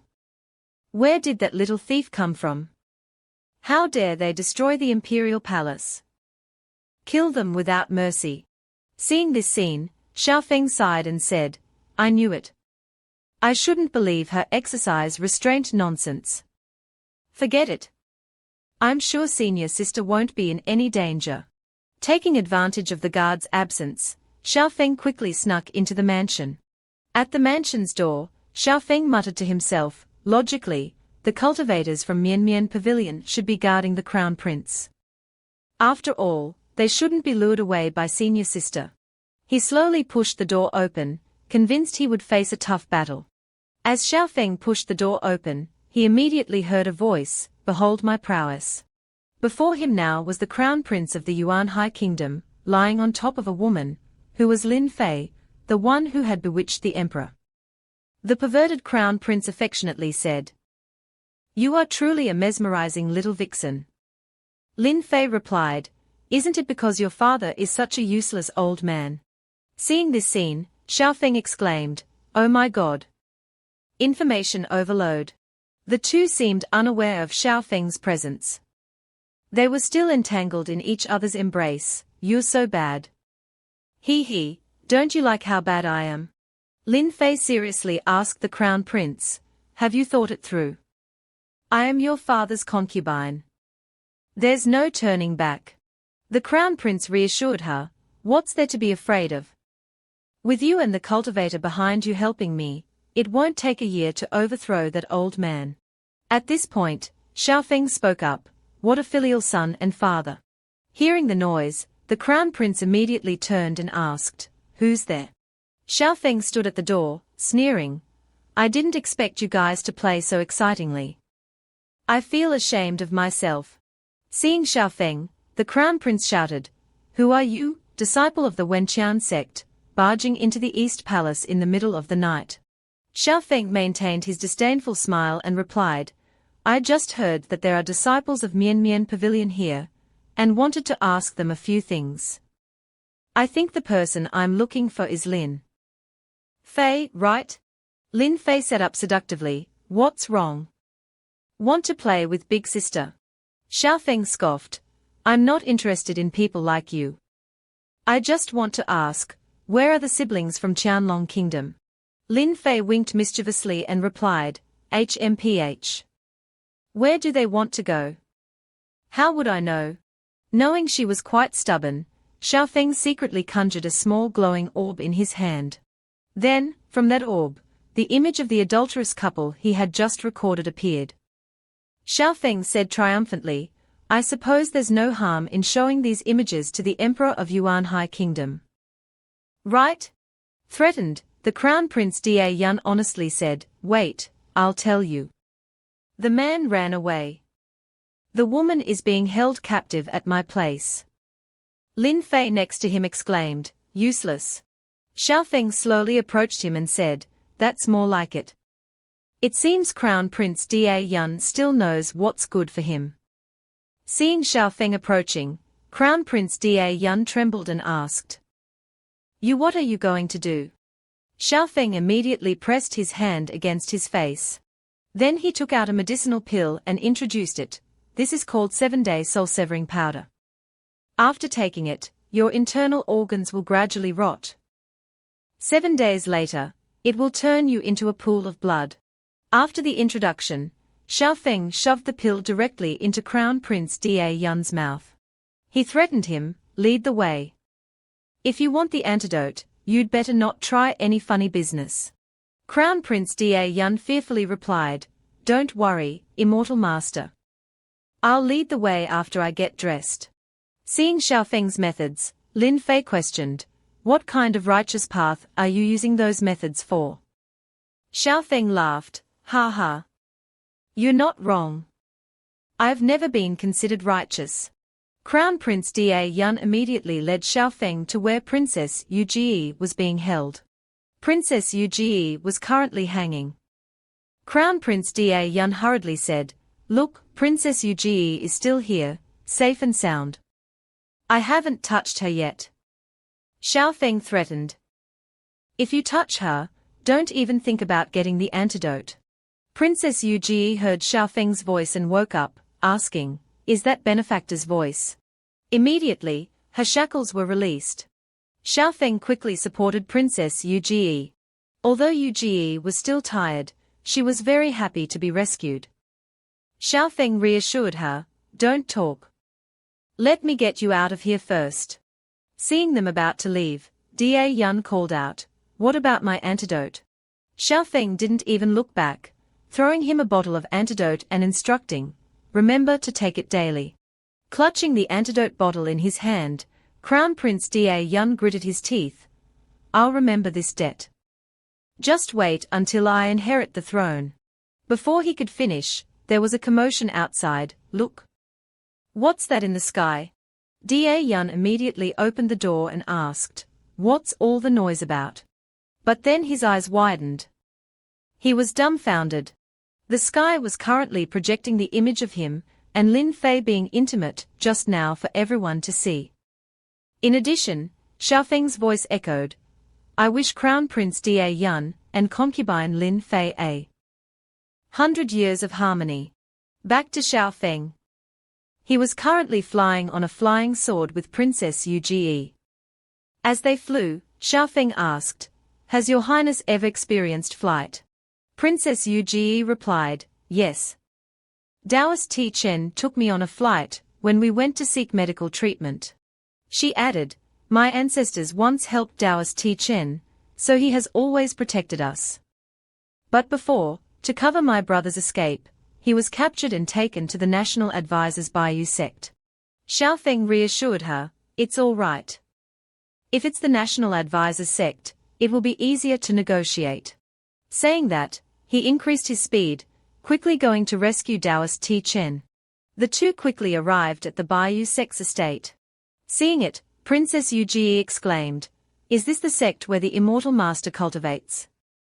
It's truly magnificent." Xiaofeng didn't think so. He lightly took out a talisman from his pouch and scoffed, "This sect is really poor. Probably some insignificant, rustic, 18th tier sect." Then he threw the talisman down. The talisman created a large explosion, smoke billowing everywhere. The disciples of the Baiyu sect quickly rushed out and shouted, "Audacious! Which petty thief dares to destroy our sect's gate?" They quickly surrounded Xiaofeng and Princess Yu and threatened loudly, "Audacious brat! Surrender and be bound." Yu fearfully huddled close to Xiaofeng, benefactor. Xiaofeng coldly shouted, National Advisor. Disciple Xiaofeng of the Wenqian sect has come to visit. It's not like you can't come out to meet me, is it? Immediately, the disciples shouted in unison, Master. The old national advisor appeared at this moment. He frowned and said, Young Master Xiao, before, I was polite to you. Giving face to the Wenqian sect behind you. Did you really think I was actually afraid of you? Princess Yu worriedly asked, Benefactor, can you fight him? Xiaofeng replied, Are you kidding? Of course I can't fight someone from their sect. Hearing this, Yu became even more worried, Benefactor. Xiaofeng quickly reassured her, Remember, many times, saving someone doesn't require fighting. Saying that, Xiaofeng took something out from his robe. He threw it towards the National Advisor and said, National Advisor, would you mind taking a look at this? What Xiaofeng threw was a yellow piece of paper. The National Advisor took it and frowned, asking, HMPH.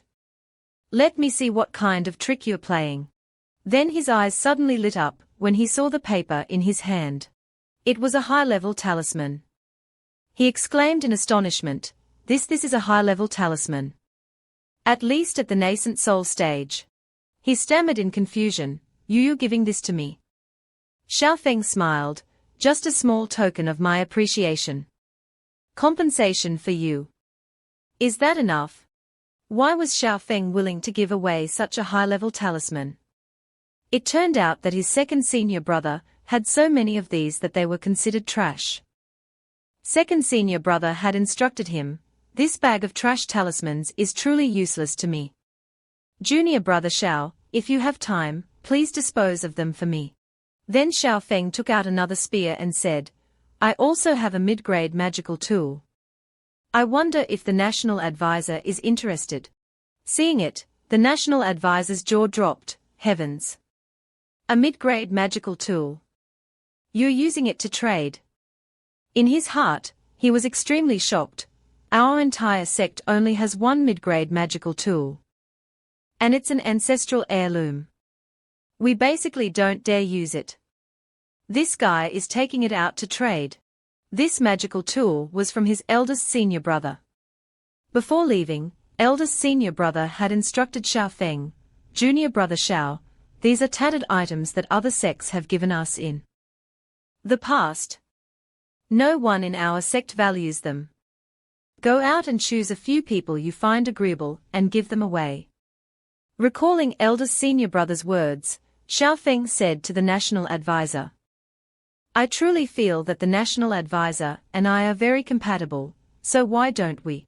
Seeing such valuable items, the National Advisor cleared his throat, this. But before he could finish, the other disciples shouted, Audacious. You think we would value this trash? He had just said that when the National Advisor kicked him in the face, silencing him. The National Advisor dusted off his hands and said, Do you understand? What did I teach you before? Is this how we treat guests? Hearing their master say this, the disciples were dumbfounded, not understanding what was going on.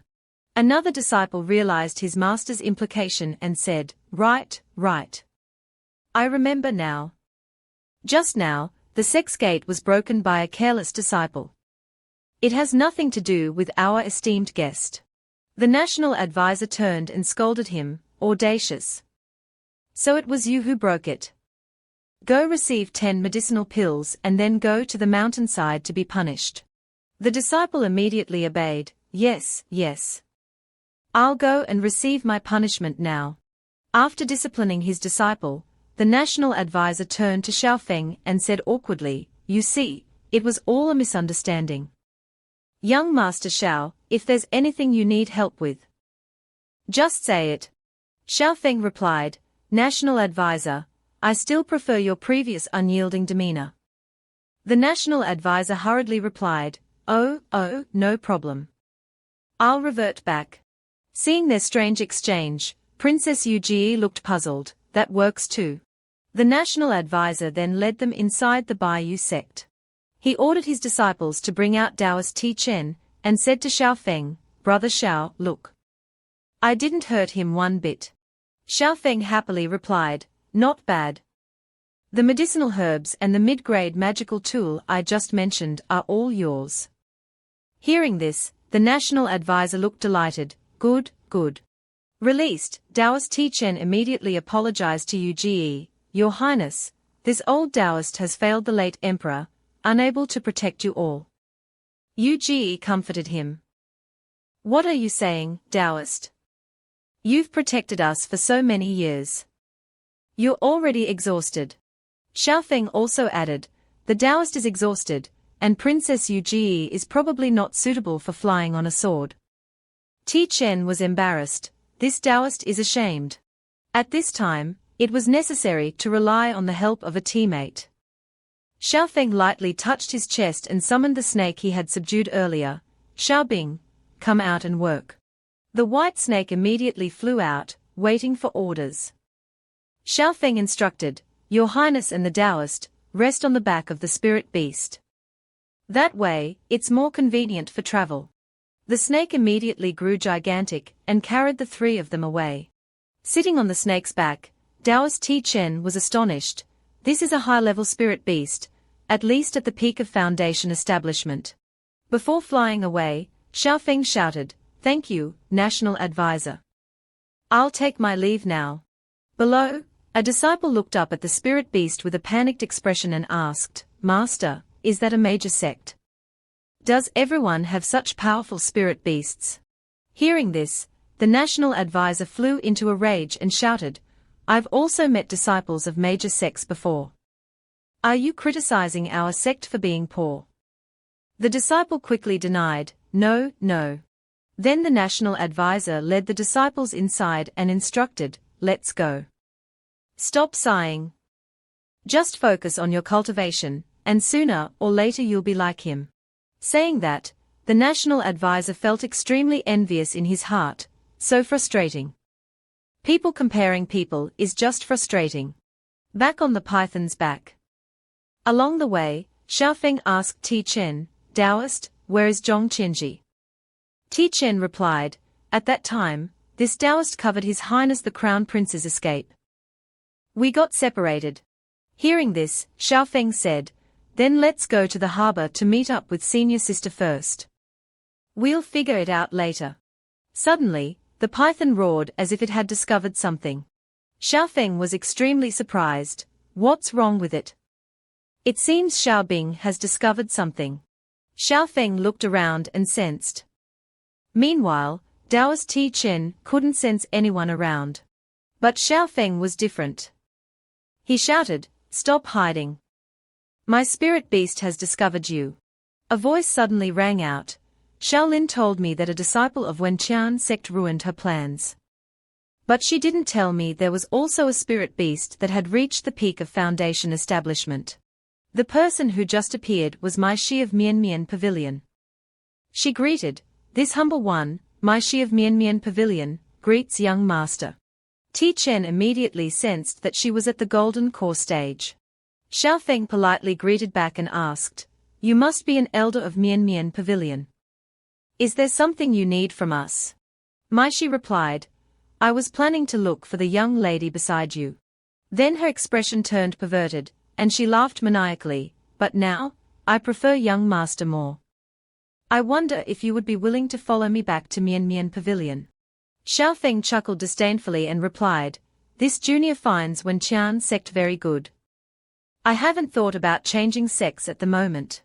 Another voice spoke up, "Xiaomai, I told you. You're not his type." Another voice added, "I think we should bring him back to the sect and devour him completely. Then he naturally won't leave us." The two women who just appeared were Lan Shi and Zhu Shi, also from Mian Pavilion. Seeing them, Xiaofeng chuckled. Unexpectedly, 3 golden core cultivators. Quite a large formation.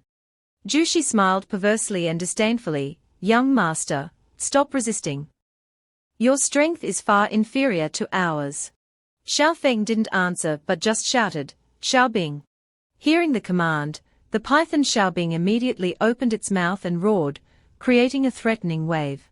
Maishi quickly retreated and laughed. Young master is truly impatient. While she was still being careless, Xiaofeng's Zhanxian sword rushed towards her. Zhanxian cut cleanly, splitting her in two. Taking advantage of the opportunity, Xiaofeng ordered Xiaobing to quickly fly away. Jushi glanced at Maishi's gradually recovering figure and mocked, "Look who's been defeated."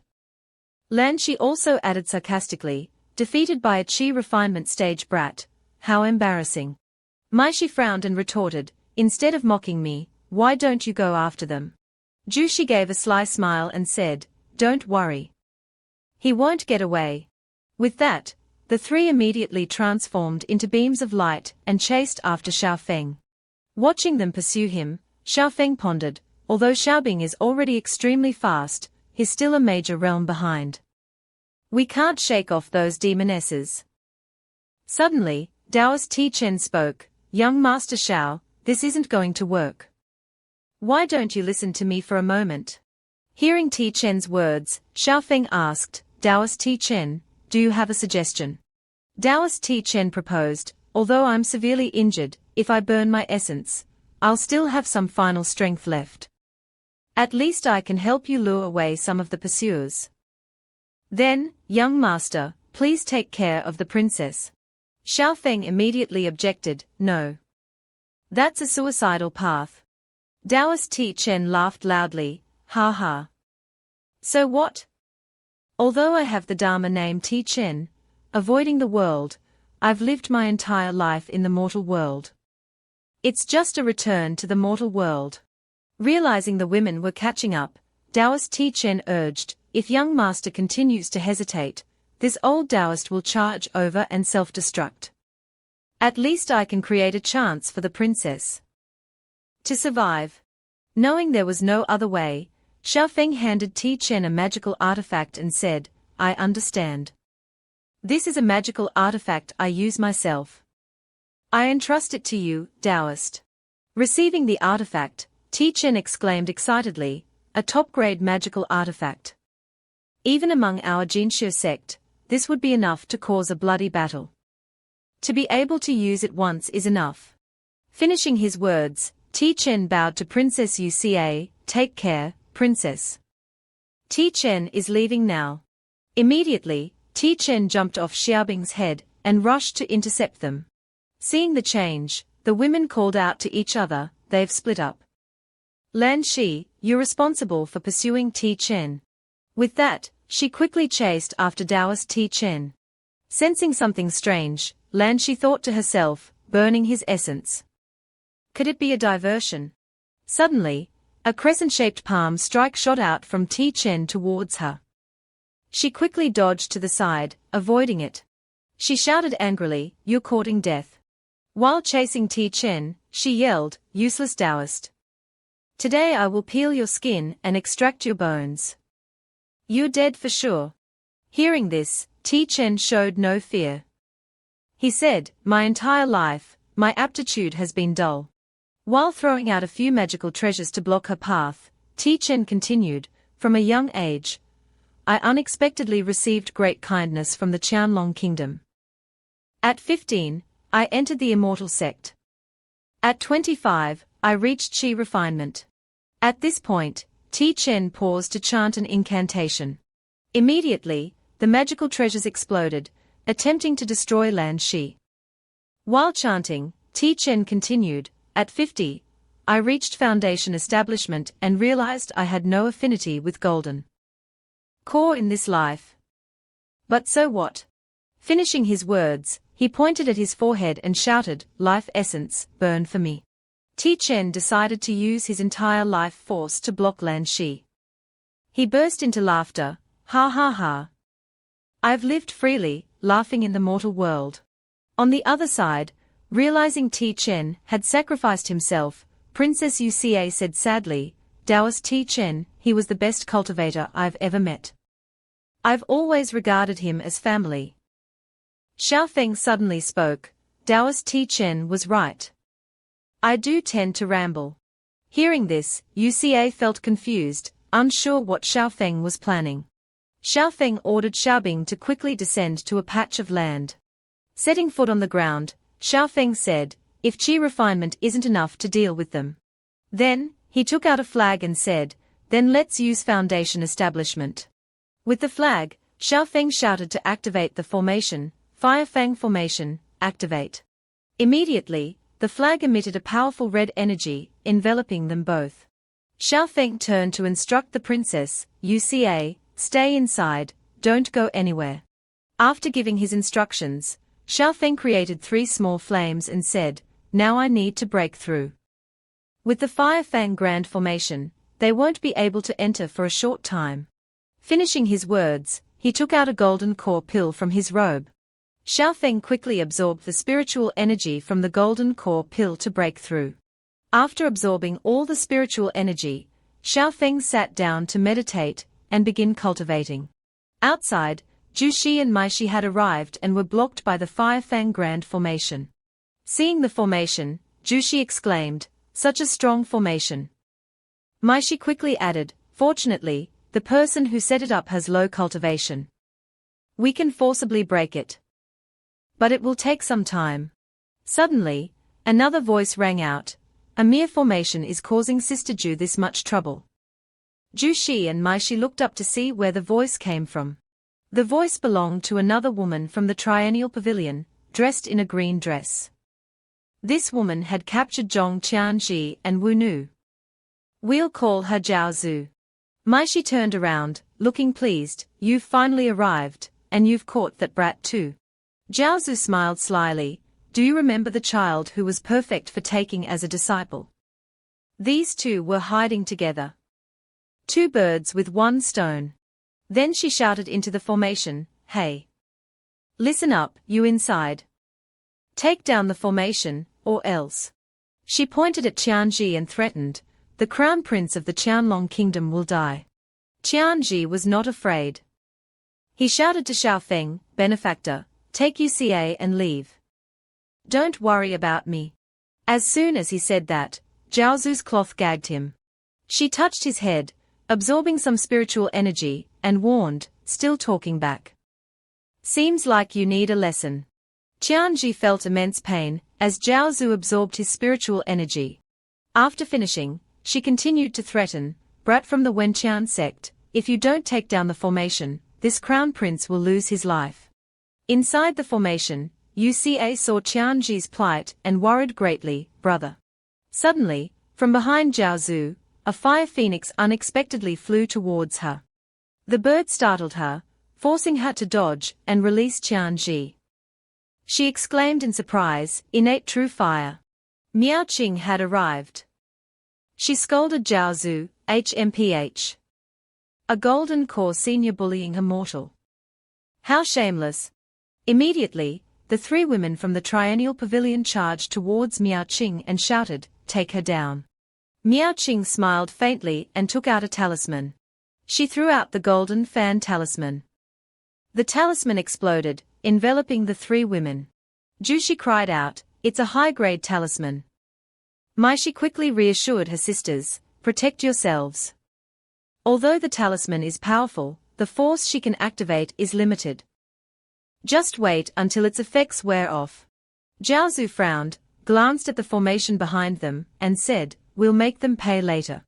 After binding the 3 women, Miao Qing quickly rescued Qianji and Wu Nu, landing beside Xiaofeng. Looking at Xiao Qian's current appearance, Xiaofeng thought. This is Xiao Qian's original form. So the Xiao Qian I met at the beginning was Zhong Qianji after his life essence was extracted. Princess Uca quickly ran and hugged her brother tightly. Miao Qing bent down and asked Xiaofeng, Xiaofeng, the aura around you, are you preparing to break through? I waited at the meeting point, but didn't see you, so I guessed you were in trouble. Xiaofeng continued cultivating and replied, facing 3 golden core cultivators, wasn't I out of options? Miao Qing chuckled, from now on, I'll protect you. Then she turned to Qianji and his sister, why did those 3 demonesses want to capture you? Qianji coughed and replied, that demoness told me to hand over the Zhenxian badge, but I don't know what that is. Uca added, I've never heard of it either. But father did give me a jade pendant before I left. She then took out a jade pendant and continued, "He told me it was my wedding gift and that I shouldn't show it to anyone." Seeing the jade pendant, Xiaofeng thought, "So the key to the immortal mansion that I've been searching for was on Uca all along. No wonder I couldn't find it." Suddenly, a loud explosion erupted. Miao Qing's high-grade talisman had been destroyed. Above, Jushi raged, "I've had enough. I'm going to kill them all right now." Maishi added, "Use all our strength to destroy their formation." With that, the three of them launched a combined palm strike towards Xiaofeng's formation. Unable to withstand the combined attack of three golden core cultivators, the formation immediately began to crack. Seeing this, the three women looked excited. "We are almost through. A little more." Just then, a firebird flew out from within the formation. Miao Qing flew up to confront the three women. Seeing this, Zhao Zhu sneered, "A little foundation establishment girl dares to face us three." Ignoring her taunts, Miao Qing threw out several more high-grade talismans. Attacked by the talismans, the three women quickly retreated and called out to each other, "Careful. Just how many high-grade talismans does she have?" Suddenly, behind Zhao Zhu, Xiaobing appeared and sprayed a wave of water. Maishi quickly shouted a warning, "Zhao Zhu. Behind you." Caught off guard, Zhao Zhu couldn't dodge in time. She was quickly frozen solid. However, her strength was not to be underestimated. The ice encasing her quickly cracked. She quickly shattered the ice imprisoning her. Zhao Zhu then gave a sly smile towards Xiaobing, "He. A very capable spirit beast." She took out a sword and threatened Xiaobing, "Seems like I'll have to play seriously with you, little beast." Meanwhile, Miao Qing continued to taunt Maishi and Jushi, "You two sisters bullying a junior, truly shameless." Jushi retorted, "HMPH. Little girl, if you're so capable, don't use magical treasures. This sister will fight you one-on-one." Maishi reminded her, "Don't hold back. Even if this girl has many magical treasures, her own power is limited." Below, Xiaofeng was still meditating intently. His whole body radiated a fiery aura. Above, lightning crackled, signaling the impending arrival of heavenly tribulation. Xiaofeng looked up at the sky and wondered, "It's just foundation establishment. Isn't this heavenly tribulation a bit too much?" Then he suddenly turned around, as if realizing something. Within Miao Qing's battle, it seemed she was losing ground. Miao Qing was breathing heavily, seemingly exhausted. Maishi looked smug, "Looks like you're running out of spiritual energy." Jushi looked up at the sky and exclaimed in surprise, "Why is there thunder?" At that moment, Maishi realized what was happening and cried out, "No." It turned out that Xiaofeng was being targeted by the heavenly tribulation. He took advantage of it and flew towards the two women from the triennial pavilion. While flying, Xiaofeng shouted, "Ha ha. Sisters, come play." Jushi exclaimed in shock, "It's the heavenly tribulation." Maishi also yelled, "If we get close to him, we'll be caught in the tribulation." Immediately, the two of them quickly scattered to avoid Xiaofeng. Xiaofeng quickly flew after Maishi and shouted, "Sister. Why are you running?" Maishi angrily rebuked, "Are you crazy? Why aren't you focusing on your tribulation? Why are you interfering in our battle? Do you want to die?" Xiaofeng clenched his fists and roared, "Tribulation. Tribulation my ass. I'm at Chi refinement, one-on-one with a golden core is a great deal. Don't run." While chasing her, Xiaofeng continued, "Don't run, you old thief." Seeing this, Jushi laughed triumphantly, "Phew. Good thing that madman isn't chasing me." Miao Qing retorted, "Seems like you don't care about your companion." Jushi replied, "That's the heavenly tribulation. We were just doing a simple mission. Who wants to risk their life?" She then turned to threaten Miao Qing, "The obstacle is gone. I should get serious now." Meanwhile, Xiaofeng continued his pursuit, yelling, "Hey, old woman. Why do you only know how to run? You have no grace of the triennial pavilion. Are you too ugly to face anyone?"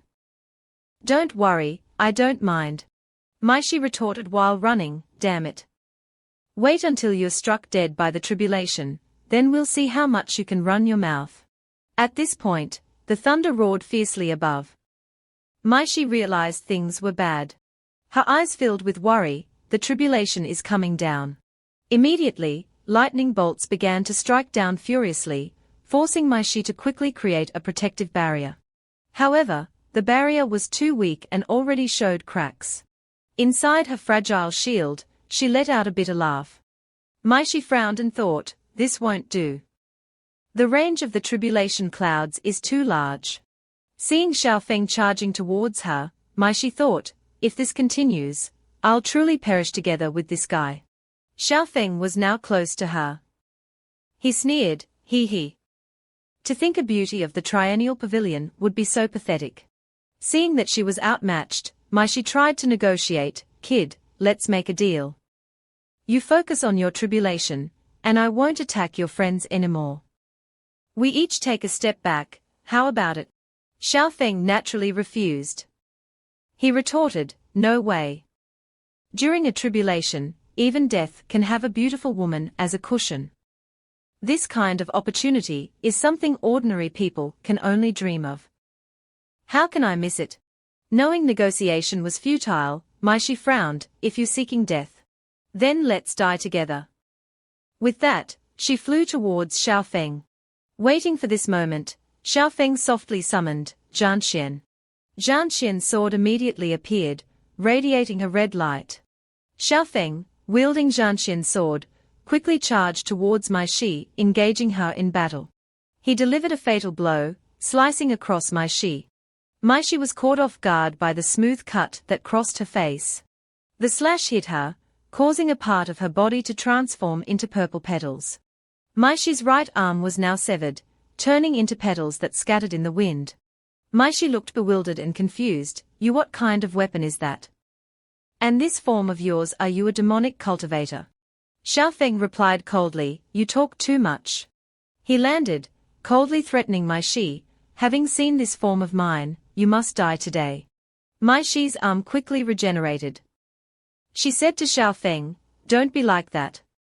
Actually, our triennial pavilion and the demonic cultivators were once considered to be part of the same family. We don't need to fight to the death. As they spoke, the heavenly tribulation prepared to strike again. Maishi pointed at the sky and suggested, the next tribulation lightning is about to strike. We should join forces against it first. Otherwise, we'll both die. Xiaofeng looked up at the sky and agreed, all right. Despite her suggestion, Maishi was plotting, stall for time. Once I spread the news of his demonic cultivation identity, the Wenqian sect will deal with him. She looked at Xiaofeng and continued her scheme, as long as I can set up the formation and withstand this tribulation lightning. However, just as she thought this, Xiaofeng suddenly disappeared. Drops of fresh blood sprayed from behind Maishi, causing her face to pale. Xiaofeng had teleported behind her and delivered a fatal stab, leaving her no chance to dodge. Maishi's face was filled with shock as she could only utter, you. At that moment, the tribulation lightning struck again, causing a massive explosion. Having finished off Maishi, her body shattered into pieces. Exhausted, Xiaofeng collapsed. He coughed while looking up at the sky, cough, cough seems like I won the bet. Good thing I didn't die. Beside him, Zhanxian transformed into its human form and complained, you were too reckless. Do you know that in order to block the last tribulation lightning for you, I almost completely depleted my power. Xiaofeng sat up, wearily replying, ha ha. That was a golden core cultivator. I couldn't have won without utilizing the power of the heavenly tribulation. Knowing his spiritual energy was insufficient to feed Zhanxian, Xiaofeng suggested, how about this? Next time, I'll definitely find you a really good spiritual treasure to replenish your spiritual energy. Zhanxian reluctantly agreed, that's acceptable. Suddenly, a small, glowing golden flame appeared on the ground. Seeing it, Zhanxian exclaimed, hey. It's a dowst seed. Xiaofeng picked it up and smiled, ah.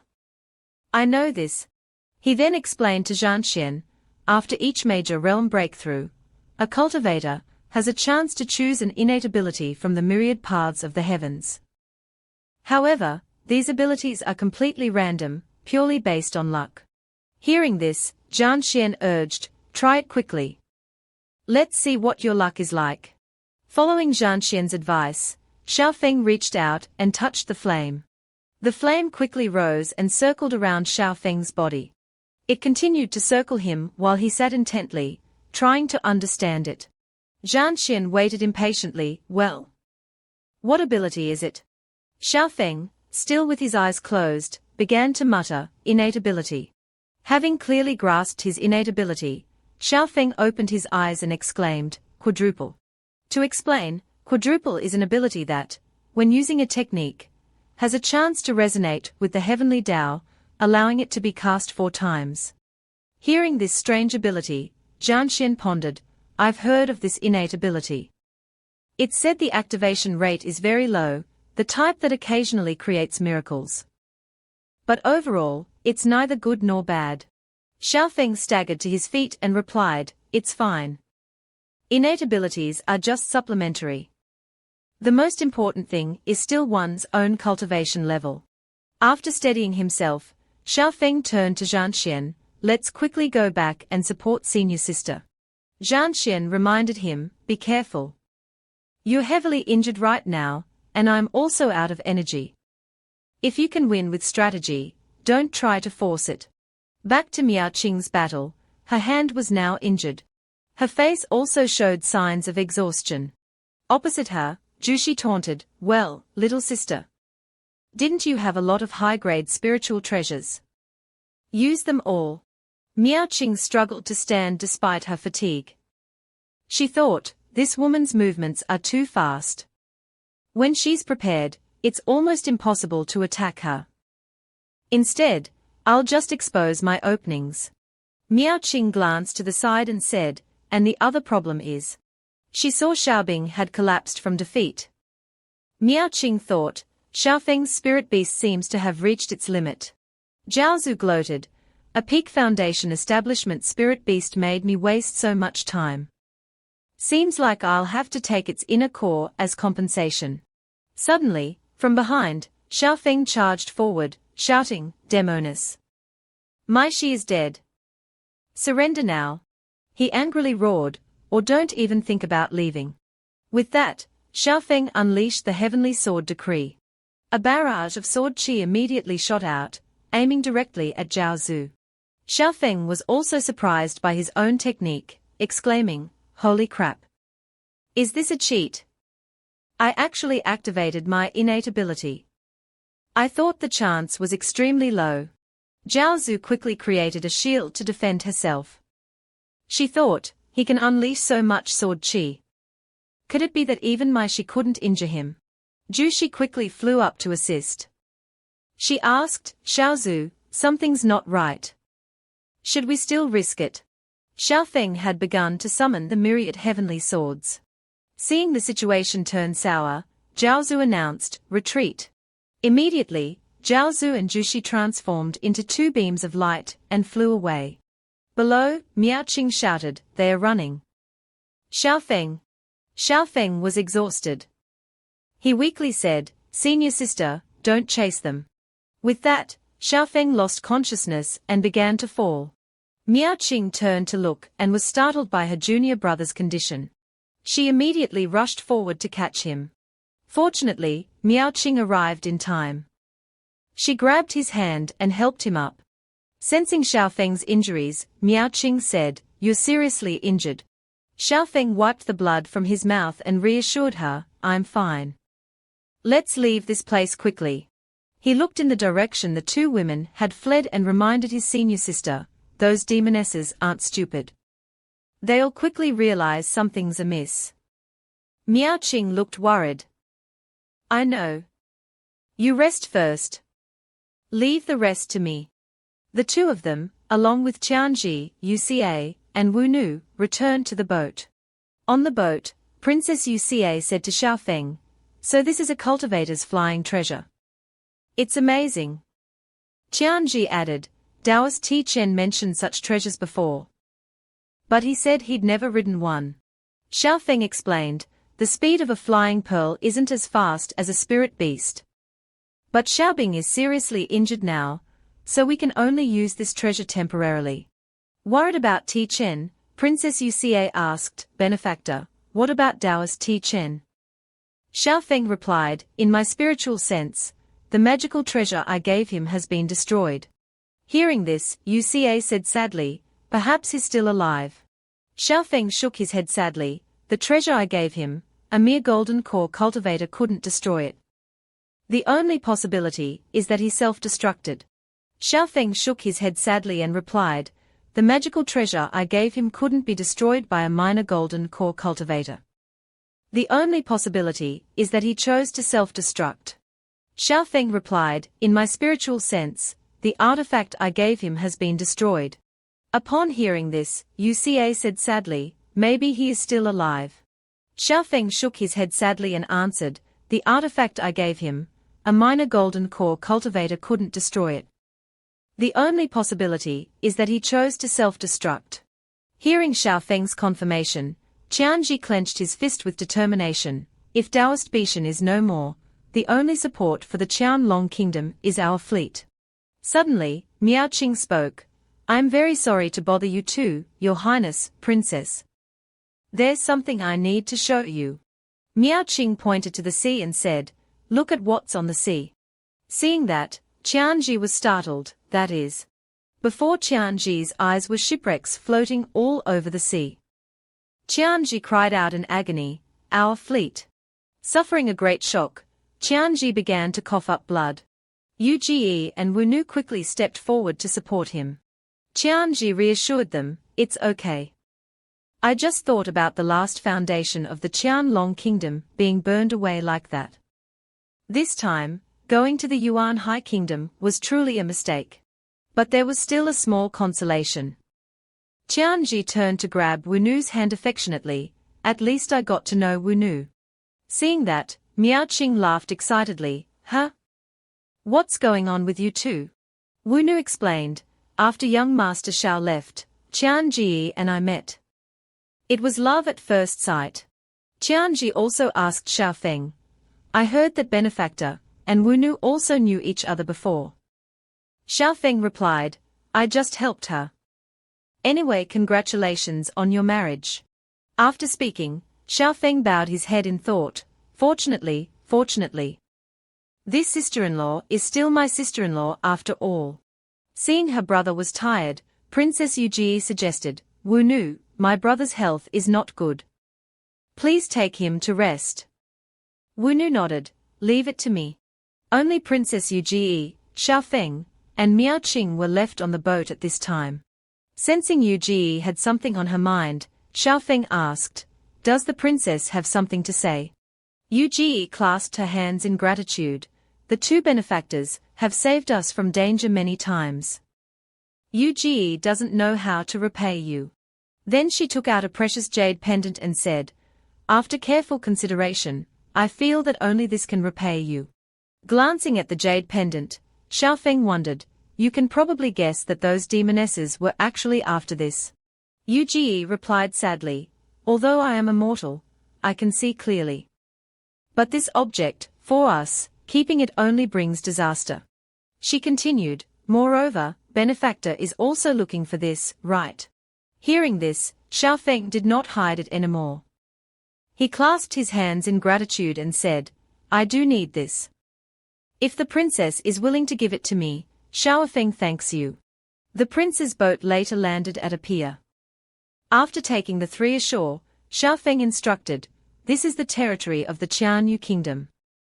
Here, you can avoid the pursuit of the Yuan High Kingdom. Uge, Chenji, and Wunu clasped their hands in gratitude, thank you, Benefactor. Take care. Xiaofeng and Miaoqing also cheerfully replied, farewell. See you later. The boat then slowly rose into the air.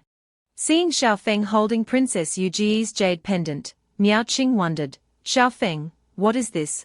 Xiaofeng asked, Senior sister, have you ever heard of the immortal talismans of the great powers of the past? Miao Qing replied, "Of course." Xiao Feng then explained, "It is said that those ancient great powers, before they died, would often leave their inheritance in their immortal mansions. Just so their legacy wouldn't be broken. Throughout history, many geniuses have risen to prominence because they found the treasures of the ancients in those immortal mansions." After explaining, Xiao Feng smiled smugly. This jade pendant is the key to one of those great powers' immortal mansions. Miao Qing wondered how Xiao Feng knew these things. Xiao Feng covered it up, "It's in the books." "Why don't you read books usually?" Annoyed by being teased, Miao Qing retorted, "Really? So, there is such knowledge in books. I'll have to read more books later." Having tricked Miao Qing, Xiao Feng thought to himself, "Generally, senior sister doesn't read books. I can just say anything to fool her." The sky began to darken, the moon had risen high. The boat carrying Xiao Feng and Miao Qing was floating in the air. While Miao Qing was sound asleep, Xiao Feng secretly left the boat and flew down. He said to Zhan Xian, "Phew, Zhan Xian, thank you. If you hadn't helped me conceal my aura, I definitely wouldn't have been able to hide it from senior sister." Zhan Xian seemed puzzled. "I'm just curious, at night you said you were in seclusion, and you asked me to hide your aura. What are you trying to do?" Xiao Feng explained, "I plan to find those two brothers. To do things that disciples of the Wenqian sect shouldn't do." Zhan Xian reminded him, "You don't have any improper thoughts about those two girls, do you?" Xiao Feng brushed it off. "How could that be? It's just that I want a few people to gather intelligence about the secular world for me. Those two brothers happen to be able to help me." He took out a ghost mask from his robe and said, "Let me change my appearance." At this time, the carriage carrying the other three was speeding down the road. Chenji, while driving, turned back and said to the two girls inside, "Uge, Wunu, hold on a little longer. We are almost in the city." Inside, Uge was feeling extremely cold despite being wrapped in a blanket by Wunu. Uge said to Wunu, "It's okay. With the medicine young master left, I'm feeling much better." Suddenly, above the carriage, a loud laughter echoed, "Ha ha ha. I didn't expect to find a Xian Qian Hen Bing Ju Mai. Interesting. Interesting." Uge inside looked extremely worried. Qianji looked up to find the source of the laughter and shouted, "Who is pretending to be a ghost? Is it a demon from the Mion pavilion?" A large cloud of smoke appeared in front of the carriage and a voice said, unexpectedly, "A mortal like you also knows about the Mion pavilion." Xiao Feng, now wearing a mask, appeared and continued, comparing this old man to the truly disrespectful, young man. Uge pulled back the curtain and wondered, "Brother, who is this?" Qianji instructed, "Uge, wait in the carriage. Leave this to me." Uge said worriedly, "Brother, we can't resist a cultivator.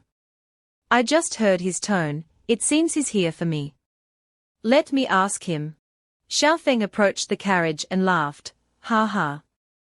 This girl, you're much stronger than your brother. This old man won't beat around the bush. I'm here today to give you a gift of fortune." Xiao Feng's voice returned to a serious tone. He said, "This old man can make you live for a few more years. I can even make you step onto the path of cultivation. Do you dare to accept it?" Qianji was surprised. "Cultivation?" Uge calmly asked, "Senior, what do you want us to do?" Xiao Feng took out a scroll and said, "I do need you to do something for me." He handed the scroll to Uge and instructed, "This old man needs you to cultivate this technique." Xiao Feng began to introduce it to her. "This technique has very serious side effects. But as long as you cultivate it, you can be assured of living peacefully for at least 100 years. But then he suggested, during these 100 years, you must obey my orders. Do you agree?" Qianji found it strange and asked, "May I ask, what are the extremely serious side effects you mentioned?" Xiao Feng replied, "I won't hide it from you. This is a cauldron technique. If you cultivate this technique, you can only help others in the future." He looked at Uge and said, after she cultivates for 100 years, I can use a secret technique to take her cultivation. At that time, before Xiaofeng could finish, Uge clenched her fists with determination. I agree. Chenji turned to her worriedly. Uge. Princess Uge smiled and replied, one person will die soon, the other can live for at least 100 years. I have nothing to hesitate about.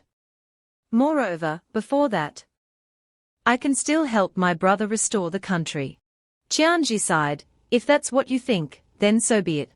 At this time, Xiaofeng suddenly said to Chenji, Your Highness, I also have a technique for you.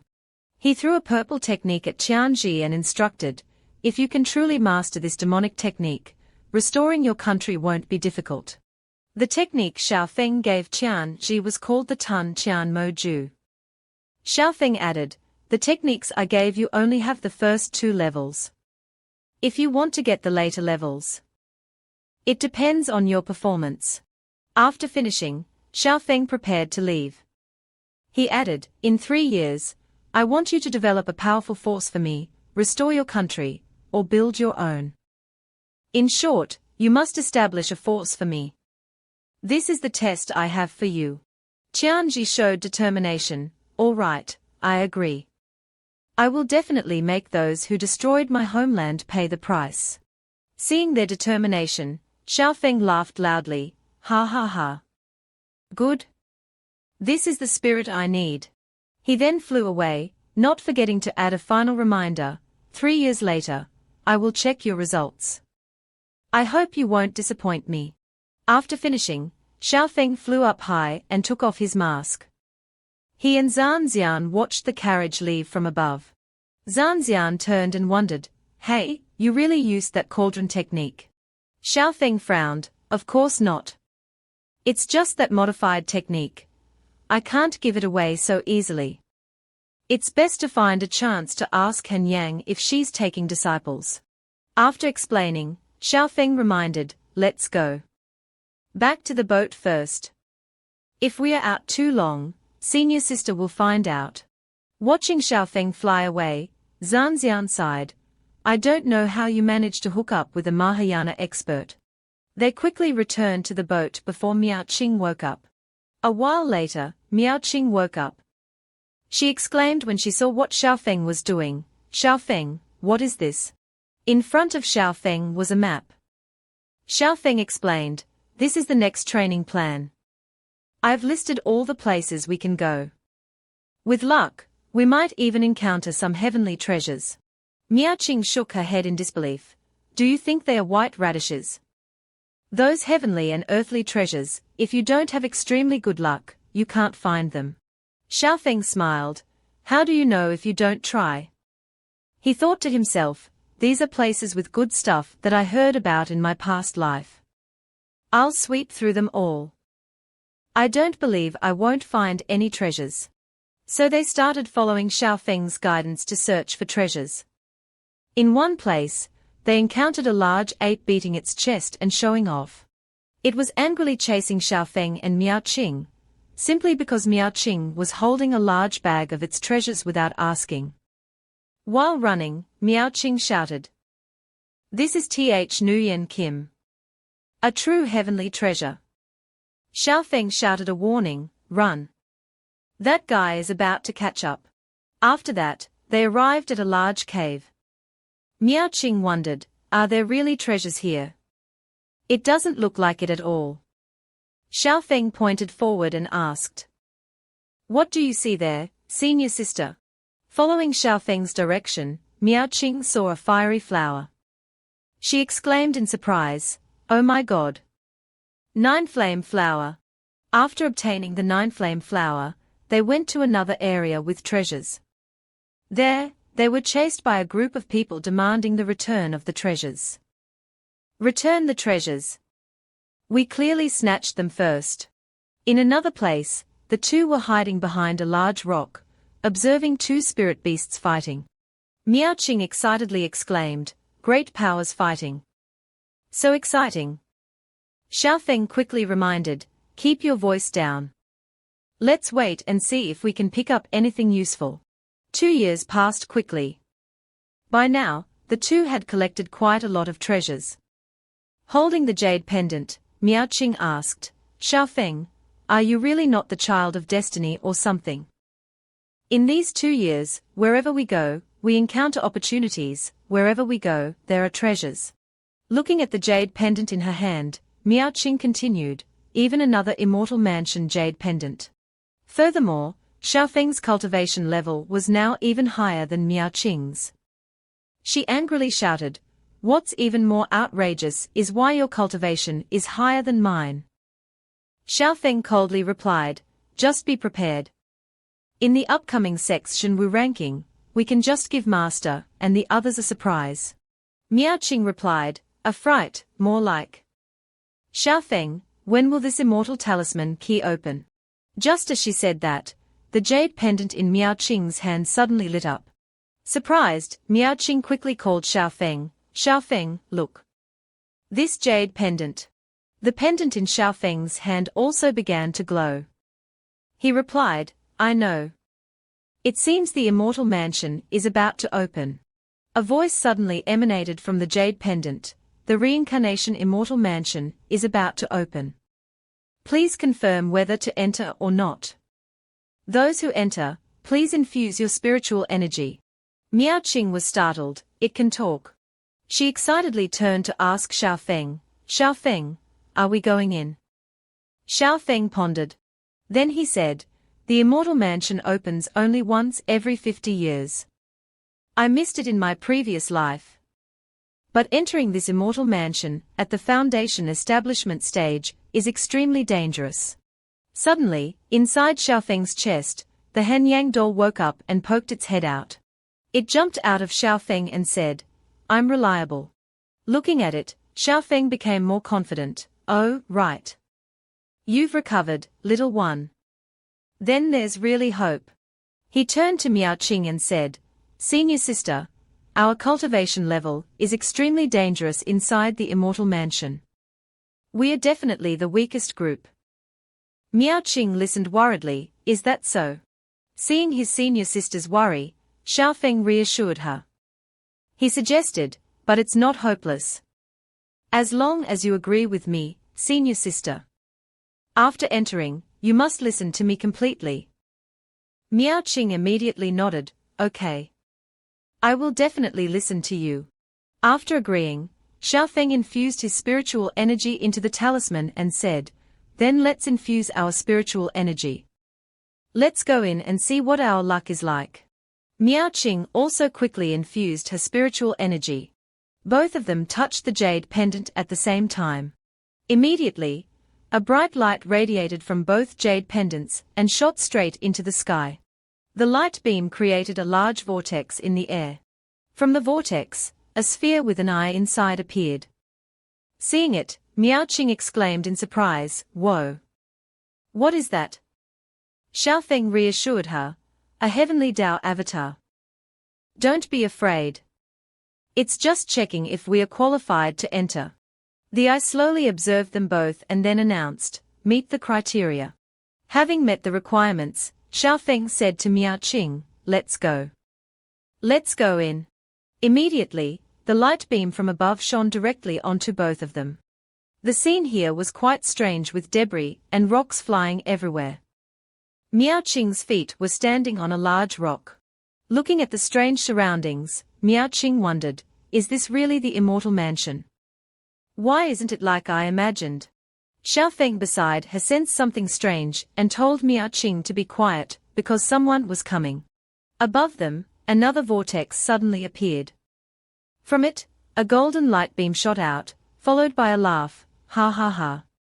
This time, I, old devil Wang, will definitely obtain the inheritance of the immortal mansion. Looking at the person who had just appeared, Xiaofeng recognized him, Golden Core Stage. And a Golden Core expert. Another voice suddenly rang out, HMPH. Old devil Wang, you're truly delusional. The person who just spoke was a man with a large sword on his back. He shouted, if you want to take things from the immortal mansion, you have to ask my BA Dao Liu first. Seeing him, Xiaofeng commented, at least mid-golden core stage. And not some trashy 8th grade golden core like my Lan Zuju. This guy is at least 3rd grade or above.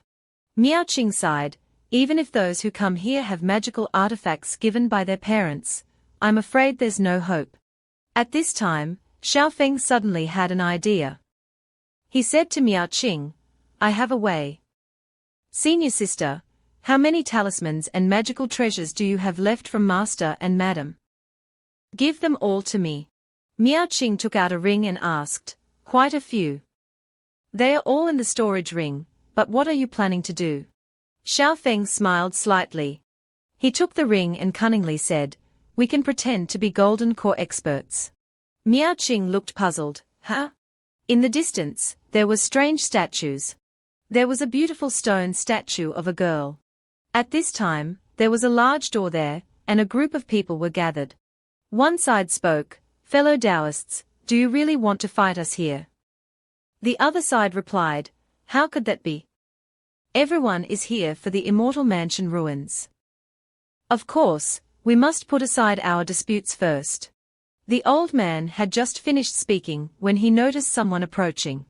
Seeing a young man and a woman riding a flood dragon, the old man recognized them as members of Wenqian sect, but he couldn't discern their cultivation levels. Someone asked loudly, Taoist friend, are you a disciple of Wenqian sect? Xiaofeng cupped his hands and calmly replied, Wenqian sect, Wu Chen. Wu Chen was a name Xiaofeng borrowed from someone else. At this time, the old man said, so it's Taoist friend Wu Chen. I am Ling Yan of the Xingmen sect. I have long admired Taoist friend Wu Chen's great name. Meeting you today. You truly are a talented young man. Hearing the old man's words, Xiaofeng was slightly startled. Xiaofeng turned to Miao Qing and said, disciple, stay by my side, don't wander around. At this time, the crowd outside whispered, is that person the golden core genius of Wenqian sect, Wu Chen? Another person replied, I've never met him. This kid is quite arrogant. Xiaofeng smiled inwardly, ha, this senior brother Wu Chen is a super shut-in, he hasn't left his house in 1,000 years, but his reputation is truly not small. I can use it. But it seems like there are quite a few people here whom I've met in my past life. A girl in a seductive pink dress said, so it's the little brother of Wenqian sect, he looks quite handsome. Xiaofeng recognized this girl as the seductress of the Mion pavilion. Named Mo Shui Yao. An elegant man and woman, holding fans, continued, TSK, it seems the righteous path has more golden cores than us. This person was Lin Xiao of the Bai Yang Cheng, known for his ruthlessness. A girl in a blue dress respectfully said, greetings, Taoist friend. Xiaofeng recognized this person as Luo Shufu, but he wasn't very familiar with her. After the greetings, Xiaofeng replied, I didn't expect so many people, it seems it won't be easy. At this time, an announcement sounded, the time for the reincarnation immortal mansion to open has arrived. This immortal mansion only allows 9 people to enter. When there are only 9 people left on the grounds, the immortal mansion will open. Those who give up can transfer half of their blood essence to the immortal mansion jade pendant to leave. The crowd was stunned, what? Only 9 people. A young man with red hair, named Mo Yu, looked at the crowd and ordered, those below the golden core stage, will you leave on your own, or shall I see you out?